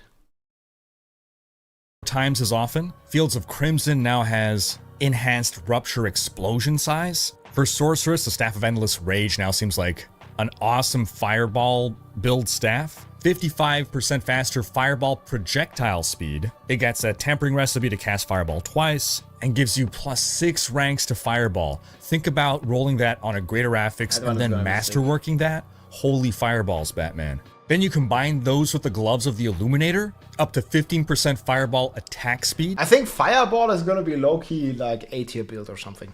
Just sneaking in there. And +2 mana when a fireball explodes. And again, think about a greater affix and a temper on that +2 mana. The amount of sustain you can build with that. Adam Jackson was saying that you can really fill up your screen with fireballs now. Blue Rose now is going to make your ice spikes explode twice, that little tempering recipe chance, right? For the Druid, the Waxing Gibbous now gives you ranks to Shred and Toxic Claws. And it makes it such that when you cast Blood Howl, you gain stealth. Currently, the unique effect gives you stealth, but that only works against groups of enemies and it falls off against bosses.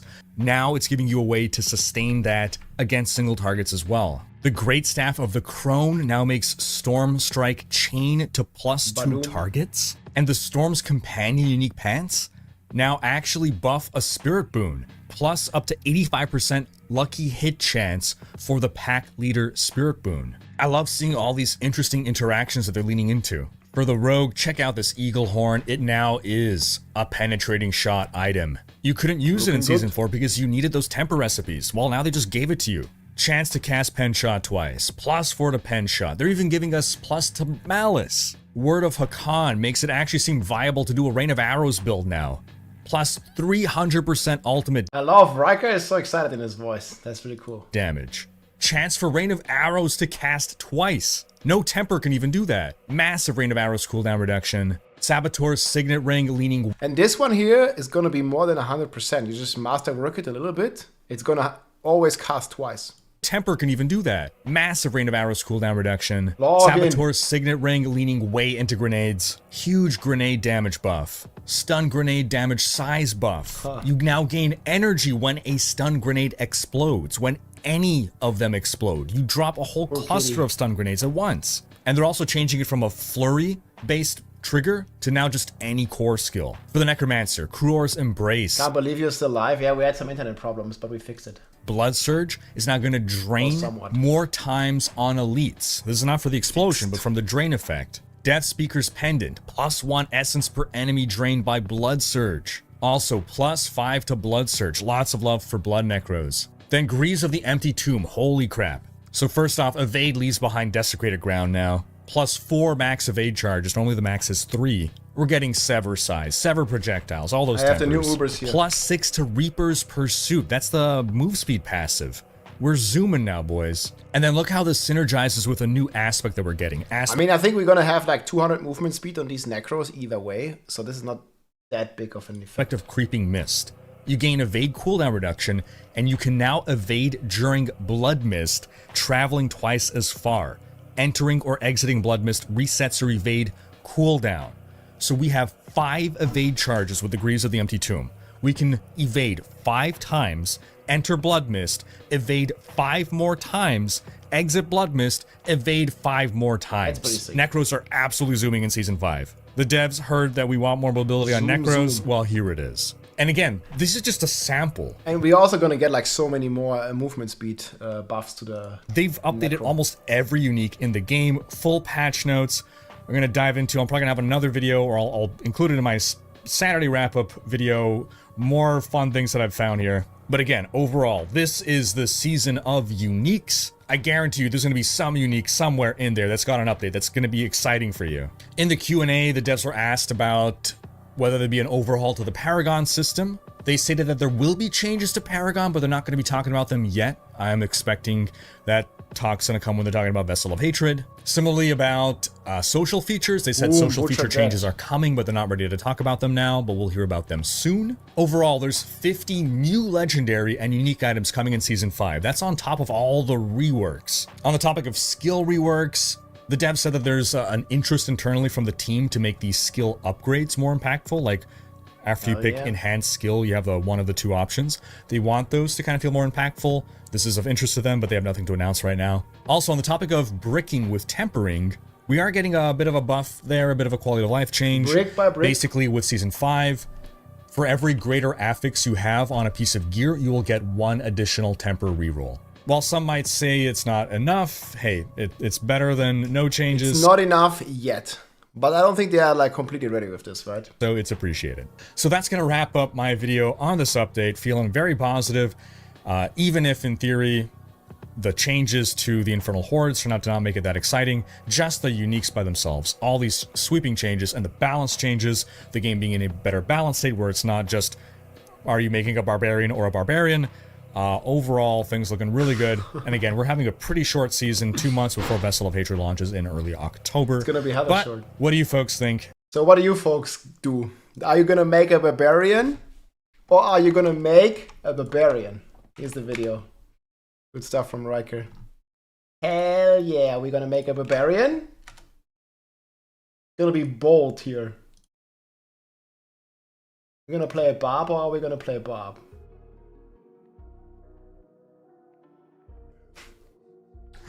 I'll make a Druid. How about Sorc?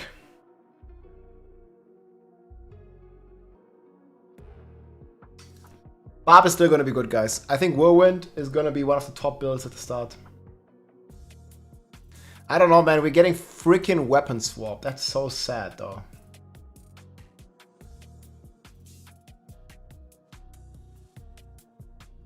So, okay, you can vote for your class.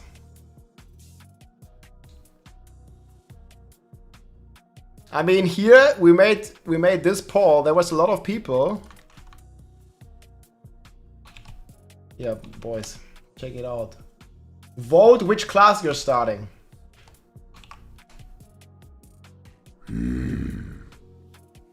Not gonna be rigged. Team Necro baby. It's still 8% Necro only, dude. Okay, guys, let me vote. But I'm not sure which class I'm gonna vote for. I need to switch account. But I can't vote in my own poll, so I need to vote with my second account. Oh man, I can't even see the result unless I vote. What do people fucking say in the comments here? Druid forever. I think it's gonna be Barb, guys, yes? Barb? Oh man, it's gotta be Barb, no? Vote for Druids. Rigged vote? Yeah, I'm one of 7k votes. No, I can like vote myself.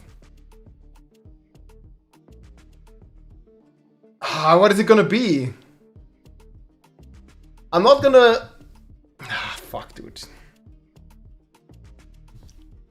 Sorc?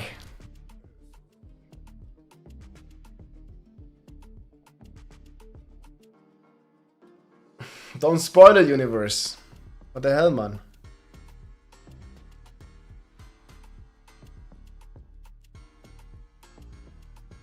I think we're gonna go Barb, guys. 34% on Barb. I made the right choice. Nah, I already knew anyway. You guys, you better vote. You better vote. So least played is Necro.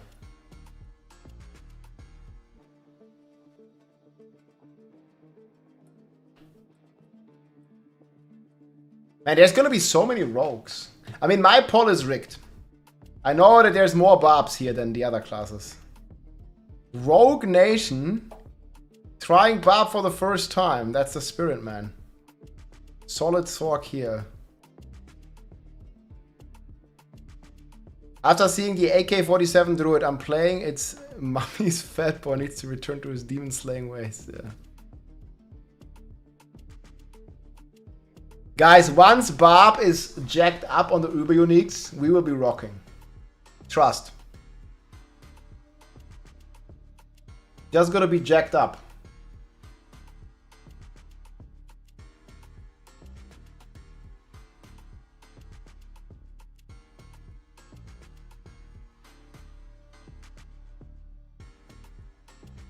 Those were the pre-notes, fellas. Yeah, unfortunately, I can't vote on in my own, but I voted Barb on my other account, so. Direct bash? For the season start, you can't start with bash. Hoda, Upheaval, Whirlwind. I think we're gonna make a Whirlwind leveling Barb. Hey Aaron, what's up? Hope you had a good stream. How do you like the changes? We are looking here what class people are starting after the updates today. You can check it out if you want to vote. Check out Aaron. Big blaster. Where do you vote, my dude? Right here. I'm spamming it. Rogue at heart, man. Love your content. Hey, thanks for the kind words. Let's go. Rogue Nation. I can't Bleed Barb this season. You can't play it. Yeah, Bleed Barb got a big nerf. I'll do an export tomorrow on the weekend. I didn't want to do them like right after each other. Let's be real, we're all gonna go Barb again. Ah, but they nerfed it. They nerfed it so bad. How did people on the forums react? I'm kind of curious.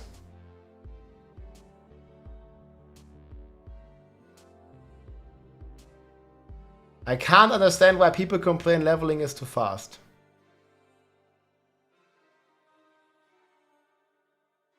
New uniques not in patch notes, yep. New uniques are great, but Sorcs. This guy is still complaining about Sorc.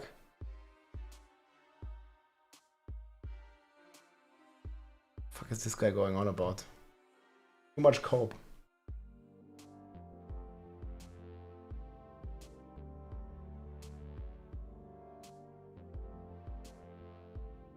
Major translation problem. Feedback on the dev stream. Yeah, this guy thinks the grandfather is multiplier. Grandfather 300% damage. Instead of durability FX. Barb looks pretty dead. Buff Barb.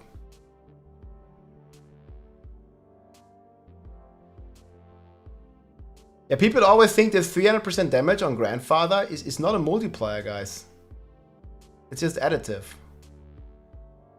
It's gonna be good, but it's not gonna be crazy. This one.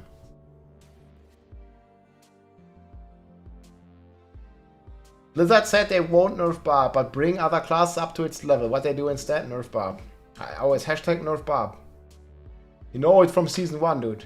We've been there.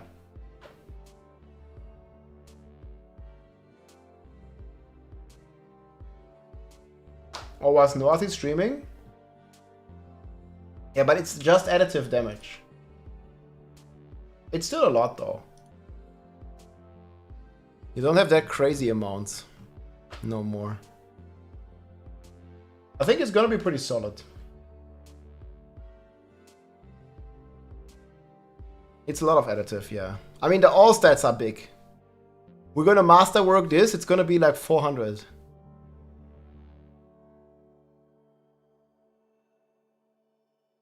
Yeah, but we can't really cook unless we know what the new uniques are gonna be.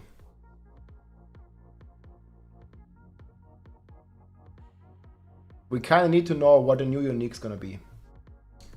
Without it, it's gonna be very hard to judge.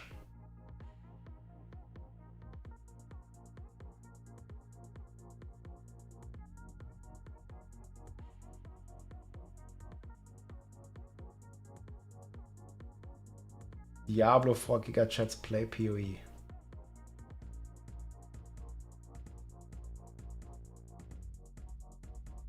It looks wild. Okay, let's keep making the tier lists, at least drafts.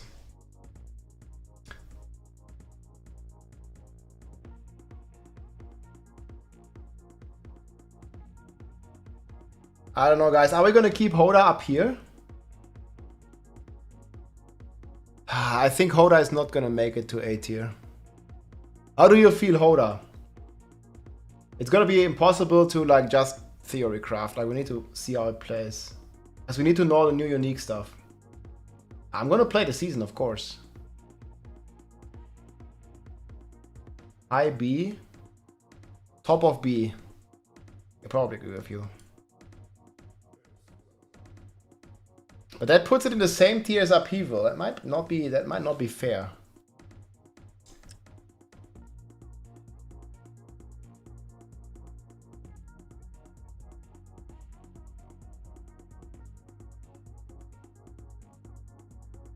Ah, it's a tough sell, either way. Probably more seeded in B. I don't think it's gonna compete with Flay. You're asking a question, what do you ask? All stats are 10% damage. What gives more worth on Bash Barb? Definitely the all stats. It's season 0 for the Barb all over again. Is kick build viable? Oh yeah, we can add kick Barb. Yeah, I don't think kick is great. Kick somewhere here. Ah man, maybe it's A tier though.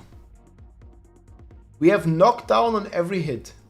We have more boss damage.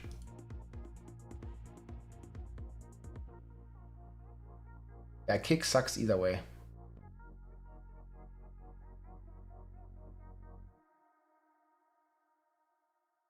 Yeah, when are we gonna get the new unique stuff? Probably not today.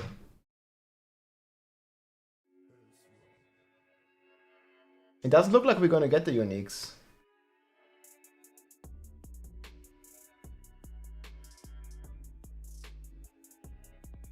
We already started. I think I'm gonna make a Whirlwind leveling build. It's posted.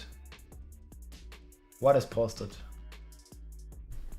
Shard of Viranthiel. I don't find it. Like I'm literally in this post. There's no mention Shard of Viranthiel. No, what's the final changes? It's in the bottom.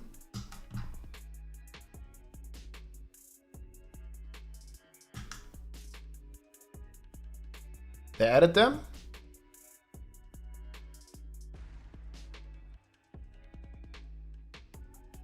No, where? You're just trolling. Yeah, where's Shard of Viranthiel? Crown of Lucion, like all the new uniques. There's all of them, but where? I'm only looking for the new ones. Shard of Viranthiel, the Talisman, Crown of Lucion, like all these. I don't think it's there.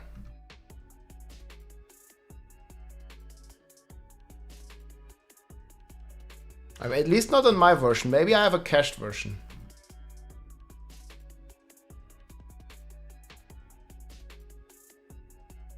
And no problem. They forgot to put them. Yeah, there's an X post from Adam.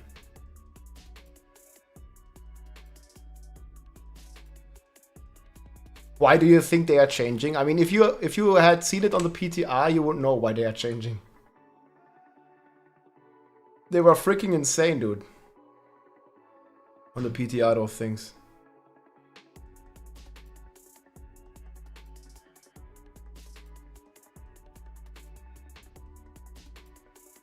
I think there is a 90-something% chance they are changing.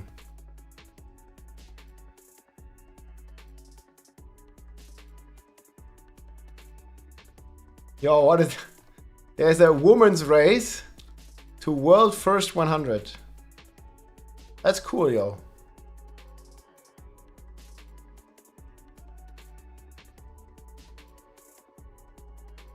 That's pretty cool.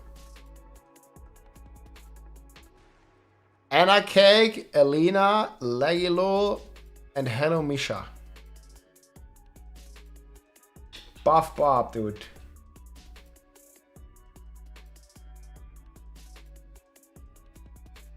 It's gonna be like the Olympics when a man steps into the race and beats them down. Dude. Biological male? No. The non-Barb players, dude. Nah, Barb is... I don't think Barb's gonna be the first to 100. I think it's gonna be Sorc. Sorc is crazy.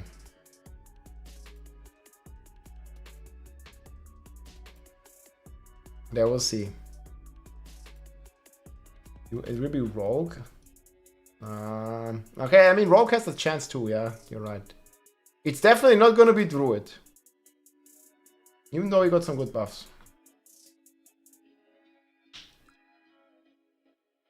But does the Rogue build really have good AoE?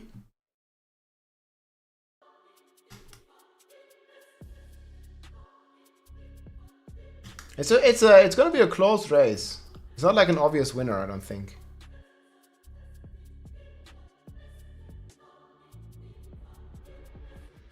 Hot take Thursday. I'll do it, man. My X feed got flooded with this. Not right now, but here, look. You see? I just randomly go here. Female athlete carried on stretcher after being forced to fight a biological male in the Olympics. Like, I just keep getting, like, here, see, my entire tweet is this. Like, I didn't even do anything, man, but my entire feed is just this.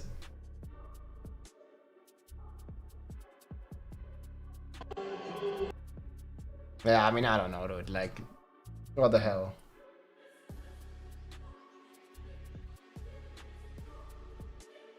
It's fake news? I don't know. I mean, I didn't watch this. I'm only getting this. The news is not true. Yeah, whatever. I don't know what happened. I just recommend the South Park episode.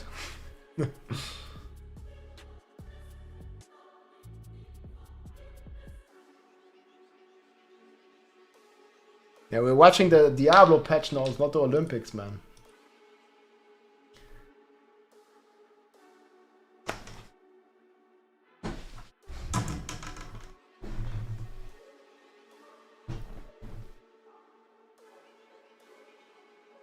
That's a fucking hot take, dude. Yeah, let's move on from this topic. Man, Lilith is gonna be so nerfed. It's crazy.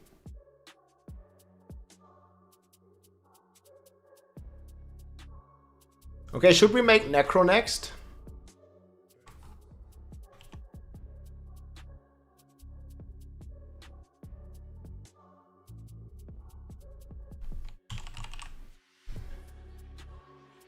Necro, we have Bone Spirit. Is there anything even close to Bone Spirit? Okay, tier list will change, yeah.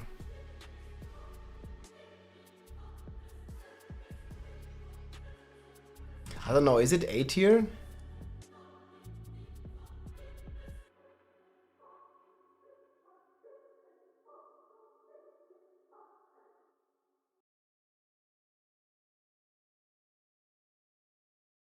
What is next here on Necro? Bonespear got some juicy... Yeah, I don't know. Rest lol? Is there anything else that has potential? I don't want to look at B tier again though.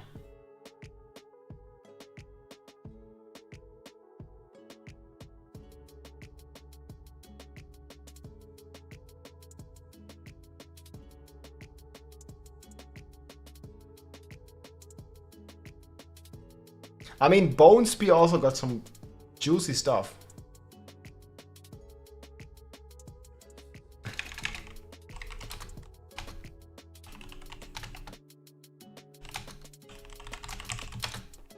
The pants got buffed even further, right?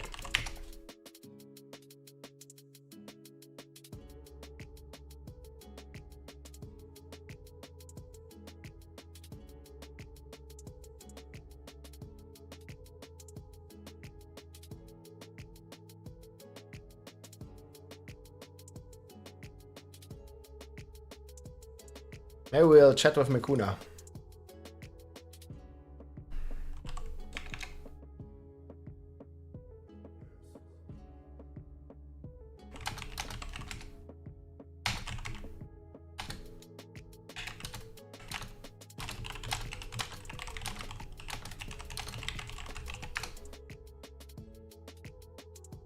Yeah, we'll see.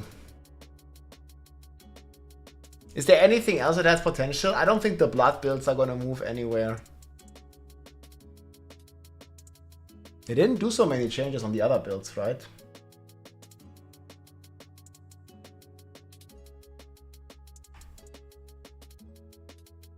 I don't really know.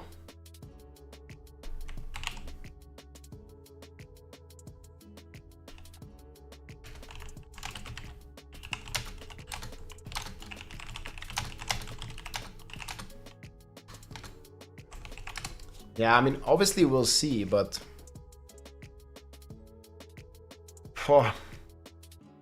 Necro is kind of tough. There might be some hidden builds as well. Blood Surge. How much damage buff did it get?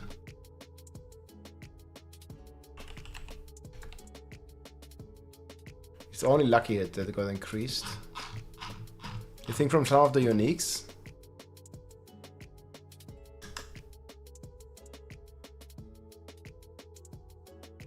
What about Corpse Explosion? They buffed this a bit. Triple Root Flash fueled by death. This is kind of the same.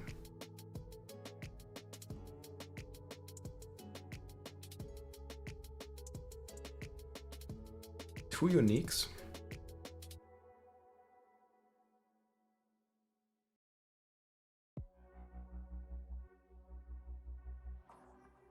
Darkness. This is the one, right?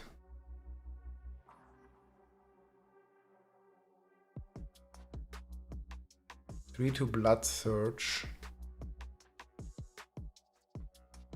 I mean, I'm okay. I'm at least putting it down here already. What else got buffed? The Amulet. What else did we get on Blood Surge?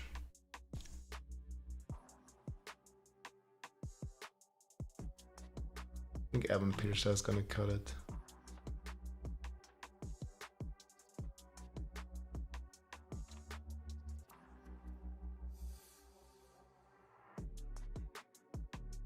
Kuro's Embrace.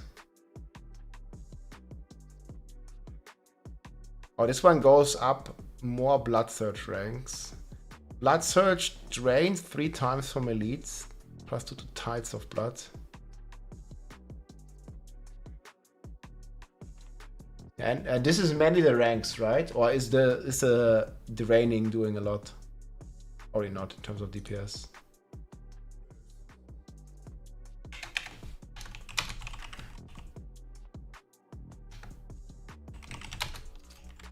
And 5 ranks base is gonna be insanely high, actually. You're gonna GA 7.5 plus master rank. It's gonna be like 11.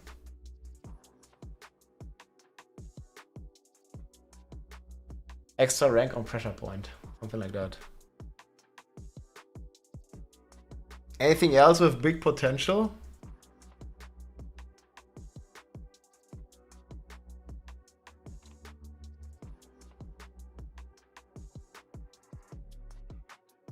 Barb key passives are not looking great at the moment. But we have the Mythic uniques to make up for stuff.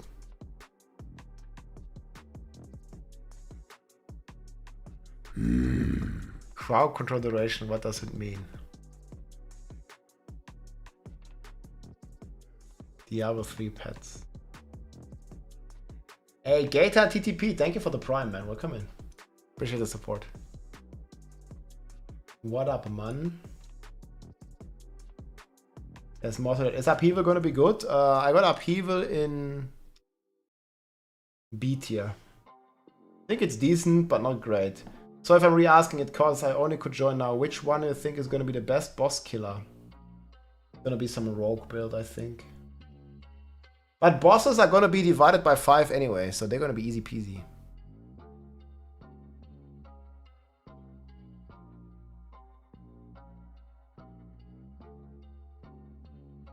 Boss are gonna insta die.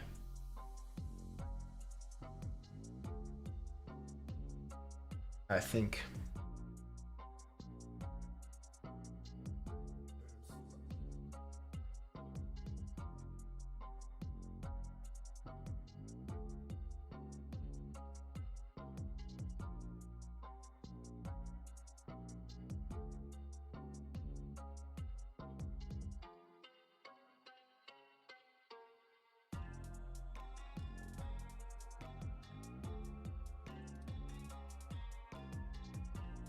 Real endgame is crafting.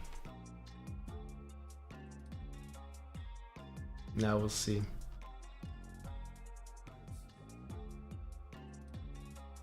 This might still be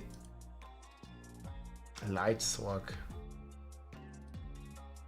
I think we're going to do fireball Sorc.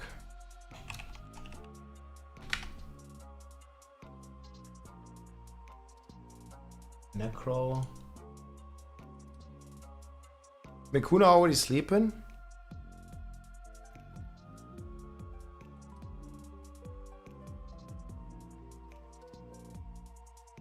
Ah, I hear.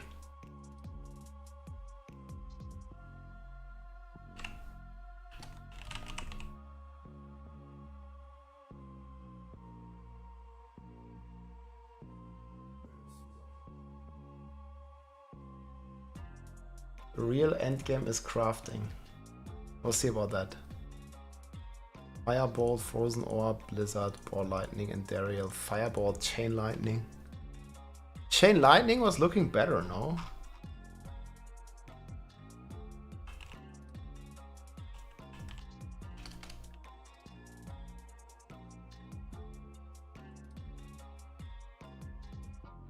Chain Lightning alternates. I mean, this is like no buff.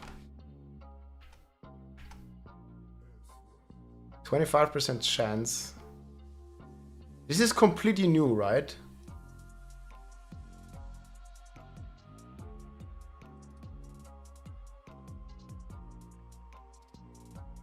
Nah, it's not gonna be the best build, but it might be A tier. On Meteor, I got some big ranks. By now, at least.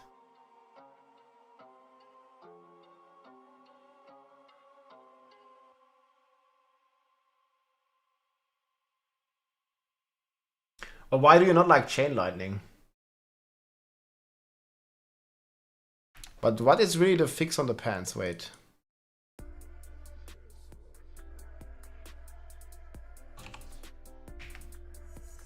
Fix an issue where Alex's conduit did not benefit from greater Chain Lightning. Fix an issue where explosions was dealing much less damage than intended. Wait a second.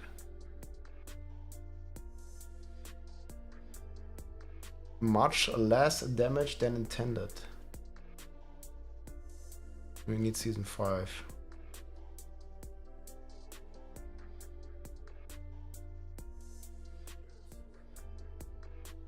What exactly was great at Chain Lightning?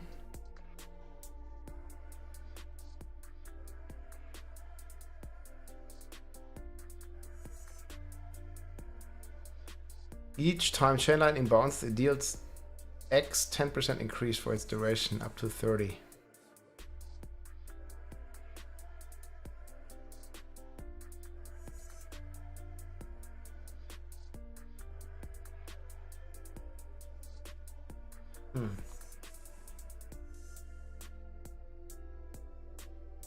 Fix an issue where the conduit explosion damage was dealing much less damage. Yeah, this could mean 10 times damage buff, right? We don't know.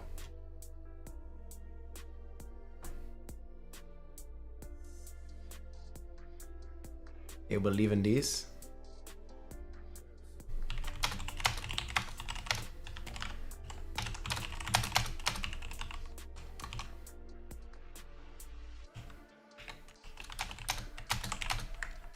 I hope it's good, man. Yeah, this could basically mean it's like ball lightning. You remember when they fixed an issue with ball lightning and then it was doing 10 times more damage?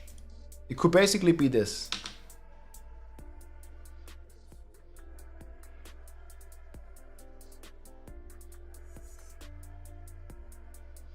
Yeah, who knows, man. Seems like we have quite some Sorcs.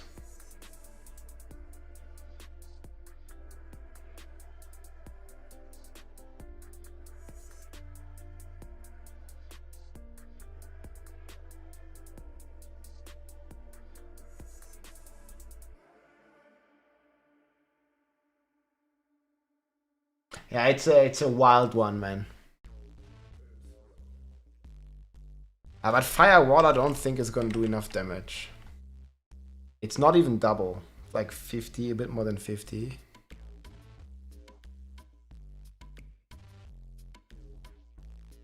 Let's see. This guy's here. Yo, hey. Man. How's it going? I'm fine, and you? How was the stream? Oh, dude, I had some internet outage. Internet outage? How is the Bob? Is the Bob dead? Dude, the internet outage was so bad. We were talking with Mekuna here, chat. For a bit. The Wizard Grandmaster. So Barb, yeah, I still alive. Well, I still have Bash in S tier. I think Bash is, I mean, not S plus, but I think Bash is still gonna be decent. Are you gonna hit for billion? Well, that depends on Shard of Veranthil, right? If Shard of Veranthil unchanged, yeah, it's gonna be billion. Did you see they nerfed the boss HP by 5 times? It's so stupid. There was like people who are complaining too much because of the boss fight. We're gonna destroy the boss. Dude, like how is it gonna be Uber Durian or Uber Lilith? Like they have like 1 billion life and now it's 200 million. Man, we were talking about like this, I'm gonna do one classes? bash, it's dead. We was like what classes we're gonna play to do early carries, but it seems like we don't even need to think about that. Problem is there's not gonna be any need for a carry if it's that easy, right? Even Lilies. Yeah. Nah, I'm still hoping this is some kind of mistake in the patch notes. Like, I don't know. I'm really hoping it's not gonna be the case. I mean, for pit bosses, it's very good, right? Pit boss divided by 5, that's fucking nice. But then you're gonna got like big problem with the clear then. That's gonna be the opposite. Yeah, but that's better. Like, I mean, it's gonna be like 10 minutes for the clear, 5 minutes for the boss, rather than half-half. I think it's gonna be good. Because you keep in mind, like, you also have the stacks now. I don't know. I mean, it's only 3 stacks, and 3 stacks equal to where the damage of the bosses was before the nerf. Yeah, like, we don't know. It's up to 3 stack, and I mean, if you're thinking it's like 20% debuff per stack, then yeah. Yeah, probably because the boss got nerfed by 66% damage. That's actually huge. Yeah, 66% damage nerf and 80% life nerf. Did you see the buff on fucking Tyrell's Knight? They're talking with Mekuna here, guys. Yeah, you can check them out. Yeah, that was really good. I mean, it's just gonna... Like the GR you get... The GR is gonna be like 50. Yeah, even more than that. Like if you get 54. GA and yeah, Master War. It's 54. It's like the cooldown on Shackle. Yeah, you also got the movement speed for your Whirlwind Barb farming. Yeah. But what the fuck? I mean, on Whirlwind Barb is still going to be very strong. Even though I mean, you're not going to play bleeds and stuff. It's completely nerfed, but it's still decent. Speed farming 100 is still like 90 seconds. Yeah, and the boss is just gonna get one shot. I think. It's probably even faster. Yeah, thinking about this, how much it's got nerfed. Yeah. Yeah, but then, yeah, we have Hoda, we have Upheaval, but it's not gonna be great. It wasn't good now, and key passive plus the buffs is like 0, so they're like as strong as they are now, basically, and that's not strong. But yeah, what do you think on Sorc? Like Chain Lightning? Obviously, Chain Lightning looks pretty good, but the problem is, the more Chain Lightning you cast, the less damage you do, and it make it even worse with the double cast counting for actual conduit. But I guess we might just play around the explosion, not. Yeah, but Chain Lightning is also going to be like your starter build, right? No, that's the biggest bait ever, never. Like it's really bad because you got recharging aspect, not without good level. The Chain Lightning doesn't do that much damage. You don't have the pants. Well, it depends. If you like, there's a chance you get the unique pants, right? Probably there not. is no way. That would be fun. Why would you get the unique pants? Well, getting the unique pants would be a lot of fun. But you still got like huge mana problem, I think. Yeah, maybe. But the buff firewall for leveling gonna be insane and easily. Yeah, they buffed it by like more than 50%, right? Firewall leveling. 160 to 200 something, yeah. I can just take my season 4 firewall leveling build. It's gonna be, it's gonna be pretty nuts. I mean, I never understood like leveling build. Like in 30 minutes, you always level 30. Like yeah. There is not really leveling. Like you just put all your points in the skill and you hit monster and that's it. Yeah, that's true. I don't think we're gonna do like a 180 on the pits because we can never kill the trash. Even if the boss is nerfed, we're never gonna kill the trash with our chat. I don't think you're gonna be anywhere close to 180. But maybe. But I think 150 is doable. 150 definitely. Maybe for Sorc, man. Yeah, 150, but which build? Firebolt, Frozen Orb, Blizzard? Probably something with Endaliel. But we don't see the buff, the final buff on Endaliel, because you don't see the legendary if they buff it or not. But what's the best skill with Endaliel right now? Charge Ball or Chain Lightning, maybe Fireball, because Fireball has insane lucky hit chance. Fireball is actually pretty nice, like probably. Yeah, I have Fireball and 80. Like both the uniques are looking really fucking strong. Probably better than Blizzard. And the Tarasha ring, man, what the hell? Yeah, man, I don't know, like 1.8. Man, I think the Sorcs I got like you guys got even more buffs than before, right? Not than our strongest build, but all the build got just more damage. Yeah, but you didn't get any nerf besides Shatter, basically. We got trolled again. Did you see potent warding on Tarasha? Elemented attenuement on the Raymond? Like, what is that? Shocking impact on Raymond? What the fuck? This is like some stuff that doesn't really fit. Did you see, Deck, do you use Fist of Fate as a Barb? Nah, I mean, you can, but it's gonna be like 120% lucky hit or some crazy stuff. Are you gonna do like Upheaval, Burning build? Nah, there's no synergy. I mean, the scaling is good with the main set, but the problem is, you know, Burning is like on Sorc. You can't crit, you can't overpower, right? And then Upheaval has all the overpower synergies. So it's like, yeah, what the hell, man? It just doesn't fit. I don't think Upheaval or Hoda is going to be anywhere near the top. It might be decent for leveling at the start. What about Flay? Is Flay dead? Flay is like damage divided by 50, but it's still going to be pretty decent. I mean, you got some buffs as well, so it's like probably 80. You got some idea about synergy? Maybe we can play Lightning Spear and you still like pixel pull the monster. I think Lightning Spear is very good. Yo, dude, the support buff got even more buff. The Rage of Haragas is now a 60% chance. I really think Lightning Spear That's how my best levels. gonna be very good in group play. But If you lightning can fix them for spear. everything. Because of splintering energy, the damage seems pretty good. Hey, what does lightning spear do? Is that like a build you can play alone as well? Yeah, it's something that when Lightning Spear crits, it does something that arc between 5 enemy that deals a lot of damage. Critical hits with lightning spear cause lightning to arc from it, dealing 55% damage to its target and up to 5 to other enemies. This damage is That's increased really by your good when there critical is a lot strike of- bonus. When there is a lot of enemy, it's pretty good. Can you play this right now? You cannot play this right now, it was on PTR. On PTR it was okay. They buffed the damage a bit. Oh, is this like, can you play this solo? Probably You yes. can play this solo, yeah. But it's like, Like it was that sounds very... like bottom of 8 tier or something. It could be one of the best build, but it's very hard to tell. Yeah. And there is also a big problem about the Chalice is we don't know what they did with Lucian, Lucran, and Verafiel. Yeah, we might, like Adam was posting something on X that they might add this later tonight or today or tomorrow, I don't know. I mean, they should tell us what they do with the new unique. Yeah, it's like we have the patch notes, but we don't have the full patch notes. Yeah, like it's very huge. Verafiel can make Fireball like the best build again. Verafiel 300% is too huge, I think. I have Fireball top in my Sorc prediction. Fireball S tier on the very top.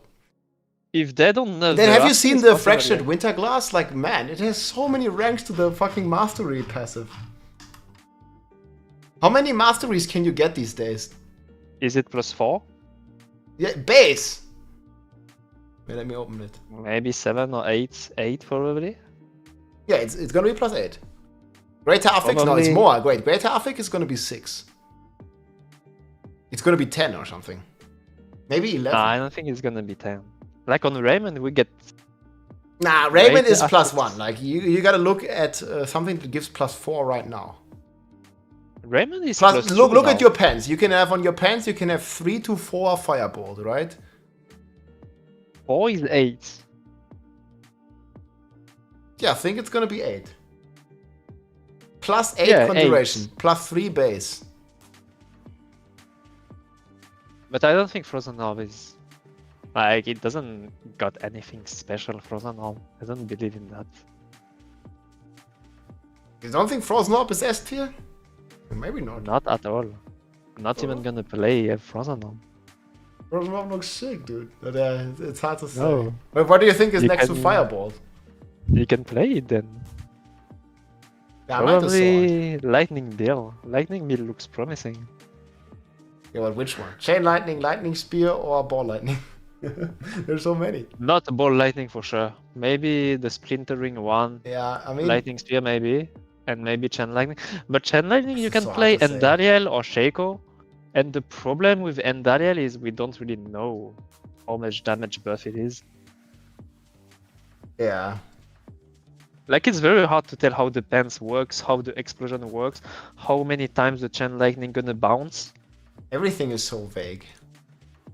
I mean the Chain Lightning calculation is very hard with the mana drain and stuff.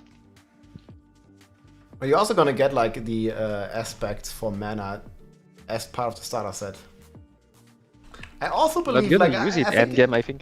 Mikuna is very pessimistic on Frozen Orb. I think Frozen Orb of this Fractured Winterglass just looks so insane, man. You're getting like 11% X damage per conjuration. I'm not sure how many you usually have these days. Even if Frozen Orb is double the damage, is not that great, I think. No, but it's S tier. No, even if double the damage is still far from Firebolts. But what do you Frozen do Orb now? is- Like no Shatter Firebolt. Like what is it? It's Verafiel Firebolts. But if they remove Verafiel, Firebolts might be very bad. Because Verafiel They're not is gonna remove it. 300%. I think they're just gonna make double damage or something. You know, like instead of If 300. it's 200%, No, it I might would just I would not be the assume it's best amount. 100. That is my Now assumption. 100 Firebolt is not the best build anymore. Yeah, but it's still S not tier S tier anymore. probably. And there's S plus. I have S plus in my list as well. S plus is mean- like Bone Spirit and like 2 or 3 rogue builds. How Like- high do you, I mean, it's very hard to know how high do we clear now because Well, I know Bone Spirit is not nerfed at all and did 144 right now, and it's getting like double damage or more. But So- 144, if it's double damage, is just like It's gonna do. I mean, dude. I mean, the bosses are divided by 4. This build's gonna close do to 160. 150. Yeah, it's gonna do like 160. I mean, It if the depends on the build how it cleared the trashes though. Bone Spirit, it's like big AoE. Like it does like 2 billion a hit right now, and it's gonna do like 4 billion a hit, roughly. That's and, crazy. Yeah. I mean, I can link you the clear. Bone Spirit is like what we have. You can watch it. Fuck. Oh, 143. Okay, well, I think there's 144 now. I haven't checked in a while. Lightning spear perma spawn within the glass. Yeah, I think this is gonna be. This is like old Hoda Barb, and it's getting buffed. It's gonna be fun, man. Look at all this billions of damage, man.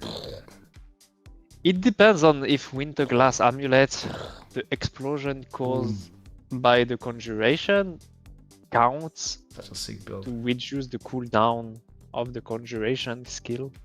Like, I'm not even sure that works. Yeah, I see. Because they made it not work to spawn more conjuration from the frozen orbits.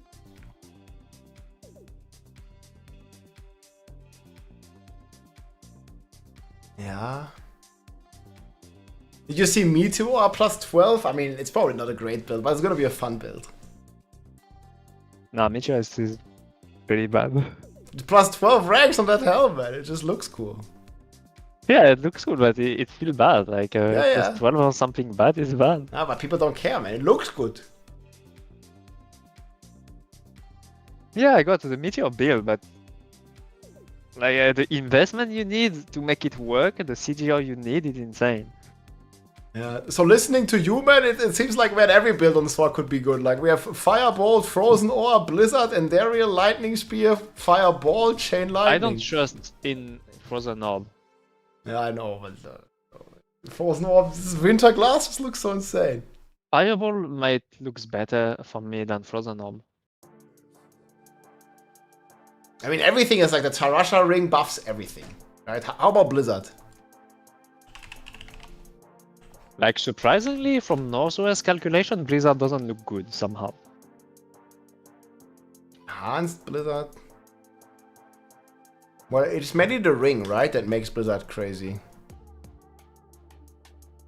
Blue Yeah, Rose. but everything else got buffed by like 20%, but Blizzard didn't benefit from the buff because buffing the mastery skill doesn't do anything for ice spikes. Yeah, true. That's a good point. Move this down. Yeah, mastery buff doesn't only affect the direct damage. It's like the same on Whirlwind, man. You buff the direct, it doesn't help because all your damage is coming from the Twister. Yeah, we literally get one rank in Blizzard. It's so hard to say then, man. Well, I have to predict something in S tier, man. Fireball alone in S tier? It depends on Veraphiel. If Veraphiel is 100%. Yeah, I think we over might Blizzard- know until tomorrow. Didn't they say they don't want to let us know because they wanted to discover by ourselves or something like this to not spoil us? No, wait, let me find the tweet. Chat, didn't Adam tweet something like this on X? I remember looking at it earlier. I linked it somewhere.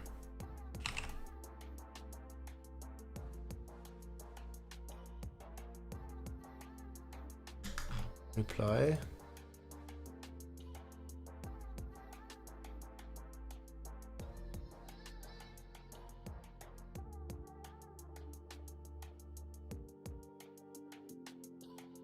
Maybe I dreamed this. Oh, here. Yeah, it's gonna get added soon. We will get the notes updated, but there's no specific timing. It's a 2-month season, yeah, it's short.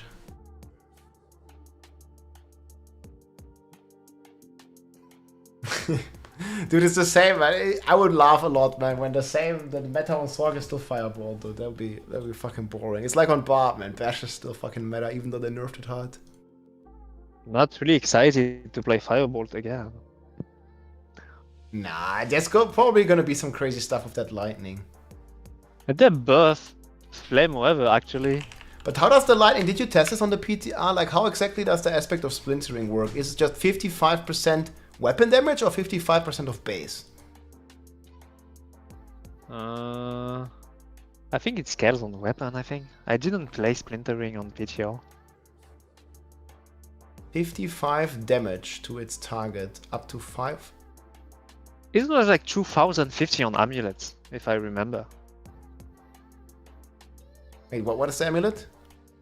On the amulet, Splintering energy was like 2050, I think. 2500, something like this. We have the data.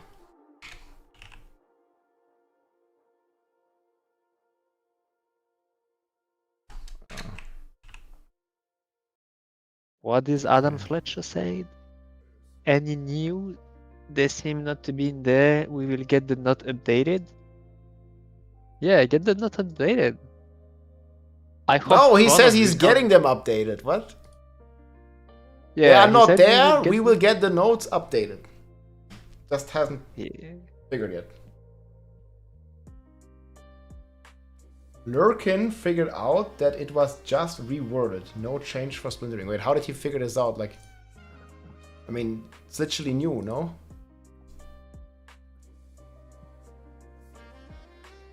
Enhanced blizzard damage bonus to frozen enemies.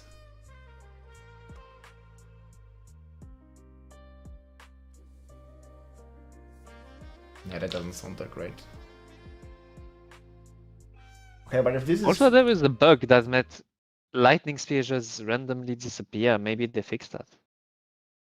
Yeah. But how much is the multiplier? This damage is increased by your critical strike damage bonus. Yeah. Like, is that big? Yeah, it's big. Like, when you had like 1600, it was 1600% more damage, I think. Wait, it's 1% per one crit? X? I don't remember, but it was very high. Yeah, okay, then that's fucking crazy. Okay, easy group meta. And then Flame Up gotta kill the boss. Probably it's not gonna kill it.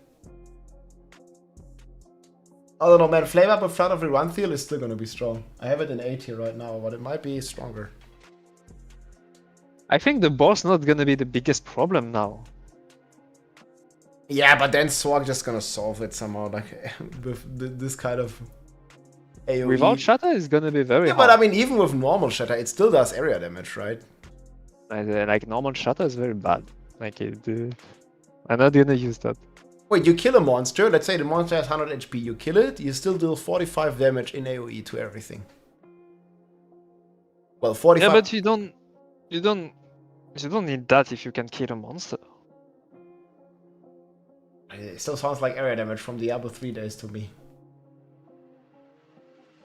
Like, that would not even... Like, you pack something, that would not kill them, I think. Well, it depends on how many trash monsters you have. I don't know, like a trash monster has like 5% of an elite, so if you have 20 trash monsters, elite's gonna die. Oh, well, yeah, but the fucking trash need to die. Yeah. I will see. I mean, if everything is pixel pulled, you make big pull, it's crazy. Either way.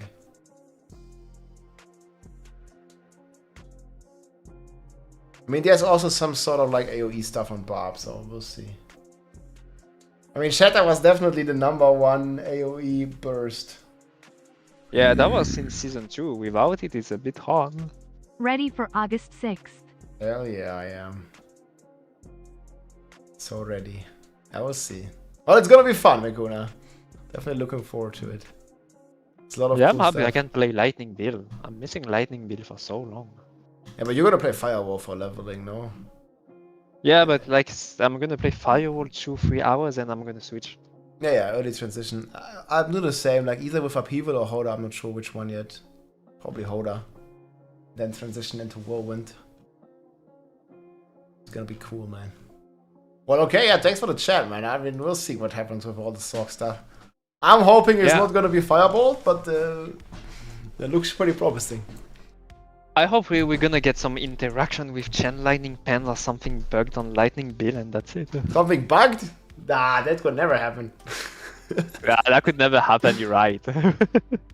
Well, maybe not the Chain Lightning. I'm thinking this Lightning Spear stuff is going to be crazy. On PTO, it was okay, not that crazy. Yeah, but like, you didn't have this affix like this. What? This splintering, you didn't have it like that, right? It was already like that on PTO. It did 130 pretty... Not that hard, I think, 130. Yeah, we'll see, but the lightning rod also didn't exist here with the 1.3, 1.8, a chain lightning. 25% chance. It's kind of yikes. No, lightning rod is bad. Like if you use chain lightning pants, you don't want to use this aspect. Yeah, the chance just fucks it up. I mean, if boss life is reduced divided by 5, dude, like what the fuck? It's gonna get wild. I just want to play Chain Lightning and Lightning Bill and see how it goes. Aspect of the splintering. Well, I'm definitely hyped for this, man. I might try some Lightning Spear. I think there's gonna be a lot of Sorc, so I made a poll. Let me see what people voted now. You can also vote. Community. So how many % of players you think are gonna be Sorc? Not that much. Seems like more Barb. Tell me a number. Don't look before. It's too late, I look already. Oh fuck, what the hell? Why Necro has less player than dude, no one's playing Necro. What the hell, chat? Lurking video on splintering. Okay, I might watch this later. Thanks for linking. Yeah, dude, man, no one's playing Necro. Well, I think Necro was so overhyped last season. Everybody played Necro, and then it was kind of like not so crazy. It was kind of good, but not super crazy. And they disappear after Holy Bolt nerf. Yeah, Holy Bolt got nerfed, and then Necro player base got nuked. Everybody played Barb after that. Oh, we can play pits in group now, did you see? Yes. Oh, it's gonna be so chill because one guy can like always chill and the other guy can play, or like, you know, like we're gonna be 4 people. Yeah, exactly. One guy can eat, you know, and then just teleport to the boss. It's gonna be like super chill. We cannot do the AZ rotation for more drama. No, you can't. I think you need to be there when the run gets opened, right? Yeah, I think so. You can't do the rotation, man. Don't need drama. We had enough. But yeah, man, Sorc, a second popular class, and I mean, it might be the most popular class because my chat is rigged towards Barbarian. It's always popular, yes. Always popular class, I think. Yeah, but right now it looks about like I think Rogue and Sorc gonna be most popular, and then Barb slightly behind. I think the Sorc really started from a bad place. Right now it should be okay now. Should be pretty. Yeah, I mean, Sorc was only like Shatter and nothing else pretty much. I mean, without the bug, Sorcerer was not very great, I guess. Yeah. Always something bugged. Ball lightning bug, shatter bug. Well, I don't really know if ball lightning was a bug, but yeah, they just said it was a bug. They said it was not intended, but that was the funniest season. I agree. But man, like in my community, you should make this poll yourself, or I don't know, but like people in your chat can also poll here if they want. But it's fucking crazy, man. How many Barbs there are? Everybody's gonna be a Barb again, dude. I think Barb is gonna be like not that great early on, but once we have a couple Mythic uniques, it's gonna be still insane. I think people just might start Sorc and like it's like season 2. People start Sorc and they had to play Inja. They went back to Barb. Oh, Sorc is too hard. Let's go to Barb, man. Right click smash. It sounds very good. Yeah. Just smash, man. Alright, thanks for the talk. We'll see. I'm gonna do some more. I wanna do like a tier list and a bit of stuff here the next days. There's gonna be a lot of theory crafting. Planner is gonna be updated. I'll do like a quick tier list maybe when I talk more. Yeah, just do Sorc tier list. It's great. Yeah. Okay, see you later. Yeah, thanks for chatting, man. Have a good one. GG. Yeah, you're welcome. You too. That was Mikuna, guys. So yeah, he kind of was not so convinced about Frozen Orb. I was kind of surprised. I thought Frozen Orb is looking pretty good, man. Necro is good for a console? Yeah, I mean, my community here is rigged towards Barbarian, dude. You can clearly fucking tell.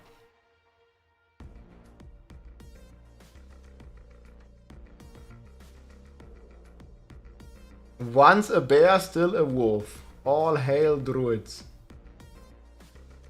17 damage, come on. Good.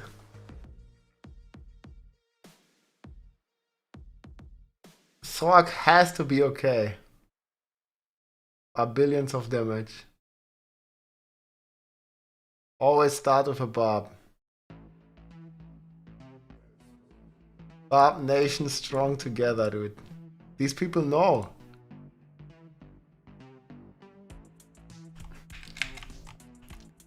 Druid or Rogue Barb? Yeah, but it's additive damage. A Rogue Supreme Master Race.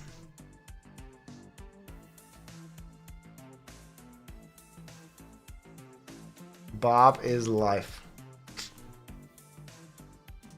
What are your thoughts on the notes? I have a recap right here if you want to watch it. But overall, aside from the Barb nerfs, pretty positive. I was a bit bummed we didn't get a season buff theme, like a Holy Bolt Elixir kind of thing, right? Okay, let me look at this, because we were just looking at the Sorc list. I wanted to see what Lurkin said here. I even watched this video. So this is the Splinter. Splintering Energy. Oh, that's a bad start, but... Dude, if she has divided by 5 life, she's already dead 5 times over. Almost got her. It actually looks pretty decent. You know, with these Conch Mastery builds, the damage is always a little... Because it's like random how many conjurations that you get. Man, Sorc is such she just stands in the middle. It's got such a wide variance that sometimes you nuke and then sometimes... This is not a buff yet. Slower. And then like randomly you'll make a bunch of lightning spears and it just... I think it's gonna be all bosses, Groundio. It's gonna be Lilith, it's gonna be Duriel, it's gonna be pit bosses, it's gonna be world bosses, it's gonna be nightmare dungeon, it's gonna be normal dungeon. All the bosses are nuked. Up to the moon.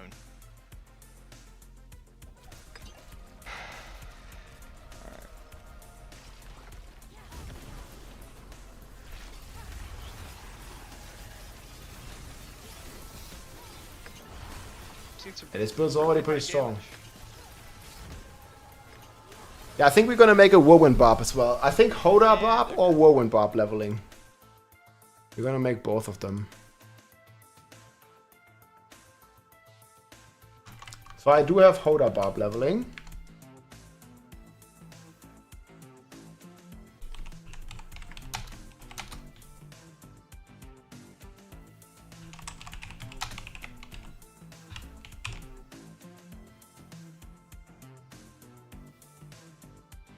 I don't really recommend this though. It's gonna be like mid-game.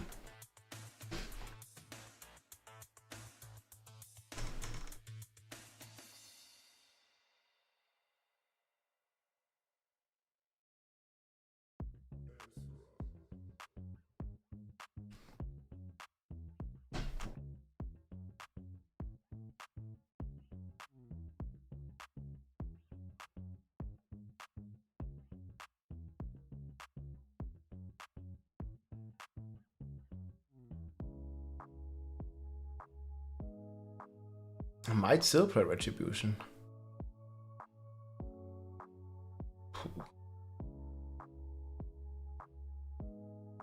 I don't really know.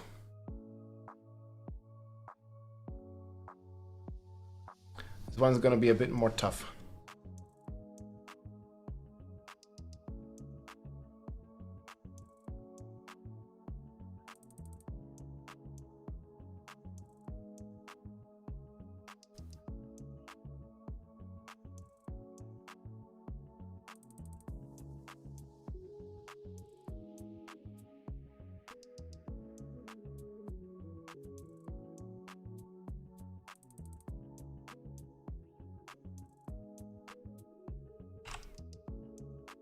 Edgemaster.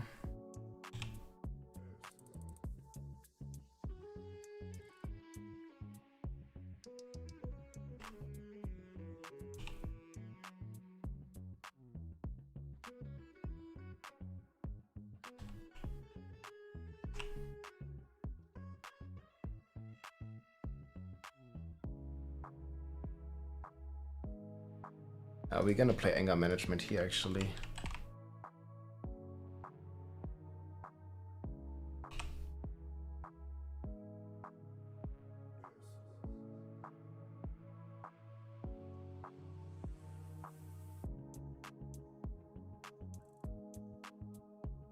Yeah, early on I think we kind of need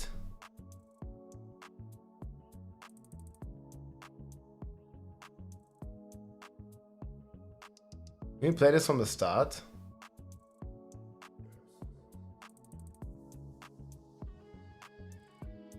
Bleed or no bleed?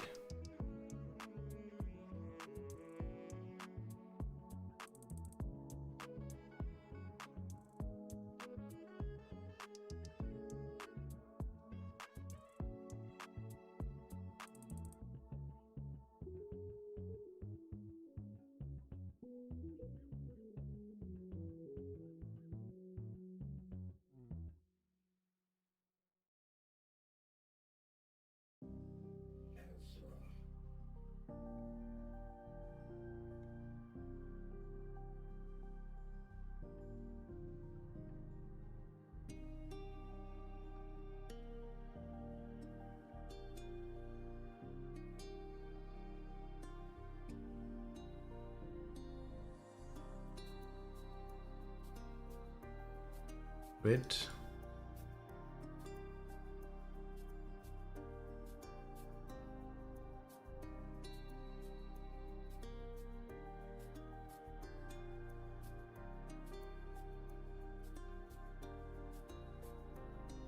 Don't know how much crit chance we're gonna be really having. Not so much, I assume.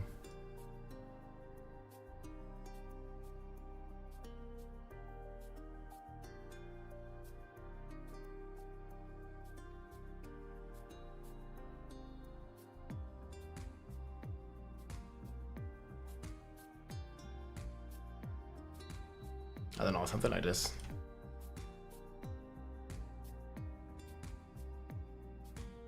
I think mid game is gonna be much more interesting.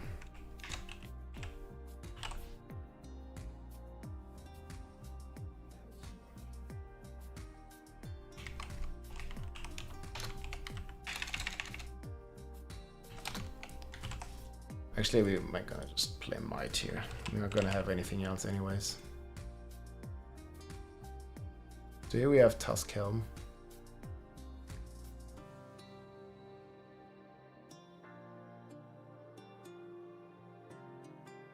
Missing key passive? Nope. I put it.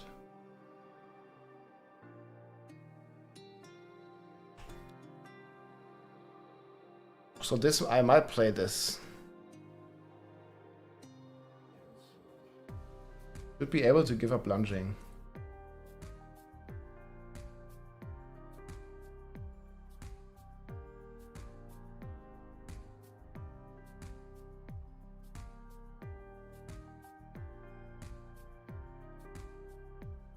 You never put the first weapon. I mean, I'll put it now, but on leveling, you never have the main weapon because you're always switching.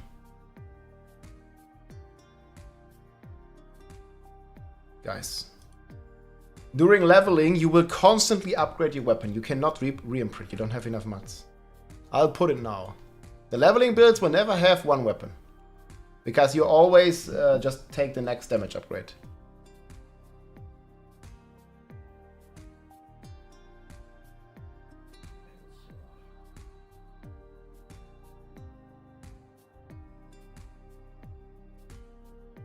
I think we might be able to start. Will we have enough fury? I think we will.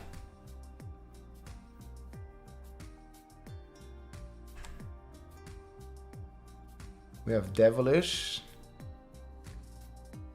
And then we are rocking conceded.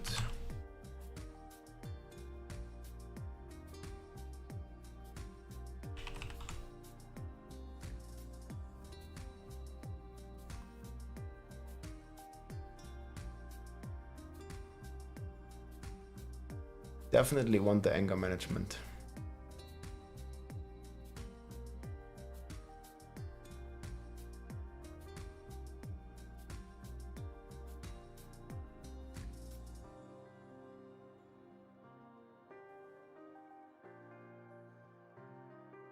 We could play Rage.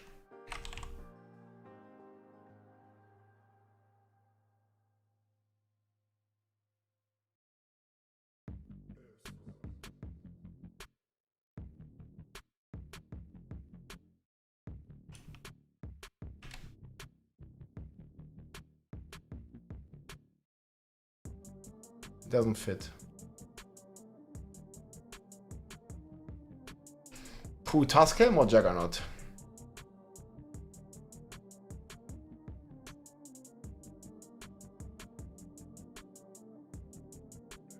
Not sure if we have enough armor. We need armor roll. Hey Rob, I forgot. Does STR affect Dust Devil damage since it's an ability?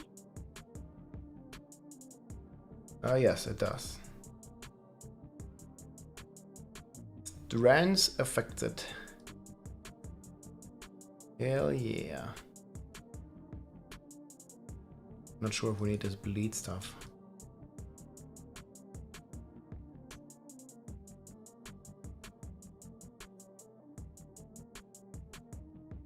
Thanks for the bits. All affected. Finally, Infamous Web. Raw, what's up? Hello, welcome in. You think Barb is still gonna be top in season 5? Nah. Please make Barb OP. I'm trying, man. We'll see. We're gonna be cooking. Okay, we're going like this. So we're gonna have exploit.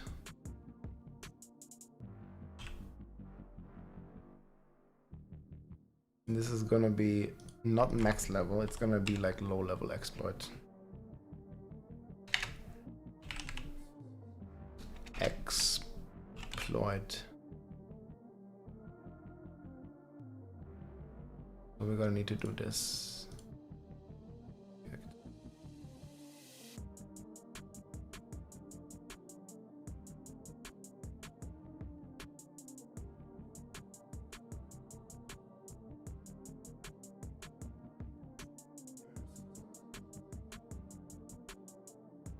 I think I'm still rocking the same board.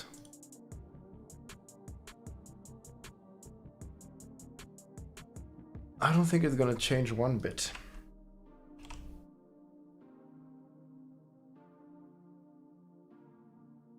I know what's the most important glyph. Probably Twister.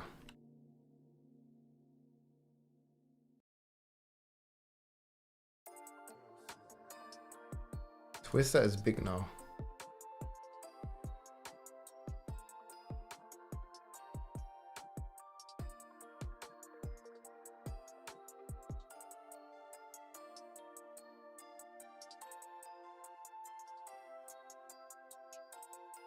This is usually disemboweled.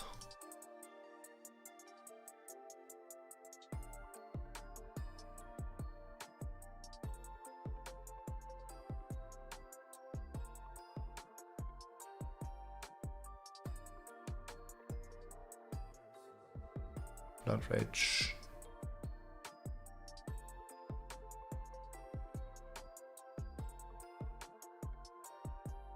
It's gonna be like low-key Marshall.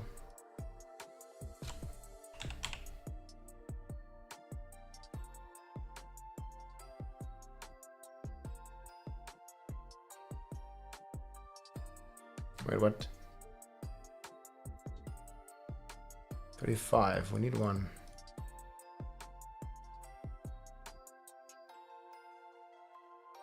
This planner has gotta be kidding me.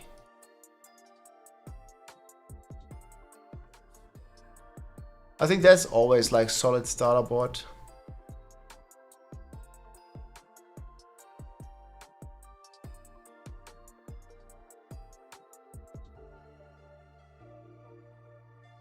We might change Twister to here later.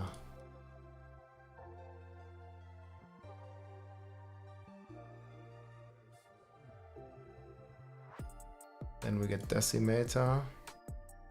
Can we put Executioner here?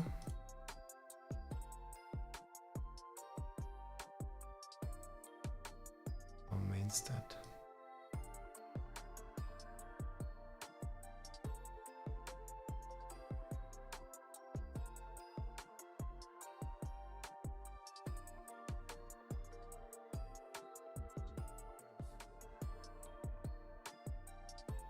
This will work.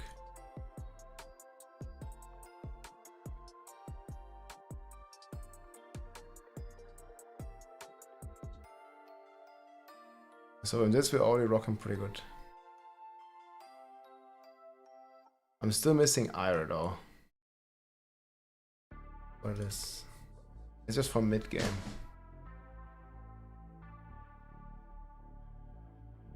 I think it's good. Math of Excel. Good one.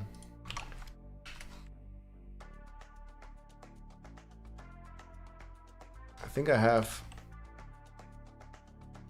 a Whirlwind Endgame build though, right?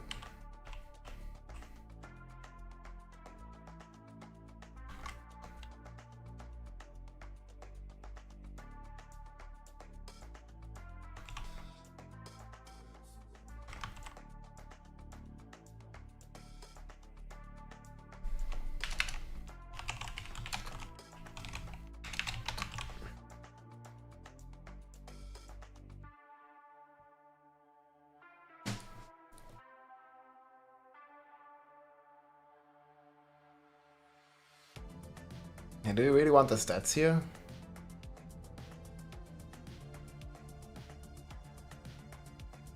Whatever you can get in terms of tempering. This is the only thing you can choose, right? So we have Whirlwind, Size.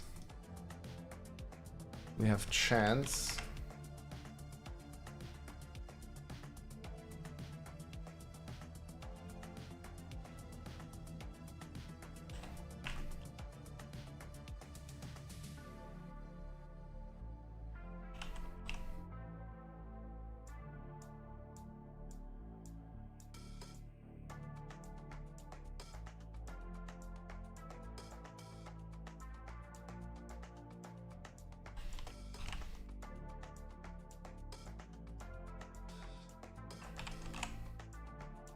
Just Dust Devil.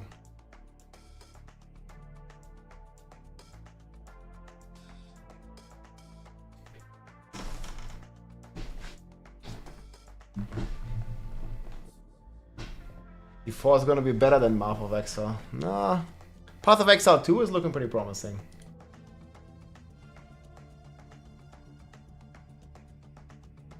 This is the leveling build I made. Sorc is looking very good, yes, I 100% agree. Sorc is looking nutty. Very cool.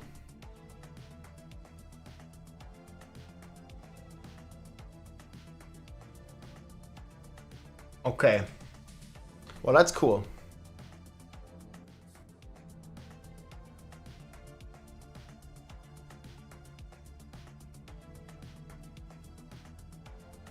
They should have made both Pit and Torment boss require max for every group member. Yeah, I agree. Yeah, Riker said this in his video too. Would have been cool. But they did not. Unfortunately.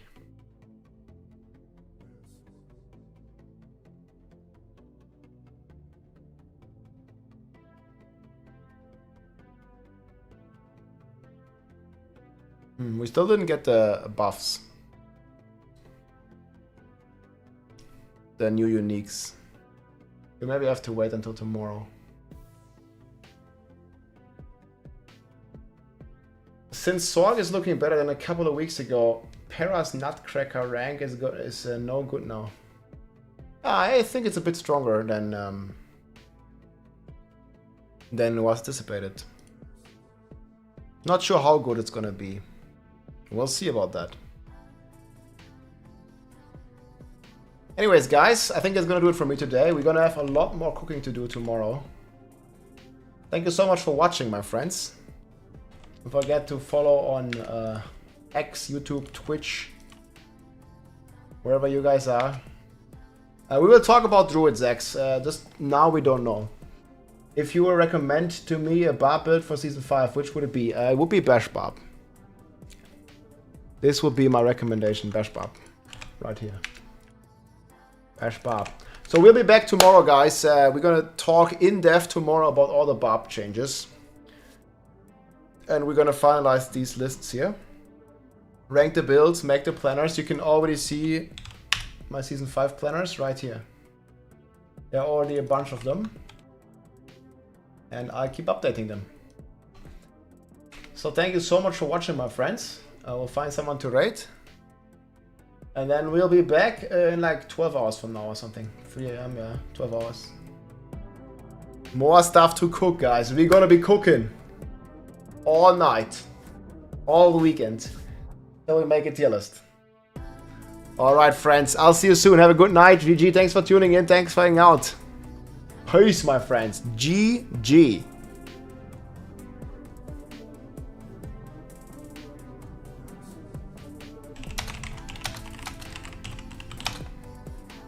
Oh, jeez. Thanks for watching everywhere. GG, friends.